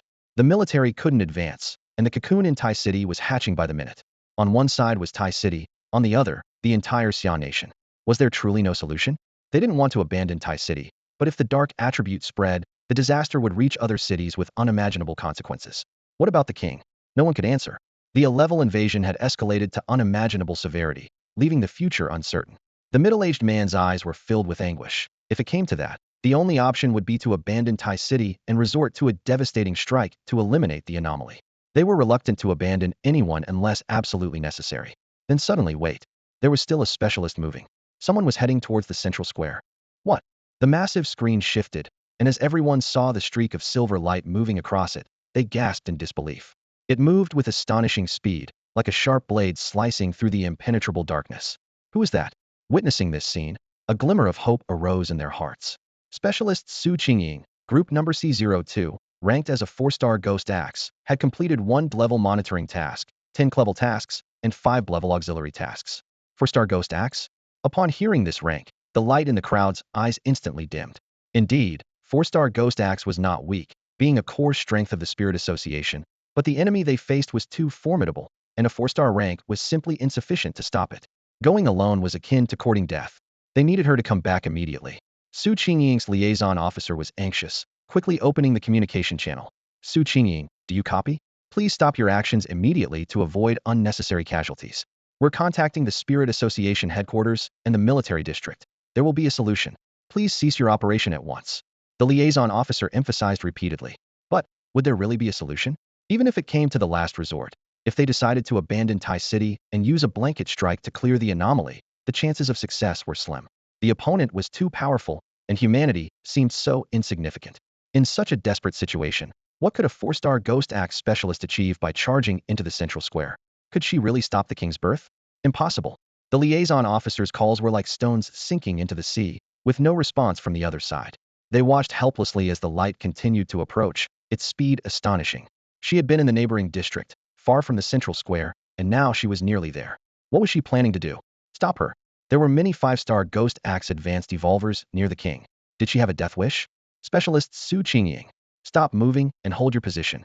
Do you copy? Just as the liaison officer's voice was about to go hoarse, a reply finally came through the communicator. A harsh static briefly sounded, followed by a deep, magnetic male voice. So this is how you use this thing. Hello, hello? If you can hear me, press 1. A man? No. How did Su Qingying suddenly become a man? The liaison officer was stunned, suddenly realizing that the communication wristband was not being used by Su Qingying, and the rapidly moving light was not her. Who are you? You're not specialist Su Qingying. As soon as these words were spoken, everyone turned to look. It wasn't Su Qingying? This situation was completely unexpected, and for a moment, no one knew how to react. In the hellish situation Tai City was currently in, they barely had time to escape, let alone run towards the center while wearing someone else's wristband to contact them. Who was this person? However, the person on the other side did not answer their question but instead spoke seriously. I need all of you to connect with me immediately. I will take down the king at the center. What? At that moment, everyone was in a daze. Did we hear that right? Take down the king? He intended to tackle the terrifyingly powerful perfect evolver that even they couldn't handle alone? In Tai City, Fang Yi helplessly stared at the communicator in his hand, bewildered by the multitude of buttons. Despite the constant voice from the other end, he couldn't respond, feeling increasingly agitated.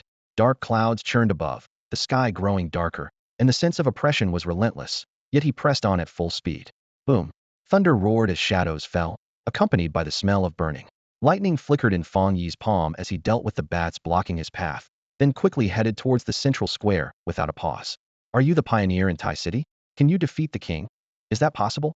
After a moment of silence, a female operator finally responded with a trembling voice, tinged with despair. It wasn't a doubt of Fang Yi's abilities, but rather the disbelief at his bold claim. What else? Can the Spirit Association do it? Fang Yi's retort left her speechless. Indeed, they had already failed. The Spirit Association's initial defeat was a heavy blow to them. If you don't want Tai City to be destroyed and become a feast for anomalies, have all operators connect with me. Use all your equipment and information to assist me. Fang Yi's voice was clear and resolute. The operators looked despondent. Many were locals, and this was their home, where their families were. They couldn't bear to see it fall. At that moment, a voice broke the stalemate. All right. The middle-aged chief commander spoke, determination in his eyes. Listen to him. Everyone immediately set down their work and connected with Fang Yi, using satellite radar to detect nearby anomalies and provide information. C02, you're in charge of primary coordination, guiding him accurately. Su Qingying's operator acknowledged. Begin. With the command given, everyone took their positions. On the satellite images, countless heat sources indicated anomalies, swirling around a giant cocoon, forming a siege. There were fewer anomalies to the north, over 10 kilometers away, which could serve as a breakthrough point. The main road was densely packed with anomalies. It's advised to break through from the side road and head southeast. The screen's light points jumped wildly, with vast amounts of information being collected and analyzed, every digit flickering. Damn it, someone suddenly exclaimed. An anomaly has detected him. Two are approaching from the 2 o'clock direction, and based on threshold detection, one of them has likely reached the level of Ghost Axe 5 stars. Ghost Axe 5 stars. Everyone's hearts sank. The silver dot on the screen was rapidly approaching the detection direction, and in less than 10 seconds, they would face a direct encounter. There's a Ghost Axe 5 stars anomaly ahead of you, 2 of them. Please avoid them, the operator shouted with all her might, but she knew. It was too late to retreat now. On the other end of the communicator, the torrential rain roared like a tsunami, serving as the backdrop to this disaster. At this moment, they clearly heard 2 sharp screeches, the sound of bats launching an attack. The anomalies had arrived.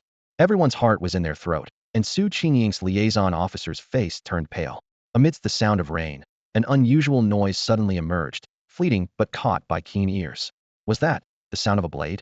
The sharp sound of a blade pierced through the communicator, followed by the roaring flames. In this torrential downpour, what kind of fire could possibly burn? A sharp voice suddenly rang out, as if someone had set a rat's nest ablaze, causing the rats to shriek and flee. The source of the anomaly vanished. The liaison officer noticed this, and with pupils contracting, almost trembling, uttered the words, "What? The anomaly source disappeared?" Everyone exchanged shocked glances. They all heard the sound of the blade being drawn, and in the next moment, the anomaly's source vanished. There was only one possibility. The anomaly was killed in one strike. He actually took down that anomaly with a single blow? That was a Ghost Axe 5-star anomaly, and even pioneers of the same rank in the military district found it difficult to eliminate instantly, as the first thing anomalies enhance upon evolution is their skin and flesh, with hardness comparable to steel. To kill an anomaly in one strike is terrifying. This indicates his power is definitely above Ghost Axe 5-star.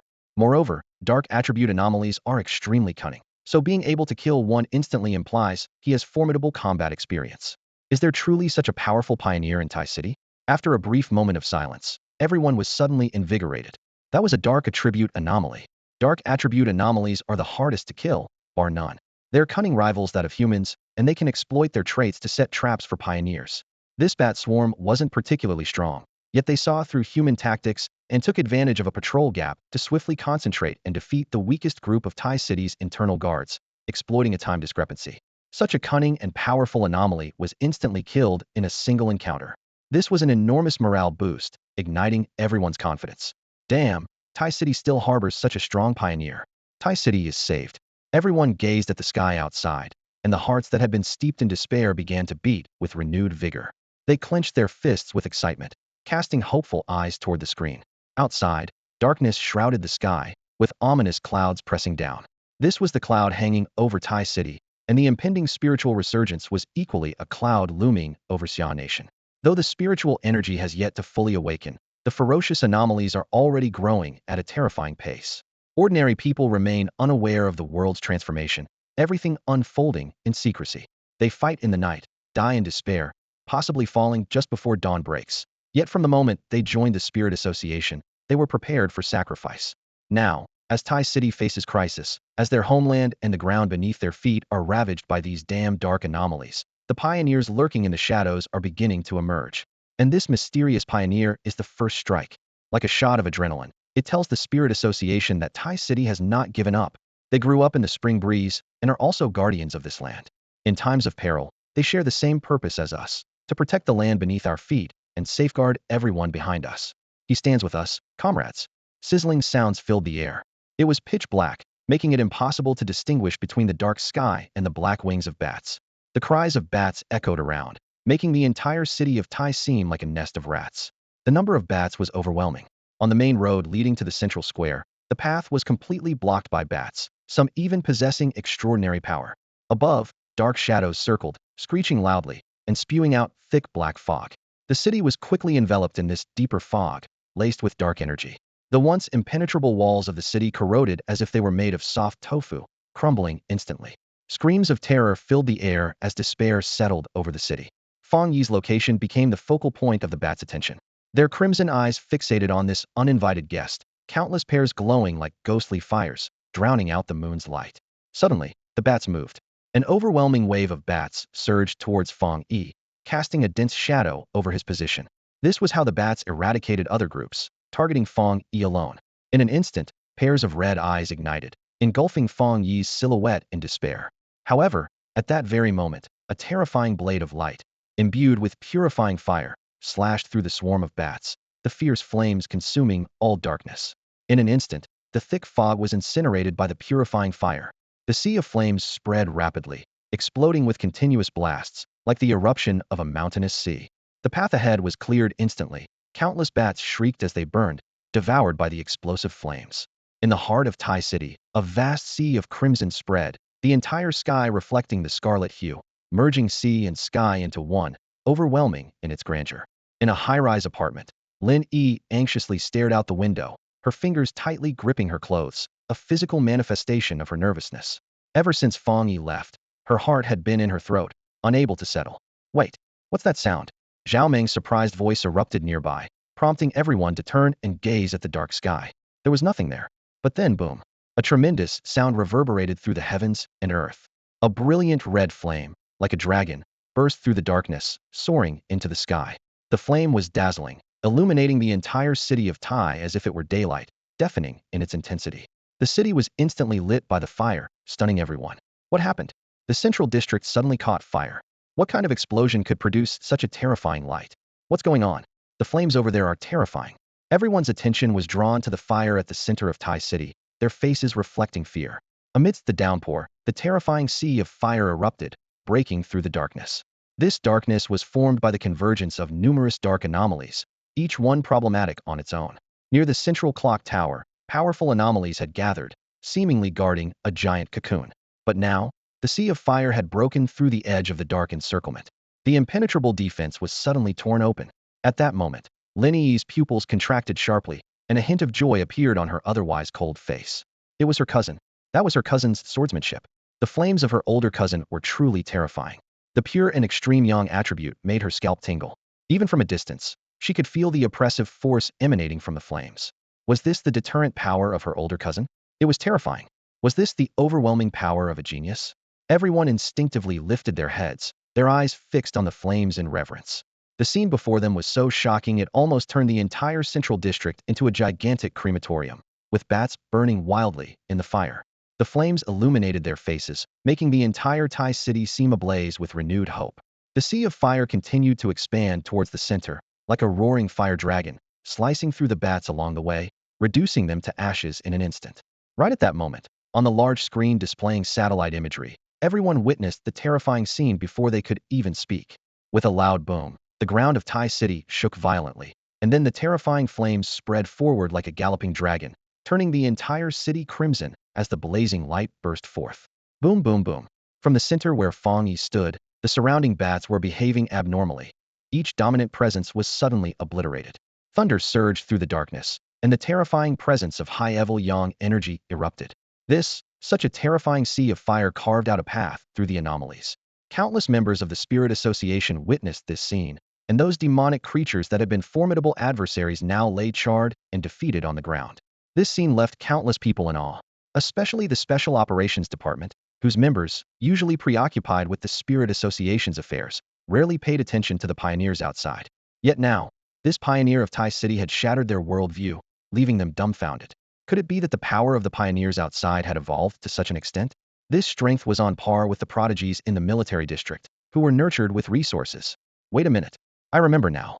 A liaison officer suddenly exclaimed, eyes gleaming with excitement. I once saw a video circulating privately in Thai City. It was near the underground magma, and someone slashed a sea of fire with a single strike. It was him. What? It was him. The mysterious pioneer who once slashed a sea of fire with one strike?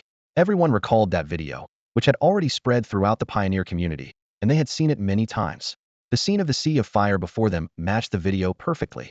Countless people were left speechless in shock. It was him, the king amidst the flames.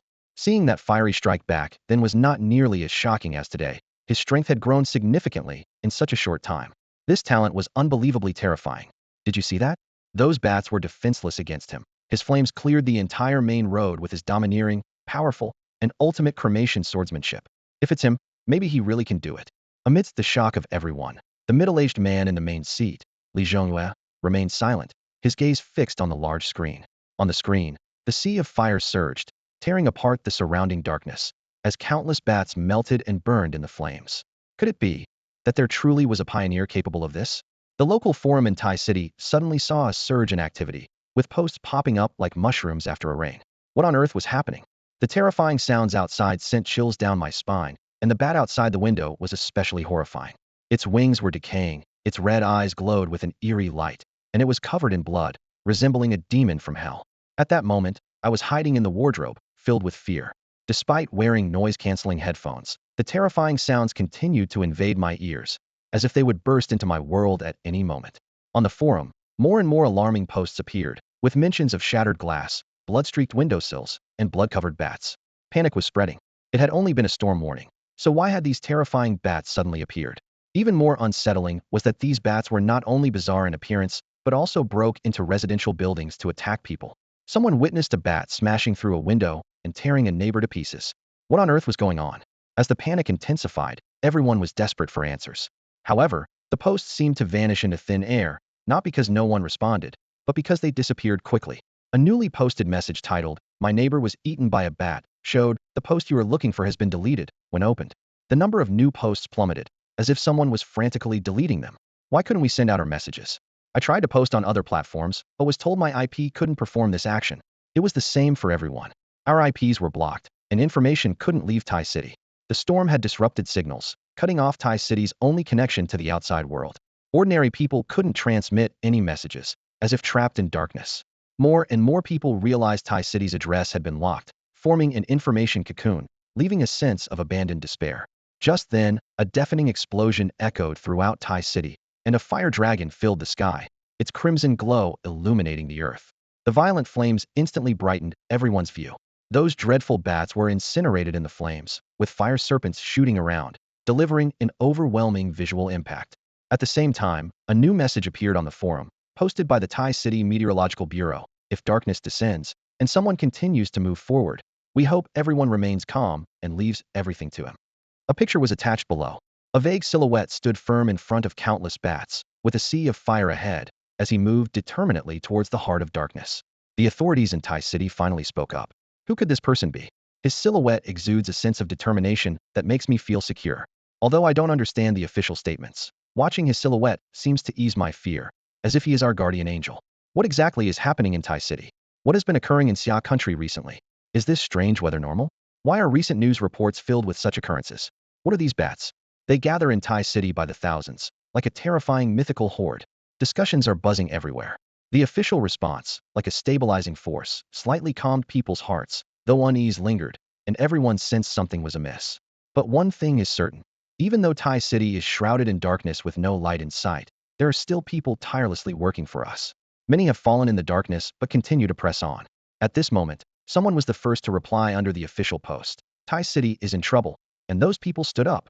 Yes, do not let online opinions sway your emotions or lead to wild speculation. We are not alone. There are always brave individuals holding up the sky for us. They stand at the forefront, resisting the darkness. Everyone, don't give up.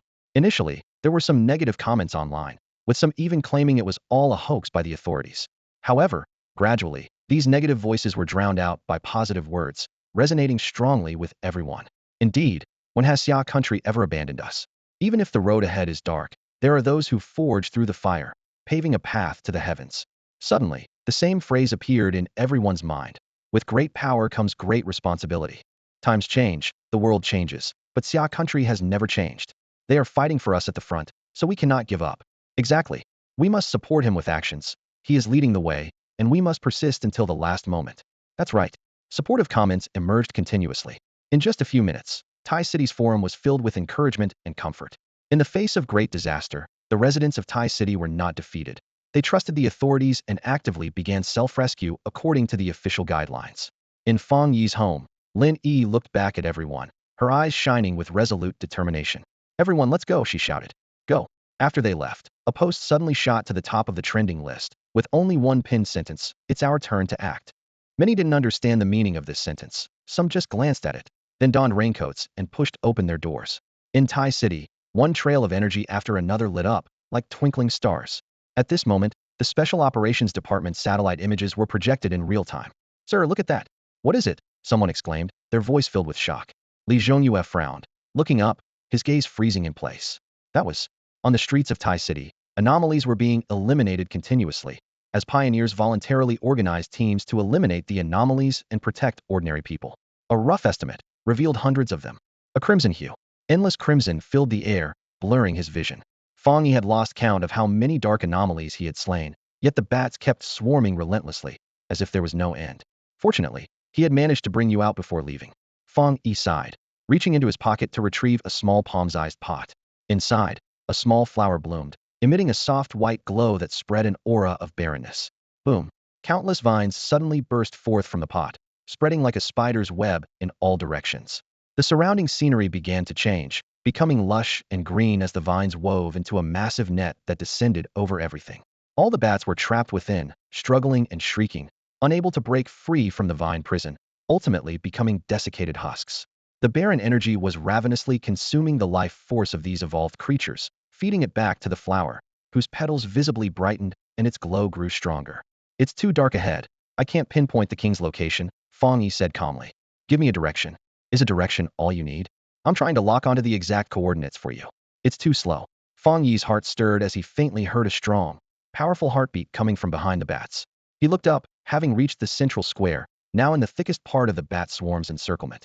There, in the center of the square, floated a giant cocoon. The bats' cries began to fade, replaced by the increasingly distinct sound of a deep, rhythmic thumping, like the war drums of tattooed barbarians on an ancient battlefield. It was the king's heartbeat. Fang Yi tightened his grip on his tang knife, and a barrage of evil thoughts flashed before his eyes, capable of stirring the darkest, most frenzied desires within one's heart. This was the corruption of the dark attribute. Once thoughts fell into chaos, they would be manipulated by evil and become sacrifices to the dark attribute. Detected. The king's location. It's directly ahead of you. 12 o'clock. C02's voice rang out just in time. Good. Fang Yi took a deep breath, fully channeling the yang attribute for the first time. With each breath, the golden sun breathing technique erupted. A brilliant, sacred aura of yang energy coalesced, with infinite light enveloping the area. Majestic spiritual energy slowly rose into the sky, forming a resplendent golden sun that hung high in the firmament. The terrifying great sun rose slowly, with winds and thunder surging, as if tearing through the void, hovering ominously behind Fang Yi. In an instant, the golden sun exploded at the center, like a river of daylight. The dark mist that had perpetually shrouded Taisher began to visibly dissolve. Under the blazing sunlight, the darkness shrunk as if being evaporated. Captured in satellite imagery, it was a terrifying sight. A canvas densely dotted with black was steadily fading, with massive bat heat signatures vanishing in moments, burning away by the dozens or hundreds per second, resembling a one-sided massacre. What kind of power is this? The number of 1- and 2-star anomalies was plummeting, the encirclement's diameter shrinking, and the anomaly concentration was already dropping below 100. This was simply unbelievable. Fire attribute. How could fire attribute possibly have such a powerful effect? In this dark world, the power of the fire element seems particularly feeble against the darkness. People often confuse the sun attribute with the fire attribute, not realizing that the sun attribute is the higher force truly opposed to darkness. The sun attribute symbolizes ultimate strength and purity, inherently capable of crushing the dark element. It is said that a practitioner of the sun attribute at the same level can easily suppress all dark attribute beings of equivalent strength, defying reason. Boom. The blazing sunlight tore through the gloom of Tai City, causing the darkness to part, as if opening a path to the unknown. At the end of this path lay a massive cocoon, gently swaying, the legendary cocoon of the king. When satellites captured this scene and relayed it back to the operations center, everyone gasped in shock. The cocoon exuded an evil aura that chilled to the bone, even through the screen, sending shivers down their spines. The anomaly of this magnitude is immensely powerful. The military district had previously encountered a king-level entity, losing a top fighter in the process of defeating it. These elite fighters had prepared for the resurgence of spiritual energy, yet the mightiest among them was instantly pierced through in the clash with the king-level anomaly, despite his strength and battle-hardened experience. One can only imagine the terror that would be unleashed once a king-level being hatches. At this moment, everyone in the operations center witnessed a terrifying scene. As the giant cocoon was exposed, the surrounding darkness began to writhe, and the defensive lines formed by anomalies surged towards Fang Yi without hesitation. Countless weaker anomalies threw themselves at him like moths to a flame, with swarms of bats circling in the sky. Among them, one massive being spread its decayed wings, appearing overwhelmingly powerful, like the difference between a dinosaur and a sparrow. Watch out. C02's voice was almost hoarse, filled with deep fear. These were anomalies with 6, 7, or even 8 stars of power. A dark attribute anomaly at 7 stars is something even a regular spiritual association team could not withstand, and now nearly a dozen were closing in on Fang Yi. He was alone, and faced with such a scene, everyone couldn't help but feel a surge of anger. The evolution of these anomalies required consuming flesh and blood, and these were 7-star entities. This vile group had turned all of Tai City into a blood-soaked purgatory, feeding on the lives of their compatriots. Their evolution came at the cost of our lives, inciting extreme anger. An unyielding resolve to eliminate all anomalies arose in the hearts of many. These massive, misshapen creatures bore fangs stained with the blood of comrades, stomachs churning with the limbs of compatriots, and claws smeared with their skin. Heaven knows how many people these bats, twisted into their current form, have killed. True despair is silent. In such moments, everyone can only grit their teeth, their eyes fixed intently on that lone figure. At this point, their only hope to vanquish the king-level threat rests with this young man. They have no choice but to place all their trust in him. Li Zhongyue, with a grave expression, spoke slowly. Instantly, all eyes turned to the screen, their emotions deeply intertwined with every detail of the unfolding battle. The sky over Tai City was painted a scorching orange-red, resembling daylight, even more dazzling than the day itself. The golden sun hung high, scattering the darkness with its rays, incinerating the terrifying anomalies under its brilliant light, leaving countless charred remains. Ordinary people looked up from their fear, gazing at the immense sun. The number of anomalies rapidly dwindled. As if summoned, they all rushed toward the central square. Even the pioneers battling the anomalies felt the pressure ease, their eyes collectively drawn to the blazing sun. At this moment, everyone in Tai City was focused on the battle at the central square, where the outcome would be decided. In the desolate cityscape, darkness faded away, only to swiftly return with a powerful surge, angrily charging at the figure holding a blade. The anomalies seemed to disregard everything else, fixated solely on this young man disrupting the king's incubation. Terrifying howls echoed across the sky. Right now, Fang Yi's eyes were bright, his pupils flickering with golden firelight. Boom. In that instant, the sun overhead trembled, its light pouring down, shattering the bodies of anomalies. Debris flew, dust obscured the sky. Fang Yi took 3 steps back, the flower pot in his hand somehow emptied. He drew out the spirit flower and slammed it onto the ground. causing the earth to tremble as if about to crack like a mirror. The desolate attribute erupted completely. Bats were forcibly drained, their remains turning to white dust, scattering into the air, painting a horrific post-apocalyptic scene. Meanwhile, flames spread across the entire blade of the Tang sword. Breathing like a living thing, fire burst forth from the blade. The crimson fire sword technique. Blinding sword lights swept over the spirit flower. A blazing crescent arc sliced through the air, a white line tearing the sky, its speed seemingly capable of splitting the square in two. In an instant, anomalies of Ghost Axe 6 stars and below were utterly destroyed, their entire force obliterated. Countless ashes floated, with dozens of figures still flying. Wings flapping. These were anomalies above Ghost Axe 6 stars, resistant to ordinary attacks. Yet, Fang Yi's expression remained unchanged, black hair swirling wildly. A brilliant arc of electricity swept across his right hand, gripping the sword, surging in all directions. Golden light enveloped Fang Yi, as if protecting his path. On his right hand's Tang sword, electricity and flames alternated, and suddenly, he struck with the blade, hitting a 7-star anomaly dead on, leaving only a blackened scar.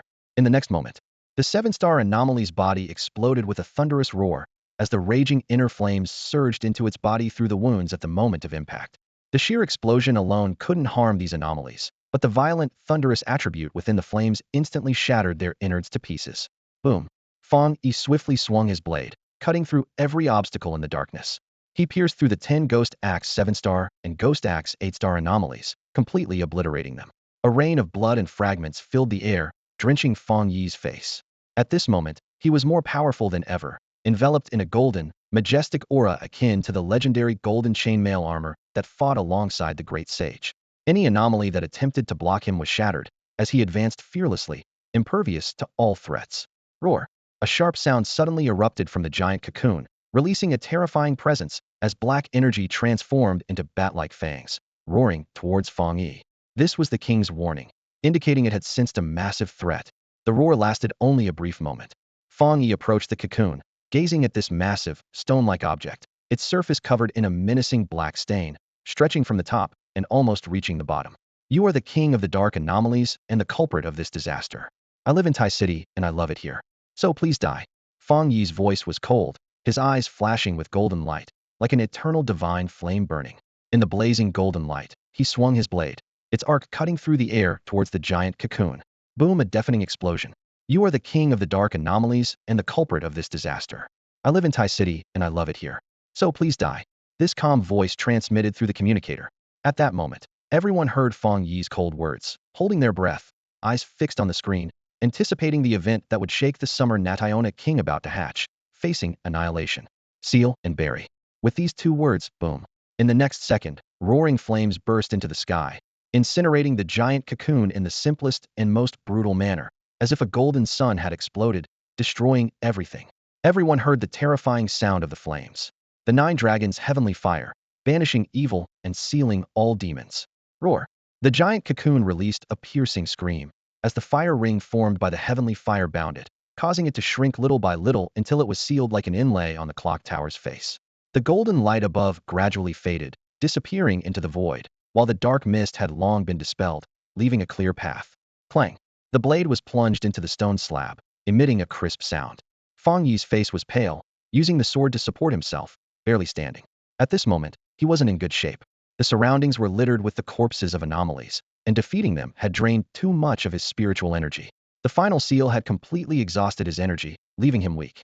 The golden light in Fang Yi's eyes gradually dimmed as he sheathed his Tang Blade and turned to walk into the darkness.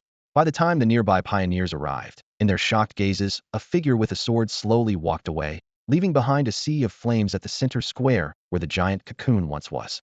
At this moment, the Taisher Forum is in chaos. What did I just see? An explosion. I heard a deafening explosion, and then flames soared into the sky, reaching the clouds. Did you see that? The sea of fire, those terrifying bats all engulfed in flames. It was like the heavenly fire from mythology.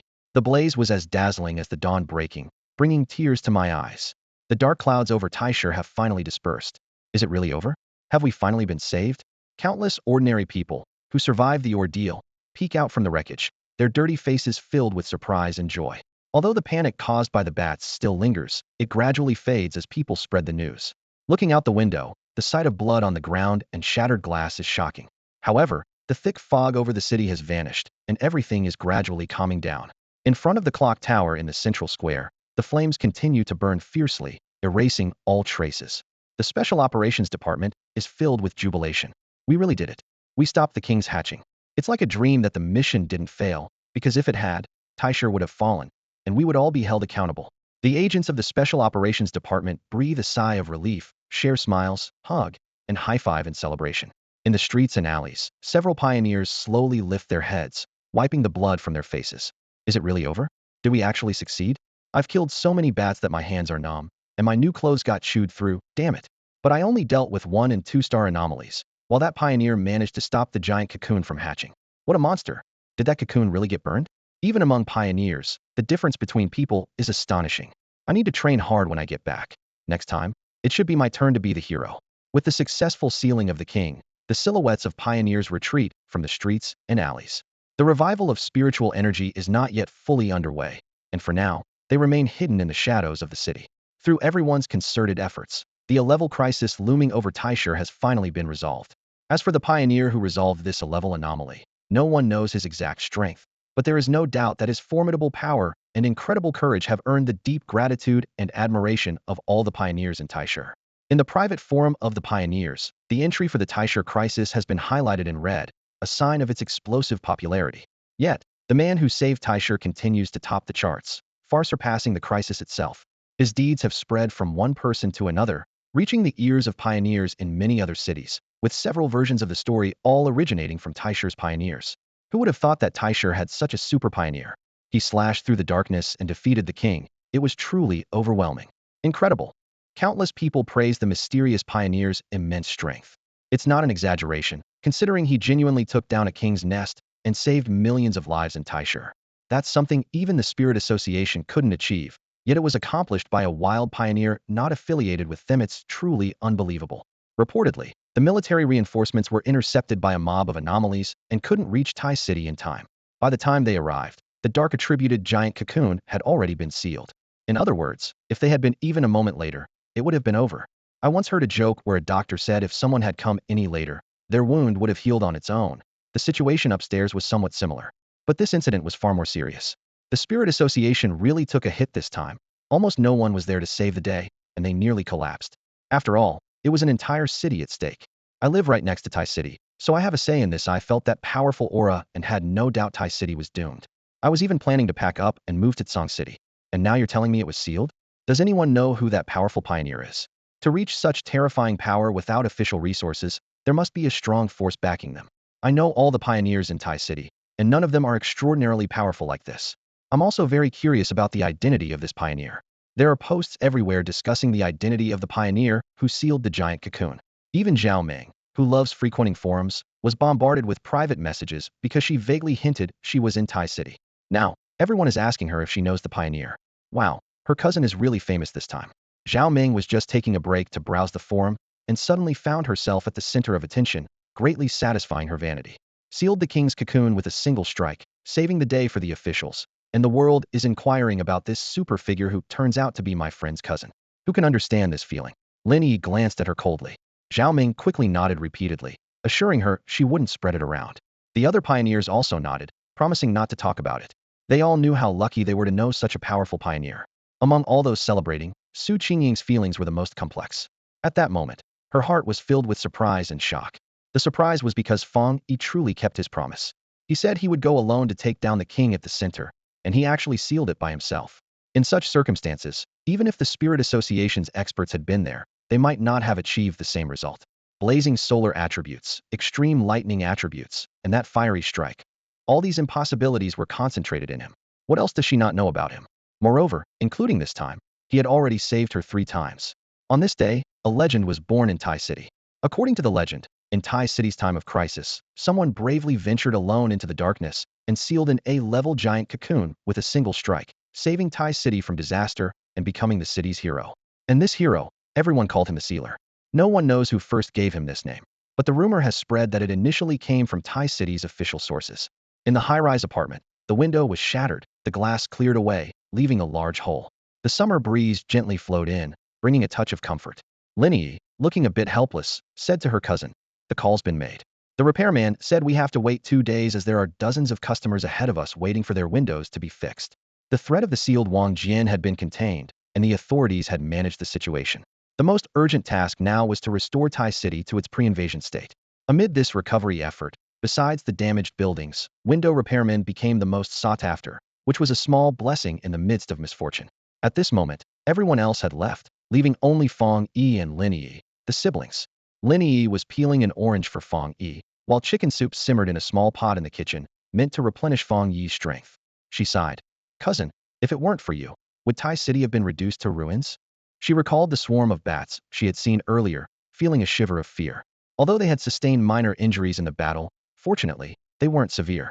She had heard that a level anomaly could easily destroy a city, and facing such an extraordinary anomaly was unlike anything she had ever witnessed, leaving her momentarily hopeless. It wouldn't have been, but the military would have arrived, though casualties might have been high, Fang Yi replied. He added, it said that the Spirit Association had prior warnings and dispatched 40 pioneers to patrol Tai City. In light of the level anomaly invasion, this preparation was not misplaced. However, the military was trapped at the city's border, delayed for a long time, nearly causing a disaster. Although it was a close call, the casualties in Tai City were not insignificant. The only good news is that Fang Yi managed to reduce those numbers by dozens or even hundreds of times. Will such crises occur frequently after the complete resurgence of spiritual energy? Lin Yi asked again. They probably will, Fang Yi nodded in response. Before the complete resurgence of spiritual energy, various attributes will descend upon the world, some extremely harmful, potentially bringing significant crises. When that day comes, only experienced pioneers can resolve such threats. Lin Yi didn't say anything further, silently placing orange segments into Fang Yi's hand. Seeing his still somewhat pale face, she sighed softly. She knew that this time, it was thanks to her cousin. Otherwise, Tai City might indeed have been abandoned. They both understood that many situations arose too suddenly, and even with prior warnings, once things spiraled out of control, the authorities could do little. Just like this time, the Spirit Association had prepared preventive measures, yet an unexpected event still occurred. Without Fang Yi, the birth of the dark attributes Wang could have led to Tai City being abandoned. The current situation in Xia country was incredibly challenging, and it was the same worldwide. Just like how fires were breaking out everywhere. But there were only a few sources of water, so only the most urgent fires could be extinguished first. From this perspective, Fang Yi could also understand the difficulties faced by the authorities. In times of great crisis, each city must cultivate its own powerful pioneers. Otherwise, they are left with no choice but to face destruction. Lin Yi sighed. If it weren't for you, cousin, Tai City would be doomed. She had heard that the unusual invasion this time was classified as an A-level threat, which filled her with fear. No, the Spiritual Association has already classified it as A, Fang Yi informed her, having learned this from Su Qingying, who had explained the critical difference between the two levels. While A and A may seem similar, the danger level of A is significantly higher. A indicates growth potential, making such anomalies extremely difficult to handle and prone to becoming uncontrollable. Just like the bat cocoon this time. If it evolves successfully, it could bring catastrophic damage to the city. The king within that cocoon can control anomalies of the Ghost Axe 7 stars, and even 8 stars, and there are quite a few of them. If it hatches successfully, it could annihilate Tai City in an instant, more efficiently than any specially developed thermal weapon, Lin Yi said nervously. By then, Tai City would truly become a living hell. Speaking of which, cousin, your name has spread in the pioneer circles, and they've given you a title, the Sealer. Lin Yi suddenly remembered what Zhao Meng had mentioned. As soon as she said it, she noticed Fang Yi stiffen.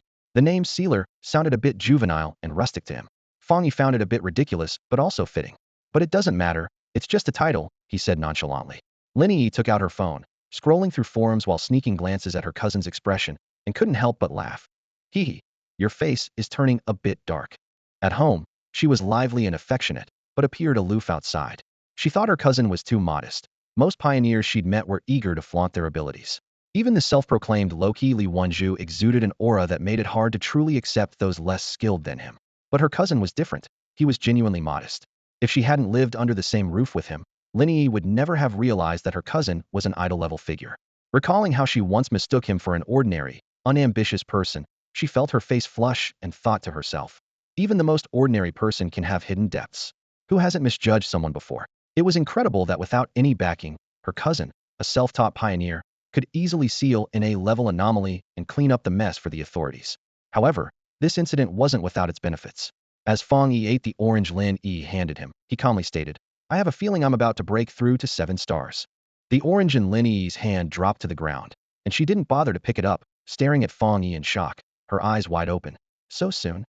At 7 a.m., downstairs at Fang Yi's place, a graceful figure lingered at the entrance, holding a fruit basket in her left hand and supplements in her right, hesitating and pacing in circles. She wondered if visiting Brother Fang this early was too presumptuous. What if he wasn't awake yet? Maybe she should call first? As she was caught in her indecision, a sudden metallic clang rang out overhead. A terrifying force surged like a tidal wave, and a wild aura erupted fiercely. In the next moment, from the high-rise apartment above, a warm and majestic golden light burst forth, shooting up to the sky. What on earth is happening? Su Qingying looked up in shock, her eyes meeting the projection of a massive divine axe, its aura surging like a raging tide, flowing with blazing magma. The aura was intimidating, as if it were a weapon of the gods. The divine axe swung, its aura trembling, as if announcing something. At this moment, Su Qingying could already recognize the owner of this aura, but precisely because of this, she was left speechless. Is this the 7 stars? Her heart was a mix of emotions. She had monitored him before. Back then, he had just broken through to 3 stars, and now he had far surpassed her, leaving her utterly astonished. Such a terrifying rate of ascension, how strong must his talent be? In Tai City, and even across the entire Xia Kingdom, such a genius was of the highest caliber. Moreover, he possessed extreme high-level attributes, and not just one. Su Qingying felt a pang of envy, not out of jealousy, but admiration. After all, jealousy can only exist at comparable levels. When the other person is beyond reach, all one can do is sigh in resignation. The light from above gradually dimmed, signaling the end of the breakthrough. Su Qingying took the elevator upstairs, and Lin Yi opened the door. She was slightly surprised to see Su Qingying outside. What brings you here? I'm here on behalf of the Spirit Association to visit Brother Fang for yesterday's sealing operation. Su Qingying greeted her warmly. Today, she was dressed casually, wearing sneakers, jeans, a light white t-shirt, and a high-waisted jacket, looking like a natural beauty from a university campus. Lin Yi opened the door and fetched shoe covers. Su Qingying sat politely on the sofa, discreetly glancing around the room. The large hole in the window looked somewhat comical. I can arrange for someone to fix the window? Even though it's summer, having it broken like this isn't ideal. Su Qingying offered proactively. Can you? That would be great. I reported it for repair yesterday, but the technician is overwhelmed. Lin Yi replied as she poured her a cup of tea. Of course, Su Qingying responded with a smile. Come on. We're talking about the hero who saved Tai City, officially recognized as the sealer. Even if he asked for a new mansion in the city center, it wouldn't be an issue. But I doubt Brother Fang cares for such material things. Soon, Fang Yi emerged. Su Qingying immediately stood up, her expression serious. Brother Fang, regarding this A-level anomaly invasion, we made a significant error, and it's thanks to you that it didn't become a disaster. On behalf of the Spirit Association and all the citizens of Tai City, I extend our sincerest gratitude. With that, she bowed deeply, her demeanor respectful. You even used you. Fang Yi smiled faintly. You're welcome. Please have a seat. Fang Yi recovered remarkably quickly. Just yesterday, he was utterly exhausted, yet today, he was back to his normal routine. This rapid recovery was largely due to his recent advancement. He felt stronger than ever before. After expressing her gratitude twice, Su Qingying finally sat down, her sincerity evident. She held her cup of tea and said, Actually, the Spiritual Association sent me for another reason as well. They want to seek your approval, Brother Fang, to promote the title of the Sealer. Oh, Fang Yi didn't immediately refuse, so Su Qingying explained further. Currently, across various cities in the Xia Kingdom, powerful pioneers have emerged, gaining widespread recognition, and even the authorities are somewhat aware of them. These individuals are considered the pillars of their respective regions. The recent A-level anomaly in Taisha is the most terrifying chaos we've encountered so far, classified as a large-scale disaster. Therefore, by introducing the title of the Sealer, Taisha would become a major city in the era of spiritual resurgence. In other words, we need a strong pioneer to lead, and they believe this is the perfect time for you, Brother Fang, to take on this title, as your name is already gaining traction. As anomalies become more frequent in the future and invasion incidents increase, they need a stabilizing force, a visible beacon of hope, a guiding light on the path of evolution. Su Qingying continued. However, the Taisha Spiritual Association will keep your identity confidential to maintain an air of mystery, allowing people to imagine. A touch of mystery is far wiser than exposure, as human imagination often holds more power than reality. I don't mind, Fang Yi replied, having no reason to refuse as long as it didn't disrupt his daily life. He was slightly surprised that such a dramatic title as the Sealer was officially proposed. With no objections from him, the Taisha Spiritual Association immediately set plans in motion. On this day, at the headquarters of the Spiritual Cultivation Association in Shunshur, a pile of recommendation emails from various cities accumulated. After experiencing Taishu's a-level anomaly invasion, every city felt a sense of crisis. In times of real danger, only the powerful local pioneers serve as the final line of defense. The headquarters realized that relying solely on specialists to handle emergencies was insufficient. After careful consideration, they requested each region to submit a list of their local pioneers, aiming to cultivate local combat strength in every city. Cities began reporting the number and strength of their pioneers, with stronger pioneers boosting the city's reputation and leading to higher city ratings and more resource allocation. Among the names reported, the sealer stood out prominently. Was this the pioneer who resolved the A-level anomaly?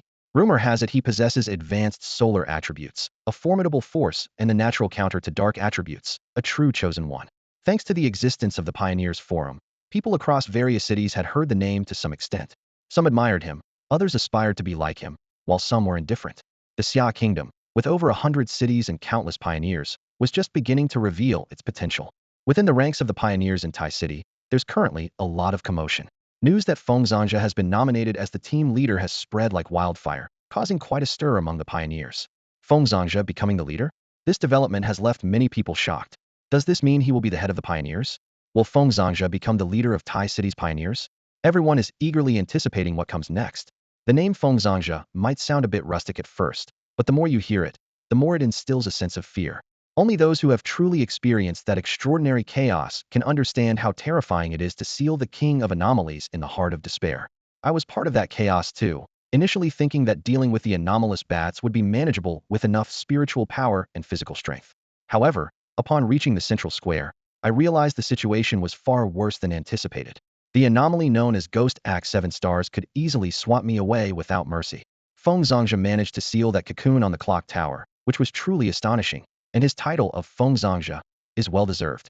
That was an A-level anomaly with the potential for unlimited growth. If the entity within the cocoon had broken free, it might have devoured Tai City in one swift move. It is thanks to Feng Zhangja that we survived, spared from becoming prey to anomalies. I declare that Feng Zhangja deserves to be the undisputed leader. The pioneers of Tai City unanimously expressed their support. They are all individuals who have been saved by Feng Zhangja and understand that without him, Tai City would have long fallen prey to the evolving anomalies. Even if they had survived, they would have been severely weakened and unable to show signs of becoming the leading city in the revival of spiritual energy, turning misfortune into a blessing. It's said that the forum where pioneers are active has been taken over by the headquarters of the Spiritual Association. Since the resurgence of spiritual energy is not yet complete, the authorities have not conducted a unified count of the pioneers. However, after this incident, to maintain order across different areas, all scattered individuals will be documented, and the world will gradually return to normal.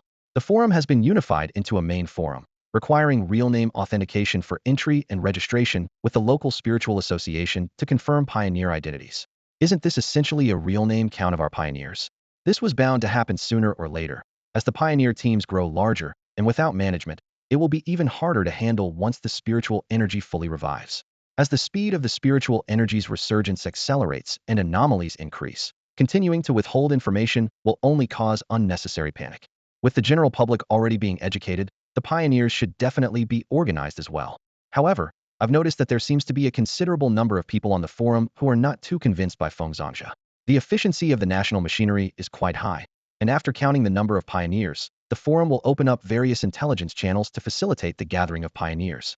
On the forum, the popularity of Tai City and Feng Zhangja remains high, with many discussions surrounding the two topics.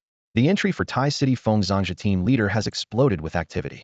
The sealer assisted in resolving an A-level anomaly invasion and made significant contributions, single-handedly sealing the A-level anomaly captain in reserve. Although this impressive track record silenced many critics, it couldn't stop the accusations from online trolls. Many pioneers from the neighboring city made fervent remarks. Who is this sealer? Never heard of him. Sealing an A-level anomaly does sound impressive, but is the captain's strength really up to par? After all, they have their own super pioneers who can handle A-level anomalies. I heard some of them even assisted the military. Is this the sealer who resolved the crisis in Tai City? I saw the video. The Spirit Association provided a lot of help, and the extreme yang and dark attributes are opposing forces. Sealing it is just basic operation. Basic operation? You probably just learned a new term and rushed online. The Spirit Association has already certified it, and you call this basic? I think there are at least 5 who can take him on.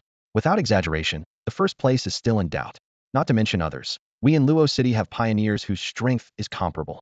If the central square were in Luo City, it would have been resolved long ago. Ultimately, it's because their pioneers are too weak that they elevate one pioneer to a pedestal. Tall trees catch the wind. Recently, the sealer has been in the limelight, naturally stirring up envy. Right now, both sides are embroiled in a heated argument. Spectators, being outsiders, haven't experienced the life and death struggles of the Central District pioneers or witnessed the impactful sight of that scorching strike, so they speak carelessly. Unsurprisingly, both sides have been arguing for a day and a night. Upon learning of this, the Central District pioneers united like never before, sharing a common enemy. Damn, send me the link, I want to join the fight too. The forum is ablaze with heated debates. Meanwhile, at Tai City Airport, a plane approached the runway, gliding like an eagle. Three individuals in casual suits entered the departure hall, their expensive leather shoes clicking crisply on the tiles. Their appearances were somewhat grim, with one of them bearing a vertical scar over his left eye, the pupil within appearing grayish-white. As they walked, a nearby child was so frightened that he burst into tears and was quickly scooped up by his mother. Is this the Tai City that just experienced an A-level anomaly invasion? It seems the ordinary people live even more comfortably than in our area. Who gave them such confidence? That legendary sealer. The scarred man remarked cynically as he observed the bustling departure hall. Find him and we'll know the truth, said a bald man indifferently. They were from the neighboring high city, visiting to meet the much-discussed sealer and see if he was as formidable as rumored. Is the information reliable? Didn't Tai City already lock down the sealer's information? The most composed of the three asked. I have a friend who's a hacker. He cracked the Spirit Association's communication devices and tracked the sealer's movements. We should be able to find his location. The scarred man checked his phone, which displayed an address complete with a map and navigation. Huh. Tai City is just putting on a show, introducing a captain figure and making it all so mysterious. I bet it's more hype than reality. The scarred man sneered, his scar stretching and making him look even more menacing. The three of them followed the GPS to a high-rise apartment building. The sight of the rundown building made the scar-faced man frown. Was this really the residence of the sealer? He had saved the entire Tai City and resolved an A-level crisis. Yet the Tai City Spirit Association couldn't even afford him a villa? At the very least, he should have a spacious apartment. I wouldn't even want to live here. At the very least, they should have picked a place in the city center. The Tai City Spirit Association is so stingy. The bald man beside him looked resigned. Enough of your complaining. Weren't you the ones who said the sealer didn't deserve his position and came to teach him a lesson? Let's not get distracted from our task. Hearing this, the two exchanged glances and quickly adjusted their expressions. The scar-faced man's gaze turned menacing, his sharp blade glinting coldly. The bald man pulled his cap lower, revealing his muscular arm adorned with a vivid, blood-red Rakshasa tattoo, exuding a sense of intimidation. He hefted a special iron baseball bat, which was smeared with dried blood from different times, making it look dark and foreboding. The three of them walked menacingly towards the apartment, their shadows in the sunlight making them look like gangsters out for revenge, causing passers-by to instinctively steer clear by 10 meters, not daring to even glance their way. The security guard at the entrance swallowed hard, wanting to step forward to question them, but ultimately turned his head, pretending not to see. The GPS indicated that the sealer was in the penthouse of Building 33. As the trio reached the elevator, they pressed the button, and with a ding, the elevator doors opened, revealing a graceful figure stepping out. Both parties paused for a moment. Su Qingying glanced at the three men, seemingly thoughtful. It wasn't until they walked past her and the elevator doors closed behind them that she wondered if they were the vanguard. They seemed familiar, as if she had seen them somewhere before. Su Qingying watched them leave, but couldn't recall where she had seen them, shaking her head as she walked outside. The elevator numbers rose slowly, eventually stopping at the top floor, with the phone's location indicating the apartment on the right. At the door of 3301, the scar-faced man and the bald man exchanged a look and smiled, thinking this must be the place. Just as they were about to force their way in, the door suddenly opened by itself. A girl with a single ponytail and wearing a linen long dress stepped out, her expression indifferent, carrying a reusable shopping bag from the supermarket, the kind that cost $2. She looked no older than 16 or 17, her skin as white as snow, exuding an aura of otherworldliness, clearly not an ordinary person. The scar-faced man's eyes narrowed dangerously, another vanguard emerging from 3301. The sealer must be here. Yet, after opening the door, she walked towards the elevator without a care, not even sparing them a glance, as if they were beneath her notice. What? The sealer didn't even acknowledge them after they came all this way? The three exchanged glances, stepping forward in unison to block her path at the doorway. Is it you? The scar-faced man Zhao Yu sneered as he looked at her. You, the so-called sealer, the captain of Tai City, the leader of the Tai City vanguard, and it turns out you're just a woman? It said your sword skills are flashy, which is fitting, considering they're all show and no substance. Wu Xin, the bald man, toyed with a baseball bat, the metal scraping against the tiled floor with a teeth-clenching screech. He scrutinized the person across from him and sneered. I don't sense much power from you. Ghost Axe 5-star? Seems like Tai City has no one else to send, so they pushed you, an unremarkable pathfinder, to be the captain. Can you really seal and bury an A-level anomaly with one strike? This so-called destruction is exaggerated. The Tai City Spiritual Association sure knows how to spin a tale. The muscular man leaned against the wall, remaining silent. His arms bulged, and his eyes glinted coldly, exuding a powerful aura. The atmosphere in the room dropped to freezing point. These three were formidable pathfinders, each possessing the strength of a Ghost Axe 5-star, comparable to 3 Li Wenju and no less powerful than Lin Yi. At this moment, seeing that Tai City's so-called first was a girl of their level, they felt secretly pleased, thinking they had made the right choice coming here. The so-called sealer was nothing but a joke. At that moment, the sealer, surrounded in the middle, finally looked up. Her beautiful eyes swept over them as she removed the Bluetooth earphone from her ear and asked in confusion, Who are you guys? What are you talking about? Lin Yi looked puzzled, wondering why these people were blocking the way. Shinjin. Zhao Yu's face froze instantly, thinking, So, we talked all this time, and you didn't catch a word? Arrogant. Too arrogant. But it doesn't matter. When the fight starts, they'll show this so-called first what a punch as big as a sandbag feels like. None of this mattered, anyway. Let's see what Tai City's first is really made of. Zhao Yu snorted, but the next second, Lin Yi asked in surprise, You want to see Tai City's first? Why are you looking for me? Zhao Yu was stunned, his face flushed. Aren't you the Tai City captain, the sealer? Lin Yi shook her head. No, I'm not. Zhao Yu's veins throbbed. Not? Wait. Did we get the wrong person? No way, your steps are light. Your skin is crystal clear, exuding spiritual energy. You must be a pathfinder. How could we be wrong? At this point, they felt a sense of futility, as if their energy was draining away. Seeing the situation, Lin Yi roughly guessed their intentions and asked warily, The sealer, are you here to cause trouble for him? Before they could reply, she suddenly turned her head and shouted towards the room behind her, Bro, someone's here to cause you trouble. The air went silent instantly, and the trio's faces changed, filled with dread. From the room, a terrifying pressure suddenly erupted, as if a slumbering beast had slowly opened its blood-red eyes. Meanwhile, at the entrance of the complex, Su Qingying stopped abruptly, turning quickly to look in the direction of Fang Yi's house, alarmed. Something's wrong. She recalled seeing pictures of these three at the Spiritual Association headquarters when they were cataloging pathfinders from other cities. They were. She strained to remember.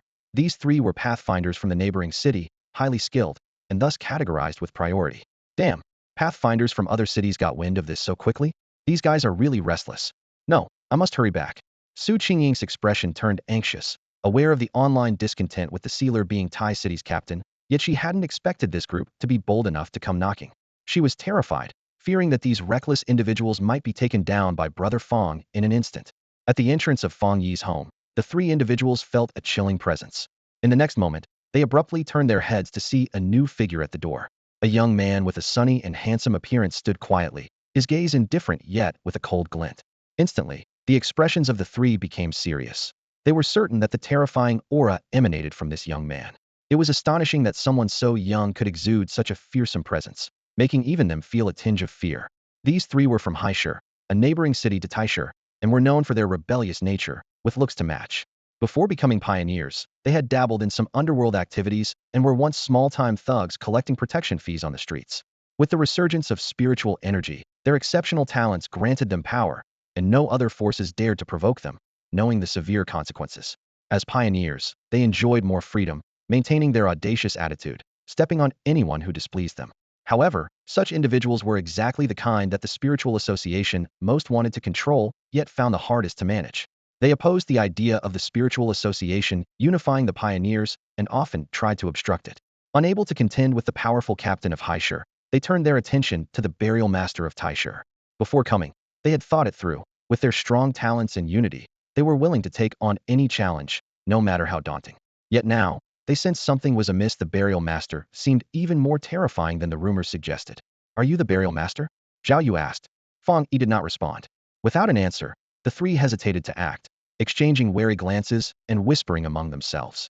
The intel described him as mysterious, but he seemed too young and harmless, though his aura was undeniably formidable. He wasn't wielding a sword. The intel mentioned his swordsmanship could unleash a fiery explosion, creating a sea of flames, yet he hadn't drawn a sword. Was it possible that he wasn't the burial master? Wu Xian thought, casting a glance at Zhao Yu, internally criticizing the unreliable hacker friend who might have led them to the wrong person. At that moment, a high-pitched bark broke the silence. Zhao Yu and the others froze, instinctively looking down. A small white dog dashed out like the wind, attempting to escape through the door to embrace freedom. Yet before it could get far, a hand scooped it up, its four short legs flailing in the air. Even if you want to be a stray today, you have to take a bath first, Fang Yi said, holding the dog under its belly and turning back inside. The little dog obediently licked his hand, trying to be cute, its tail wagging like a propeller. But Fang Yi remained unmoved, carrying the dog by the scruff and tossing it back into the bathroom in a few swift steps. A pitiful yelp followed. Fang Yi turned his attention to the three unexpected visitors, his expression clear. I have a dog to bathe. What do you need? Although his gaze was calm, Zhao Yu's pride was deeply wounded. Brothers, we came all the way from Haishur. Are we just here to make a fool of ourselves? If we turn back now, it would be a defeat without a fight. Since we've come this far, we should at least give it a try. Otherwise, what will the people back in Haishur think of the three heroes? Whether he is the sealer or not, he has to be. The three exchanged glances, understanding each other perfectly. In their line of work, reputation is everything. Many in Haishur know they came to confront the sealer, so they can't retreat. Besides, if they succeed, their fame will soar, gaining them more leverage in public opinion. The unification of the pioneers is imminent, and the Spirit Association faces a massive challenge in gathering all the wild pioneers. Rebellious individuals are everywhere, especially among the pioneers, where truly gifted people are few and far between. They came here to test the sealer's strength and can't give up halfway. Making one mistake is bad enough. They can't afford a second. He's most likely the sealer. There's nothing in the record saying the sealer can't be young. In any case, defeating him would mean they've defeated the sealer. Instantly, the three reached a consensus. Since they've come, they represent Haishur and cannot lose face. The three Ghost Axe 5-star pioneers raised their weapons, exuding a fierce aura. Fang Yi's gaze turned cold. He had no desire for fame. Having his peaceful life disrupted was truly bothersome. Boom. In an instant, countless golden lights burst from Fang Yi's body, and a vast pressure descended from him. The intense yang attribute radiated fiercely, like a tangible golden sun, enveloping them. Damn. Being this close, I can smell the scent of roasting meat on me. One pioneer exclaimed, realizing the dire situation. This intense heat. Fire? No. I remember now. It's the ultimate high-grade yang attribute mentioned in the information. Damn. I feel like my clothes are melting. I'm about to be scorched. We were wrong. He's not someone we can mess with. The three were utterly terrified. At that moment, Fang Yi had no intention of stopping. People who provoked him at home needed to be taught a lesson. Otherwise, they would never truly back down. With a snap of his fingers, the golden light transformed into a raging sea of fire, surging towards the three at the door. The terrifying sound of flames roared like oil on fire. The Ghost Axe 5-star bodies were incredibly tough, impervious even to bullets, but the extreme yang attribute bypassed their spiritual barriers, scorching their skin directly. In an instant, the three were turned into red, swollen figures engulfed in flames, looking horrifying and in great agony. Finally, fear surged in their hearts. They had no idea what sealing in a level anomaly entailed. But now, they understood what the sealer's sealing meant. The word seal in sealer meant sending you skyward with no chance to resist. The three collapsed, writhing in pain. Spare them. At the last moment, Su Qingying arrived just in time, panting as she looked at the three, hands on her knees, breathing a sigh of relief. Fortunately, they weren't dead yet. As the smoke gradually dissipated, the smell of charred meat wafted from the doorway. Fang Yi said calmly, I don't like being disturbed. If you dare to provoke me again, the consequences will be far worse. With that, the door slammed shut, sending up a cloud of dust. Su Qingying let out a long sigh and solemnly addressed the three individuals. You three are truly lucky this time. Just 2 days ago, the Spirit Association wouldn't have intervened in the conflicts between pioneers, and you would have deserved whatever happened to you. This time, the captain spared your lives out of respect for the Spirit Association. You should take this lesson to heart. Su Qingying appeared calm, but inside she was seething. Really? Even among geniuses, there are levels. There's a saying that fits perfectly. You might think you're exceptionally gifted, but after decades of hard practice, at best, you become one of the 100,000 celestial soldiers who tried to stop Sun Wukong. What makes you think you're capable? The Spirit Association will discipline you for openly challenging a city captain. You're making the association look bad. Su Qingying shook her head in disbelief, thinking how arrogant these pioneers had become. The Spirit Association had just announced the captain, and they dared to challenge him, practically slapping the association in the face. Moreover, while outsiders might not understand the significance of a sealer, the headquarters of the Spirit Association certainly does. Anyone capable of sealing an anomaly alone is undoubtedly a top priority for the association. How could they dare to act so recklessly? If it weren't for the rules of the Spirit Association, she would have wanted to beat these three herself. She sighed, looking at their sorry state. Their once proud figures now appeared utterly defeated, their bodies charred, skin cracked like the surface of hardened rock, with wisps of smoke rising from the fissures. Their clothes had been consumed by fire, leaving only tattered remnants, making them look more miserable than beggars who had wandered the streets for years. They had learned their lesson. Fortunately, Fang Yi hadn't taken it personally, otherwise, they would have been reduced to ashes by now. If he had drawn his blade, the consequences would have been unthinkable. Su Qingying understood that Fang Yi was now the prized asset of the Spirit Association. His performance had made it clear to the association that Fang Yi represented the future of the Xia Kingdom.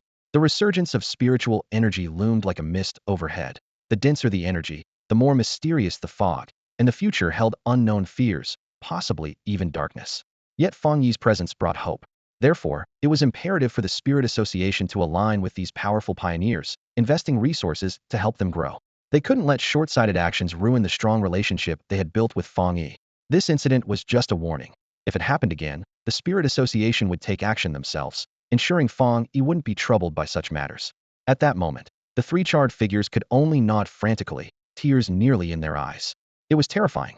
Just a moment ago, it felt like the Grim Reaper was beckoning them, and they were on the brink of hell. The feeling of death was so close.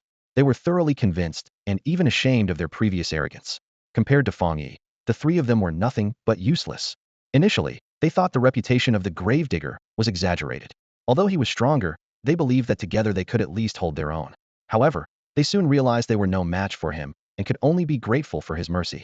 They arrived full of confidence, but left in defeat. This experience taught them a valuable lesson. From now on, they needed to be more humble. On this day, the forum was as lively as ever, with heated discussions about the gravedigger. The arguments were intensifying, with each side staunchly defending their own. The supporters of Taisher were fiercely protecting the gravedigger's reputation, while others criticized and insulted him. The pioneers of Taisher were engaged in a war of words, battling on all fronts. Suddenly, a few pioneers from Haisher posted, "The gravedigger is the real deal, I admit it." This post quickly drew attention, or rather, dissatisfaction. Since the news broke, the forum had been in a state of uproar, reminiscent of a siege on a mountain stronghold. Other districts' captains weren't as famous as Taisher's, so the controversy wasn't as intense. That's why the gravedigger's captaincy sparked such debate. But now, there seemed to be a traitor among them. Many from Haisher were outraged, commenting furiously, "Get out of our city. You're not one of us. Are you just a tourist from Taisher? Stop pretending." Countless keyboard warriors pounced on this post, shifting the battleground of insults there, igniting a new storm. However, not everyone jumped in blindly. Some sensed something was off with this rebellious statement. Why was there a traitor in their ranks? Was it a disguise or a defection? I checked the person's IP and found that 90 of their posts came from Haisher, so they were definitely local. It's strange because they usually shout the loudest. Haisher is right next to Taisher, full of resentment. Wait, blind monk, you've hit the nail on the head. Haisher is right next to Taisher. I have a bold guess. Did this person actually go to find the gravedigger? They shouldn't be able to, as the Spiritual Association blocked information about the gravedigger. But then again, today's netizens are resourceful. Besides finding a wife, is there anything they can't find? Offended much. One I have this ID's payment app and messaging app friend. I checked their activity. 204 for a plane ticket, 80 for a bus, 52 for the subway, and the steps match. So, they went to Taisher and are now back. Oh, and they just posted on their social media, with a location tag at the city center hospital. The forum went silent for a few seconds. Could it be they really went next door to find the gravedigger and ended up in the hospital? What bravery. We only dared to ran online, but you actually went there, wow. Fang Yi wasn't aware that after his recent actions, the perception of him changed overnight from skepticism and shock to fear. The next morning, Fang Yi started his day with his usual Jin-Yang breathing technique. With the rest he had over the past few days and the nourishing soup Lin Yi had diligently prepared for him, he was fully recovered. Any more recovery, and his blood might as well have turned into chicken soup. Can we try something different today? I saw you bought chicken wings. How about making cola chicken wings? Fang Yi suggested thoughtfully when he saw his cousin busy in the kitchen. Lin Yi smiled slightly. You guessed it right. She rolled up her sleeves and started marinating the wings. Relieved, Fang Yi was about to help out in the kitchen when his phone rang. It was Jialon calling. You're the one who sealed the incident in Taisher, aren't you? She asked directly as soon as the call connected. Fang Yi didn't hide it. Yes, it was me. Jialon remarked. I knew it. That signature movie, it's so familiar. It's your style. I guessed it was you. She felt a mix of emotions, recalling how she had been impressed by a cremation video and had searched everywhere for Fang Yi. She hadn't expected that this time he would make an even bigger impact, saving an entire city and attracting the attention of the Spiritual Association. Sealer, that's quite a fitting title, Jialon continued. They chatted for a bit, and Fang Yi keenly sensed something was off with her tone. She had called specifically, and there was a hint of complaint in her voice. The military had already detected this a-level anomaly beforehand. They had coordinated with the Spiritual Association and made preparations, thinking they had it under control. But despite all the planning, we were almost wiped out. After this incident, the military suffered heavy losses, and many resigned in disgrace. Although you patched up this huge gap for the authorities, humanity must learn from this. Without you, things would have spiraled out of control, leading to an irreparable disaster for the country. So thank you. Fang Yi understood what Jialan meant. The anomaly escalating from A to A undoubtedly put immense pressure on the nation. After all, so much effort had been put into preparations, and yet the military couldn't even return to the base, suffering significant losses. Anyone would be devastated. Fang Yi decided to change the subject. Let's not dwell on this. Let's talk about something happier. Did you receive the payment for your previous mission to the Dark Zone? I received it, Jialan replied. For pioneers of your level, money is probably trivial. This small sum likely doesn't even cause a ripple in your heart. Anyway, I have some matters to attend to, so I'll let you go. But, treating money like dirt. Fang Yi paused, wondering when he gave off that impression. However, Jialan's comment reminded him of something. Finally had enough money to buy a car and wouldn't have to endure the suffocating rush hours anymore. Brother, who called? Was it Sister Jialan? Lin Yi peeked in. Despite her cool exterior, she was a fan of Jialan. She had always been too shy to talk to Jialan in group chats, but now she could use her cousin to fulfill her dream of meeting her idol without any hassle. She came to ask me about the Undertaker and the previous payment settlement. Oh, by the way, let's visit the car dealership this afternoon. Are you buying a car? Great, I'll transfer my money to you, and we can coinvest. As soon as buying a car was mentioned, Lin Yi's eyes sparkled with excitement. Finally, the stressful life after missions could come to an end. While eating cola chicken wings, the siblings discussed and decided that a luxury car wasn't necessary since there was no need to show off. A regular vehicle would suffice.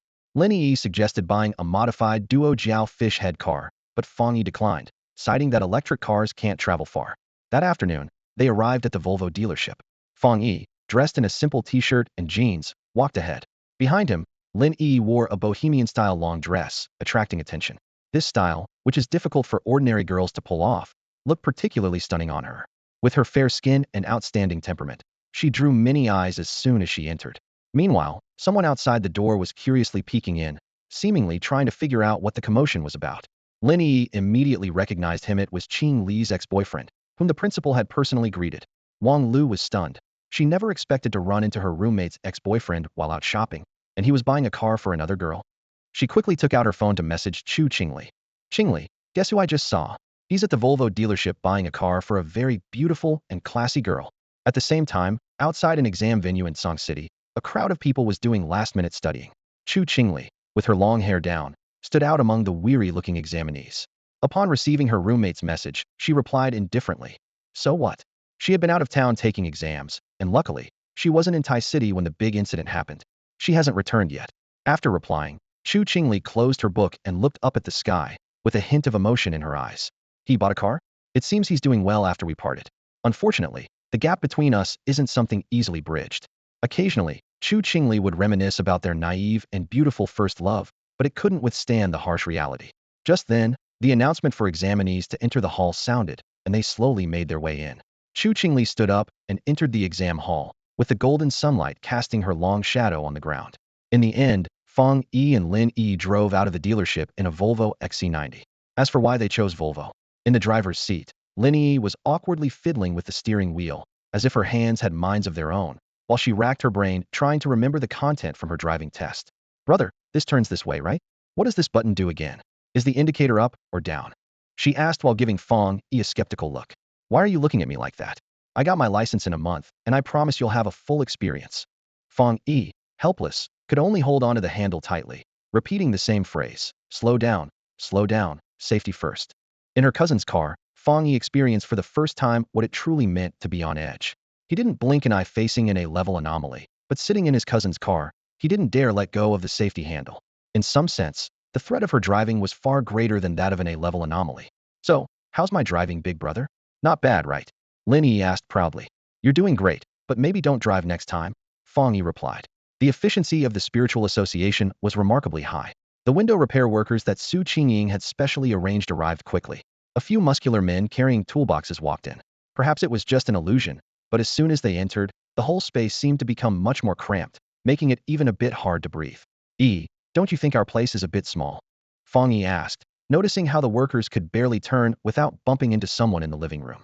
Lin Yi nodded, shrinking her neck. We only have 2 million left. Isn't buying a new house a bit extravagant? Money is just material. You're so mundane. Fang Yi shook his head slightly. Do you think there's any chance someone would just give us a place? Fang Yi's suggestion left Lin Yi momentarily stunned. Brother, have you been reading those weird Dragon King novels? Who would just give a house to the two of us? Not even my mom would do that, let alone a kind stranger. Think bigger. Fang Yi gestured for her to lean in. After whispering something to her, Lin Yi's eyes widened slightly in surprise. I didn't expect you to be so cunning despite your honest appearance. But with your status, you should at least be asking for a villa, right? And you call me cunning? You're no better. The siblings exchanged a knowing smile. Meanwhile, as Su Qingying stepped out of the Tashi Spiritual Association's entrance, she sneezed. Slightly puzzled, she looked up at the perfectly sunny day. Was the air conditioning too high? And she caught a cold? Not thinking much of it, Su Qingying smiled lightly, sent Fang Yi the address, and waited quietly under the shade of a tree. She was in a good mood today, having just been informed that her original mission was cancelled. After all, Tashi had just gone through such a disaster, and the members of the Spiritual Association were all incredibly busy. She managed to avoid the chaos because she received a call that couldn't be refused. Lin Yi, the cousin of the sealer, told her she had bought a car and wanted to take her for a spin. When she reported this to the Spiritual Association, they immediately gave her a day off and insisted she accompany the sealer well, offering more days if needed. Such was the influence of the current captain of Tashi's vanguard. The Spiritual Association was almost honored by the opportunity. After all, this was a chance to understand the sealer better. Mysterious to outsiders, he was no less so internally. His strength was formidable, making him the greatest asset to the future of the Spiritual Association and the current symbol of Tashi. Understanding more about his personality and preferences could lay the groundwork for future actions centered around him. Beep beep. Her thoughts were interrupted by the sound of a car horn. Su Qingying saw a white SUV approaching, with Lin Yi waving at her from inside. The car looked quite expensive. Su Qingying got in and found Fang Yi in the driver's seat. Brother Fang, am I interrupting your work? She asked. We got a new car, and Yi wanted to share the news with you right away, so she called you. Fang Yi responded. Not interrupting at all. Su Qingying beamed, thinking to herself, it's such a treat to have Captain Fang Yi personally take me for a ride. It makes this paid leave feel extra special. Fang Yi drove with the steadiness of a rock, as if gliding across a calm lake, putting her at ease. Tai City had suffered significant structural damage, and many areas needed rebuilding. The old town already had renovation plans, so this could be a perfect opportunity to proceed without the hassle of demolition. How are the injured pioneers in your team doing? Su Qingying asked with concern. They're all in the best medical pods awaiting treatment. Pioneers are naturally robust, and medical resources are prioritized for them.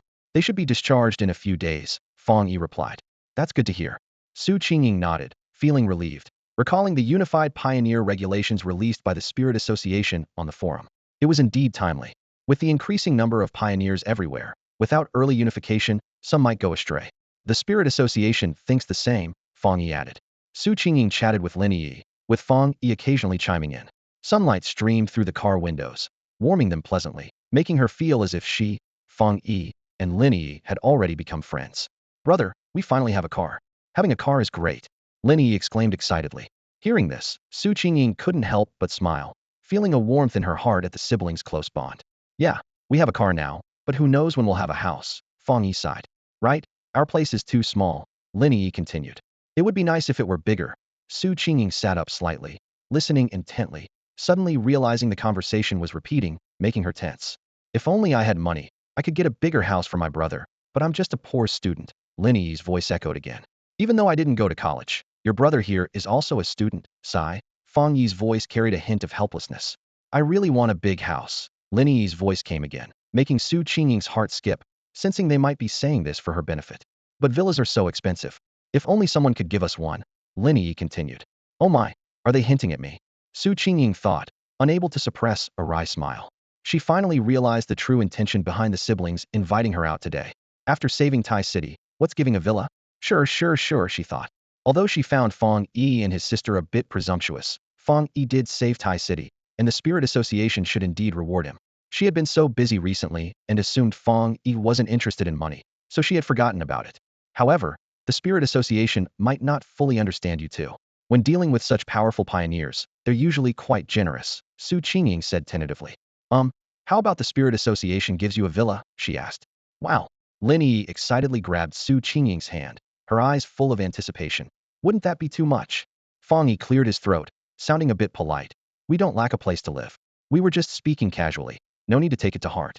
Su Qingying couldn't help but laugh, thinking that while the siblings seemed aloof, they were quite different in private. Despite Fang Yi's polite refusal, she passionately countered. Brother Fang, you sealed the Anomaly, and the Tai City Spirit Association should show appreciation. It's settled then. We'll give you a villa, and you can't refuse. I'll go write the report as soon as I get back. The efficiency of the spiritual association was remarkable. By the next day, Fang Yi had ownership of a fully furnished villa, complete with all necessary furniture, saving him the renovation costs. It seemed that some official notification had been issued, allowing Fang Yi to proceed without any hindrances, with the handover process going exceptionally smoothly. Brother, we actually have a villa now. Lin Yi was so excited she felt a bit dizzy. Coming from an ordinary background, her family wasn't poor, but certainly not wealthy. This was her first opportunity to live in a villa. She couldn't help but marvel. Does this count as a leap in social class thanks to you? Fang Yi teased deliberately. The siblings had a good relationship in their childhood, but Fang Yi gradually distanced himself to avoid burdening their aunt's family. After living together for a while, their bond slowly returned to how it was. Normally, after buying a house, you can move in immediately, but just as they were planning to move, Jialan happened to call. Hey, Captain Fang, I heard the Spiritual Association recently gifted you a villa.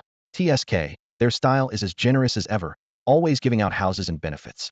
I wouldn't be surprised if they pay for your plane ticket for an overseas vacation next time. Fang Yi, looking at the property deed worth 27 million, thought to himself that this habit of the Spiritual Association was quite nice and should be maintained. You don't have to speak well of them on my behalf. I know you don't care much for material things, but for now, there's no better reward, Jialan said. Once those spiritual fruits from the resurgence take root and sprout, the Spiritual Association should be able to send you one to try. I genuinely think it's great.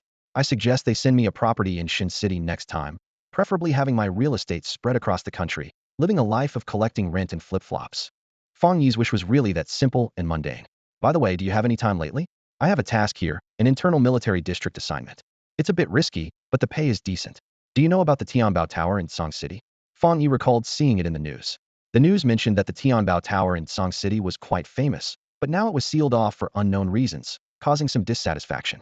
The sealing of the tower was neither a trivial nor a major issue, usually only appearing in Song City's local social media.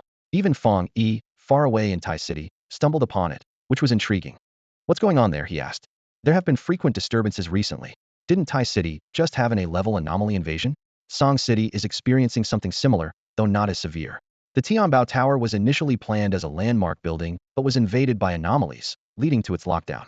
It was originally a task for Song City's Spiritual Association, but due to a manpower shortage, they sought assistance from the military district, and now the task has been transferred to them.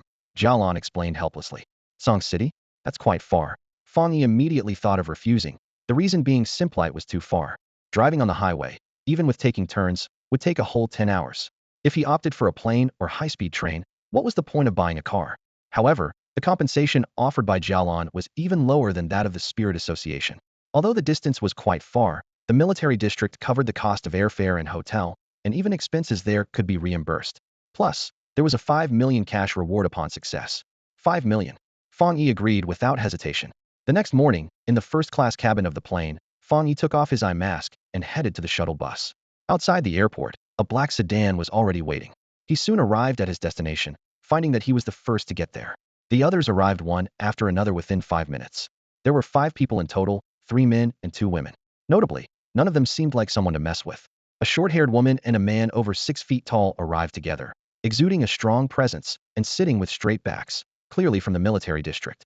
The other man and woman gave off a vibe similar to Su Qingying, likely members of the Spirit Association. After introducing himself, Fang Yi closed his eyes to rest, not participating in their discussion. Following a brief introduction, everyone became somewhat acquainted. The main person in charge appeared to be the short-haired female soldier.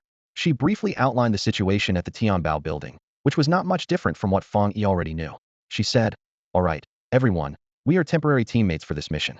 Although I'm not sure of your capabilities, I believe we can agree on one thing once inside. We need to help each other, agreed?" Naturally, no one objected. The team composition was quite complex, indicating a mobilization of various forces.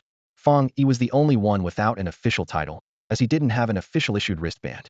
Moreover, his aura was so restrained that his specific abilities couldn't be detected, arousing the curiosity of the others. The 2 military district members exchanged glances, puzzled. Didn't Jia say she invited a formidable expert?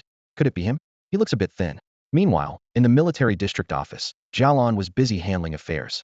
The recent anomalous activity patterns across regions were quite bizarre, and even she had been called in to manage things, leaving her overwhelmed. At that moment, she received a call from the Spirit Association of Tsang City. The person on the other end sounded very anxious, quickly saying, "The Tianbao building has fallen. There's an abnormal appearance of the ghostly 7 stars, with reported casualties reaching 30. Please take this seriously." Jialan knew the Tianbao building had been overtaken by anomalies, but she hadn't anticipated casualties this quickly. Her heart skipped a beat as she thought of the person she sent, feeling a sense of assurance. With the sealer personally going, the Tianbao building would be fine. She reassured, "Don't worry, I wouldn't take this lightly, especially with him there. I guarantee there won't be any issues." Him? Who? The person in Song City had a strange thought. Could it be that a strong figure from the military district was involved? Since the task was handed over to them, they shouldn't ask further, as per military district protocol. Jialan's voice turned cold. The two observers from the military district kept a close watch on their teammate. Before their arrival, news from Jialan mentioned bringing in a great master. Although Jialan didn't provide details about this external aid, the term great master sparked the imagination. They expected someone in their 40s or 50s with a rugged, tough demeanor, but Fang Yi in front of them was surprisingly down to earth. Their eyes scanned Fang Yi up and down, trying to reconcile his appearance with their expectations. Despite Fang Yi not fitting the hard-boiled image, he exuded a subtle charisma. In the rainy summer of Tsang City, most people wore flip-flops on the streets. Considering this, Fang Yi, who had taken an early flight, wore a simple casual t-shirt and white shorts, with flip-flops on his feet, blending in perfectly with the locals. This appearance was hard to associate with a great master brought in by the military district.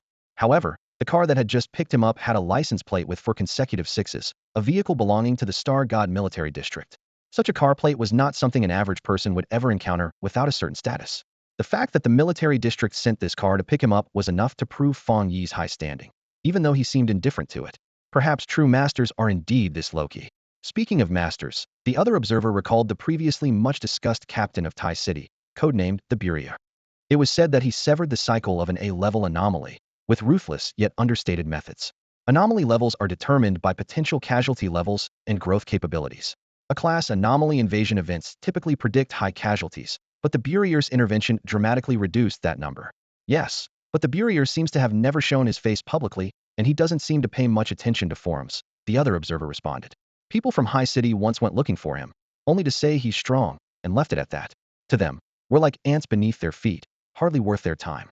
The Burrier's popularity in Summer Country is immense. He's never shown his face, but if he were an online influencer, his fame would be enough for him to achieve financial freedom. The first observer continued.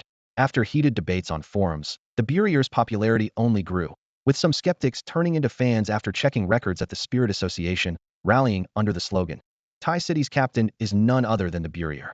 In the face of absolute power, any rumors are mere illusions. "It seems the position of Tai City's captain is settled," the other added. "I heard he wields a sword that incinerates everything. His power is truly terrifying. Indeed, the leader of the city." At that moment, the person at the front suddenly stopped, and the whispers around them ceased abruptly as everyone looked up at the towering skyscraper ahead Tianbao Tower. Dark clouds loomed over the building, casting an ominous shadow. The once clear windows were now veiled with a thick black mist, obscuring any view of the interior. Was that blood on the windows? The group exchanged glances, their expressions turning grave. The mist wasn't the only thing obscuring the view. Behind it, large bloodstains appeared, as if someone had splashed a whole basin of blood like ink across the glass, creating a terrifying pattern. From the outside, the amount of blood suggested survival was unlikely. A young woman from the military district frowned and spoke. "The interior of the building is quite narrow. As far as I know, this skyscraper has 40 floors, one of the tallest in Song City, housing over 2,000 employees.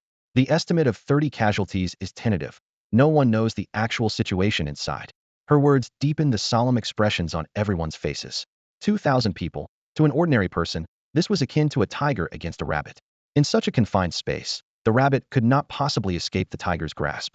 The casualties inside would not be small and might far exceed the military's estimate. More frightening was the fact that some anomalous creatures evolved by devouring humans. The higher the casualties, the stronger the anomalies they'd face, making the situation more challenging.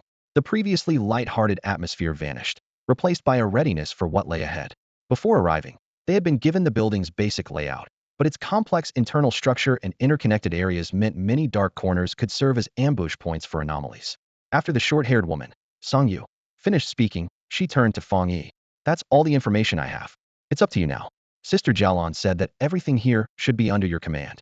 Do you have any strategic plans? Her words immediately piqued everyone's curiosity.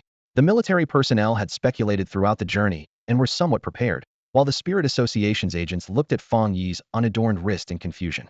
Someone not officially affiliated can lead? What's the strategy? Fang Yi calmly replied. We're in the dark right now. Let's go in and assess the situation first. His words cooled the atmosphere. Others seemed displeased. Everyone present had ample experience dealing with anomalies, knowing that any mission required basic pre-planning, including understanding each person's abilities. Starting without preparation was clearly not what official training would endorse, indicating a lack of experience. Although no one voiced their concerns, aware that internal conflict before a mission was best avoided, they knew they might have to adapt as the situation unfolded. Only Song Yu from the military district remained unfazed. She glanced at Fang Yi with curiosity, her interest piqued. Jialan was her friend. They were of similar age and had joined the military around the same time, so they were quite familiar with each other. She was intrigued by Fang Yi. This man was a renowned expert invited by Jialan from another city. Could this be the confidence of a true expert? At the base of the building, there was a dimly lit passageway. Though dark, it led directly into the building. Originally an abandoned corridor, it now seemed even more foreboding, with patches of dried blood marking its path. The group followed closely behind Fang Yi, forming a long line, whispering among themselves, filled with doubt. Is this person really that powerful, or just overly arrogant? Suddenly, a shadow flashed by, like a stealthy assassin in the night, accompanied by a faint hissing sound. No one could make out what it was. They only sensed a fleeting shadow, too quick to react to. In the next moment, a crimson blade flashed. A slicing sound cut through the air, and in the blink of an eye, something was severed, its bloody remains raining down, hitting the ground with a terrifying thud, releasing an indescribable stench of decay. The entire scene unfolded so rapidly, it seemed like an illusion. Is it over? The crowd wondered, unable to clearly see the anomaly before it was instantly slain by a single strike. The speed of the blade was astonishing. A few people instinctively rubbed their eyes, fearfully looking at the figure who had drawn the sword. The entire process of drawing and sheathing the blade was faster than a blink. Song Yu stepped forward, examining the remains on the ground, her eyes narrowing sharply. It was a pitch-black gecko, its skin covered in irregular lumps, as if ravaged by disease, twisted and grotesque. The blood on the ground emitted a strong, nauseating odor. This was actually a Ghost Axe 5-star anomaly. What? A 5-star anomaly appeared here? How many people had this Ghost Axe 5-star consumed? Wait, their eyes were glazed over. The fact that this anomaly, a 5-star, was slain by that person in a single stroke?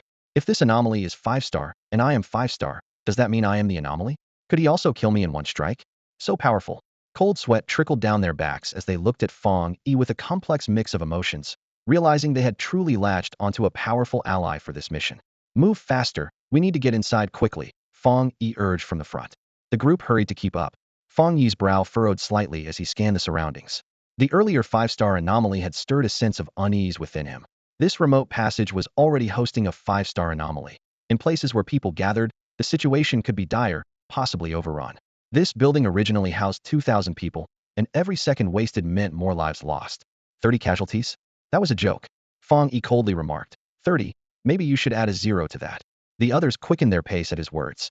Unbeknownst to them, everyone now stuck closely behind Fang Yi, abandoning their initial plans to act according to the situation.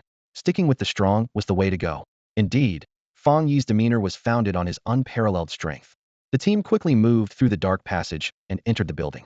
Along the way, they encountered several anomalies, all of which were effortlessly dispatched by Fang Yi with a single strike. While Fang Yi's reliability was reassuring, the others felt increasingly uneasy. With so many anomalies rampaging freely, what had happened to the people here? Or had the pioneers who were sent in earlier gone? Could it be? As they exited the passage and reached the first floor, they found the once pristine floor riddled with holes, dark bloodstains winding everywhere, as if depicting the gruesome struggle of someone being devoured by anomalies. The reception desk at the entrance was in ruins, surrounded by shards of glass, giving a sense of desolation. Had they found anyone? No, not a single person. The place had been thoroughly swept clean. The group split up and reconvened, but no one had seen a soul.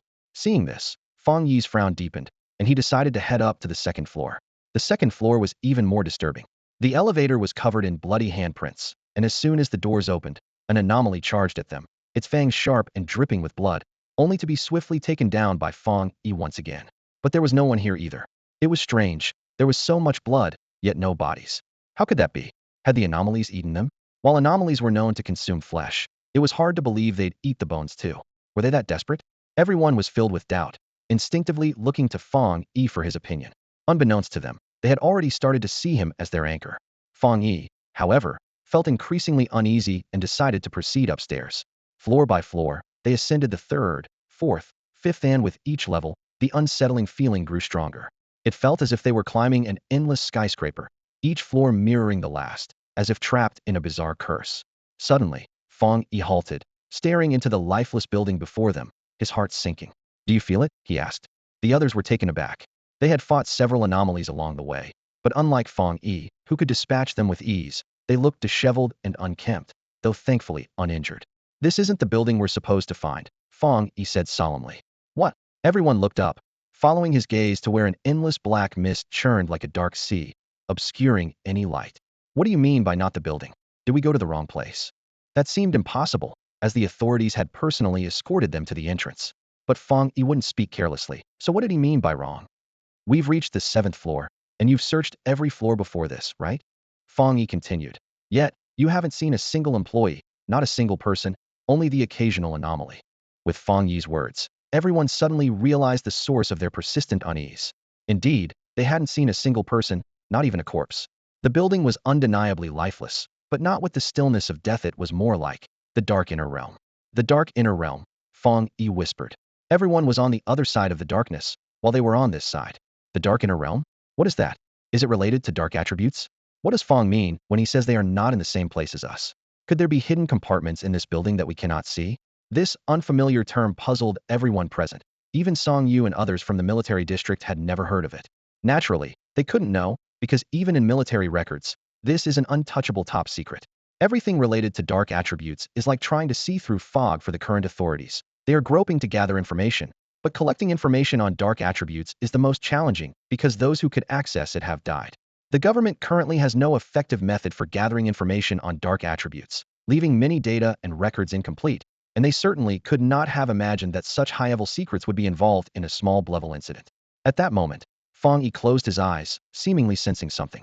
Everyone sharply noticed that the air suddenly became heavier. The black mist emitted by the dark attributes was already uncomfortable, but now a more powerful evil aura erupted. The black lines on Fang Yi's back twisted suddenly, as if coming to life, and the totem slowly lit up like indescribable eyes opening in the void. A violent and profound evil aura burst from the totem, like a dense web enveloping everyone. They felt as if their heads were being hammered, their minds in chaos, with waves of pain crashing over them. The headache is intense. The impact became more evident. Some turned pale, others were plagued with painful thoughts, and some even developed a sudden death wish, wanting to plunge the knife meant for the anomaly into their own abdomen and roll over. All of this was the influence of the dark attributes. Song Yu tightly covered her ears, the piercing tinnitus like sharp nails on glass, the noise drilling into her skull and churning her mind. Although there was no actual sound around, she could hear it in her chaotic mind, a constant noise driving her insane. This is the terror of dark attributes. It is not mere alarmism. It might not attack directly, but leads you step by step towards downfall, amplifying the smallest desires within, ultimately destroying you from the inside. It is like an invisible gray tumor, of unknown origin, growing without a trace, and by the time you realize it, you have already become a captive of darkness. This is why dark attributes are a headache for the authorities. They kill invisibly and are omnipresent. You might think you've eliminated the source of the dark attribute, but perhaps you've only paved the way for its spread. More frightening is that the authorities cannot capture the dark attribute at all. Like this Tianbao building, surrounded by black mist, yet the source of the darkness is nowhere to be found, making it difficult to eradicate completely. In the building, the faint aura of darkness was almost entirely obscured by the aura shield of the Forerunners. However, just moments ago, a pure surge of dark energy erupted, like floodgates being forcibly opened, breaking free and recklessly flooding the surroundings. Everyone was astounded by the immense power of this dark attribute. At that moment, Fang Yi suddenly opened his eyes, sensing the entrance to the dark inner realm. As his eyes opened, the totem behind him gradually dimmed, as if falling back into slumber, the dark aura retracting into the totem like invisible wings. Instantly, a sense of relief washed over everyone's minds. The terrifying presence vanished, and they all snapped back to consciousness. Some realized they were standing by the window, almost about to jump out, shivering with fear. Song Yu gasped, her back drenched in cold sweat, exclaiming, "For a moment there, I almost got bewitched by the dark energy. My mind felt like it was pierced through, still trembling, my consciousness a bit hazy. Did you all feel the same? She turned to Fang Yi, puzzled. Fang, are you really okay? In contrast to the group's disarray, Fang Yi appeared exceptionally calm, without a drop of sweat, and his expression utterly composed. I'm fine, Fang Yi replied. His modification with the yang attribute protected him from the erosion of dark energy, which is why he dared to embed the dark attribute into his back. Besides, it was his own dark energy to begin with. Fang Yi was taken aback. For a moment, she thought she saw a powerful, dark force emanating from Fang Yi's spine. Was it just an illusion? But Fang Yi's next words left her no time to ponder. Let's get back to the dark inner realm discussion. Have you ever seen movies where you open a door and step into another world, like another dimension, or a parallel world? You can call it whatever you like, but that's what the dark inner realm is. What we see is just the surface of Tianbao Tower. In reality, all those anomalies and survivors are hidden on the other side of the dark mist. I've already sensed that inner realm. I tried it just now. Come, I'll take you in. Fang Yi reached for a door, knowing that through it lay the dark inner realm where others resided. Listening to Fang Yi's explanation, everyone nodded, understanding that the inner realm required passing through a door, and they needed to report back urgently. The information on dark attributes was invaluable. However, Fang Yi's words about taking us in left everyone stunned, turning to look at him as if he were a creature from a storybook or rather, a god. You're not joking, are you? This is almost divine territory, isn't it? They were in awe. The dark inner realm seemed like a world partitioned by dark energy, and crossing it meant traversing the dark zone in between. The strange and malevolent aura of darkness attribute was something they had just experienced deeply. Even a faint trace of it was enough to shake the resolve of the strongest pioneers, making them even contemplate death. If they were to pass directly through a door constructed of darkness attribute into the inner realm, wouldn't that drive people insane? Perhaps sensing their concerns, Fang Yi spoke up. You don't need to worry about encountering any problems when passing through. To create an inner realm, there's very little darkness attribute left here, and I can assure you that you won't be affected. Song Yu's pupils contracted sharply. The corrosive effect of the darkness attribute was pervasive, and even the strongest pioneers couldn't guarantee complete safety, not even those from the military district. He thought to himself, could Fang Yi really manage this? However, Fang Yi didn't elaborate further. Seeing everyone regaining their composure, he extended his hand. Where he stood was a hall, spacious all around, with the nearest door 10 meters away. As Fang Yi extended his hand, the outline of a door began to gradually appear on the other side. It was a pitch-black door, exuding a strong, acrid scent of decay, and an icy chill that sent shivers down their spines. Let's go. Everyone followed Fang Yi through the door. A bone-chilling cold swept over them, as if they had stepped into an ice cellar. Everything was pitch black, with only Fang Yi's silhouette ahead, as if he was leading them into the depths of darkness, with no light in sight. We're here. Before they could register any feelings, in the next moment, they were greeted by daylight again. A brand new Tianbao building appeared before them, a stark contrast to the previous scene.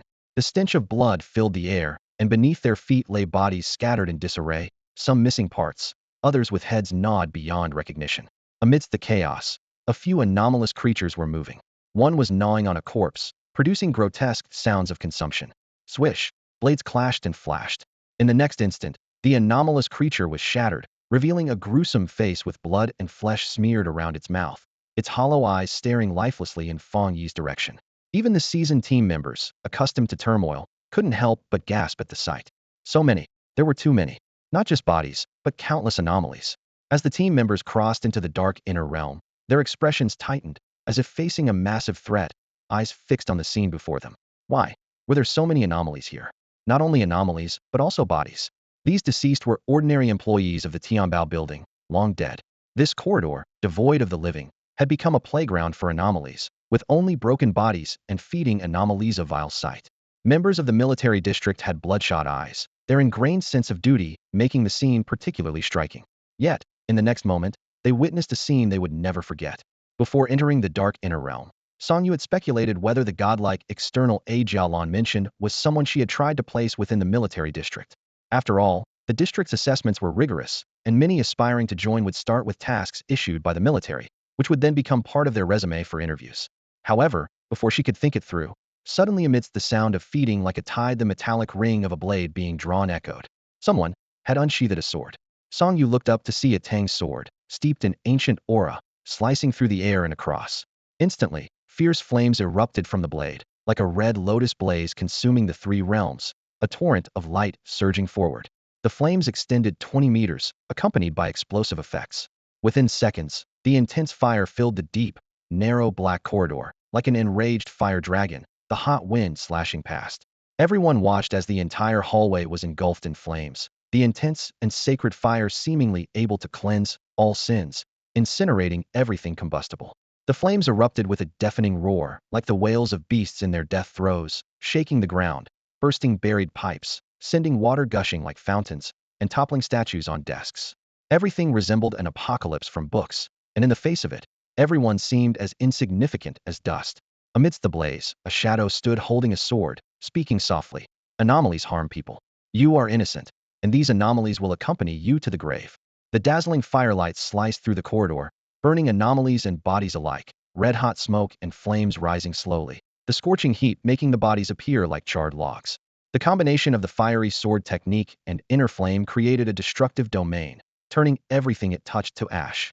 At this moment, the corridor looked as if it had endured a small nuclear explosion. Fang Yi gazed at the raging flames, the blade in his hand glowing like molten lava, as bright as flowing fire. The anomalies were incinerated in midair, bones shattering like rain, and the ordinary bodies also crumbled to fragments.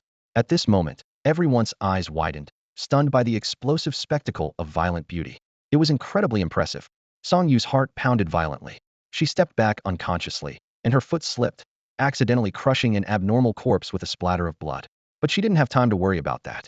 Accompanied by the shocking scene of a single-slash cremation, thousands of degrees of heat coalesced into flickering fire serpents, twisting and rising into the air.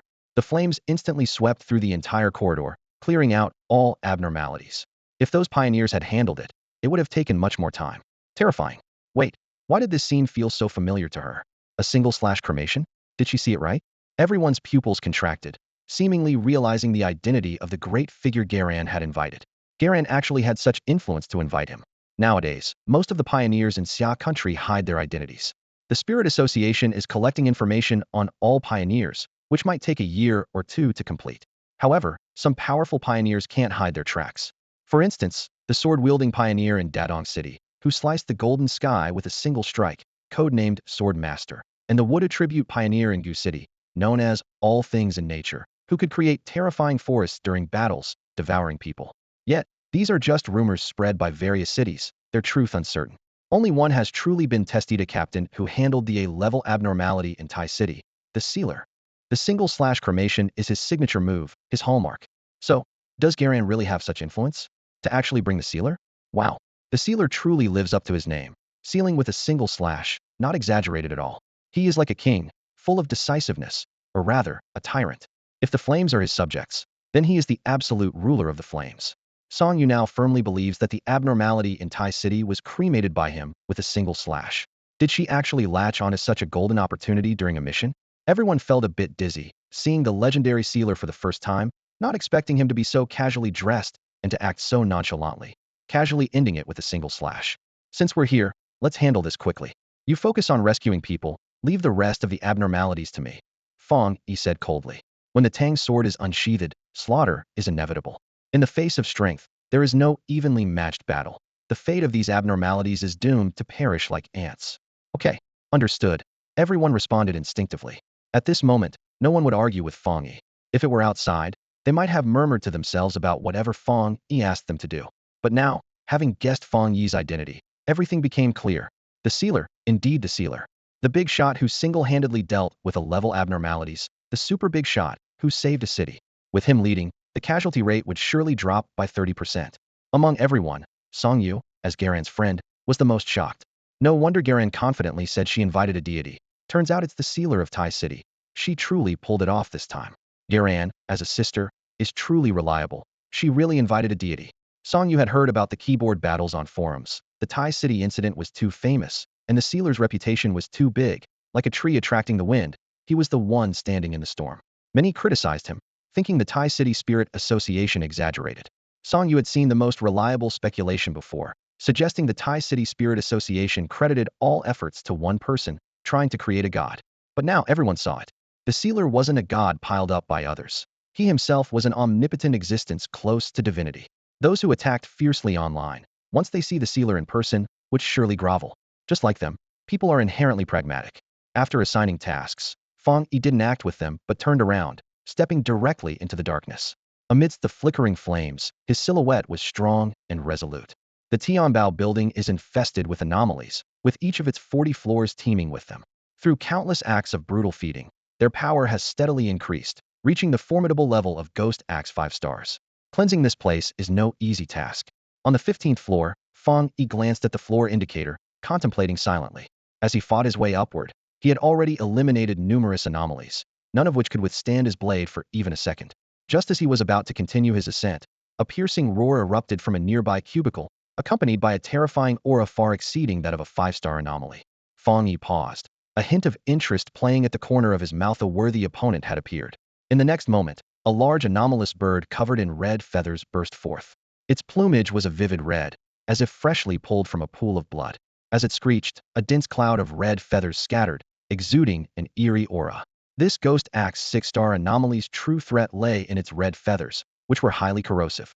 If inhaled, they would begin to corrode the victim from the inside, consuming their organs before eventually piercing through the chest and emerging outside. Along the way, Fang Yi had seen several corpses, their chests crawling with red feathers that moved like living tendrils, still feeding on the blood of the dead. So, this was the culprit. Disgusting methods indeed. The moment the red-feathered anomaly spotted Fang Yi, it let out a sharp cry. Its formidable body unleashed a powerful aura, and the red feathers transformed into sharp spears that circled it. Sensing Fang Yi's strength, it felt threatened.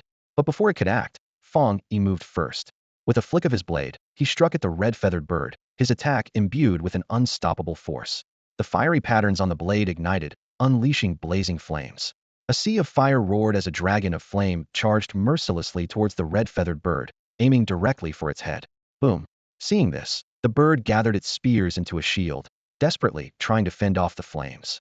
A disdainful chuckle echoed, as if mocking its futile efforts. In the next second, the flames erupted with earth-shattering force, sweeping across the world with immense power. The spears shattered explosively, and the red feathers, now adrift, were swiftly consumed by the fire, their dying cries echoing across the sky. What of Ghost Axe 6 stars? Under Fang Yi's blade, they were nothing but paper tigers. The red-feathered bird's body burned in the flames, sizzling just like the countless anomalies before it. Overestimated you.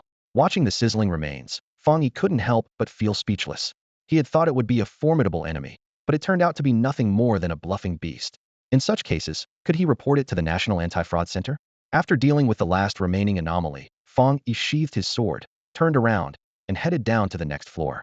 In the darkness, several figures quickly followed him from the stairwell. They were the squad members who had come in with Fang Yi. Has the Undertaker finished again? One of them remarked. His speed at killing is incredible. The cleanup crew can't even keep up with him. This time, we're just here to pick up the pieces behind him without even getting a chance to act. It's both frustrating and exhilarating. By the way, are there no survivors on this floor? The group scanned the area, skillfully searching through the bodies. The floor was already littered with them. They had gone through nearly 200 bodies along the way. Although all these people were clearly dead, they couldn't abandon hope. Someone might just be unconscious. Just then, a voice full of surprise came through. Found them. There are several survivors here. There were actually 5 people, all employees of the Tianbao building, who had hidden and escaped detection by the anomalies. However, the expressions on these people's faces were quite unusual. The 15th floor had a complex layout, including a concealed room used for storing important documents. A secret chamber. The door was made of some hard material, a silver door covered in sharp claw marks, yet it remained intact. The survivors had hidden here, which had saved them. Through a small window in the door, the scene inside was visible. The surviving employees seemed petrified, huddled together with vacant expressions. Fang Yi stepped forward and attempted to open the door, but it was locked from the inside. She had no choice but to knock and speak loudly. We are with the military, here to rescue you. Don't be afraid. The monsters outside are all dead. You're safe now, come out. She gestured in an attempt to communicate with the people inside, but there was no response, not even a blink. Fang Yi speculated that they might have been scared senseless. With so many anomalies invading on such a large scale, it's understandable that ordinary people couldn't handle it. These anomalies had evolved to a level of terrifying power, known as Ghost Axe 5 stars, which could even intimidate lower-level pioneers, let alone ordinary people. Suddenly, the people inside seemed to come to their senses and, trembling, spoke with voices laced with fear. So many terrifying monsters, all killed with one slash. Fang Yi was taken aback. This didn't sound like they were referring to the anomalies. One slash? Could they be talking about? No way. There's a Ghost Axe 6-star anomaly's corpse here. And the scorched marks in the hallway are exactly like those on the 7th floor. The pioneers were shaken. Following the survivors' gaze, they saw the scene Fang Yi had left, a field of remains, red hair waving. It was terrifying. Is this the Tai City captain, the Undertaker? The Undertaker is invincible, they exclaimed, filled with awe. A Ghost Axe 6-star anomaly could even instantly kill them, and yet it was taken down in one slash. Incredible. The Undertaker. So powerful. They couldn't help but marvel, repeating the same words, as the sheer impact of the scene had overwhelmed their ability to articulate anything else, filling their minds with one concept: awesome. He had appeared before them with an unrivaled presence, slaying monsters with a single stroke. The Undertaker's stature rose dramatically in everyone's eyes. On the 40th floor of the Tion High building, every level flickered with flames, like candlelight swaying in the night, only to be extinguished in an instant. The pioneers followed Fang Yi closely, eager to take action but unable to find the opportunity. 10 minutes had passed, 9 minutes and 56 seconds to be exact, with only 4 seconds left to reach 10. Such efficiency, leaving not a single anomaly behind. Was this the prowess of a captain-level figure? Truly astonishing. At this moment, the pioneers' emotions were complex, as if the Tion High building had suddenly morphed into a terrifying game with cheat codes maxed out. The howls of anomalies echoed around them, the ground littered with corpses. Every time they anticipated encountering a more frightening anomaly on the upper floors, the difficulty seemed only to increase, chasing them in every direction. However, the initial elevator anomaly was the closest they had been to an anomaly. Since then, not a single living anomaly was seen. Wherever Fang Yi went, all anomalies were swiftly obliterated, turning to ash, with not even a trace left behind. This left the pioneers with mixed feelings. More terrifying was that Fang Yi, the captain of the Taisher team, accomplished all this in less than 10 minutes. 10 minutes. Not even enough time for an average person to climb the stairs, and yet the entire building's anomalies were eradicated. Was this even reasonable? What was supposed to be a slaying mission turned into a pure rescue operation, with Fang Yi leading the charge and the 4 of them acting as medics, creating a unique protection mode. For these battle-hardened official pioneers, this feeling was undoubtedly novel and intriguing. Ding! The elevator arrived at the 40th floor. It seemed the mission was nearing its end, about to conclude. The doors opened slowly, revealing a shadowy figure in the dim air. It was the Taisher team captain, the Burrier. His back was straight, standing silently, like a dormant blade. Fong, someone started to call out, but was sternly stopped by Song Yu. Sure, don't speak. The captain seems to be confronting an anomaly, don't disturb him. Song Yu raised a hand gently, signaling everyone to remain quiet and patient. Indeed, their focus returned to Fang Yi, who exuded a powerful aura that spread like ripples, radiating across the 40th floor, causing the glass to hum softly, with undercurrents stirring beneath a calm surface. What was he searching for? What was he confronting? Was it the anomaly of the 40th floor? The mastermind behind the disaster at Tion High building? Those around felt a chill, recalling everything on the 40th floor, as if emerging from the depths of hell. Without Fang Yi's relentless advance, they would have faced an unprecedented catastrophe. According to official records, this anomaly invasion was orchestrated by a powerful anomaly, resulting in the tragedy of 2,000 lives. The mastermind behind it all was undoubtedly terrifying. The captains were in a standoff, a confrontation between kings. Suddenly, a slicing sound echoed through the air. Fang Yi, standing ahead, moved slightly, his fingers lightly pressing on the Tang sword. Instantly, a volcanic pressure erupted. Sizzle! From the 40th floor of the Tion High building, thick black fog surged from all directions, enveloping them. Faintly, the wails of vengeful spirits could be heard, and the dark souls roared in the darkness. The mist surged toward them, as if to swallow them whole. Even a mere touch sent chills down their spines, making them feel as if they were plunging into hell. Come out! Suddenly, a voice boomed like thunder. The black fog churned, and a skeletal wing emerged. Fang Yi raised his hand and slashed down with his sword. The terrifying blade sliced through the air, colliding with the decayed bone wing, producing a metallic clang. Thunder roared, exploding loudly, as chains of lightning imprisoned the bone wing. In the next moment, with a crack, the membrane covering the bone wing shattered under the thunder's force. Suddenly, along the lightning chains, a supreme flame erupted. Boom! The bone wing shattered, the terrifying flames reducing it to fragments, leaving hearts pounding. Dark green blood mist exploded in the air, painting the sky with a crimson hue. A sharp, eerie scream echoed from the shadows, as the shattered wing turned into countless fragments, falling with a drip, drip. The piercing sound was like a heart-wrenching scream, sending shivers down everyone's spine. Drip, drip. Large amounts of bone marrow and blood fell, turning the entire room into a cloud of green blood mist. The dark green marrow seeped down, thick and nauseating. The sealer had actually severed the bone wing. Swish! The dark green mist spread. At that moment, everyone shuddered. The bone bird, the king of dark anomalies, had its wings shattered so easily. Damn! The captain of Tai City was unbelievably strong. This was insane. Was this the sealer? They couldn't help but show expressions of shock. The scene they had just witnessed made them tremble. They had seen a terrifying display of power. The bone bird, as the king of anomalies, had devoured countless people to evolve, with the entire Tianbao building as its feeding ground, reaching a terrifying level of power. Yet, in an instant, its wing was shattered. They had never seen such a terrifying strike. With such strength, how could anyone dare oppose him on the forums? If they had witnessed this firsthand, not only would dissenting voices vanish, but even doubts would disappear. This level of strength was utterly overpowering. Why was the sealer in Tai City? They couldn't help but regret, wishing he were in their city. The captain of Tai City was incredibly strong. The sky full of blood mist and the dripping green liquid were far more shocking than the shattered bone wing, shattering their misconceptions. They previously thought the two were evenly matched, but now they realized how wrong they were. A king against a king? What king against king? This was a one-sided annihilation by a true king. The bone wings were deeply embedded in the floor, like a flag of humiliation. The bone bird could hear the chilling sound of the blades slicing through bone, its once proud wings severed effortlessly in an instant, with blood gushing like a fountain. It let out a long, anguished cry, rage igniting within its heart. Fury blazed in its eyes as it flapped its remaining wing, charging through the black mist, its sharp talons like lethal scythes aimed at the knife-wielding boy opposite. Boom! A flash of the blade, and something massive crashed down heavily, splattering green ichor everywhere. The bone bird's talon was also severed, flying in a graceful arc through the air and landing precisely in a nearby trash can, like a discarded piece of waste paper. After severing its talon, Fang Yi listened to the bone bird's piercing screech but did not continue his attack. He simply raised an eyebrow at it, silently signaling, "Bring it on." The bone bird lunged again, and this time, a swing of the knife took its other wing. The next slash removed another claw. And so it went. From start to finish, Fang Yi maintained a steady pace, always waiting for the bone bird to make a move before striking, dismantling its parts one by one, like an elegant dancer reveling in the thrill of the hunt in this one-sided performance. The forerunner watching this scene gasped, feeling a chill run from head to toe. The precision of the Undertaker's every strike seemed meticulously calculated, moving from left to right, from outside to inside, each cut perfectly symmetrical with the last. Such terrifying accuracy clearly indicated that their strengths were on entirely different levels. It wasn't just the forerunner. Even the bone bird's large pupils showed a human-like terror.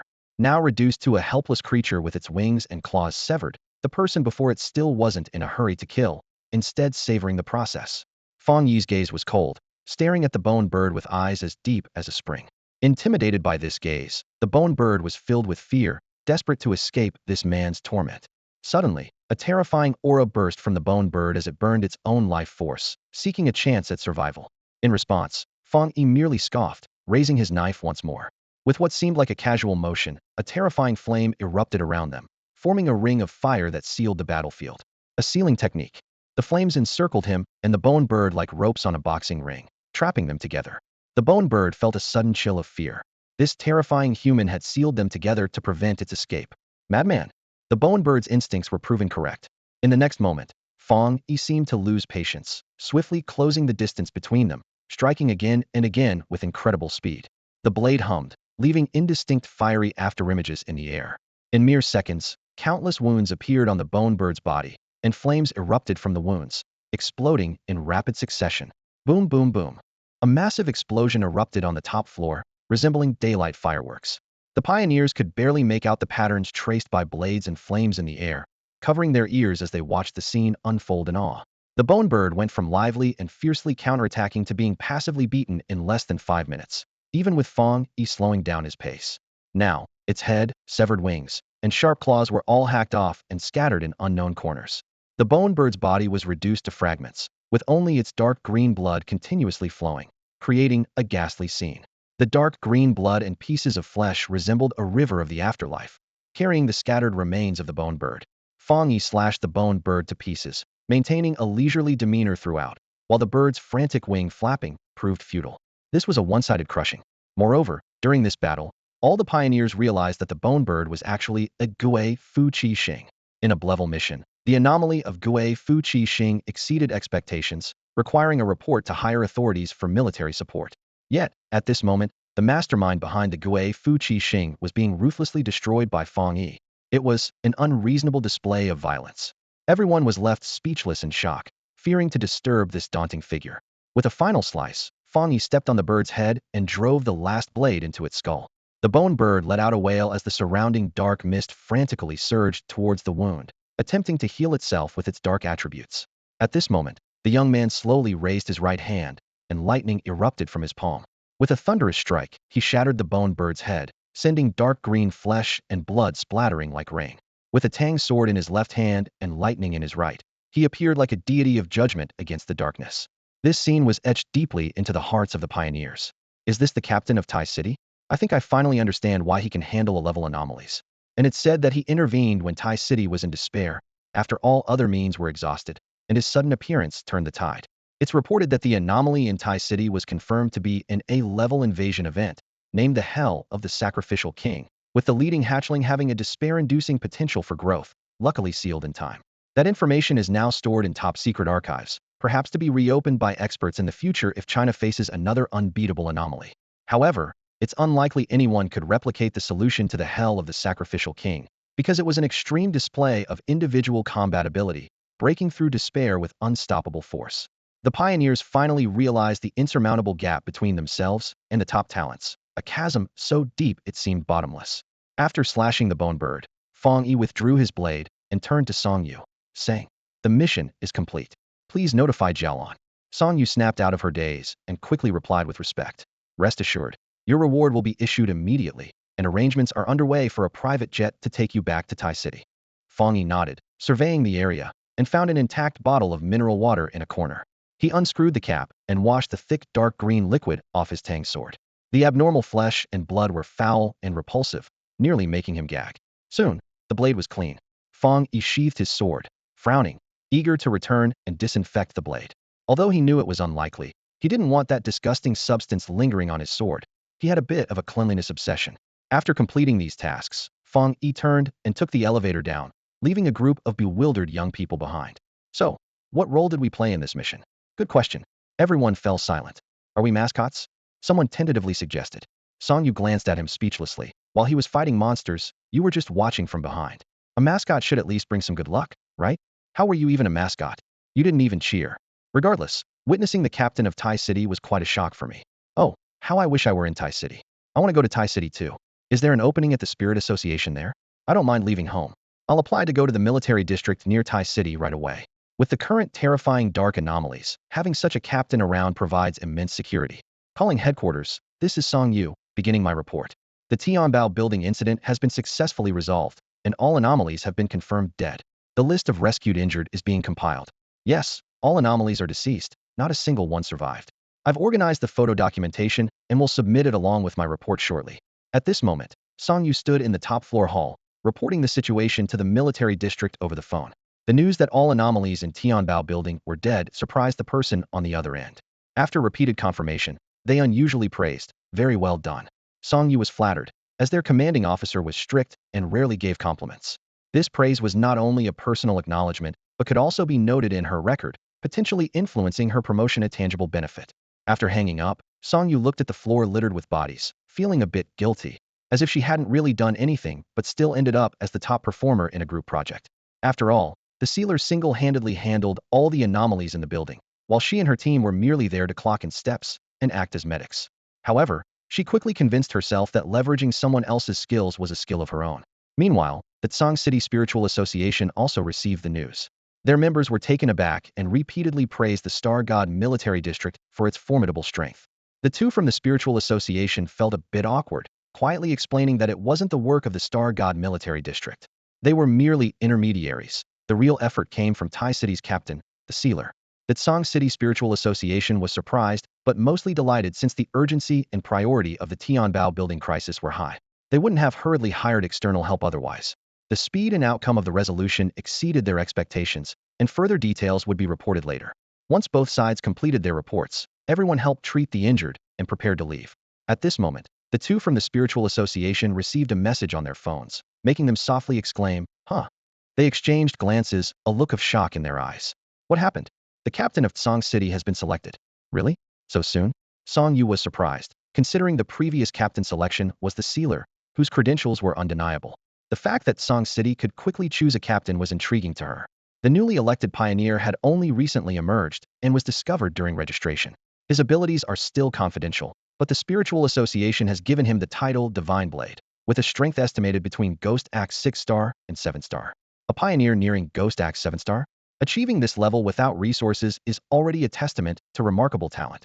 Indeed, he is quite strong, and serving as Tsang City's captain seems well-deserved. Currently, most pioneers are at the Ghost Axe 3-star level, while official pioneers, due to resource allocation, are slightly stronger but only at Ghost Axe 5-star. In comparison, this pioneer is indeed formidable, making his captaincy unsurprising. What was thought to be an insignificant detail turned out to be quite significant. Unexpectedly, the members of the Spirit Association suddenly received a phone call.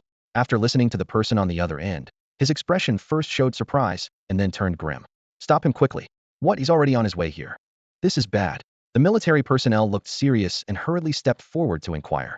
They initially thought it was another outbreak of an anomaly invasion somewhere, but were shocked when the person turned pale and uttered a sentence. Captain of Tsang City. I've heard the sealer is currently in Tsang City and is already heading this way. The pioneer's eyes widened upon hearing this. The captain of Tsang City coming to find the sealer? Right now, the sealer's reputation is widespread, with heated discussions about him on forums, making him the most talked about figure among pioneers nationwide. This newly appointed captain of Tsang City rushed over upon hearing of his presence. Could it be to challenge him? It's important to know that each pioneer captain is exceptional, standing out even in the early stages of the spiritual energy resurgence, which already demonstrates their strength. The more talented they are, the more combative they become, with conflicts driving their growth and fueling their dedication to training. Therefore, both the Spirit Association and the military tend to turn a blind eye to internal conflicts among pioneers, as long as it doesn't lead to fatalities. However, the sealer is an exception. He is the only one whom both the military and the Spirit Association hold in high regard, and no pioneer is allowed to challenge him. Fang Yi was immediately displeased, her expression darkening. What's going on with you? This mission has already been assigned to our military district. We invited Captain of Tai City here, and we must be accountable to him.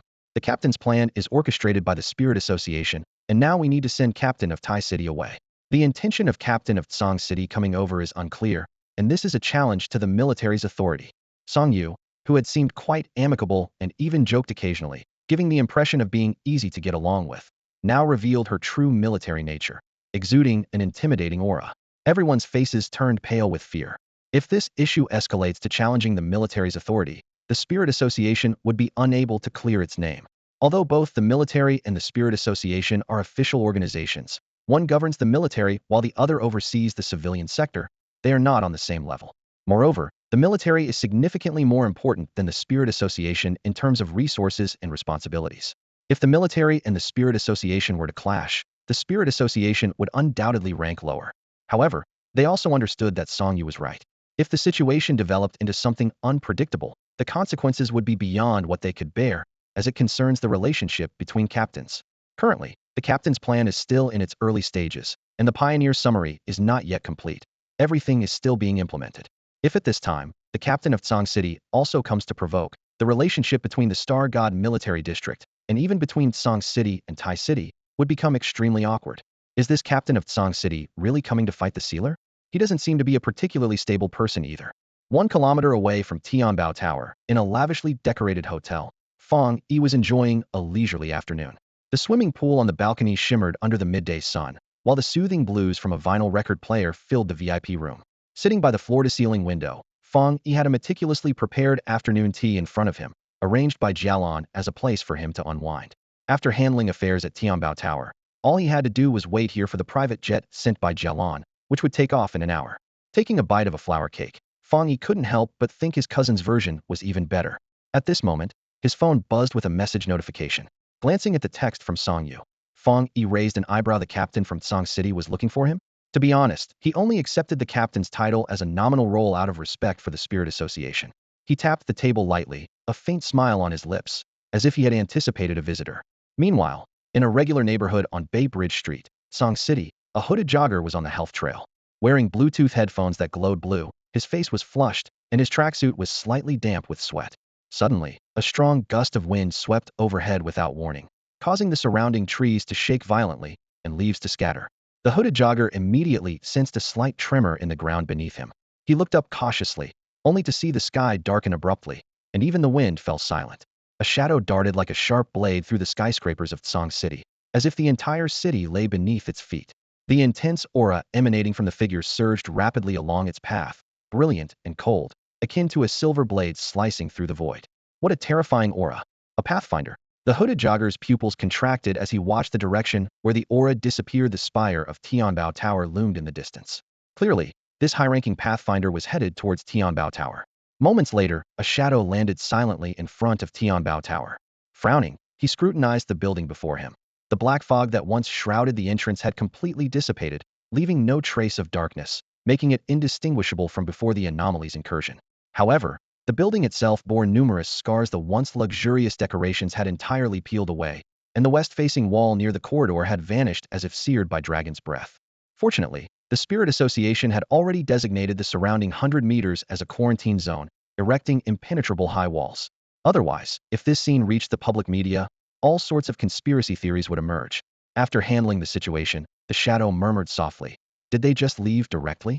At that moment, a commotion erupted from the Tianbao building, and 4 forerunners, like a well-trained military unit, rushed out of the building to block his path. Fang Yi and the others had already prepared for the worst. No matter what, even if it cost them their lives, they had to prevent a confrontation between the captain of Tsang City and the captain of Tai City. They couldn't allow anything to happen to the captain of Tai City from Garan. However, when they faced the shadowy figure, their hearts skipped a beat. This man exuded a powerful, unfathomable aura that felt as overwhelming as Mount Tai, making her scalp tingle. The others beside her also felt the oppressive force, and with just a glance, their fingers couldn't stop trembling. Though they were also forerunners, the pressure from this man was like a river facing the vast ocean, no less intimidating than the top-tier bone bird and the envelopers. In such a situation, talk of resistance and courage was meaningless. Could a child possibly challenge an adult with mere courage? It was against human nature. Fang Yi braced herself to speak, but suddenly, the figure vanished before their eyes. In an instant, his presence disappeared like ink washed from paper, sending shivers down their spines. Their expressions changed, and an ominous feeling arose in their hearts. I have a bad feeling about this. Me too. Is this what a captain-level figure is like? The pressure is immense. Both the envelopers and this one are the same. In the next second, in front of a hotel a kilometer away, Fang Yi seemed to sense something. His gaze turned cool, and he spoke softly, "Since you're here, come out." Whoosh. At that moment, the dark ink-like presence slowly reformed. In the eyes of those who were either bewildered, terrified, or indifferent, a slender figure gradually emerged. He was a young man dressed in a black Tai Chi outfit, wearing a complete set of martial arts attire with a 2-foot-long close combat knife at his waist, resembling a descendant of an ancient martial arts family. His eyes were sharp like a hawk's, fixed directly on Fang Yi. Song City Captain, Divine Blade. His mysterious appearance seemed to step out of the void, like a traditional ink painting, elusive and enigmatic.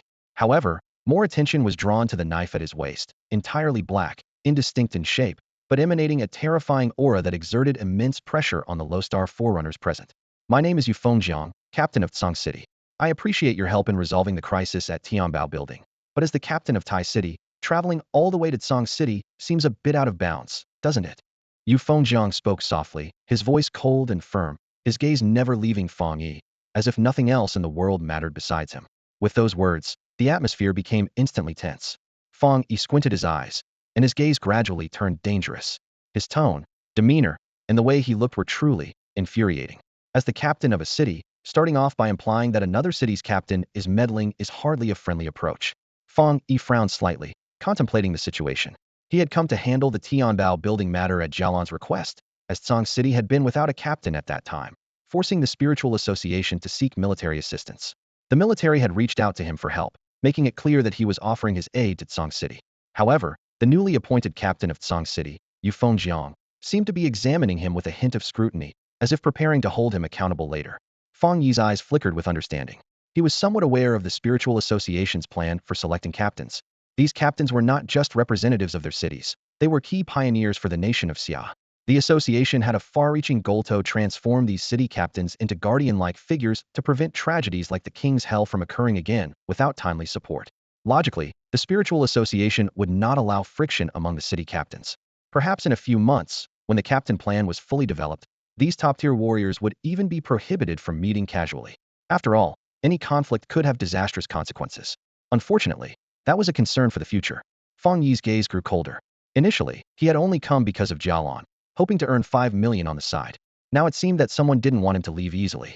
Narrowing his eyes, he reached into his pocket, pulled out his phone, and began typing in front of Yu Fengjiang. Yu Fengjiang was momentarily surprised, but remained standing still. If anyone else had been so disrespectful, he would have been angered. But facing the gravedigger, he felt a sense of calm, recognizing Fang Yi as a fellow true swordsman worthy of respect. Fang Yi quickly finished his message, put away his phone, and looked at the lean young man before him. So what do you mean now? Yu Fengjiang's lips curved into a faint, ambiguous smile. His voice was unhurried, but his deep brown eyes held a chilling indifference. Lend me the sword you carry. Otherwise, don't expect to leave Tsang City.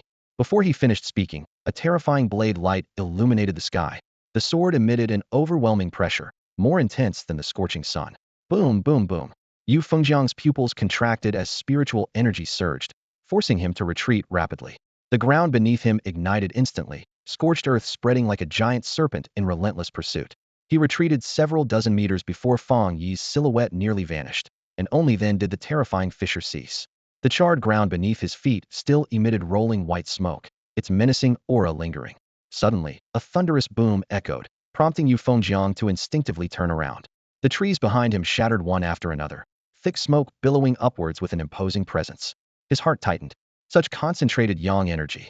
What an incredible burst of power. What a terrifying force of cremation. Yu Fengjiang's pupils shrank suddenly at the sight, and his chest involuntarily quivered. Suddenly, he felt a sharp pain on his face, accompanied by a damp sensation, as if some liquid was slowly trickling down. He was momentarily stunned, then casually raised his sleeve to wipe it.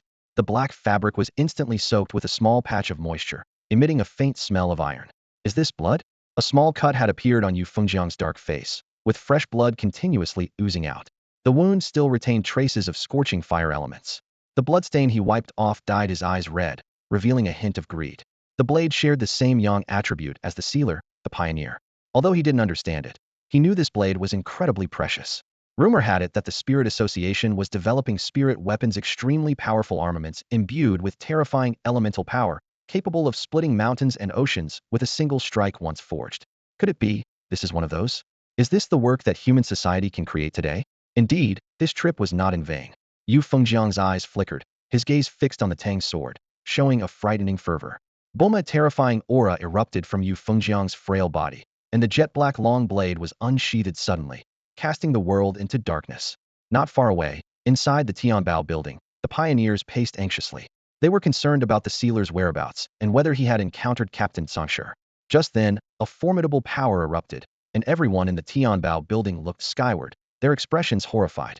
Boom! A shocking change came from a kilometer away. The sky darkened instantly, and flames painted the entire sky a dazzling red, like brilliant fire clouds, leaving everyone in awe. Such terrifying power. Is that the direction of the hotel where the sealer is? Has Captain Tsangshi found the sealer? Has the sealer drawn his blade? Song Yu's heart pounded with anxiety. She felt a familiar oppressive force from this scene. It was the same as when Fang Yi's cremation blade was unleashed. It must be the sealer. Such terrifying flames, this suffocating pressure. It can be felt clearly even from this distance. Is this the sealer's power? Rumble. The terrifying power erupted above, and at this moment, the flames became the only color between heaven and earth. Everything else lost its hue, turning dull and lifeless. This scene was like a natural disaster. Quickly notify the spirit. Song Yu's voice changed. Her words cut off abruptly as her phone suddenly vibrated, and a recent message popped up. Upon reading the content, her beautiful eyes contracted sharply. You all look at this. Huh. The Spirit Association member next to her was grabbed by her, somewhat displeased, as she was busy contacting people.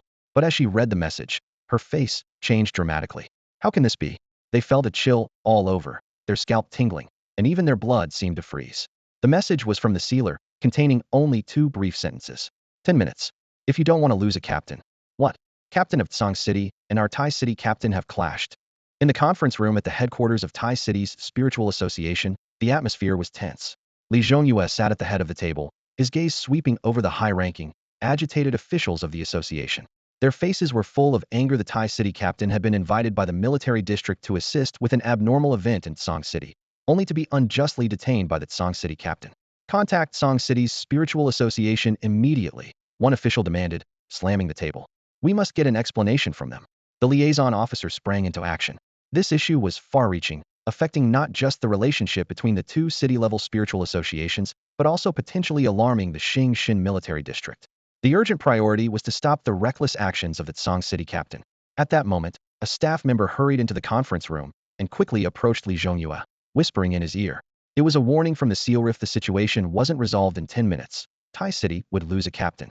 Li Zhongyue's expression changed dramatically, and the room fell into a dead silence, everyone on edge. This was not an empty threat. The warning came from the sealer, who had the capability to handle a-level anomalies independently. How much time has passed? Li Zhongyue asked urgently.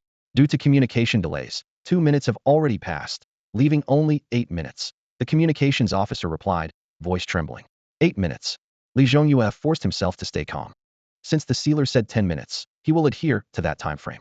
There is still a chance. He looked around the room. Ladies and gentlemen, this is a failure on our part. Although the captain's plan has only just begun, the authority of our captains must not be undermined. They are to become the leaders of our nation's pioneers, the central figures in each region. This matter must be handled properly. Under Li Zhongyue's words, the previously restless officials gradually calmed down. However, they remained worried. What would be the appropriate way to handle this? Some believed the sealer had been provoked and that punishing the opposition was justified. Others feared the dire consequences if someone were to truly be harmed. Have you reached Song City's spiritual association? Li Zhongyue asked, looking up. If they could send someone in time to intervene, perhaps the damage could be minimized. We have, the liaison officer replied, pale-faced and voice shaking. They said that Song City captain might not lose. Bang! Li Zhongyue stood up abruptly, slamming his hand on the table. The surface shook, groaning under the pressure. Everyone present felt his fury. Fools, a bunch of fools. As the head of Tai City's spiritual association, Li Zhongyue was furious. No one understood better than him how terrifying the sealer's power truly was. The members of the Song City Spirit Association, with their simplistic thinking, actually believed that an A-level anomaly, a perfect king-level evolution, could be easily sealed? Are the people in Song City crazy? Wei Zhang, the vice president of the Spirit Association, who recommended the sealer to be the team leader, now showed a trace of disbelief on his usually composed face. Others were equally shocked. The team leader of Song City must be insane. That Song City Spirit Association has lost it. They're practically a bunch of lunatics. What level is that Song City leader? Li Zhongyue's gaze was icy cold. Ghost Axe 6 stars, rumored to be on the verge of touching the 7th star. 6 stars. Just a mere Ghost Axe 6 stars. How could he be a match for the sealer? The sealer not only possesses multiple ultimate high-level attributes, but has also surpassed the Ghost Axe 7 stars in strength. Not to mention his terrifying combat power, which far exceeds the apparent level. In this light, that Song City Spirit Association's claim isn't wrong. That Song City leader won't lose. He will die. Wei Zhang's eyes widened as he thought to himself that these words were too terrifying. If they reached the ears of the Song City Spirit Association, they would surely fight to the death. But everyone present knew the president was right.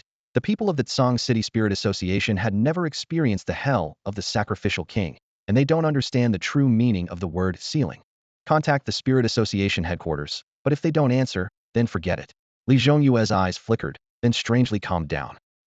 Upon hearing this, everyone around was stunned. Just a notification will do? Won't the headquarters blame us later? It feels like just going through the motions if they don't answer the phone. The people around were a bit bewildered. However, Li Zhongyue's gaze was heavy, sweeping over everyone present. Song City doesn't get it. And maybe other cities don't either. They don't know how terrifying the growth potential of the dark attribute truly is. And the abnormal invasions, what kind of hell on earth they are. Even if we succeed in stopping it today, it might happen again and again in the future. We must come up with a permanent solution to shut these fools up and give the sealers some peace. Indeed, today's incident is the first of its kind, but the public opinion on the forums is already evident. No matter how the officials publicize the terror of an A-level event, those who have never experienced it will never truly understand, unless they experience that kind of despairing terror firsthand. Previously, Su Qingying reported that pioneers from High City secretly found the sealer's residence to provoke him, and today, that Song City leader left people behind. If the situation is allowed to develop, will there be pioneers from other cities tomorrow? The day after tomorrow? Since this matter is endless, why not cut it off here? Li Zhongyue's words made everyone realize the most serious issue. That's right, that Song City leader is not the focus. The important thing is the attitude of the Song City Spirit Association and the other cities' attitudes towards the sealer. At this moment, they clearly have a misunderstanding about the sealer's strength. A team leader is nothing. Tai City has won, and so do we. It's just that the sealer was lucky enough to happen to resolve an A-level event. It's not enough that they respect the sealer. Other cities also need to recognize the sealer's strength. The sealer's willingness to take on the team leader position is already giving our Spirit Association a lot of face. We must not cause him trouble. To prevent today's incident from happening again, we must make an example of this, and all consequences will be borne by our Tai City Spirit Association. Since the Song City Spirit Association has this attitude, the sealer need not hold back. Let him die?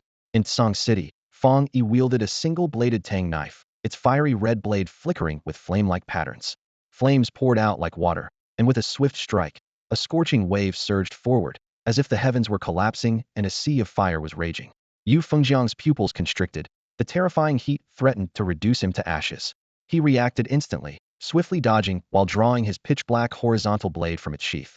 In the next second, he landed in front of Fang Yi, delivering several consecutive strikes in a seemingly clumsy manner. Yu Fengjiang had practiced swordsmanship since childhood, and this series of continuous slashes was ingrained in him. It was a rapid strike technique, forcing the enemy into a standoff, where victory depended on whose strength was exhausted first. Yu Fengjiang was a power-type swordsman, once breaking his master's sword with his strongest strike. The sword light surged like a tide, but had no effect. Fang Yi did not fall into his trap. Instead, a single slash forced Yu Fengjiang to retreat. The terrifying swordsmanship made sweat bead on Yu Fengjiang's forehead. The flames on the blade seemed tailor-made for the Tang knife, roaring unpredictably with each swing, making their trajectory impossible to foresee. In this scenario, the swordsmanship Yu Fengjiang had practiced was useless. In Yu Fengjiang's experience, ordinary opponents would either clash with him or be killed by a single strike. But now, in Fang Yi's fiery swordsmanship, he felt overwhelmed, as if everything he had learned was being crushed. To him, swordsmanship was a game of strategy, using different angles and techniques to suppress the opponent. The stronger the swordsmanship, the greater the advantage in this game. However, at this moment, under Fang Yi's sword light, he couldn't even make a move. This could only mean one thing: Fang Yi's swordsmanship was superior, more dominant, and violent. Was there truly a style that could completely strip an opponent of their swordsmanship? Boom. Another slash descended, and Song City erupted in chaos. After the incident at Tianbao Tower, the surrounding area had been isolated, and their chosen battle site was near the outskirts, but the fire was so dazzling that it could still be seen from within the city. The towering flames engulfed the entire city, and crowds surged in the streets, with some fainting from the heat. This was not merely heat. It was mixed with a terrifying sense of oppression, causing their blood to churn, nearly drying up. Countless people were horrified. What on earth was this? What was the nature of those flames? At this moment, not only ordinary people but even many practitioners in the city displayed expressions of shock. What was happening? Why had it suddenly ignited? Song City had been set ablaze, with a vast golden light exploding with an overwhelming force. Turbulent waves seemingly like the legendary celestial fire, burning the earth. Beep, beep, beep. Meanwhile, in Shunshur, at the headquarters of the Spirit Association, alarms blared incessantly, filling the entire communication room with piercing sounds. A massive energy source detected in the Xia Kingdom. A massive energy source detected in the Xia Kingdom. The energy levels continued to rise 98, 99. Suddenly, alarms blared, alerting everyone. Countless people hurried to the observation room to check the situation. At the headquarters of the Spiritual Association, a large map of Xia country was displayed on the screen, with a glaring red mark flashing in the southeast. What was happening? The inspector, bewildered, quickly zoomed in on the map, pinpointing the location to Tsong City. How could such a terrifying energy source suddenly appear there? This energy felt completely different from the usual dark attributes. What on earth was going on? Experts filed into the monitoring room, gathering with furrowed brows, and discussed in unison, what is this? It's not a dark attribute. Dark attributes don't have this frequency. Judging by the fluctuations, it seems to be an extremely powerful attribute, and the fluctuations are continuously bursting. Looking at the source of the energy, could it be a great battle? The thought of previous abnormal invasions surfaced in their minds. No, it doesn't seem related to abnormalities. I guess it's a battle between pioneers, someone questioned. A battle between pioneers? You mean there's a conflict in Song City involving pioneers, sparking a powerful battle and causing these energy fluctuations? The idea was hard to believe. The primary condition for such energy fluctuations is an extreme high-level attribute, and it requires an enormous amount of fluctuation to trigger the alarm. This means someone in Song City is currently fighting with an extremely high-level attribute. As the experts attempted to gain more insight, a liaison officer suddenly rushed into the monitoring room, reporting to the chief commander, "Sir, we've received a message from the Tai City Spiritual Association, which might be related to this energy fluctuation." Daily reports from various cities flood into headquarters, usually without major events, so there was a slight delay. The liaison officer had just reviewed the content and immediately came to report. "What does it say?" the chief commander inquired. The liaison officer quickly replied, "The battle in Song City involves the newly appointed captain, Shen Dao, and the Tai City captain, codenamed the Gravekeeper." "What? The Gravekeeper?" The chief commander was shocked. The Gravekeeper, who single-handedly resolved an abnormality as a powerful pioneer, is currently the captain of Tai City. And he is the one involved in the battle in Song City? The name Gravekeeper is the talk of the town. Not only is it a hot topic on various forums, but even the headquarters of the Spiritual Association is paying close attention to him. given the terrifying crisis Tai City faced. In such a scenario, a pioneer who grew independently, without relying on the spiritual association, and made a name for himself during the crisis, naturally becomes the focus of the association. What exactly happened?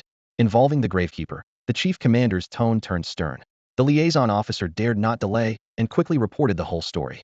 Upon learning everything, the chief commander angrily exclaimed, "Song City, do they have a death wish? Where did they find a pioneer captain who dares to provoke the Gravekeeper? Issue a warning to Tsong City, stop immediately.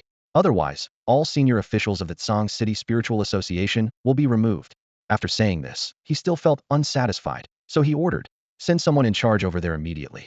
By the way, is the Haitian from headquarters available? Send her over too." The city was on the brink of collapse. Jinyong had set Tsong City ablaze, with fiery dragons rampaging through the sky and intense flames flashing everywhere. Boom! The deafening roar of power tore through the sky, leaving a hideous scar. Amidst the blazing light, a tall figure stood steadfast, like a sword. Opposite him, Yu Fengjiang leaned on his sword, swaying unsteadily, a stark contrast to his earlier fierce demeanor. Now, his pupils reflected the sky full of fire, the scorching heat rushing at him, sweat sliding down his temple. Such immense, overwhelming power. Is this the power of the sun attribute? What cremation with a single slash? This is clearly the might of Jinyang dominating the world.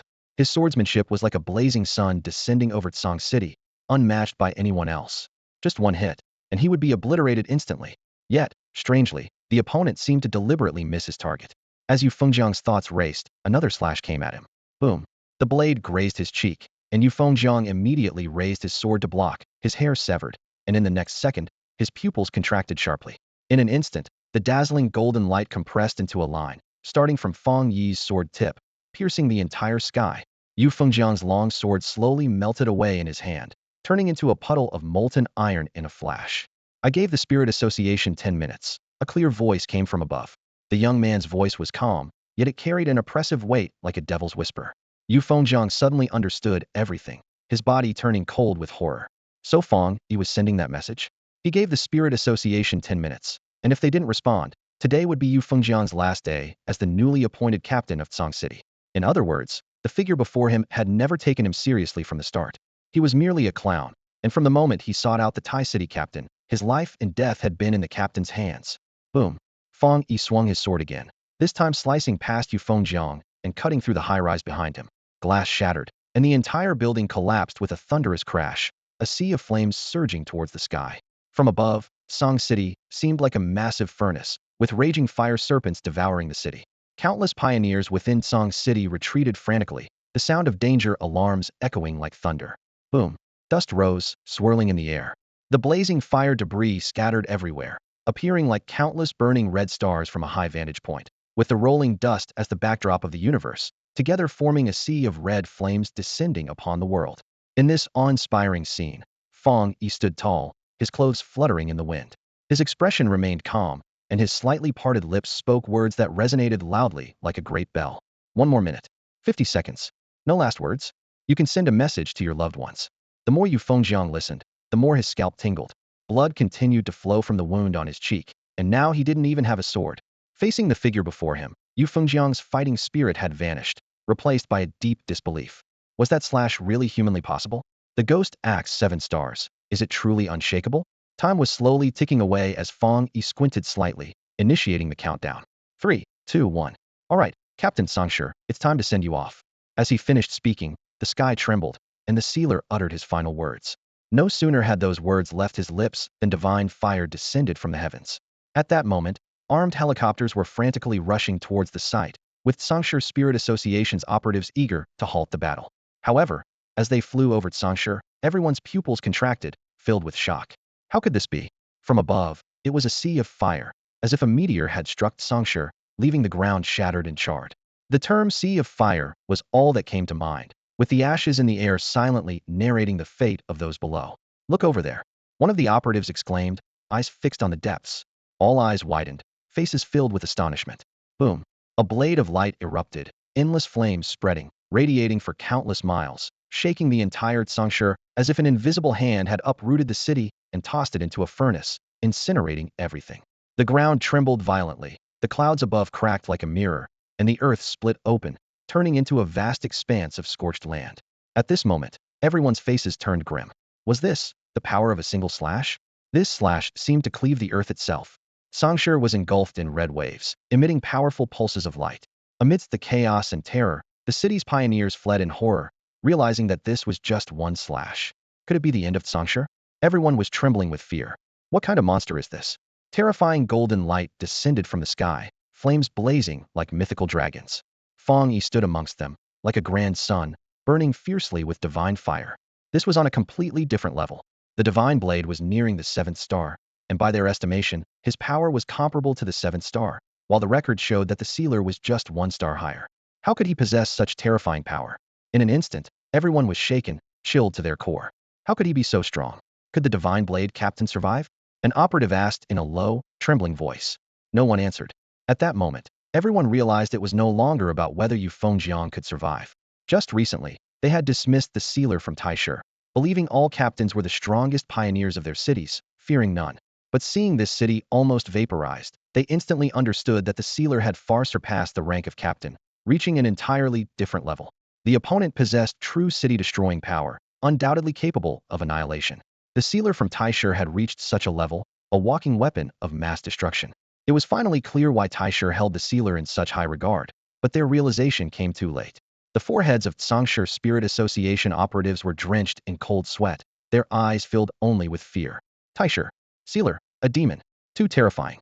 With this slash, the entire Songshur would be buried alongside Yu Fengjiang.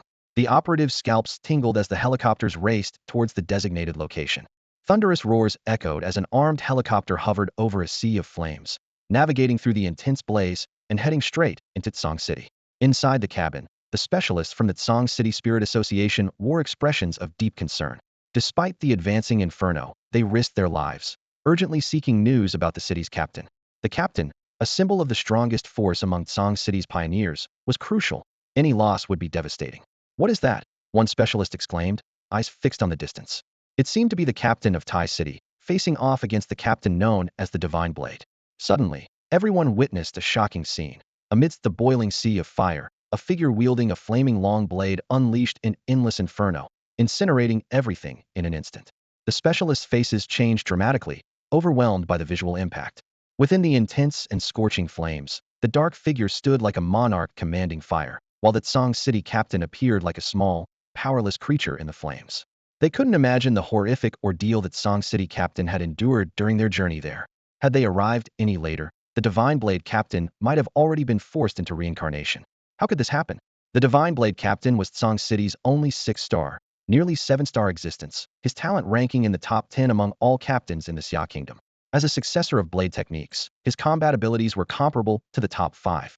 Yet, he couldn't even touch the hem of the Reaper's garment, utterly outmatched by the Tai City captain, who seemed to be delivering a dimensional strike. We must stop the Reaper immediately. Tai City captain, please show mercy. This is all our fault, a specialist shouted, grabbing a safety rope and leaning out, calling to the dark figure. However, the howling wind swallowed his words instantly, leaving no trace of them reaching the Reaper's ears. The Tsang City specialists were in complete panic, and the helicopter plunged forward recklessly, trying to get closer. Yet, the fire blocked the path, forcing the helicopter to circle the perimeter, unable to advance further or even remain in one spot for too long without risking being scorched. The blaze was too fierce to approach. At that moment, as if on cue, the Reaper swung his blade mercilessly, striking the person opposite. With a sickening sound, an endless wave of heat surged, and the fire engulfed the Tsang City captain's figure, crushing him like an ant. The entire scene was in shock. The specialists on the helicopter turned pale as paper. The Divine Blade captain was swallowed by the inferno. The fire's intensity was so extreme that even a spiritual barrier would melt instantly, and contact would reduce anything to ashes. If something happened to the Divine Blade captain, the role of Tsang City's captain would be utterly doomed. The Divine Blade had been painstakingly chosen as their captain, a 6-star ghost talent nearing 7 stars, considered a prodigy across the Xia Kingdom. The second-ranked pioneer, the Fire God, was only a 5-star ghost talent, a gap not to be underestimated. The Tsang City Spirit Association had invested significant resources in him, highlighting the Divine Blade's crucial importance to Tsang City. The captain, who had been heavily invested in and held in high regard, was now cut down in an instant. All the members of the Tsang City Spirit Association fell into despair. It was our arrogance and ignorance that led to his downfall. If only we had stopped him before the arrival of the Divine Blade, perhaps there would have been a chance to turn things around. Ultimately, it was all their fault. If they had stopped the Divine Blade earlier, if they had kept the news under wraps better, this tragedy might never have happened. They knew almost nothing about the power of the Sepulchre. The Sepulchre gave the Spirit Association 10 minutes. But could anyone really save the captain from his grasp in that time? Even Song City's strongest pioneer was easily buried by him, now directly fallen. Who could possibly stop him? The entire city might be set ablaze. He never intended to let them intervene. The Sepulchre was sending a warning. Everyone felt a chill as they realized something. After the Thai city captain sent his message, he unleashed an endless wave of fire to block their path. The fire wave trapped everyone, and even those who arrived early could only stand outside and await the inevitable outcome of the captain's demise after 10 minutes. The so-called 10 minutes was merely a courtesy from the Sepulchre, a show of force. He wanted the members of the Tsang City Spirit Association to witness their chosen captain being crushed like an ant. Perhaps the outcome was sealed the moment that Tsang City captain confronted the Sepulchre.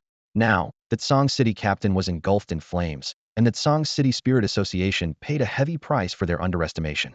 At that moment, Fang Yi watched the charred corpse indifferently, slowly sheathing his sword as the flames, like a slow-motion replay, surged toward him. The fire gradually subsided, the temperature slowly decreased, and Tsang City began to return to calm. Many ordinary people breathed a deep sigh of relief. Is it over? What just happened? What was going on? Why did a fire suddenly break out? Is it because of the frequent disturbances in the world? Ordinary people believed it was just another instance of heavenly fire, as terrifying events were happening all around the world. But the pioneers felt differently, their faces filled with shock as they looked towards a certain direction in the suburbs. There, they sensed a powerful, overwhelming presence that made their hearts race uncontrollably. It was said that two pioneers had clashed, but the fact that such a powerful heavenly fire, capable of destroying a city, came from a single pioneer was unimaginable. What kind of extraordinary talent was this person? The arrival of the Divine Blade was kept secret, so the pioneers of Tsang City did not yet know that their strongest leader, who had just taken office today, had died so easily on his first day. At the same time, the roaring sound of a helicopter filled the air. This helicopter closely resembled the Tsang City Spirit Association's official helicopters, except for a small difference in the emblem. The Tsang City helicopters bore the character Tsang, representing Tsang City, while this one had the character Xia, representing the nation of Xia. Members from the Spirit Association's headquarters were heading towards Tsang City. The flames in Tsang City were dying out. Were they too late? The purest and most powerful force of the sun's attribute. Leading them was an extraordinarily beautiful woman with a terrifying aura. She wore a light blue robe that outlined her graceful figure, her gaze sharp as she looked in the direction of Tsang City. She was a pioneer from the Spirit Association headquarters, codenamed Hai Xianjia. No one can deny the beauty of Hai Xianjia. Her charm is a blend of innocence and cool elegance, and after becoming a pioneer, that icy demeanor has been magnified to the extreme. Walking down the street, she could even cause people to accidentally walk into lampposts. However, Hai Xianjia's personality is extremely aloof, and her sternness commands a sense of awe among the headquarters staff. As a result, almost no one dared to speak on the helicopter she was on. As the helicopter from the Spirit Association headquarters gradually approached, the sight of Tsang City unfolded before them. Despite being prepared, Hai Xianjia frowned, her shock evident. The scene was one of devastation. With the airport runway scorched and curled at the edges, the ground nearly upheaved, and half of Tsang City billowing with thick smoke. The intense heat waves that hit them felt almost overwhelming. Such a spectacle clearly indicated that the Fengzangs had shown some restraint. Otherwise, given the power and range of the flames, they could have wiped out the entire city. Is this the Fengzangs? Hai Xianjia murmured to herself, deeply shaken. Regardless of the realm, each pioneer's abilities differ, mostly involving the use of spiritual energy, while a few attribute users can harness special attributes, making their combat prowess even stronger. However, pioneers capable of city-level destruction are exceedingly rare and are considered national-level contenders. At this moment, the power she sensed from these ruins was indeed of city-destroying caliber. Such methods gave her a sense of extreme brutality. Is this the kind of person who independently intercepts A-level invasive anomalies? Previously, the headquarters of the Spirit Association had remained uninvolved, focusing on researching the resurgence of spiritual energy. This time, they were alarmed enough to take action. With the flames extinguished, the captain of Tsang City, Yu Fengjiang, was reduced to ashes, leaving not even a complete corpse. The members of the Tsang City Spirit Association swallowed hard, aware of Yu Fengjiang's strength, but now there wasn't a trace of him left. At this time, several members of the Tsang City Spirit Association, with somber expressions, gathered around. They were impeccably dressed in suits, their faces grave. The leader appeared to be around 30 years old, exuding the strongest aura, likely at the level of a 5-star Guifu. He was the president of the Tsang City Spirit Association. Facing the immense pressure from Fengzangs, he spoke. Was it necessary to go to such extremes? I gave you 10 minutes. Fang Yi's voice was indifferent, causing the group's faces to turn ashen. Fang Yi had indeed given them 10 minutes, but by the time they arrived, the waves of fire had already kept them at bay. Even though they rushed over as soon as they received the message, it was futile, as they couldn't get close. Fang Yi clearly intended to kill their captain right before their eyes. I did set up a sea of fire to keep you away, but this is in your Tsang City. You only appeared in the last minute, indicating that you didn't hurry over when you first got the message. Even if you had arrived, it wouldn't have mattered. He truly deserved to die. Fang Yi had no desire to argue further. Suddenly, his tone shifted, and a massive aura surged towards them like a tidal wave. Most of the people in the Spirit Association were clerks responsible for handling trivial matters and didn't practice cultivation. Their strength was only at the 1 or 2-star level, making them incapable of withstanding Fang Yi's pressure.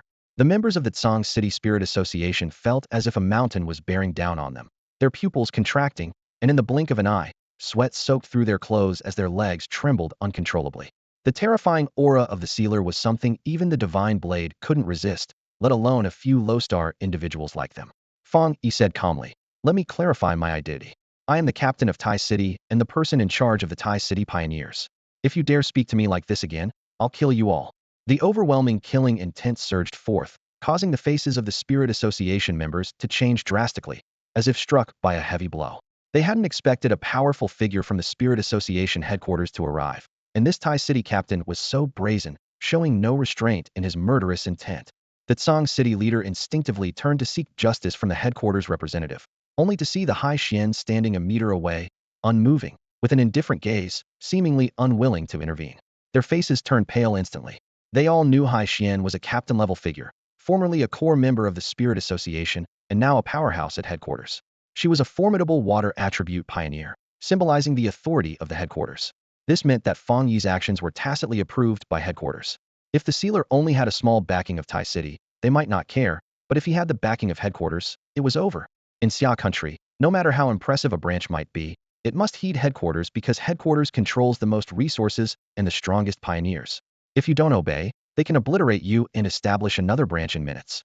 Just when the Tsang City leader was in despair, Hai Xian suddenly walked towards them with a serious expression. This sight reignited hope among the Tsang City Spirit Association members. Surely, the Spirit Association headquarters wouldn't stand by idly, as they must consider public opinion. If the Tai City captain killed the Tsang City captain without consequence, wouldn't captains everywhere fear the same fate? How could they manage the Spirit Association branches then? Moreover, with Tsang City already in ruins and the Tai City captain still being disrespectful, it was time for headquarters to administer some discipline. Everyone watched as Hai Xian approached Fang Yi, expecting her to scold him. But when she spoke, her demeanor was humble. "Nice to meet you. I'm Gu Yuro from Spirit Association headquarters. This incident is a failure on the association's part, and headquarters will provide an explanation." Fang Yi responded with a simple acknowledgement. This scene left the ordinary pioneers of Tsang City stunned. They couldn't believe it was over just like that. A captain had died, beaten to death, which amounted to internal conflict. Yet, the headquarters representative didn't hold anyone accountable and promised an explanation instead. With her head slightly lowered, Hai Xian's hair obscured her profile and the thoughts in her eyes. By introducing herself with her real name and not her code name, she demonstrated both her humility and headquarters stance towards Fang Yiantasing, appeasing, rewarding, avoiding any further conflict at all costs. After speaking, she could sense the dissatisfaction and shock among the ordinary pioneers of Tsang City, but she didn't care. "Damn fools. Before you stands the sealer who saved an entire city. Where did you find the courage to provoke him?" Before arriving, Haixuans had already gained a general understanding of the situation. She confirmed that it was Tsang City's team leader, Shindao, who had intercepted and attempted to provoke the sealer, and she had come to a conclusion. Turning to Fang Yi, she respectfully said, "Captain Fang, rest assured, the Spirit Association will provide you with a satisfactory response." After speaking, she turned away coldly.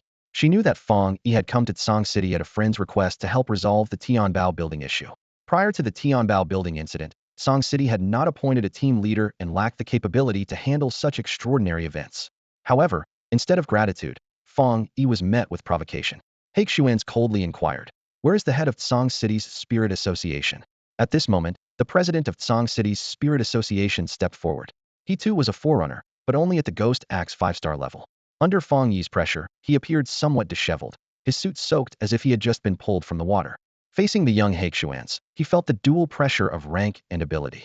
Although Haixuans appeared young, she was a forerunner from headquarters, far surpassing him in strength. The president was respectful, fully aware of the gravity of the situation. You have 3 days to reassure the citizens of Tsang City and come up with an appropriate public relations explanation to temporarily quell public opinion, Haixuan said coldly. Understood. The middle-aged president sighed in relief, accustomed to handling such matters. However, Haixuan's next words chilled everyone to the bone. In 3 days, all of you will be removed from your current positions, and headquarters will send people to take over Tsang City. Instantly, silence fell over everyone. The middle-aged president stood frozen, while others widened their eyes in panic. Dismissal? Such severe consequences? Everyone was shocked, as if struck by lightning. To appease one sealer, they were removing the entire city's leadership. This was not a consequence that an ordinary team leader could face. Even Haixuan's herself, if involved in a similar incident, might not see such a severe decision from headquarters. This decision from headquarters conveyed a clear message. The sealer is an unchallengeable entity. The consequence of defiance is the tragic outcome for Tsang City and Yufengjiang. The provocateur perishes, and those who failed to manage in time are all dismissed, with the casualties in Tsang City not attributed to the sealer. This is the stance of headquarters. The sealer is not at fault. We must not only punish others, but also reward him. Haixuan's words struck everyone like a heavy blow. I understand. The president of Tsang City softly acknowledged, realizing that any argument was pointless. Rather than futile resistance against headquarters, it was better to accept the outcome. At this moment, he deeply regretted underestimating the significance of the sealer. The headquarters holds him in such high regard that his future is destined to be bright, far beyond what we, as minor figures, can afford to offend. The difference is like night and day. We're simply not on the same level. If we delay handling this matter, we'll be collectively dismissed, while the one who killed the Divine Blade won't face any punishment and will even be rewarded. The headquarters stance is clear. The Spirit Association does not need people who disrespect him. By the way, you only have 3 days. If you don't act within these 3 days, you'll bear the consequences. Haixuan's voice was calm, but everyone felt a chilling coldness. The headquarters was effectively telling them to clean up their mess and leave immediately, without any leniency. After swiftly dealing with everything, Haixuan turned his gaze to Fang Yi. Captain Fang, I hope this resolution satisfies you. Rest assured, the Spirit Association will not allow such incidents to happen again. Anyone who challenges you is challenging the headquarters of the Spirit Association. The effect of setting an example was evident. Fang Yi clearly noticed that the ordinary pioneers around Tsang City now looked at him with awe. Fang Yi smiled faintly. How the Spirit Association handled things was irrelevant to him. What intrigued him more was whether the Spirit Association in Tsang City could still maintain control amidst the commotion. Sensing his curiosity, Haixuan chuckled and explained, Captain Fang, are you wondering if Tsang City can still suppress public opinion? In fact, at this stage, extraordinary events are occurring frequently around the world, and the disasters caused by anomalies keep emerging. Many people have already guessed what's going on. You can check the analysis posts online. Many are quite accurate. But why does the government still conceal it? It's simply because the time isn't right. The revival of spiritual energy isn't something that can be initiated easily. It requires years of planning. Too many eyes are on Xian Nation, whether it's the restless deep-sea evil spirits or the mutated fierce beasts. Announcing the start of the spiritual energy revival now would instantly change the world structure, and many lurking domestically would seize the chaos to fish in troubled waters. The country isn't fully prepared yet. Fang Yi nodded, understanding this explanation, which aligned with his previous thoughts. If the spiritual energy revival started now, the most immediate effect would be that, in a world where everyone was once equal, people would suddenly be divided by talent into different classes. Many ordinary people leading peaceful lives would see their status plummet, potentially becoming servants, as their lifelong efforts, achievements, and wealth would become meaningless. After the revival, pioneers would undoubtedly be above ordinary people. Someone as proud as Chu Qingli, who had worked hard for a decade to get into a top university, would find her academic achievements nullified, becoming just an average person. Could she accept that all her efforts over the past 20 years amounted to nothing? As national leaders, they have countless factors to consider. For the sake of ordinary people's lives and social stability, it's indeed not the right time to make it public. The plane has arrived. I'm leaving now. Fang Yi had just received a message that the private jet had landed on the runway beside him. So he turned and left. Haixuan watched Fang Yi's departing figure, curiosity flickering in his eyes. How can this guy be so powerful? Ghost Axe 7 stars is already at a city-destroying level.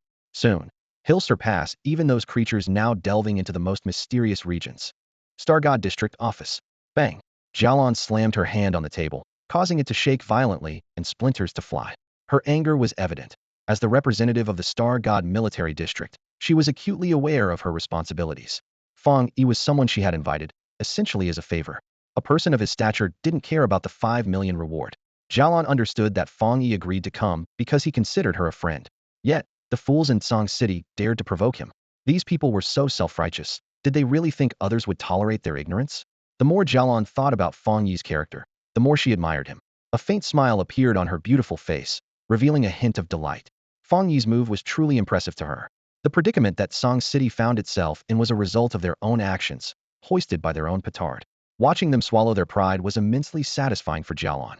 Fang Yi's straightforward attitude was clear: dare to provoke me? Then end the provocateurs directly, and destroy their city as well. This was the decisiveness a city captain should have, ruthless and determined. Such a person was fit to lead, unbound by the constraints of the old era, eliminating anyone who posed a threat. Jialon's eyes sparkled with increasing admiration for Fang Yi, but she couldn't help but ponder whether such actions were too ruthless. At that moment, a strong figure from the military district beside her furrowed his brow. The news he brought left him deeply unsettled. As a soldier, he had weathered many storms, but hearing this for the first time was still shocking. It was the life of a captain. The decisiveness of this Thai city captain was chilling, as if he didn't care about punishment or being ostracized by the entire city. Jialon shook her head firmly and said, "No, this is exactly how it should be. You haven't been here long enough to witness true darkness and slaughter. That's the real battlefield, a hell on earth." She seemed to recall something, her gaze becoming profound. Those forbidden horrors, the contents sealed in archives, each one capable of destroying a city. Once exposed, they would surely incite massive panic, making humanity realize their insignificance. The deadly, evil spirits in the deep sea, the unique attribute mutations, the secrets hidden above the sky. Any piece of information revealed could easily shatter humanity's beliefs. In the future, terrifying anomalies like Thai City's hell will continue to emerge, with even more frightening things lurking. If such an apocalypse arrives, how can indecision protect the people and the land? Only those as decisive as the Entombers can grow in the impending darkness and reach unimaginable heights. Humanity still has a long journey towards spiritual awakening. The Captain Plan is jointly promoted by the Military District and the Spirit Association. In today's Xia country, captains must have the authority to control everything, possessing supreme majesty. Their growth is the true anchor for the chaotic awakening of spiritual energy. Jialon whispered, "The signs of spiritual awakening are becoming increasingly evident, and one day it will be impossible to conceal." She could feel it. That day was approaching. The strong figure from the military district frowned slightly. Although he had never participated in missions to the mysterious forbidden area and only had a vague understanding of future events, he nodded upon hearing Jialon's words. Taisher was not a concern for now, but Songshur. Jialon sighed and looked in the direction of Songshur. A poor commander exhausts his troops. On the plain, there was a ding. The notification sound of a payment received broke the silence. Fang Yi was resting with his eyes closed when he heard the exciting sound. Huh. Seeing Jialon's name as the sender, Fang Yi chuckled softly. The original payment was supposed to be 5 million, but it was doubled to 10 million? Jialon was still generous, probably compensating Fang Yi after hearing about the incident in Songshur. His previously gloomy mood brightened instantly. 10 million was enough to cover a third of a villa. Now, Fang Yi was quite a wealthy man. Objectively speaking, given Fang Yi's current status, even if the headquarters of the Spirit Association wanted to hire him, the price would depend on his mood. After all, he had independent records in both the headquarters and the military district. Such a resume was unique among captains, surpassing even ordinary soldiers and pioneers at the Spirit Association headquarters. With the title of the Burier, the wealth he desired was within easy reach. However, the feeling of earning it through his own efforts was still wonderful. Fang Yi enjoyed not the numbers, but the satisfaction of his labor. Beep beep. At that moment, his phone buzzed with another notification. Fang Yi opened it, and was slightly surprised by the message on the screen. Gu Euro from the Spirit Association headquarters had sent him a friend request. She actually added him as a friend. "Hi Shinja." Fang Yi recalled Gu Euro's appearance. Her graceful figure barely concealed by a blue robe, her cool demeanor, and her ethereal aura. Her strength was not to be underestimated. As the captain of Tsangshur, Yu Fengjiang was a formidable 6-star, nearly 7-star, entity, but Gu Euro's presence was far more powerful. It was said that the codename Hai Xianzhu originated from Gu Euro's water attribute. While water attributes were not rare, pioneers who could master them to perfection were few and far between. Her representation of the headquarters in external matters spoke volumes about her strength. More importantly, she was modest, courteous, and sensible, leaving a very positive impression on Fang Yi as the headquarters spokesperson. Fang Yi clicked the accept button. After accepting, a few photos suddenly popped up in his feed, seemingly set to be visible only to friends. Fang Yi clicked to view them. Surprisingly, the Hai Xianzhu's social media was filled with everyday photos. The top photo was of a figure in a chong sam with a slender waist, hairstyled in a bun that accentuated her swan-like, elegant neck. The following pictures were casual selfies taken in a park, her bare face flawless, her gentle smile more captivating than the blooming flowers behind her. This gentle appearance. Fang Yi couldn't help but recall the icy expression of Hai Xianzhu in front of the Tsangshe Spirit Association's director, and her decisive actions during mass dismissals. The contrast between Gu Yuro's work persona and private demeanor was surprisingly charming. In a dimly lit restaurant in Haisher, several pioneers sat around a round table, the sound of clinking glasses filling the air. Did you hear? The newly appointed captain in Tsangshe has died, one of them whispered. Killed by the dark anomaly? Someone asked with a frown. Damn, no city is safe anymore, another said, putting down his glass heavily. The captain was supposed to be the strongest of us, even if there were some who hid their true strength. His abilities were undeniably formidable. You Fengjiang, right? Another pioneer chimed in. A ghost axe 6-star, but his skills were nearly at a 7-star level. His swordsmanship was well known in the ancient martial arts world. Even if he couldn't win, he should have been able to escape. The one who brought up the topic shook his head. He wasn't killed by an anomaly. It was another captain who took him out. A conflict between captains? Everyone raised their eyebrows, their expressions serious. They all knew that since the Spirit Association started to manage pioneers, such duels had become rare. Who did it? The captain from Taisher, the one who's been making waves lately, the funeral director. No way. They all gasped. Someone murmured. The one who single-handedly dealt with the hell of the sacrificial king? Yu Fengjiang must have had a death wish. More than that, the speaker sneered. He killed him right in front of the Tsangshe Spirit Association. Now the entire Tsangshe Spirit Association is facing a shakeup. The pioneers exchanged glances. As regulars on the forums, they had witnessed the funeral director's gradual rise in reputation through countless battles. The death of the Tsangshe captain had made it clear that none of them could underestimate this figure anymore. As they continued their discussion, the restaurant's TV suddenly broadcast a news alert. A major explosion has occurred at a chemical plant in Tsangshe. No casualties have been reported so far. Citizens are advised to stay indoors and take necessary precautions. The restaurant owner, browsing his phone, suddenly spoke to his wife, who was kneading dough. This fire in Tsangshe isn't just a chemical plant explosion. I heard it was a clash between two groups, and they used heavy weapons. They were armed with knives. It's a society governed by law. His wife replied without looking up, rolling her eyes. There aren't any gang fights anymore. You watch too many gangster movies. It's true. I just saw a post by an expert. The owner frantically searched his phone. Huh, where did it go? At that moment, thousands of netizens were just as puzzled. Across the digital world, all mentions of the Tsangshe fire were being swiftly erased, with countless phone screens flashing a glaring red warning. The term you searched for does not exist. Soon, all posts about the Tsang City fire were deleted, and the only related information available was about a chemical plant explosion in Tsang City with no casualties. Ordinary people who were aware of the truth had signed confidentiality agreements with the Spirit Association, facing imprisonment if they leaked any information. At this point, the only place that could publicly discuss the Tsang City fire was the Pioneer Forum. However, the Pioneer Forum had also been destroyed.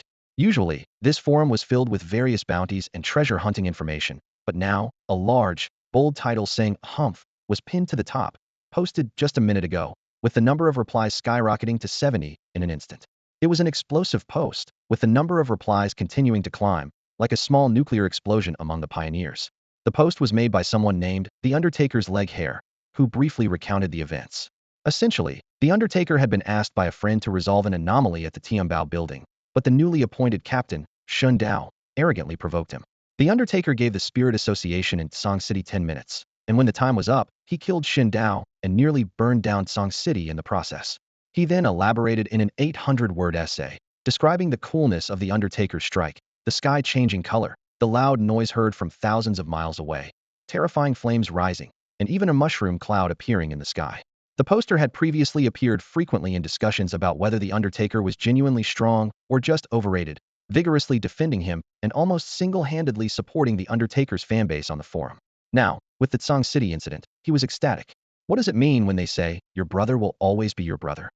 Both were captains, so why couldn't Shin Dao from Tsang City withstand even one strike from the Undertaker? Can anyone from Tsang City explain this? Both were captains, both were the strongest in their city, but one was killed despite a 10-minute warning.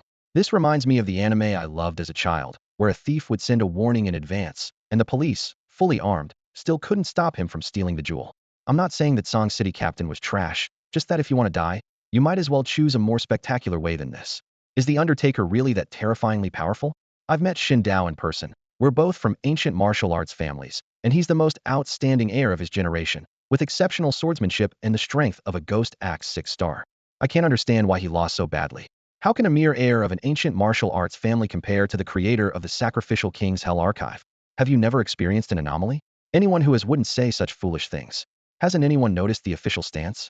The authorities are unconditionally siding with the Undertaker, showing blatant favoritism. I support the official decision. How can a city's captain face future crises without some courage? In the forum, most people supported the Undertaker. Deep down, everyone admired strength, and the overwhelming power and decisive nature the Undertaker displayed left them speechless. Fang Yi walked home carrying 2 delivery boxes. Inside were the new beef-flavored dog food he'd bought. His picky little white dog refused to eat the previous chicken-flavored kind, forcing him to dip into his substantial savings to buy more. If the dog didn't eat the beef flavor either, he might as well let it go back to wandering. He couldn't afford such fussiness. "You're back, bro." His cousin Lin Yi's voice greeted him as soon as he opened the door, filled with the warmth only family can provide. Fang Yi paused at the entrance. Since his parents passed away, he'd lived alone for so long that he wasn't used to the feeling of having someone waiting for him at home. It brought a small warmth to his heart. "Yeah, what delicious thing are you making now?" Fang Yi asked. "I got an air fryer, and I'm making sausages." "You're just in time," Lin Yi replied, wiping her hands on a pink Doraemon apron before putting on gloves to take out the volcanic stone-baked sausages and crispy golden fries. "Were you sneaking snacks while I was out? Trying to hide it from me?" Fang Yi teased, unable to resist the aroma. "Just practicing. I was waiting for you to come back, so I could make the perfect meal for you." "Don't accuse me, bro," Lin Yi playfully protested. Fang Yi playfully pinched her cheek, which was as smooth as an egg. "What practice does an air fryer need? You just pop things in and press a button, like a microwave. You can't fool me." Sorry, bro. I won't do it again," Lin Yi mumbled, offering the sausages as a peace offering. Fang Yi, seeing how perfectly cooked they looked, forgave her easily. As they ate the flavorful sausages, the initial silence of living together faded away, and they chatted nonstop. Lin Yi's image as a cool, studious girl shattered in these moments. "Have you checked the forum? Since you got back from Tsang City, you've become quite the star among the pioneers," Lin Yi said excitedly, her eyes sparkling. "Famous cousin, Lin Yi is proud," Fang Yi said casually, enjoying the taste of the sausage. The forum was buzzing with praise for the Grave Sealer. The top post detailed how the Grave Sealer had gone to Tsang City, effortlessly resolved the anomaly at Tianbao Tower, and even defeated the Tsang City captain. Violence and gore always drew attention, especially when it involved 2 captains, causing quite a stir. The forum post by someone with the ID Grave Sealer's leg hair was really well written. They described the battle as if they were there, with every move being incredibly vivid. "It was just like what you saw with the king-level evolution in the Sacrificial King's Hell," Lin Yi continued excitedly.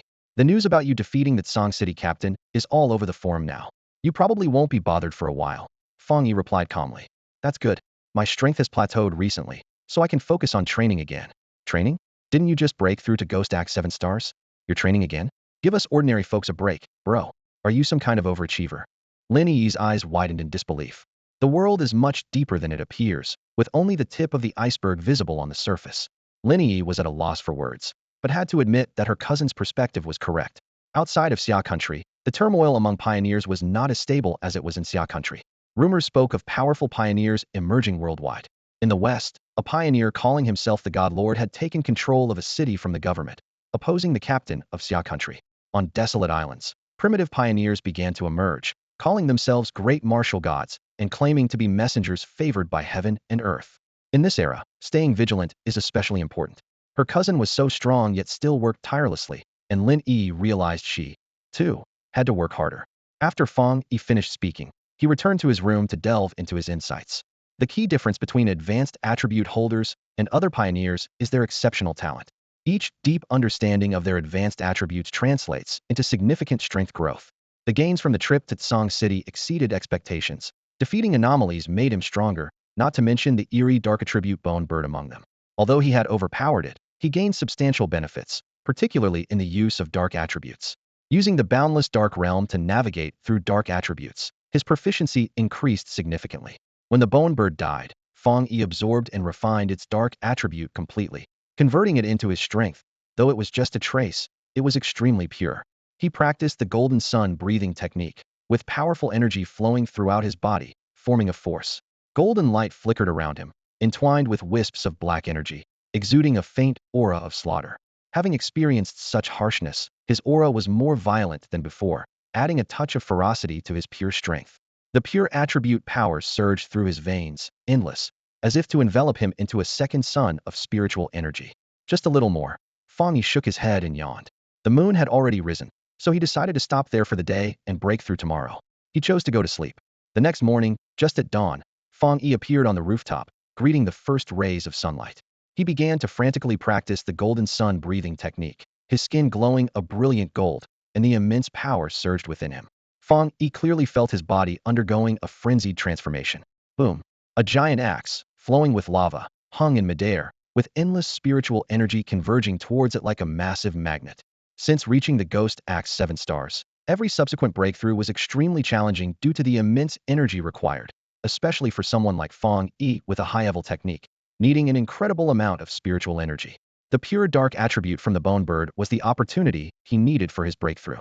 Suddenly, terrifying light enveloped above Fang Yi, with overwhelming spiritual energy forming a storm, driving the divine axe to swing wildly. Once, twice, 3 times, 8 times. As it swung the 8th time, the divine axe shone with a terrifying brilliance, dazzling like a galaxy.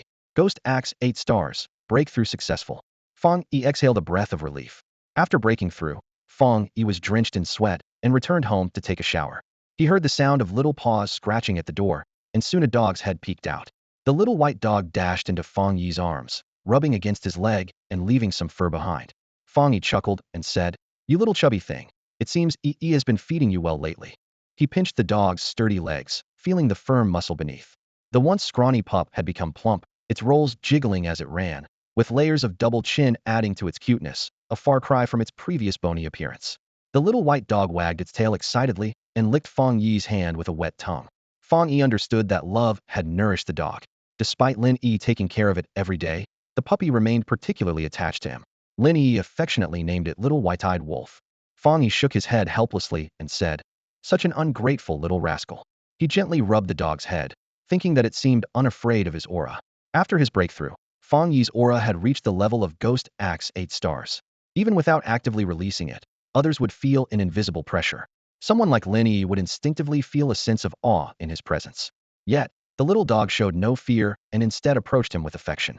If it were human, it would likely be a prodigy in cultivation. As Fang Yi stroked the dog's head, he considered that this little dog might need some templates implanted. Being close to him, it could become his enforcer in the future. The templates he implanted were entirely his own, allowing him to reclaim them from the dog if needed, without fear of backlash. Currently, he had no templates on hand, but he planned to give the dog a fortuitous opportunity in the coming days. He petted the dog's head, and the dog, oblivious to his thoughts, continued to lick his hand. Implanting a template wasn't a simple task, and couldn't be done haphazardly. He recalled the destructive power of the desolate flower, which was a formidable weapon. Without its strength, sealing the perfect evolutionary form would have been challenging. The desolate attribute, being the strongest plant attribute, was best suited for plants, unexpectedly triggering an infinite growth characteristic.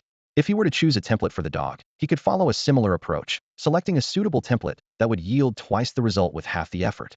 Suddenly, he remembered he hadn't checked on the flower for a long time and wondered how it was doing. With this in mind, Fang Yi picked up the dog with one arm and headed to the living room, glancing at his little flower. The flower pot sat quietly, its transformed petals still vividly colorful. After absorbing a large amount of anomalies, the flower's color had become even more vibrant.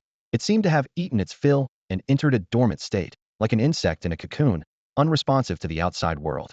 For safety, Lin Yi had placed a special transparent cover over the flower, making it look more like an artificial flower.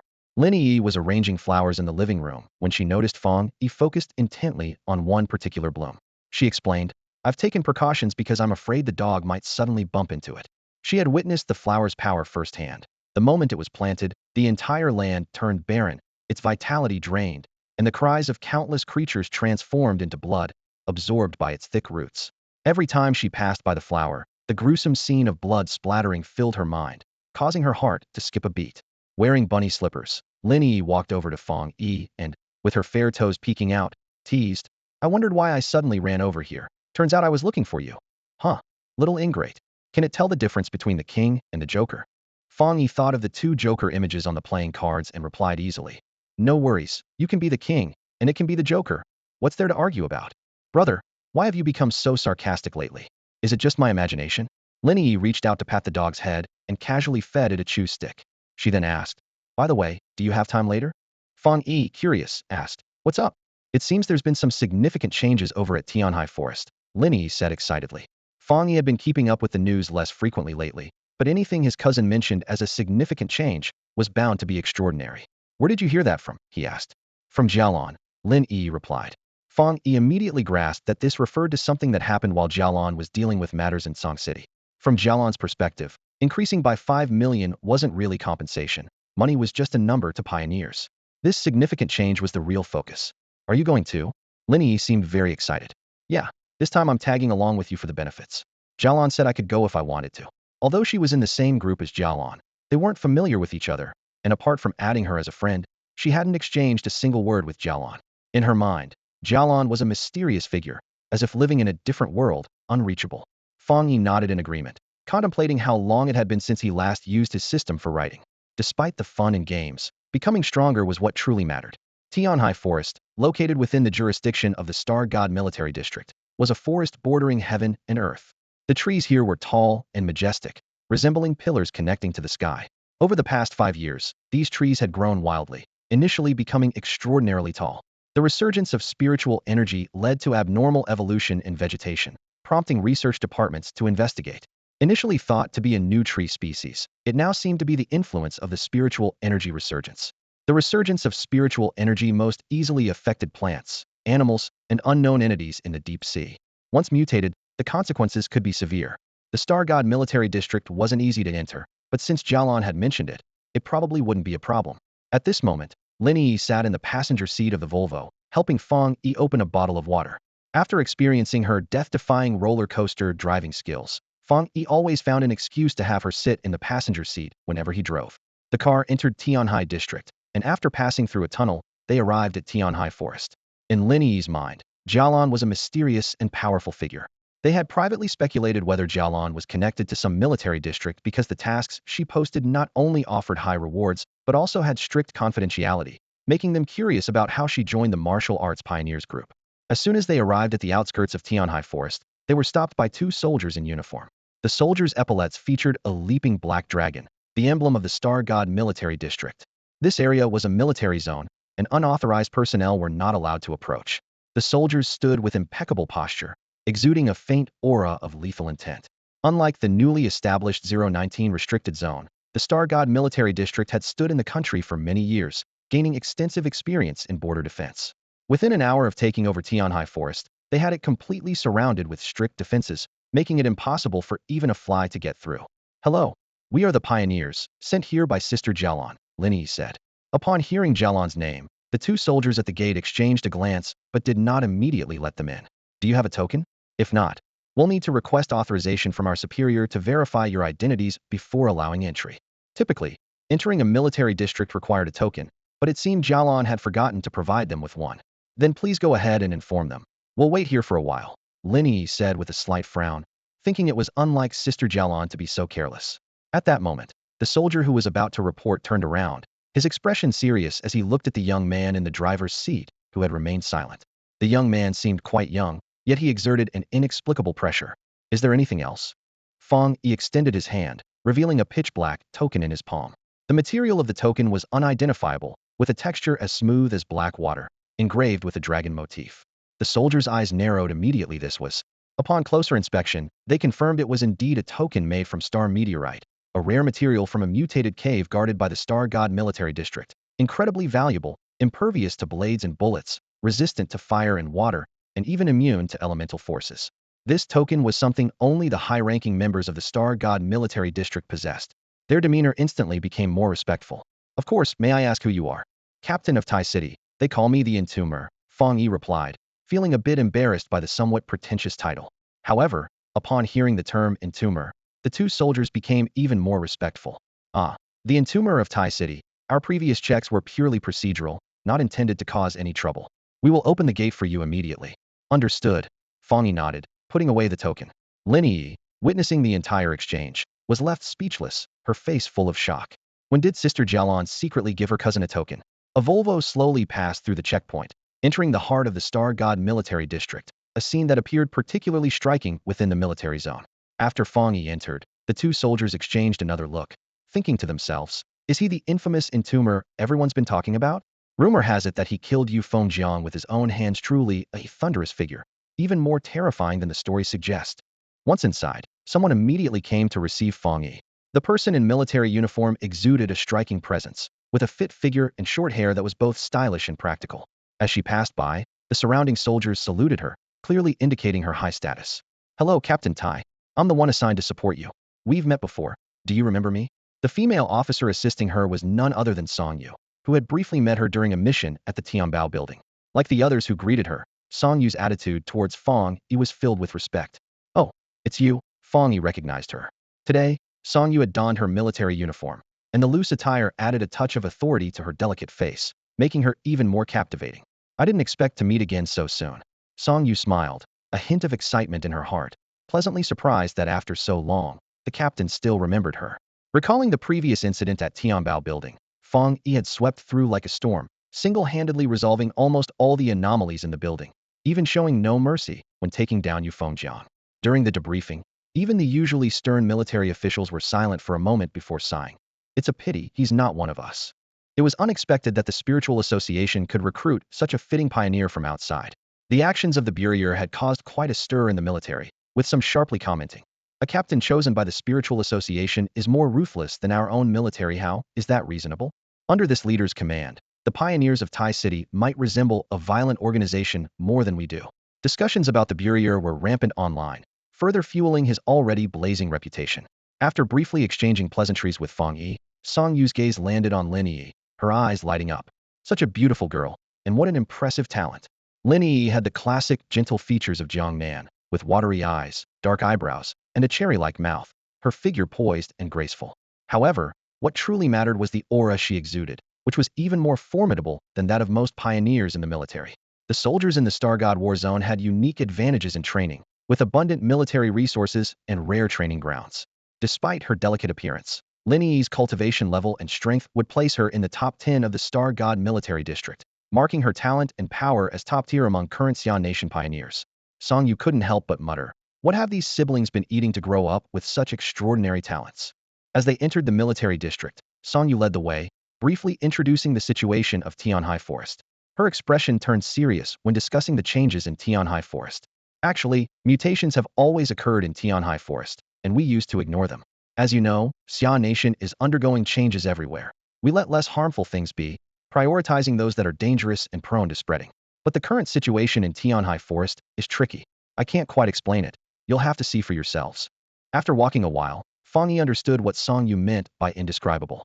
Even before reaching Tion High Forest, an astonishing wave of fire could be felt, mixed with a somber aura. Fang Yi looked at the pervasive black aura and asked, "What is this?" Preliminary tests indicate it's a type of fire attribute, but it's different. The fire seems to spread from deep within the earth, yet it feels lifeless. The entire Tion High Forest was engulfed in flames. Large swathes of black fire, like lingering phantoms, wound through the trees, producing a fierce crackling sound. These flames seemed akin to the eternal lamps in ancient tombs, never extinguishing. Fang Yi noticed that the military district had tried various methods: nearby fire extinguishers, water trucks, even explosives, but none could put out the eerie flames. Even grenades thrown into the fire exploded without a sound.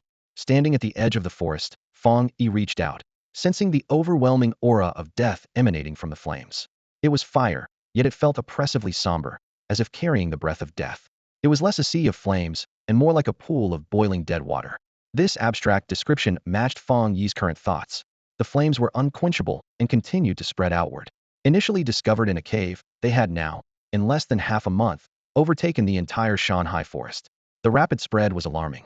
If not contained, nearby villages would be affected, leading to more severe consequences. Song Yu previously mentioned that they would prioritize handling highly dangerous and fast-spreading threats, and Tion High Forest clearly fit the latter category. I'll go in alone. You wait here," Fang Yi instructed without turning back. Lin Yi understood her cousin's strength and realized the danger inside was too great for her to intervene, so she nodded obediently. "Be careful, brother," Song Yu, standing beside him, said hesitantly. "Captain Tai, I know you can control fire, but be cautious inside." A few days ago, the military district sent in some strong pioneers, the best they had trained. They thought they could handle the situation or at least gather some information, but 3 died and 7 were seriously injured. The flames actively attack people and are extremely hard to escape from. The injured are still in a coma, and we can't extract any information from them. Hearing this, Fang Yi chuckled lightly, acknowledging the challenge. His eyes reflected the strange black flames. Such drastic changes in the world would never appear in the news, only circulate internally. It seemed the military had abundant resources, but to obtain them, one needed the corresponding strength. This exchange suited Fang Yi well. Meanwhile, in the Star God military district office, Jialan brewed a cup of tea and placed it on the table opposite, appearing slightly uneasy. Across from him sat an emaciated old man in military uniform, his face ruddy and exuding a powerful aura. "Is this the young fellow who saved me?" he asked. "Yes, he has gained quite a reputation in the Xia Kingdom's pioneer circles. Known as the Burial Master, he single-handedly resolved an A-level anomaly invasion. He also handled the previous level incident at the Tianbao building and even easily killed a Spirit Association captain. His current level has reached the ghostly 7 stars, Jialan replied, a hint of excitement in his voice when speaking of Fang Yi. The old man gazed at Fang Yi from a distance, squinting slightly as he whispered, "He's more than just a 7-star. Though his voice was soft, it echoed in Jialan's ears, filled with hidden concern. She understood the perilous situation they faced, which is why she had specifically invited the old man, hoping he would assist if Fang Yi encountered danger. The old man nodded with a firm tone. "Don't worry, with me here, this young one won't have any problems." Hearing his assurance, Jialan breathed a sigh of relief. At that moment, her gaze turned to Fang Yi, watching as he slowly entered the cave, her heart tightening. Why did they go to such lengths to invite Fang Yi instead of relying on the more powerful Wu Lao from the military district? The reason was simple. Although Wu Lao was a top-tier powerhouse in the Star God military district, he could not contend with the changes in the world. The one who held supreme authority in the district once said, "No matter how powerful a person is, they are insignificant in the face of the world." This statement reflected the fate of the pioneers. No matter how strong, they could only find the key to evolution amidst the world's transformations. In other words, they were not omnipotent, and their strength was limited by the world. The previous extreme dark zone was a symbol of humanity's limitations, and this eerie death flame was another unsolvable mystery. Inviting Fang Yi was a faint hope, almost too incredible to believe, that he might create another miracle. Jialan watched Fang Yi's figure, her eyes filled with anticipation. As they conversed, Fang Yi had already ventured alone into the mountain and sea forest, finding the mysterious cavern. Upon entering, he immediately felt an astonishing wave of heat surging toward him, threatening to engulf him. The steaming heat was akin to real flames, even more intense than ordinary fire. Touching it felt like stepping into the sun itself. It is known that the sun's temperature can scorch delicate skin, and direct contact would instantly melt bones and organs. Fang Yi knew that ordinary 8-star or even 9-star experts would be consumed by the raging flames in this cave. However, he was different. Golden sun breathing technique, activate. Fang Yi exhaled a breath of pale golden air, and instantly, the yang attribute enveloped his body. The golden qi and blood surged beneath his skin, as if he were clad in a suit of golden armor. The scorching aura was immediately blocked out, and even touching it brought no sensation. Instead, he felt a slight coolness. The pure and firm yang attribute, impenetrable even by fierce lightning or sinister dark attributes, naturally shielded him from this peculiar flame. With the protection of the yang attribute, Fang Yi proceeded directly into the depths. This black flame was similar to the attribute he imbued in his Tang Dao, yet different, containing a hint of death's power, as if it originated from hell, piquing his interest. It seemed to be a variant of the fire attribute, far more potent than ordinary fire. Fang Yi was filled with anticipation for this great transformation of the world. The fiery waves surged. As Fang Yi stepped in, countless black flames rushed towards him like a tidal wave, almost filling the entire cave, resembling a dragon unleashed from its cage, its momentum overwhelming. Fang Yi remained unfazed, his fingers lightly resting on the hilt of his sword. Swish! In the next moment, the Tang sword was unsheathed, its blade gleaming brightly, carving a graceful arc. The roaring fire dragon was cut down, the flames bursting into countless sparkling lights that illuminated the rugged, dark walls of the cave. However, Fang Yi knew this was only temporary. Deep within the cave, the surging flames were like a giant beast lurking beneath the ocean, and the flames breaching the surface were just the tip of the iceberg. Ever since entering the cave, the sound of the burning flames echoed in his ears, like a beast panting in the shadows, carrying an aura of destruction. Sure enough, in the next second, a terrifying sound like a torpedo explosion filled the narrow passage with light again, as more black flames surged towards him. Though these flames lacked consciousness, they resembled an army set to incinerate everything, truly like a purgatory. The flames here were more potent than ordinary fire attributes, with the eerie black flames seemingly having a weakening effect, ravenously consuming the spiritual energy of anyone present. Even more powerful starlit pioneers, unable to find a countermeasure, could only endure the depletion of their energy as they forced their way in. In theory, those with higher realms could enter, but almost no one dared to. As the deeper into the cave one ventured, the more dangerous it became. No one knew how long this path was, and if one's energy ran out, it would be akin to placing one's neck under a guillotine. No wonder the military district, despite its many strong individuals, was powerless against this. Unfortunately, none of this affected Fang Yi. As more fiery waves approached, threatening to engulf him, his body burst forth with a radiant golden light, resembling a small golden figure. The moment the flames approached, they were swiftly absorbed by the golden light, disappearing almost instantly, as if the fire waves feared this faint golden glow. Indeed, no matter how unique a fire attribute was, it still belonged to the realm of fire, and the yang attribute reigned supreme. Fang Yi murmured softly and continued forward. The next scene was somewhat familiar. Following the passage to its end, the cave's depths revealed a pool of magma, continuously spewing fierce flames, with black bubbles rapidly swelling and bursting. It was somewhat similar to the underground dark river seen before, yet different. This magma exuded a thick aura of death, far more powerful and eerie than the atmosphere on the other side of the underground river. Looking closely beneath the magma, there seemed to be snow-white skeletons submerged. Fang Yi approached, touching it with his hand, the yang attribute turning his hand a golden hue. Detecting a dramatic change in the world, initial detection indicated a twilight fire attribute fluctuation. Upon approaching and touching it with his finger, the twilight fire attribute system would automatically begin gathering data. Initiating data compilation successfully compiling would earn 50 compilation points. Fang Yi stirred the magma, its texture akin to flames, with a constant undercurrent of destructive energy in the searing heat. Fang Yi's eyes lit up ever so slightly. He had just acquired a unique dusk fire attribute technique called the Twilight God Domain. Unlike ordinary flame domains, this one could devour all surrounding attribute energies and convert them into enhanced yang energy. This is truly a nemesis for attribute pioneers, Fang Yi mused to himself.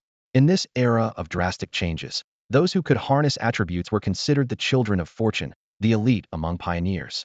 Yet, this Twilight God domain could directly absorb their prized attribute energies, casting these favored individuals into a dire fate. Shortly after, the system notified him of another special template acquisition, Death's Notice. The warning for this template was striking. This template has unique attributes that may conflict with others, so implant it with caution. Fang Yi carefully examined the template's effects. Death was no longer an end, but a beginning. Upon being slain, the bearer could imprint a death mark on their opponent. The marks were graded by number, each bringing varying degrees of dreadful effects. 3 marks. Summon endless flames of the underworld to engulf the target from all directions. 6 marks. Unleash the poison of death, causing the target to fall into an endless collapse. 9 marks. Open the gates of hell, with the Legion of Death personally delivering the eulogy. Even more alarming was that this template concealed unknown abilities, which could only be unlocked upon implantation. Interesting, Fang Yi thought with intrigue. It was his first encounter with such a unique template one, where the bearer ensured their opponent's destruction through their own demise. It was like an immortal demon smiling and saying, "Welcome to eternal hell." Regardless of how strong-willed or mentally resilient the opponent was, they would be utterly worn down in the endless cycle of death. This was an almost perfect killer template. Even the weakest creature carrying it could unleash lethal effects. The only limitation was that it could target only one opponent at a time, but for a rule of certain death, that was enough. Fang Yi gently shook his head.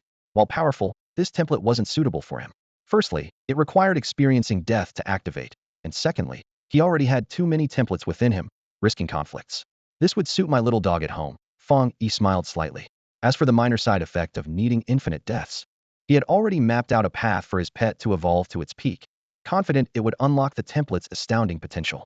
As Fang Yi completed his incantation, the violent energy that permeated the cave instantly shrank, as if the transformative energy of heaven and earth had been completely drained. The restless flame of the dusk fire weakened, appearing listless.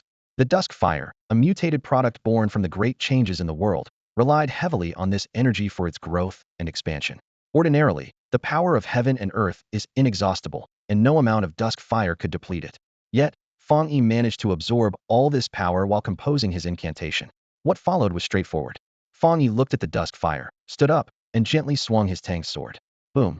A fire dragon, formed from heavenly fire, emerged from the blade, swirling above the black dusk fire with overwhelming force. Rings of fire rippled from the dragon's body, and the terrifying sealing power instantly covered the magma's surface. The 9 dragons' heavenly fire was also of an extreme flame attribute. Under this powerful suppression, the dusk fire seemed unwilling. The heavenly fire clashed with the dusk fire, each collision causing intense tremors that shook the cave. The fire dragon and the black dragon fought fiercely, neither willing to concede. Ultimately, Under the suppression of Fang Yi's yang attribute, the black dragon was defeated. The boiling dusk fire gradually weakened, surrounded by burning rings of fire that seemed to sheath its killing intent, until the black mass became a lifeless pool, devoid of any presence. The Nine Dragons' heavenly fire sealing technique is a top-tier sealing art. Had the dusk fire been given more time to develop or lacked the suppression of the yang attribute, it might have been able to contend with it. However, Fang Yi's side outmatched the dusk fire in every way, forcing it to retreat into the depths of the earth in defeat. As the black fire faded, the scorching heat dissipated, and the pervasive aura of death slowly vanished, causing the cave's temperature to drop. The dusk fire no longer posed a threat, effectively resolving the crisis here. Without the glow of the dusk fire, the cave returned to darkness. Seeing the dusk fire subdued, Fang Yi considered his task complete and was about to leave when he suddenly frowned. At the moment the dusk fire retreated, he sensed a disquieting gaze from the shadows, cold and eerie. What was that? His eyes scanned the cave's depths, where the once roiling black magma had receded, revealing a charred rock bed beneath. Perched upon the stones was a bizarre creature, staring sinisterly at Fang Yi. It had a long tail draped over the rocks, black whiskers growing from its mouth, and two transparent wings on its back, with dark scales gleaming faintly in the darkness. A dragon? Fang Yi murmured. But in the next moment, he realized it was not a true dragon, but a mutated lizard on the verge of evolving into one. Fang Yi suddenly grasped the terrifying potential of the impending spiritual resurgence, which humanity had yet to fully encounter. Those long-vanished entities were slowly awakening through the resurgence of spiritual energy, and the more abundant this energy became, the closer unknown threats edged toward humanity's living environment. The crisis humanity faces is not solely due to anomalies associated with darkness. The real challenge with the dark attribute is its extensive range. The creature before us seems to be a lizard that wandered into this place, undergoing mutation and evolution to gradually become a half-dragon. If it truly completes its evolution, it would be an unimaginable disaster. Given more time, it might succeed, but ultimately, it's just a Western lizard. Fang Yi sneered, his unapologetic attitude clearly angering the mutated half-dragon. In the darkness, a pair of golden eyes suddenly lit up. The half-dragon extended its neck, spread its wings, and roared at Fang Yi. A jet-black fire formed in its throat and ignited, spewing towards Fang Yi. It evolved during the upheaval of the cave, naturally mastering this deathly fire. Fang Yi's previous act of draining the cave's energy forcibly awakened it from its slumber. Now, this not fully formed half-dragon was filled with aggression towards Fang Yi. Facing the deathly fire, Fang Yi gripped the hilt of his sword and drew his Tang sword again. Flames danced along the blade, shining even more brilliantly than the half-dragon's golden eyes. Instantly, the scorching aura filled the cave, the narrow walls glowing with a dazzling red light. The cave, which had withstood the fire for so long without collapsing, now emitted a crisp cracking sound as web-like cracks spread across the walls, and countless red lights surged from the depths. Boom! The red lights swelled, gradually engulfing the entire cave. In the office, 2 cups of tea still steamed slightly on the table. Only 10 minutes had passed since Fang Yi entered the cave. Jialan, uneasy, accidentally spilled a drop of tea on the table. Just then, a soldier rushed in, saluted, and reported, "There's an incident at Tion High Lin." What happened? Jialan stood up abruptly, her expression turning grim. The elder also set down his teacup, turning his gaze to the soldier. Just now, strong life signs were detected in the cave besides Captain Taishi, indicating the presence of another life form. What? Jialan's expression instantly became serious. She had been responsible for Tion High Lin for so long and had never heard of any other life forms inside. The flames were so bizarre and terrifying. How could any life form survive in there? Isn't Captain Fengzong in great danger now? As soon as Jialan spoke, the elder was already on the move. Let's go see. A team of soldiers followed Jialan and the elder to the cave entrance. As they entered, they were stunned to find that the deathly aura had significantly dissipated and the unending flames were gradually fading. The intense heat felt outside was now just an overwhelming warmth, but as pioneers, they could endure it. This kid, he really has some skills. The elder's beard trembled slightly, a look of admiration in his eyes. We need to hurry in. He's a treasure of our nation, and we can't let him suffer any loss. With that, he dashed inside, leaving only a fleeting shadow for those outside to see. Boom. The entire cave shook under the terrifying physical strength of the elder, almost as if it would collapse. The surrounding soldiers were visibly shocked, witnessing for the first time the power of the fully recovered Elder Wu. Is this the strength of the elite secretly nurtured by the state? It's incredibly powerful. The army marched swiftly toward the depths of the cave, growing increasingly uneasy. As they ventured further in, the pervasive aura of death and the dark twilight flames had vanished without a trace, leaving not even a hint of heat. Did this mean the problem was completely resolved? When they finally reached the heart of the cave, they were met with a terrifying sight. In the pitch-black cave, the twilight flames had dissipated, leaving only a ring of fire on the charred walls that encircled the center. Faintly, the sound of a dragon's roar could be heard. The ring of fire securely contained the weak twilight flame, which appeared meek and lacked its previous aggressive momentum. More frighteningly, on the other side of the cave stood Captain Taishi, his longsword pointed at the ground where a grotesquely mutated creature lay, its blood dripping from the blade's tip. The creature's skin was rough, resembling thin scales, and its membranous wings were stained with blood. Its pale golden vertical pupils were chilling. Was this a dragon? Had he actually slain a dragon? The thought was unbelievable to everyone present. How could dragons exist in this world? Weren't they mythical creatures? Yet, there lay a western dragon, its throat still holding the remnants of twilight flames, indicating it had just attempted to unleash dragon fire against Captain Taishi, only to be killed in return. The dragon now looked pitiful, not fully evolved. Its limbs had been severed and lay on the ground, staring in terror at Captain Taishi, blood flowing profusely. Seeing this, Fang Yi hurried over to Fang Yi, anxiously grabbing his hand to check on him. Fang Yi shook his head and gently patted her hand, signaling that he was fine. Galen also arrived, her gaze heavy as she looked at the dragon-like corpse on the ground. She quickly walked over to the elder who was already there, eyes filled with wonder as he watched Fang Yi, a look of excitement and relief in his eyes. Galen asked, "Elder, what's going on? How did you get here before us? What happened here?" The elder, however, did not answer directly, his eyes fixed on the Tang sword in Fang Yi's hand, full of admiration. This young man, did he really grow to this level on his own? He's incredibly strong, truly a treasure. The elder continued, that mutated lizard was on the brink of complete evolution. If it had succeeded in becoming a dragon, its power would have skyrocketed, surpassing the ghostly axe level and reaching the spirit creation level. At that point, it would have been uncontrollable. Even now, it's terrifying. Even a ghostly axe 8-star precursor would not be a match for it. It turned out the elder had witnessed Fang Yi slicing the creature apart with ease, a display of complete dominance. Galen was stunned. Elder Wu, a high-ranking figure with immense strength and a pillar of the Xia kingdom, was known for his strictness and rarely praised anyone, not even the geniuses in the military. Yet now, he was so full of praise for Captain Taishi, and from Elder Wu's words, it was clear that the half-evolved spirit creation form was already extremely dangerous. Just like the perfect evolutionary form in Taishi's city with limitless growth potential, these powerful evolved beings are exceedingly fragile before hatching, but become incredibly strong afterward. This mutated lizard, after evolving, only reached the Xiaoling realm in strength, yet was already at the peak of the Guifu realm before hatching, making it impossible for ordinary 8-star Guifu powerhouses to contend with it. However, Fang Yi was able to effortlessly kill it in an instant. On this terrifying food chain, Fang Yi truly stands at the very top. Did he really just kill it directly? That's decisively ruthless. The soldiers behind him were utterly shocked by the scene. Being able to kill a Guifu 8-star level being meant that the half-dragon had already reached the level of a 9-star Guifu, yet it was instantly killed by the Taishi's team leader, showcasing incredible strength. It seems you successfully resolved the great change here and have seen the creatures. Can I ask you for a favor? Please keep their existence a secret from the Ling Association. Jialan suddenly spoke, referring to the mutated lizard that had evolved into a half-dragon. Fang Yi met her gaze and easily understood her meaning. The military district, to avoid putting too much pressure on the Ling Association, only let them know about the dark anomaly, while these more terrifying beings remained completely unknown to the association. Compared to the military district, the Ling Association was like a newborn baby, unable to bear too much pressure. Sure, Fang Yi nodded slightly. He had no intention of getting involved in the arrangements of the military district and the Ling Association, so he naturally wouldn't meddle. Thank you, Jialan said with a faint smile. Fang Yi glanced at the blood-stained Tang sword in his hand, furrowing his brow slightly. With a forceful motion, a crimson light flashed, and the blood on the blade was completely evaporated by the flowing flames.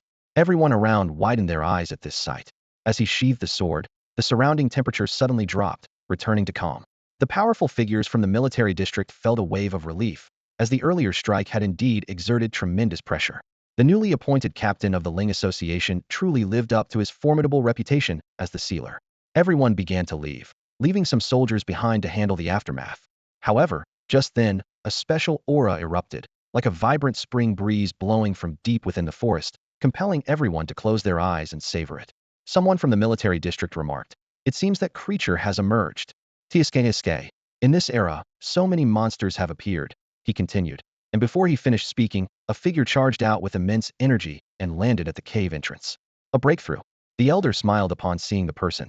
Dressed in a military uniform, the newcomer nodded slightly, maintaining a humble and poised demeanor. At that moment, His gaze suddenly fixed, piercing through the crowd to the young man with the Tang sword at his waist. The young man seemed unaware of his presence, conversing softly with the girl beside him. His expression was relaxed, his frame lean but not frail, with the Tang sword concealed at his waist, showing no hint of its sharpness. Amidst the robust soldiers, he walked at the back, almost unnoticeable unless observed closely. But his instincts told him that this young man was extremely dangerous. Fang Yi walked at the back of the group, discussing his recent cave experience with Lin Yi. Suddenly, he felt a gaze upon him, one filled with subtle curiosity. He looked up and locked eyes with a pair of dark eyes. It seemed like a signal for a confrontation. As he looked over, the person's pupils ignited with a vigorous fighting spirit, instantly creating a tense atmosphere. The surrounding people sensed the intense energy, their expressions changing slightly, and even Jialan felt a bit tense. Both were top-tier pioneers, and their every move exerted considerable pressure on those around them. An elder stood between the two, smiling as he introduced, "This is Bai Su, a genius from the Star God War Zone, and a wood element pioneer. He has just emerged from seclusion, having broken through to the 8-star Ghost Axe level." He continued, "And this is the captain of the Fengzong team from Tai City, someone Jialan invited to help us out. You'd better show some respect, young man." "Captain?" Bai Su looked puzzled. Before his seclusion, the Spirit Association hadn't implemented a captain system. A soldier nearby explained briefly, and Bai Su's expression changed subtly, his interest in Fang Yi growing. A captain capable of solving problems that even the military district's strong couldn't handle? Since when did the Spirit Association possess such capabilities, surpassing even the military? Bai Su's entire family was in the military, and since becoming a pioneer, he had trained within the military district, enjoying the best resources and highest status among pioneers in the Xia country. He didn't underestimate the talent of those without resources, but as a beneficiary of the system, a sense of superiority was inevitable. From the brief introduction by Elder Wu, whom he deeply respected for his transcendent status and top-tier strength in Xia country, Bai Su sensed something unusual. Elder Wu's admiration for this young man intrigued Bai Su and ignited his competitive spirit. With this in mind, Bai Su looked at Fang Yi, flashing a confident smile. "Just broke through, feeling a bit restless. Want to have a go, captain of Tai City?" Fang Yi's eyes flickered slightly, "Sure." As soon as he spoke, both released powerful energy, and the soldiers around felt the terrifying clash of auras. A majestic golden light erupted from Fang Yi, bathing everyone in its warm and grand glow. Opposite him, Bai Su unleashed a vibrant green light, full of vitality, matching the golden light in intensity. 8-star Ghost Axe level. Jialan raised his head slightly, eyes filled with mild astonishment. The last intelligence report on Fang Yi stated he was at the 7-star level, and now he had broken through to 8-star, truly extraordinary. Bai Su, freshly emerged from a year-long seclusion with ample resources, was also at the 8-star level. In Jialan's view, Bai Su's talent still fell short compared to Fang Yi's. The entire Tion High Forest became their battleground.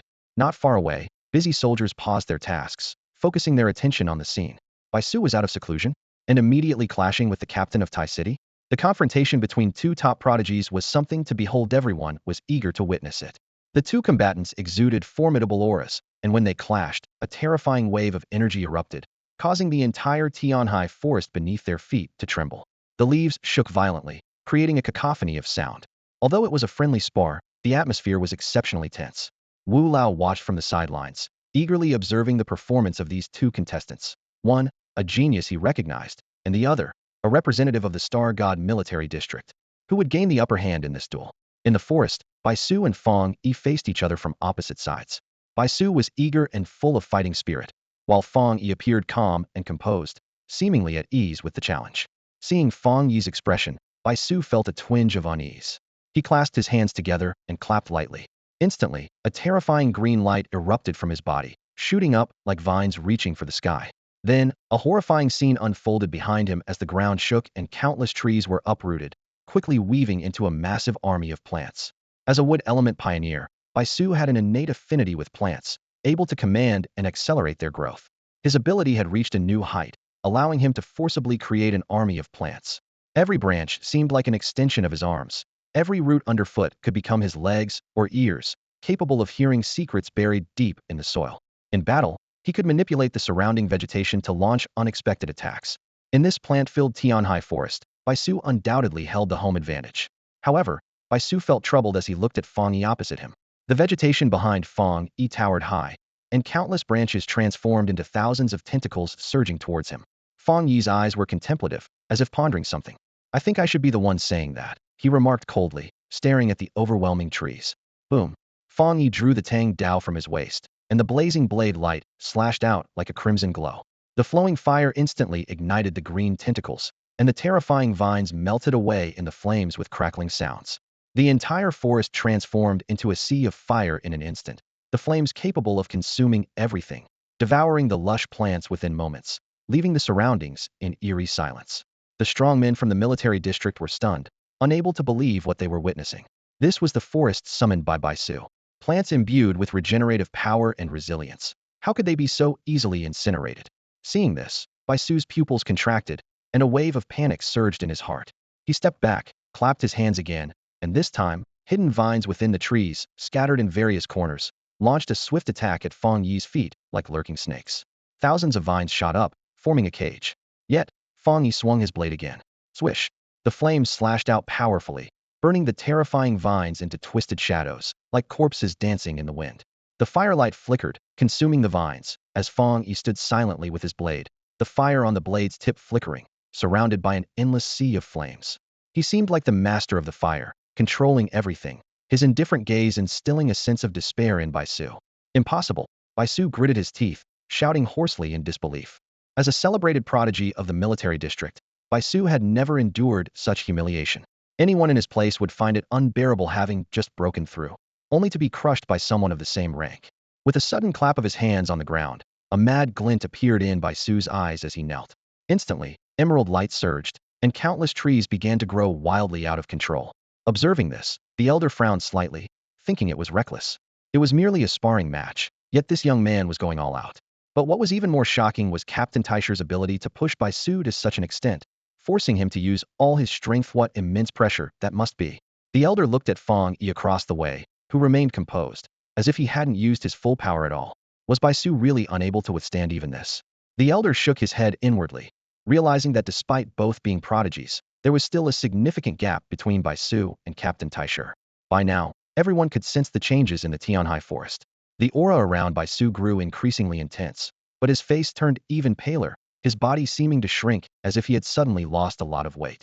In stark contrast, the vines behind him grew wildly, the number of trees surging to nearly match the scale of Tion High Forest. Had he gone mad? He had just broken through and already drained all his spiritual energy. The elder wanted to intervene, but it was too late. Dense emerald light solidified, the essence of the forest spread out, and countless leaves floated in the air, resembling condensed sword energy that formed numerous spinning blades, shooting towards Fang Yi. Is that all? Fang Yi's voice echoed throughout the military district. Everyone was taken aback. The experts of the Star God military district detected a hint of disappointment in his tone. Was he disappointed in the strength of the Star God military district? Did he think the strongest of the strongest district still wasn't worthy in his eyes? The people of the Star God military district wanted to refute this, but found they had no grounds to do so. At this moment, the stark contrast between the exhausted Baisu and the nonchalant Captain Taisher was evident. Everyone could see that Baisu, hailed as a genius by the Star God military district, had been pushed to such a point in front of him. Countless leaf blades rained down on Fang Yi like a storm, gleaming sharply. Each blade razor-sharp, the wind howling, moving as fast as lightning, making it nearly impossible to track their paths. Swish! A flash of red light crossed the air, and with a single slash, the storm dissolved. The instant the leaf blades touched the flames, they dissipated completely, the sea of fire spreading from the tip of the blade, sweeping away the trees in an instant, turning them into billowing white smoke that painted the sky gray. In the next second, Fang Yi moved. His figure vanished from where he stood and reappeared with the flaming tip of his blade lightly poised at Baisu's brow. It's over, Fang Yi's calm voice sounded. Baisu's pupils contracted, and at that moment, a profound silence enveloped Tion High Forest. Everyone witnessed this astonishing scene. Baisu being held at blade point at his brow. The outcome of this duel was unmistakably clear without needing to be announced. From Baisu's perspective, he could clearly see Fang Yi's expression. Those eyes were as deep as an ancient well, never showing any fluctuation. Even at the moment when Baisu unleashed his attribute power, Fang Yi remained emotionless, as if he had already foreseen the outcome of this duel. Genius, genius. Baisu couldn't help but laugh at himself, finding it hard to believe that he had lost so miserably. Jialan stood nearby, quietly observing Baisu's pale face. She had always been attentive to Baisu's talent, knowing that his reputation in the Star God military district was well-deserved. His talent was exceptional, having quickly reached the Ghost Axe 8 stars, and his understanding of attribute power surpassed that of ordinary people. Even those who had long surpassed the Ghost Axe 8 stars might not rival him. Jialan had witnessed Baisu in a match against a fire attribute predecessor, and despite fire restraining wood, Baisu used the resilience of wood to defeat his opponent effortlessly. The restraint between attributes is not absolute. It depends on how the predecessors understand and utilize them. Baisu initially thought that with his experience fighting fire attribute predecessors, he could use his strong regenerative ability and resilience to counter Fang Yi's flames. However, he hadn't expected that his vines couldn't even approach Fang Yi, and his leaf blades couldn't penetrate the sea of fire. The best defense is offense. Once your weapons are incinerated, the outcome is clear. Jialan understood that Fang Yi would inevitably win, but she hadn't expected it to be so swift and decisive. At this moment, everyone's eyes were on Baisu, showing surprise, doubt, or disdain. As the pride of the Star God military district, losing to the captain of the Spirit Association was, in a way, a disgrace to the entire district. Baisu remained silent, turning to leave. Jialan called out, "Where are you going?" "To meditate," he replied with only his back. Jialan was astonished, thinking he had just come out of meditation and was going back again. What a madman. The strong ones in the district were equally shocked. When they looked at Fang Yi again, their eyes were full of respect. They hadn't seen Fang Yi in action before, but now, having witnessed Baisu, who had just emerged from meditation, being sent back again, they were impressed. Indeed, the rumors online were not false. This guy's strength was terrifying. No wonder he could single-handedly handle an A-level anomaly and turn the tide. No matter how many plants Baisu created, even if he made a forest, it would be consumed by Fang Yi's flames with a single fiery slash, leaving no chance of victory.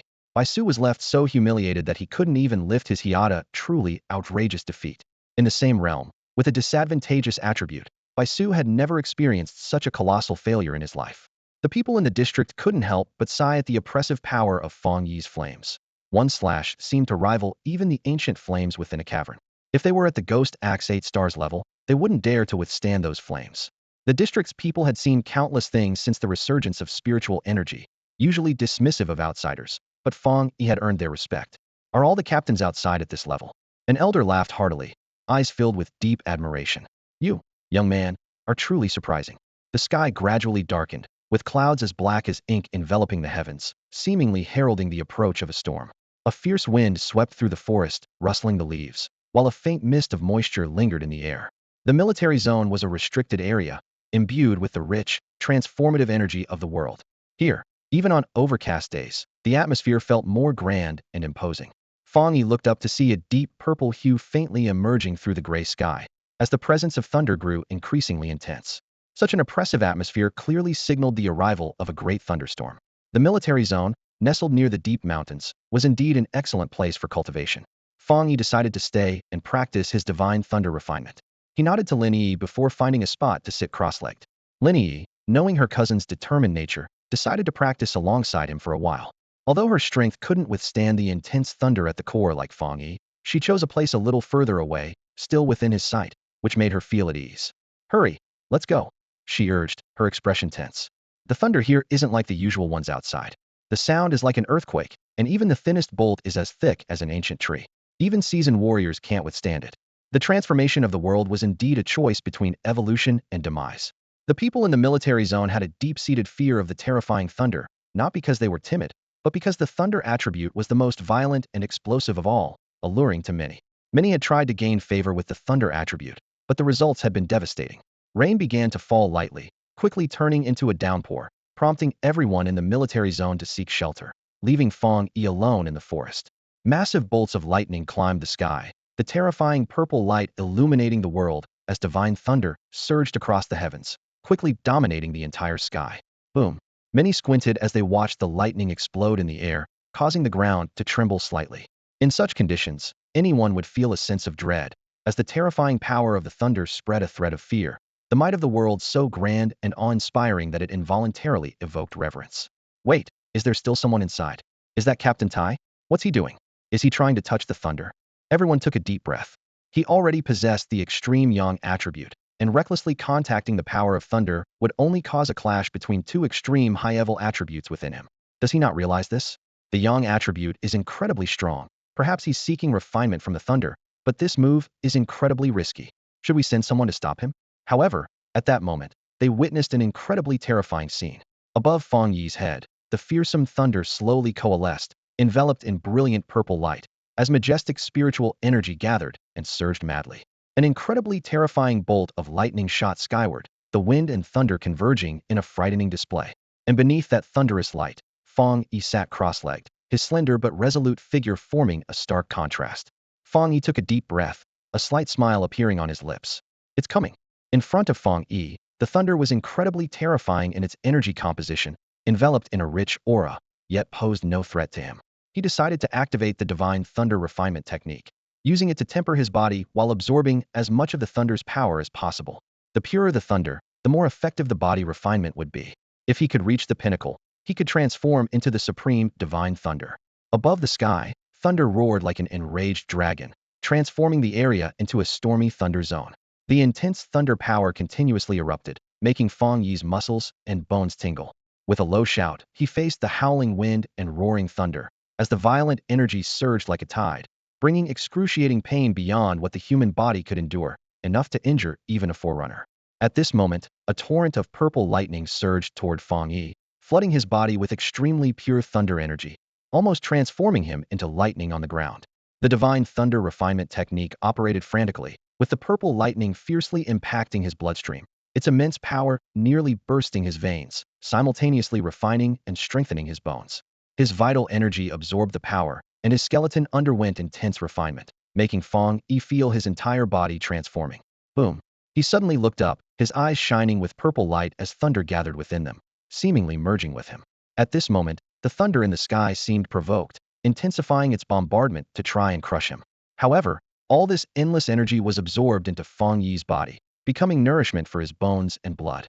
Upon acquiring the divine thunder refinement, Fang Yi understood why thunder attribute forerunners were rare. Thunder, as the supreme master, was proud and sought to conquer everything.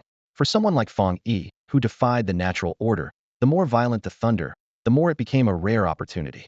He mused to himself, I want to see just how strong the thunder in this forbidden zone really is. Meanwhile, the strong individuals from the military district were aghast, staring at Fang Yi in disbelief. How could this be possible? They had tried countless times, and the thunder there was impossible for any living being to approach. Why could he sit there and even attract the thunder? A thunder attribute forerunner? No way, wasn't he an extreme yang attribute forerunner? Could a person possess two high-level attributes simultaneously? Galen observed everyone's expressions, feeling inexplicably satisfied. His strength was enough to dominate an era in the entire Xia kingdom. How could such a level of existence be mass-produced? The spiritual association had truly found a treasure. Everyone marveled. An extreme dual attribute forerunner. A ghost axe 8-star realm. How could there be a second such existence?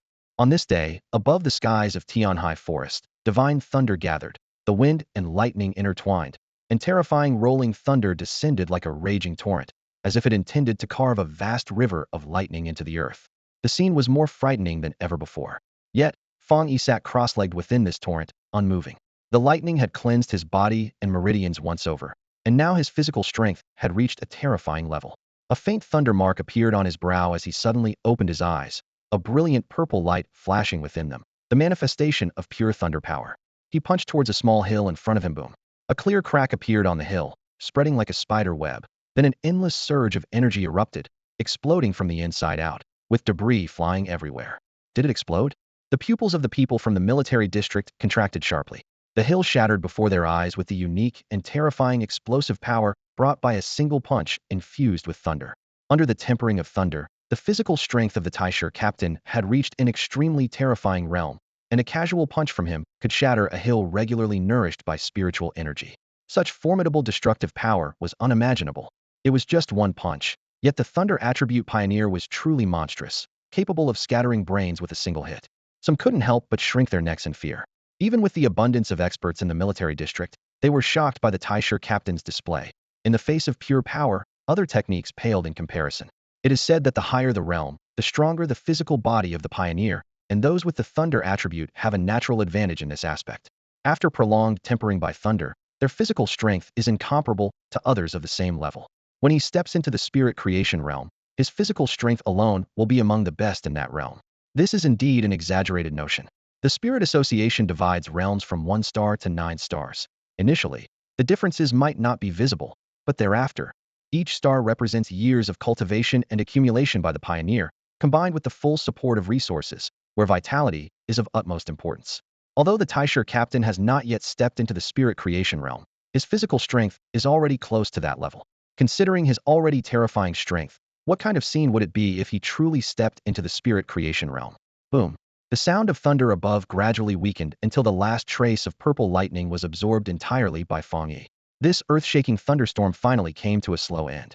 The green thunder in the sky gradually faded, revealing blue skies and white clouds. Fang Yi remained seated under this sky, breathing steadily, absorbing every inch of thunder power. Not far away, in an office, an old man stood by the window, sighing with emotion. Coming here this time has indeed given me quite a surprise. This young fellow, it would be great if he were in the military district, but unfortunately, he's already joined the Spirit Association. He had originally come to protect the Taisher captain in dealing with Muhua, but found he didn't need to intervene as the Taisher captain resolved it himself. Later, he also fought by Su and tempered his body with thunder here, giving the old man many surprises. The old man felt a sense of regret in his heart. Being able to decisively defeat Bai Su and eliminate an unformed anomaly, this individual's strength and mindset are truly exceptional. He has risen to the forefront in the Xia kingdom through his own cultivation, and his talent is extraordinarily terrifying. Such a top-tier talent, if nurtured, is bound to become a protector of the Xia kingdom in the future. Galen spoke softly. Senior, I've looked into it, and actually, he's not a formal member of the Spirit Association.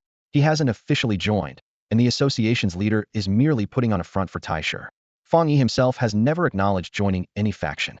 The Spirit Association hasn't provided him with any resources. His growth has been entirely self-reliant and remains a mystery. When Galen learned this, she was surprised. Although she always knew Fang Yi was cultivating, she assumed the Spirit Association had provided some support. It turned out the association was merely coasting along. It's not that they didn't want to help. They've done their best, offering housing and money. Who wouldn't want Fang Yi on their side? But the issue is, he must personally agree. Could this kid possibly join the military district? The elder mused, a glimmer of hope in his heart. Galen shook her head, smiling wryly. To be honest, when I first met him, I noticed he had the thunder attribute. I subtly mentioned it, but he showed no interest. Clearly, he doesn't want to be bound by any faction. As spiritual energy gradually resurfaces, the Xia kingdom maintains a facade of peace while undercurrents flow beneath. Powerful forces aim to cultivate their own pioneers, knowing that the future strength and number of pioneers will grant the greatest influence. After a long silence, Galen said slowly, as long as he's a pioneer for the Xia kingdom, isn't that enough? The elder sighed softly. Typically, powerful pioneers would choose their alliances to secure their future positions and resources, essentially trading their strength for more cultivation resources. However, Fang Yi is different. His talent is overwhelmingly strong. Even without any assistance, using only the world as his resource, he continues to break through rapidly. From Galen's data, it's clear that his breakthrough speed surpasses other pioneers, akin to a rocket. He doesn't need anyone's help. Instead, it's the military district and the Spirit Association seeking Fang Yi's assistance. Whether it's the anomaly crisis in Taisher or the current situation with Muhua, they are the ones needing Fang Yi, while he doesn't require their limited resources. I myself came from the Star God. If possible, our military district should maintain a good relationship with him. The elder contemplated. His thoughts aligned with Galen's. She plans to involve Fang Yi more often, finding ways to provide him with resources and fostering a mutually beneficial relationship to bring him closer to the Star God military district. Galen glanced at Fang Yi, who was absorbing the power of thunder, and nodded slightly. Don't worry. After resolving the matters at the Star God military district, Fang Yi and Lin Yi got into the car for their return trip. Initially, the siblings had planned to do some sightseeing nearby, but just as their plans were finalized, a torrential downpour began, flooding the entire city. Frustrated, Lin Yi scribbled in her diary. Next time, I'll definitely check the weather forecast before making any plans. Fang Yi found it amusing and thought that the tourist attractions weren't going anywhere. They could always visit them another time. Lin Yi sighed, expressing, you just don't get the thrill of spontaneous travel, brother. She also mentioned that she had already posted about the trip on her social media and felt helpless about the sudden rain. Fang Yi, who had lived in Tai City for many years, had never visited those popular landmarks. It wasn't until he saw Lin Yi planning their itinerary that he realized he lived in a tourist city. The black car slowly drove into their neighborhood, and thanks to the rain, what had been a 1-hour traffic jam on the way there turned into a smooth, uninterrupted journey back, with not a single pedestrian in sight. Since the great changes in the world, most companies and schools allowed people to work or study from home during severe weather, giving many a taste of a more relaxed life. As soon as the door lock clicked open, a fluffy white ball of fur leapt into Fang Yi's arms. Lin Yi turned on the lights and, with a hint of jealousy, teased Fang Yi. The little traitor is buttering you up again. Next time he's not home, don't expect me to open his food cans for you. The little white dog seemed to understand, shrinking into Fang Yi's embrace with a whimper, as if complaining about Lin Yi. Fongi laughed and said, "Oh, now you're whining? That's not how you bark at home. You're usually much more robust." The little dog responded with a low whine. "All right, could you fix me something to eat? Those sausages from last time would be perfect. I'm a bit hungry after driving." Fang Yi scooped up the little dog with one arm and headed to the living room. He had been wanting to give the little dog a suitable template, and now he finally had the chance to implant it. Obediently, Lin Yi busied herself with the air fryer, leaving Fang Yi and the little dog alone in the living room. Fang Yi set the dog down and commanded it to sit. The little dog obediently planted its bottom on the floor, wagging its tail with bright eyes. An idea struck Fang Yi's hold. He implant the concept of death into this creature? Yes. In that instant, the little dog's eyes turned completely black, swirling with blood-red patterns, looking hollow and eerie. Its fur became incredibly sleek, and its aura shifted, exuding a gloomy sense of death. A large, dark mist emanated from its body, carrying an ominous portent and giving off a profoundly twisted vibe. Fang Yi had just implanted the template when his expression changed, his gaze fixed on the little dog. Had it already begun to grow and evolve its abilities on its own? He murmured to himself. Within the little dog's eyes, faint black flames appeared, with something flickering inside them, vanishing in an instant. After the template was implanted, the little dog seemed to have gained a soul-related unique trait, mysterious and powerful like a desolate spirit flower. Fang Yi successfully implanted the panel into the little white dog's body, granting it awakening abilities and transforming it into a walker of death. The little white dog can now see the souls of the dead and use a resurrection ability once a day. Fang Yi remarked with pride. "You truly are a genius," as he gently petted the dog's head. At that moment, Lin Yi came from the kitchen doorway, her voice slightly trembling. "Brother, what happened to Xiaobai?" She had just sensed a strong and eerie aura, feeling uneasy. She noticed the strange black flames entwined around Xiaobai, the dark color exuding an aura of death, reminding her of the cocoons in the hell of sacrifice, causing a shiver down her spine. "Don't worry, I've made Xiaobai stronger," Fang Yi reassured her, trying to ease her concern as he saw her pale face. Lin Yi was momentarily stunned, shocked at the revelation. "Stronger? Are you saying you did this?" Fang Yi chuckled softly, confirming her question. Her shock deepened, realizing that since the spiritual energy resurgence, there were many resources to aid pioneers in their cultivation, but those resources were kept within the state's confidential vaults. Xiaobai, once an ordinary stray dog, now emanated a power akin to the mysterious spirit flower on the windowsill. "Did you just make Xiaobai?" Lin Yi felt an unbelievable suspicion arise in her mind. Though hard to believe, she realized her cousin's words were trustworthy. She knew her cousin harbored many secrets, but that was irrelevant. Since he didn't ask her to leave, it showed he trusted her completely, bringing her a sense of comfort. "Speaking of which, come over here, I have something to discuss with you," Fang Yi said, patting the sofa beside him. Curious, Lin Yi walked over and sat down. "What is it? I heard the military district invited you to join, and you refused?" Fang Yi asked, a bit puzzled. Joining the military district would be a great opportunity for a talented pioneer like her, as it offered abundant resources to help her avoid many pitfalls, and the spiritual energy in the restricted areas was more concentrated. If Lin Yi joined, she wouldn't need to seek dangerous cultivation opportunities elsewhere, and it would be reassuring for the family, especially pleasing her aunt. Upon hearing this, Lin Yi paused slightly. "Following my cousin's path is enough for me. They invited me to join, but it's actually just a gesture to win your favor. They know you won't join the military district, so they want to curry favor through me." Her tone was firm. "The military district is appealing, but I don't want my cousin to be put in a passive position because of me, nor do I want him to worry about me." Fang Yi's expression turned complex, surprised that his cousin refused to avoid implicating him, and that she had privately considered so much. He reached out, gently ruffling her smooth, long hair. "You really do think a lot." 3 days later, in the early morning, the apartment was suddenly filled with a deafening scream. Lin Yi stood clutching a broom, her face showing utter despair as she glared at the dark, messy pile by the door. "Xiaobai, what have you brought back this time?" Her voice was a mix of exasperation and anger. On the floor lay a disheveled, foul-smelling object, resembling a fish that had died and decayed in a garbage can for a decade. The stench was potent enough to send an elderly person straight to the ICU. The culprit, a small white dog named Xiaobai, lay beside it, panting with its pink tongue out, seemingly expecting praise. It even pushed the grimy object toward Lin Yi with its paw, as if showing off its achievement. "Brother!" Lin Yi was on the verge of exploding with frustration. Fang Yi, having just returned from a morning exercise, hadn't even dried his hair after showering before being dragged to the door by his cousin. After hearing her complaints and seeing the grimy fish, Fang Yi was at a loss for words. What had it brought this time? A dead bird? A dead mouse? "Xiaobai, how many times do I have to tell you not to bring back carcasses from outside?" Fang Yi sighed, patting Xiaobai's head in exasperation. Ever since Xiao Bai was implanted with a death template, the little dog seemed to struggle with its newfound ability to see spirits, frequently bringing home freshly deceased creatures, sometimes birds, sometimes mice, even frogs crushed by the pond.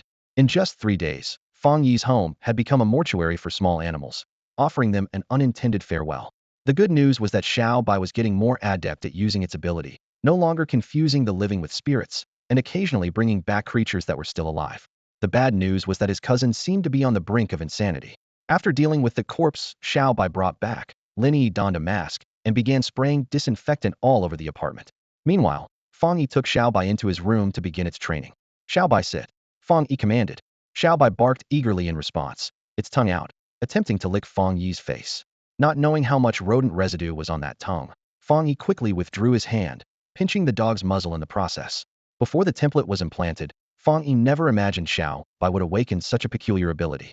He initially thought that triggering a death mark required a weak host. The weaker the host, the easier it would be to activate the mark. In these precarious times, Fang Yi was already strong enough, but with an uncertain future ahead, having more aces up his sleeve was wise just in case.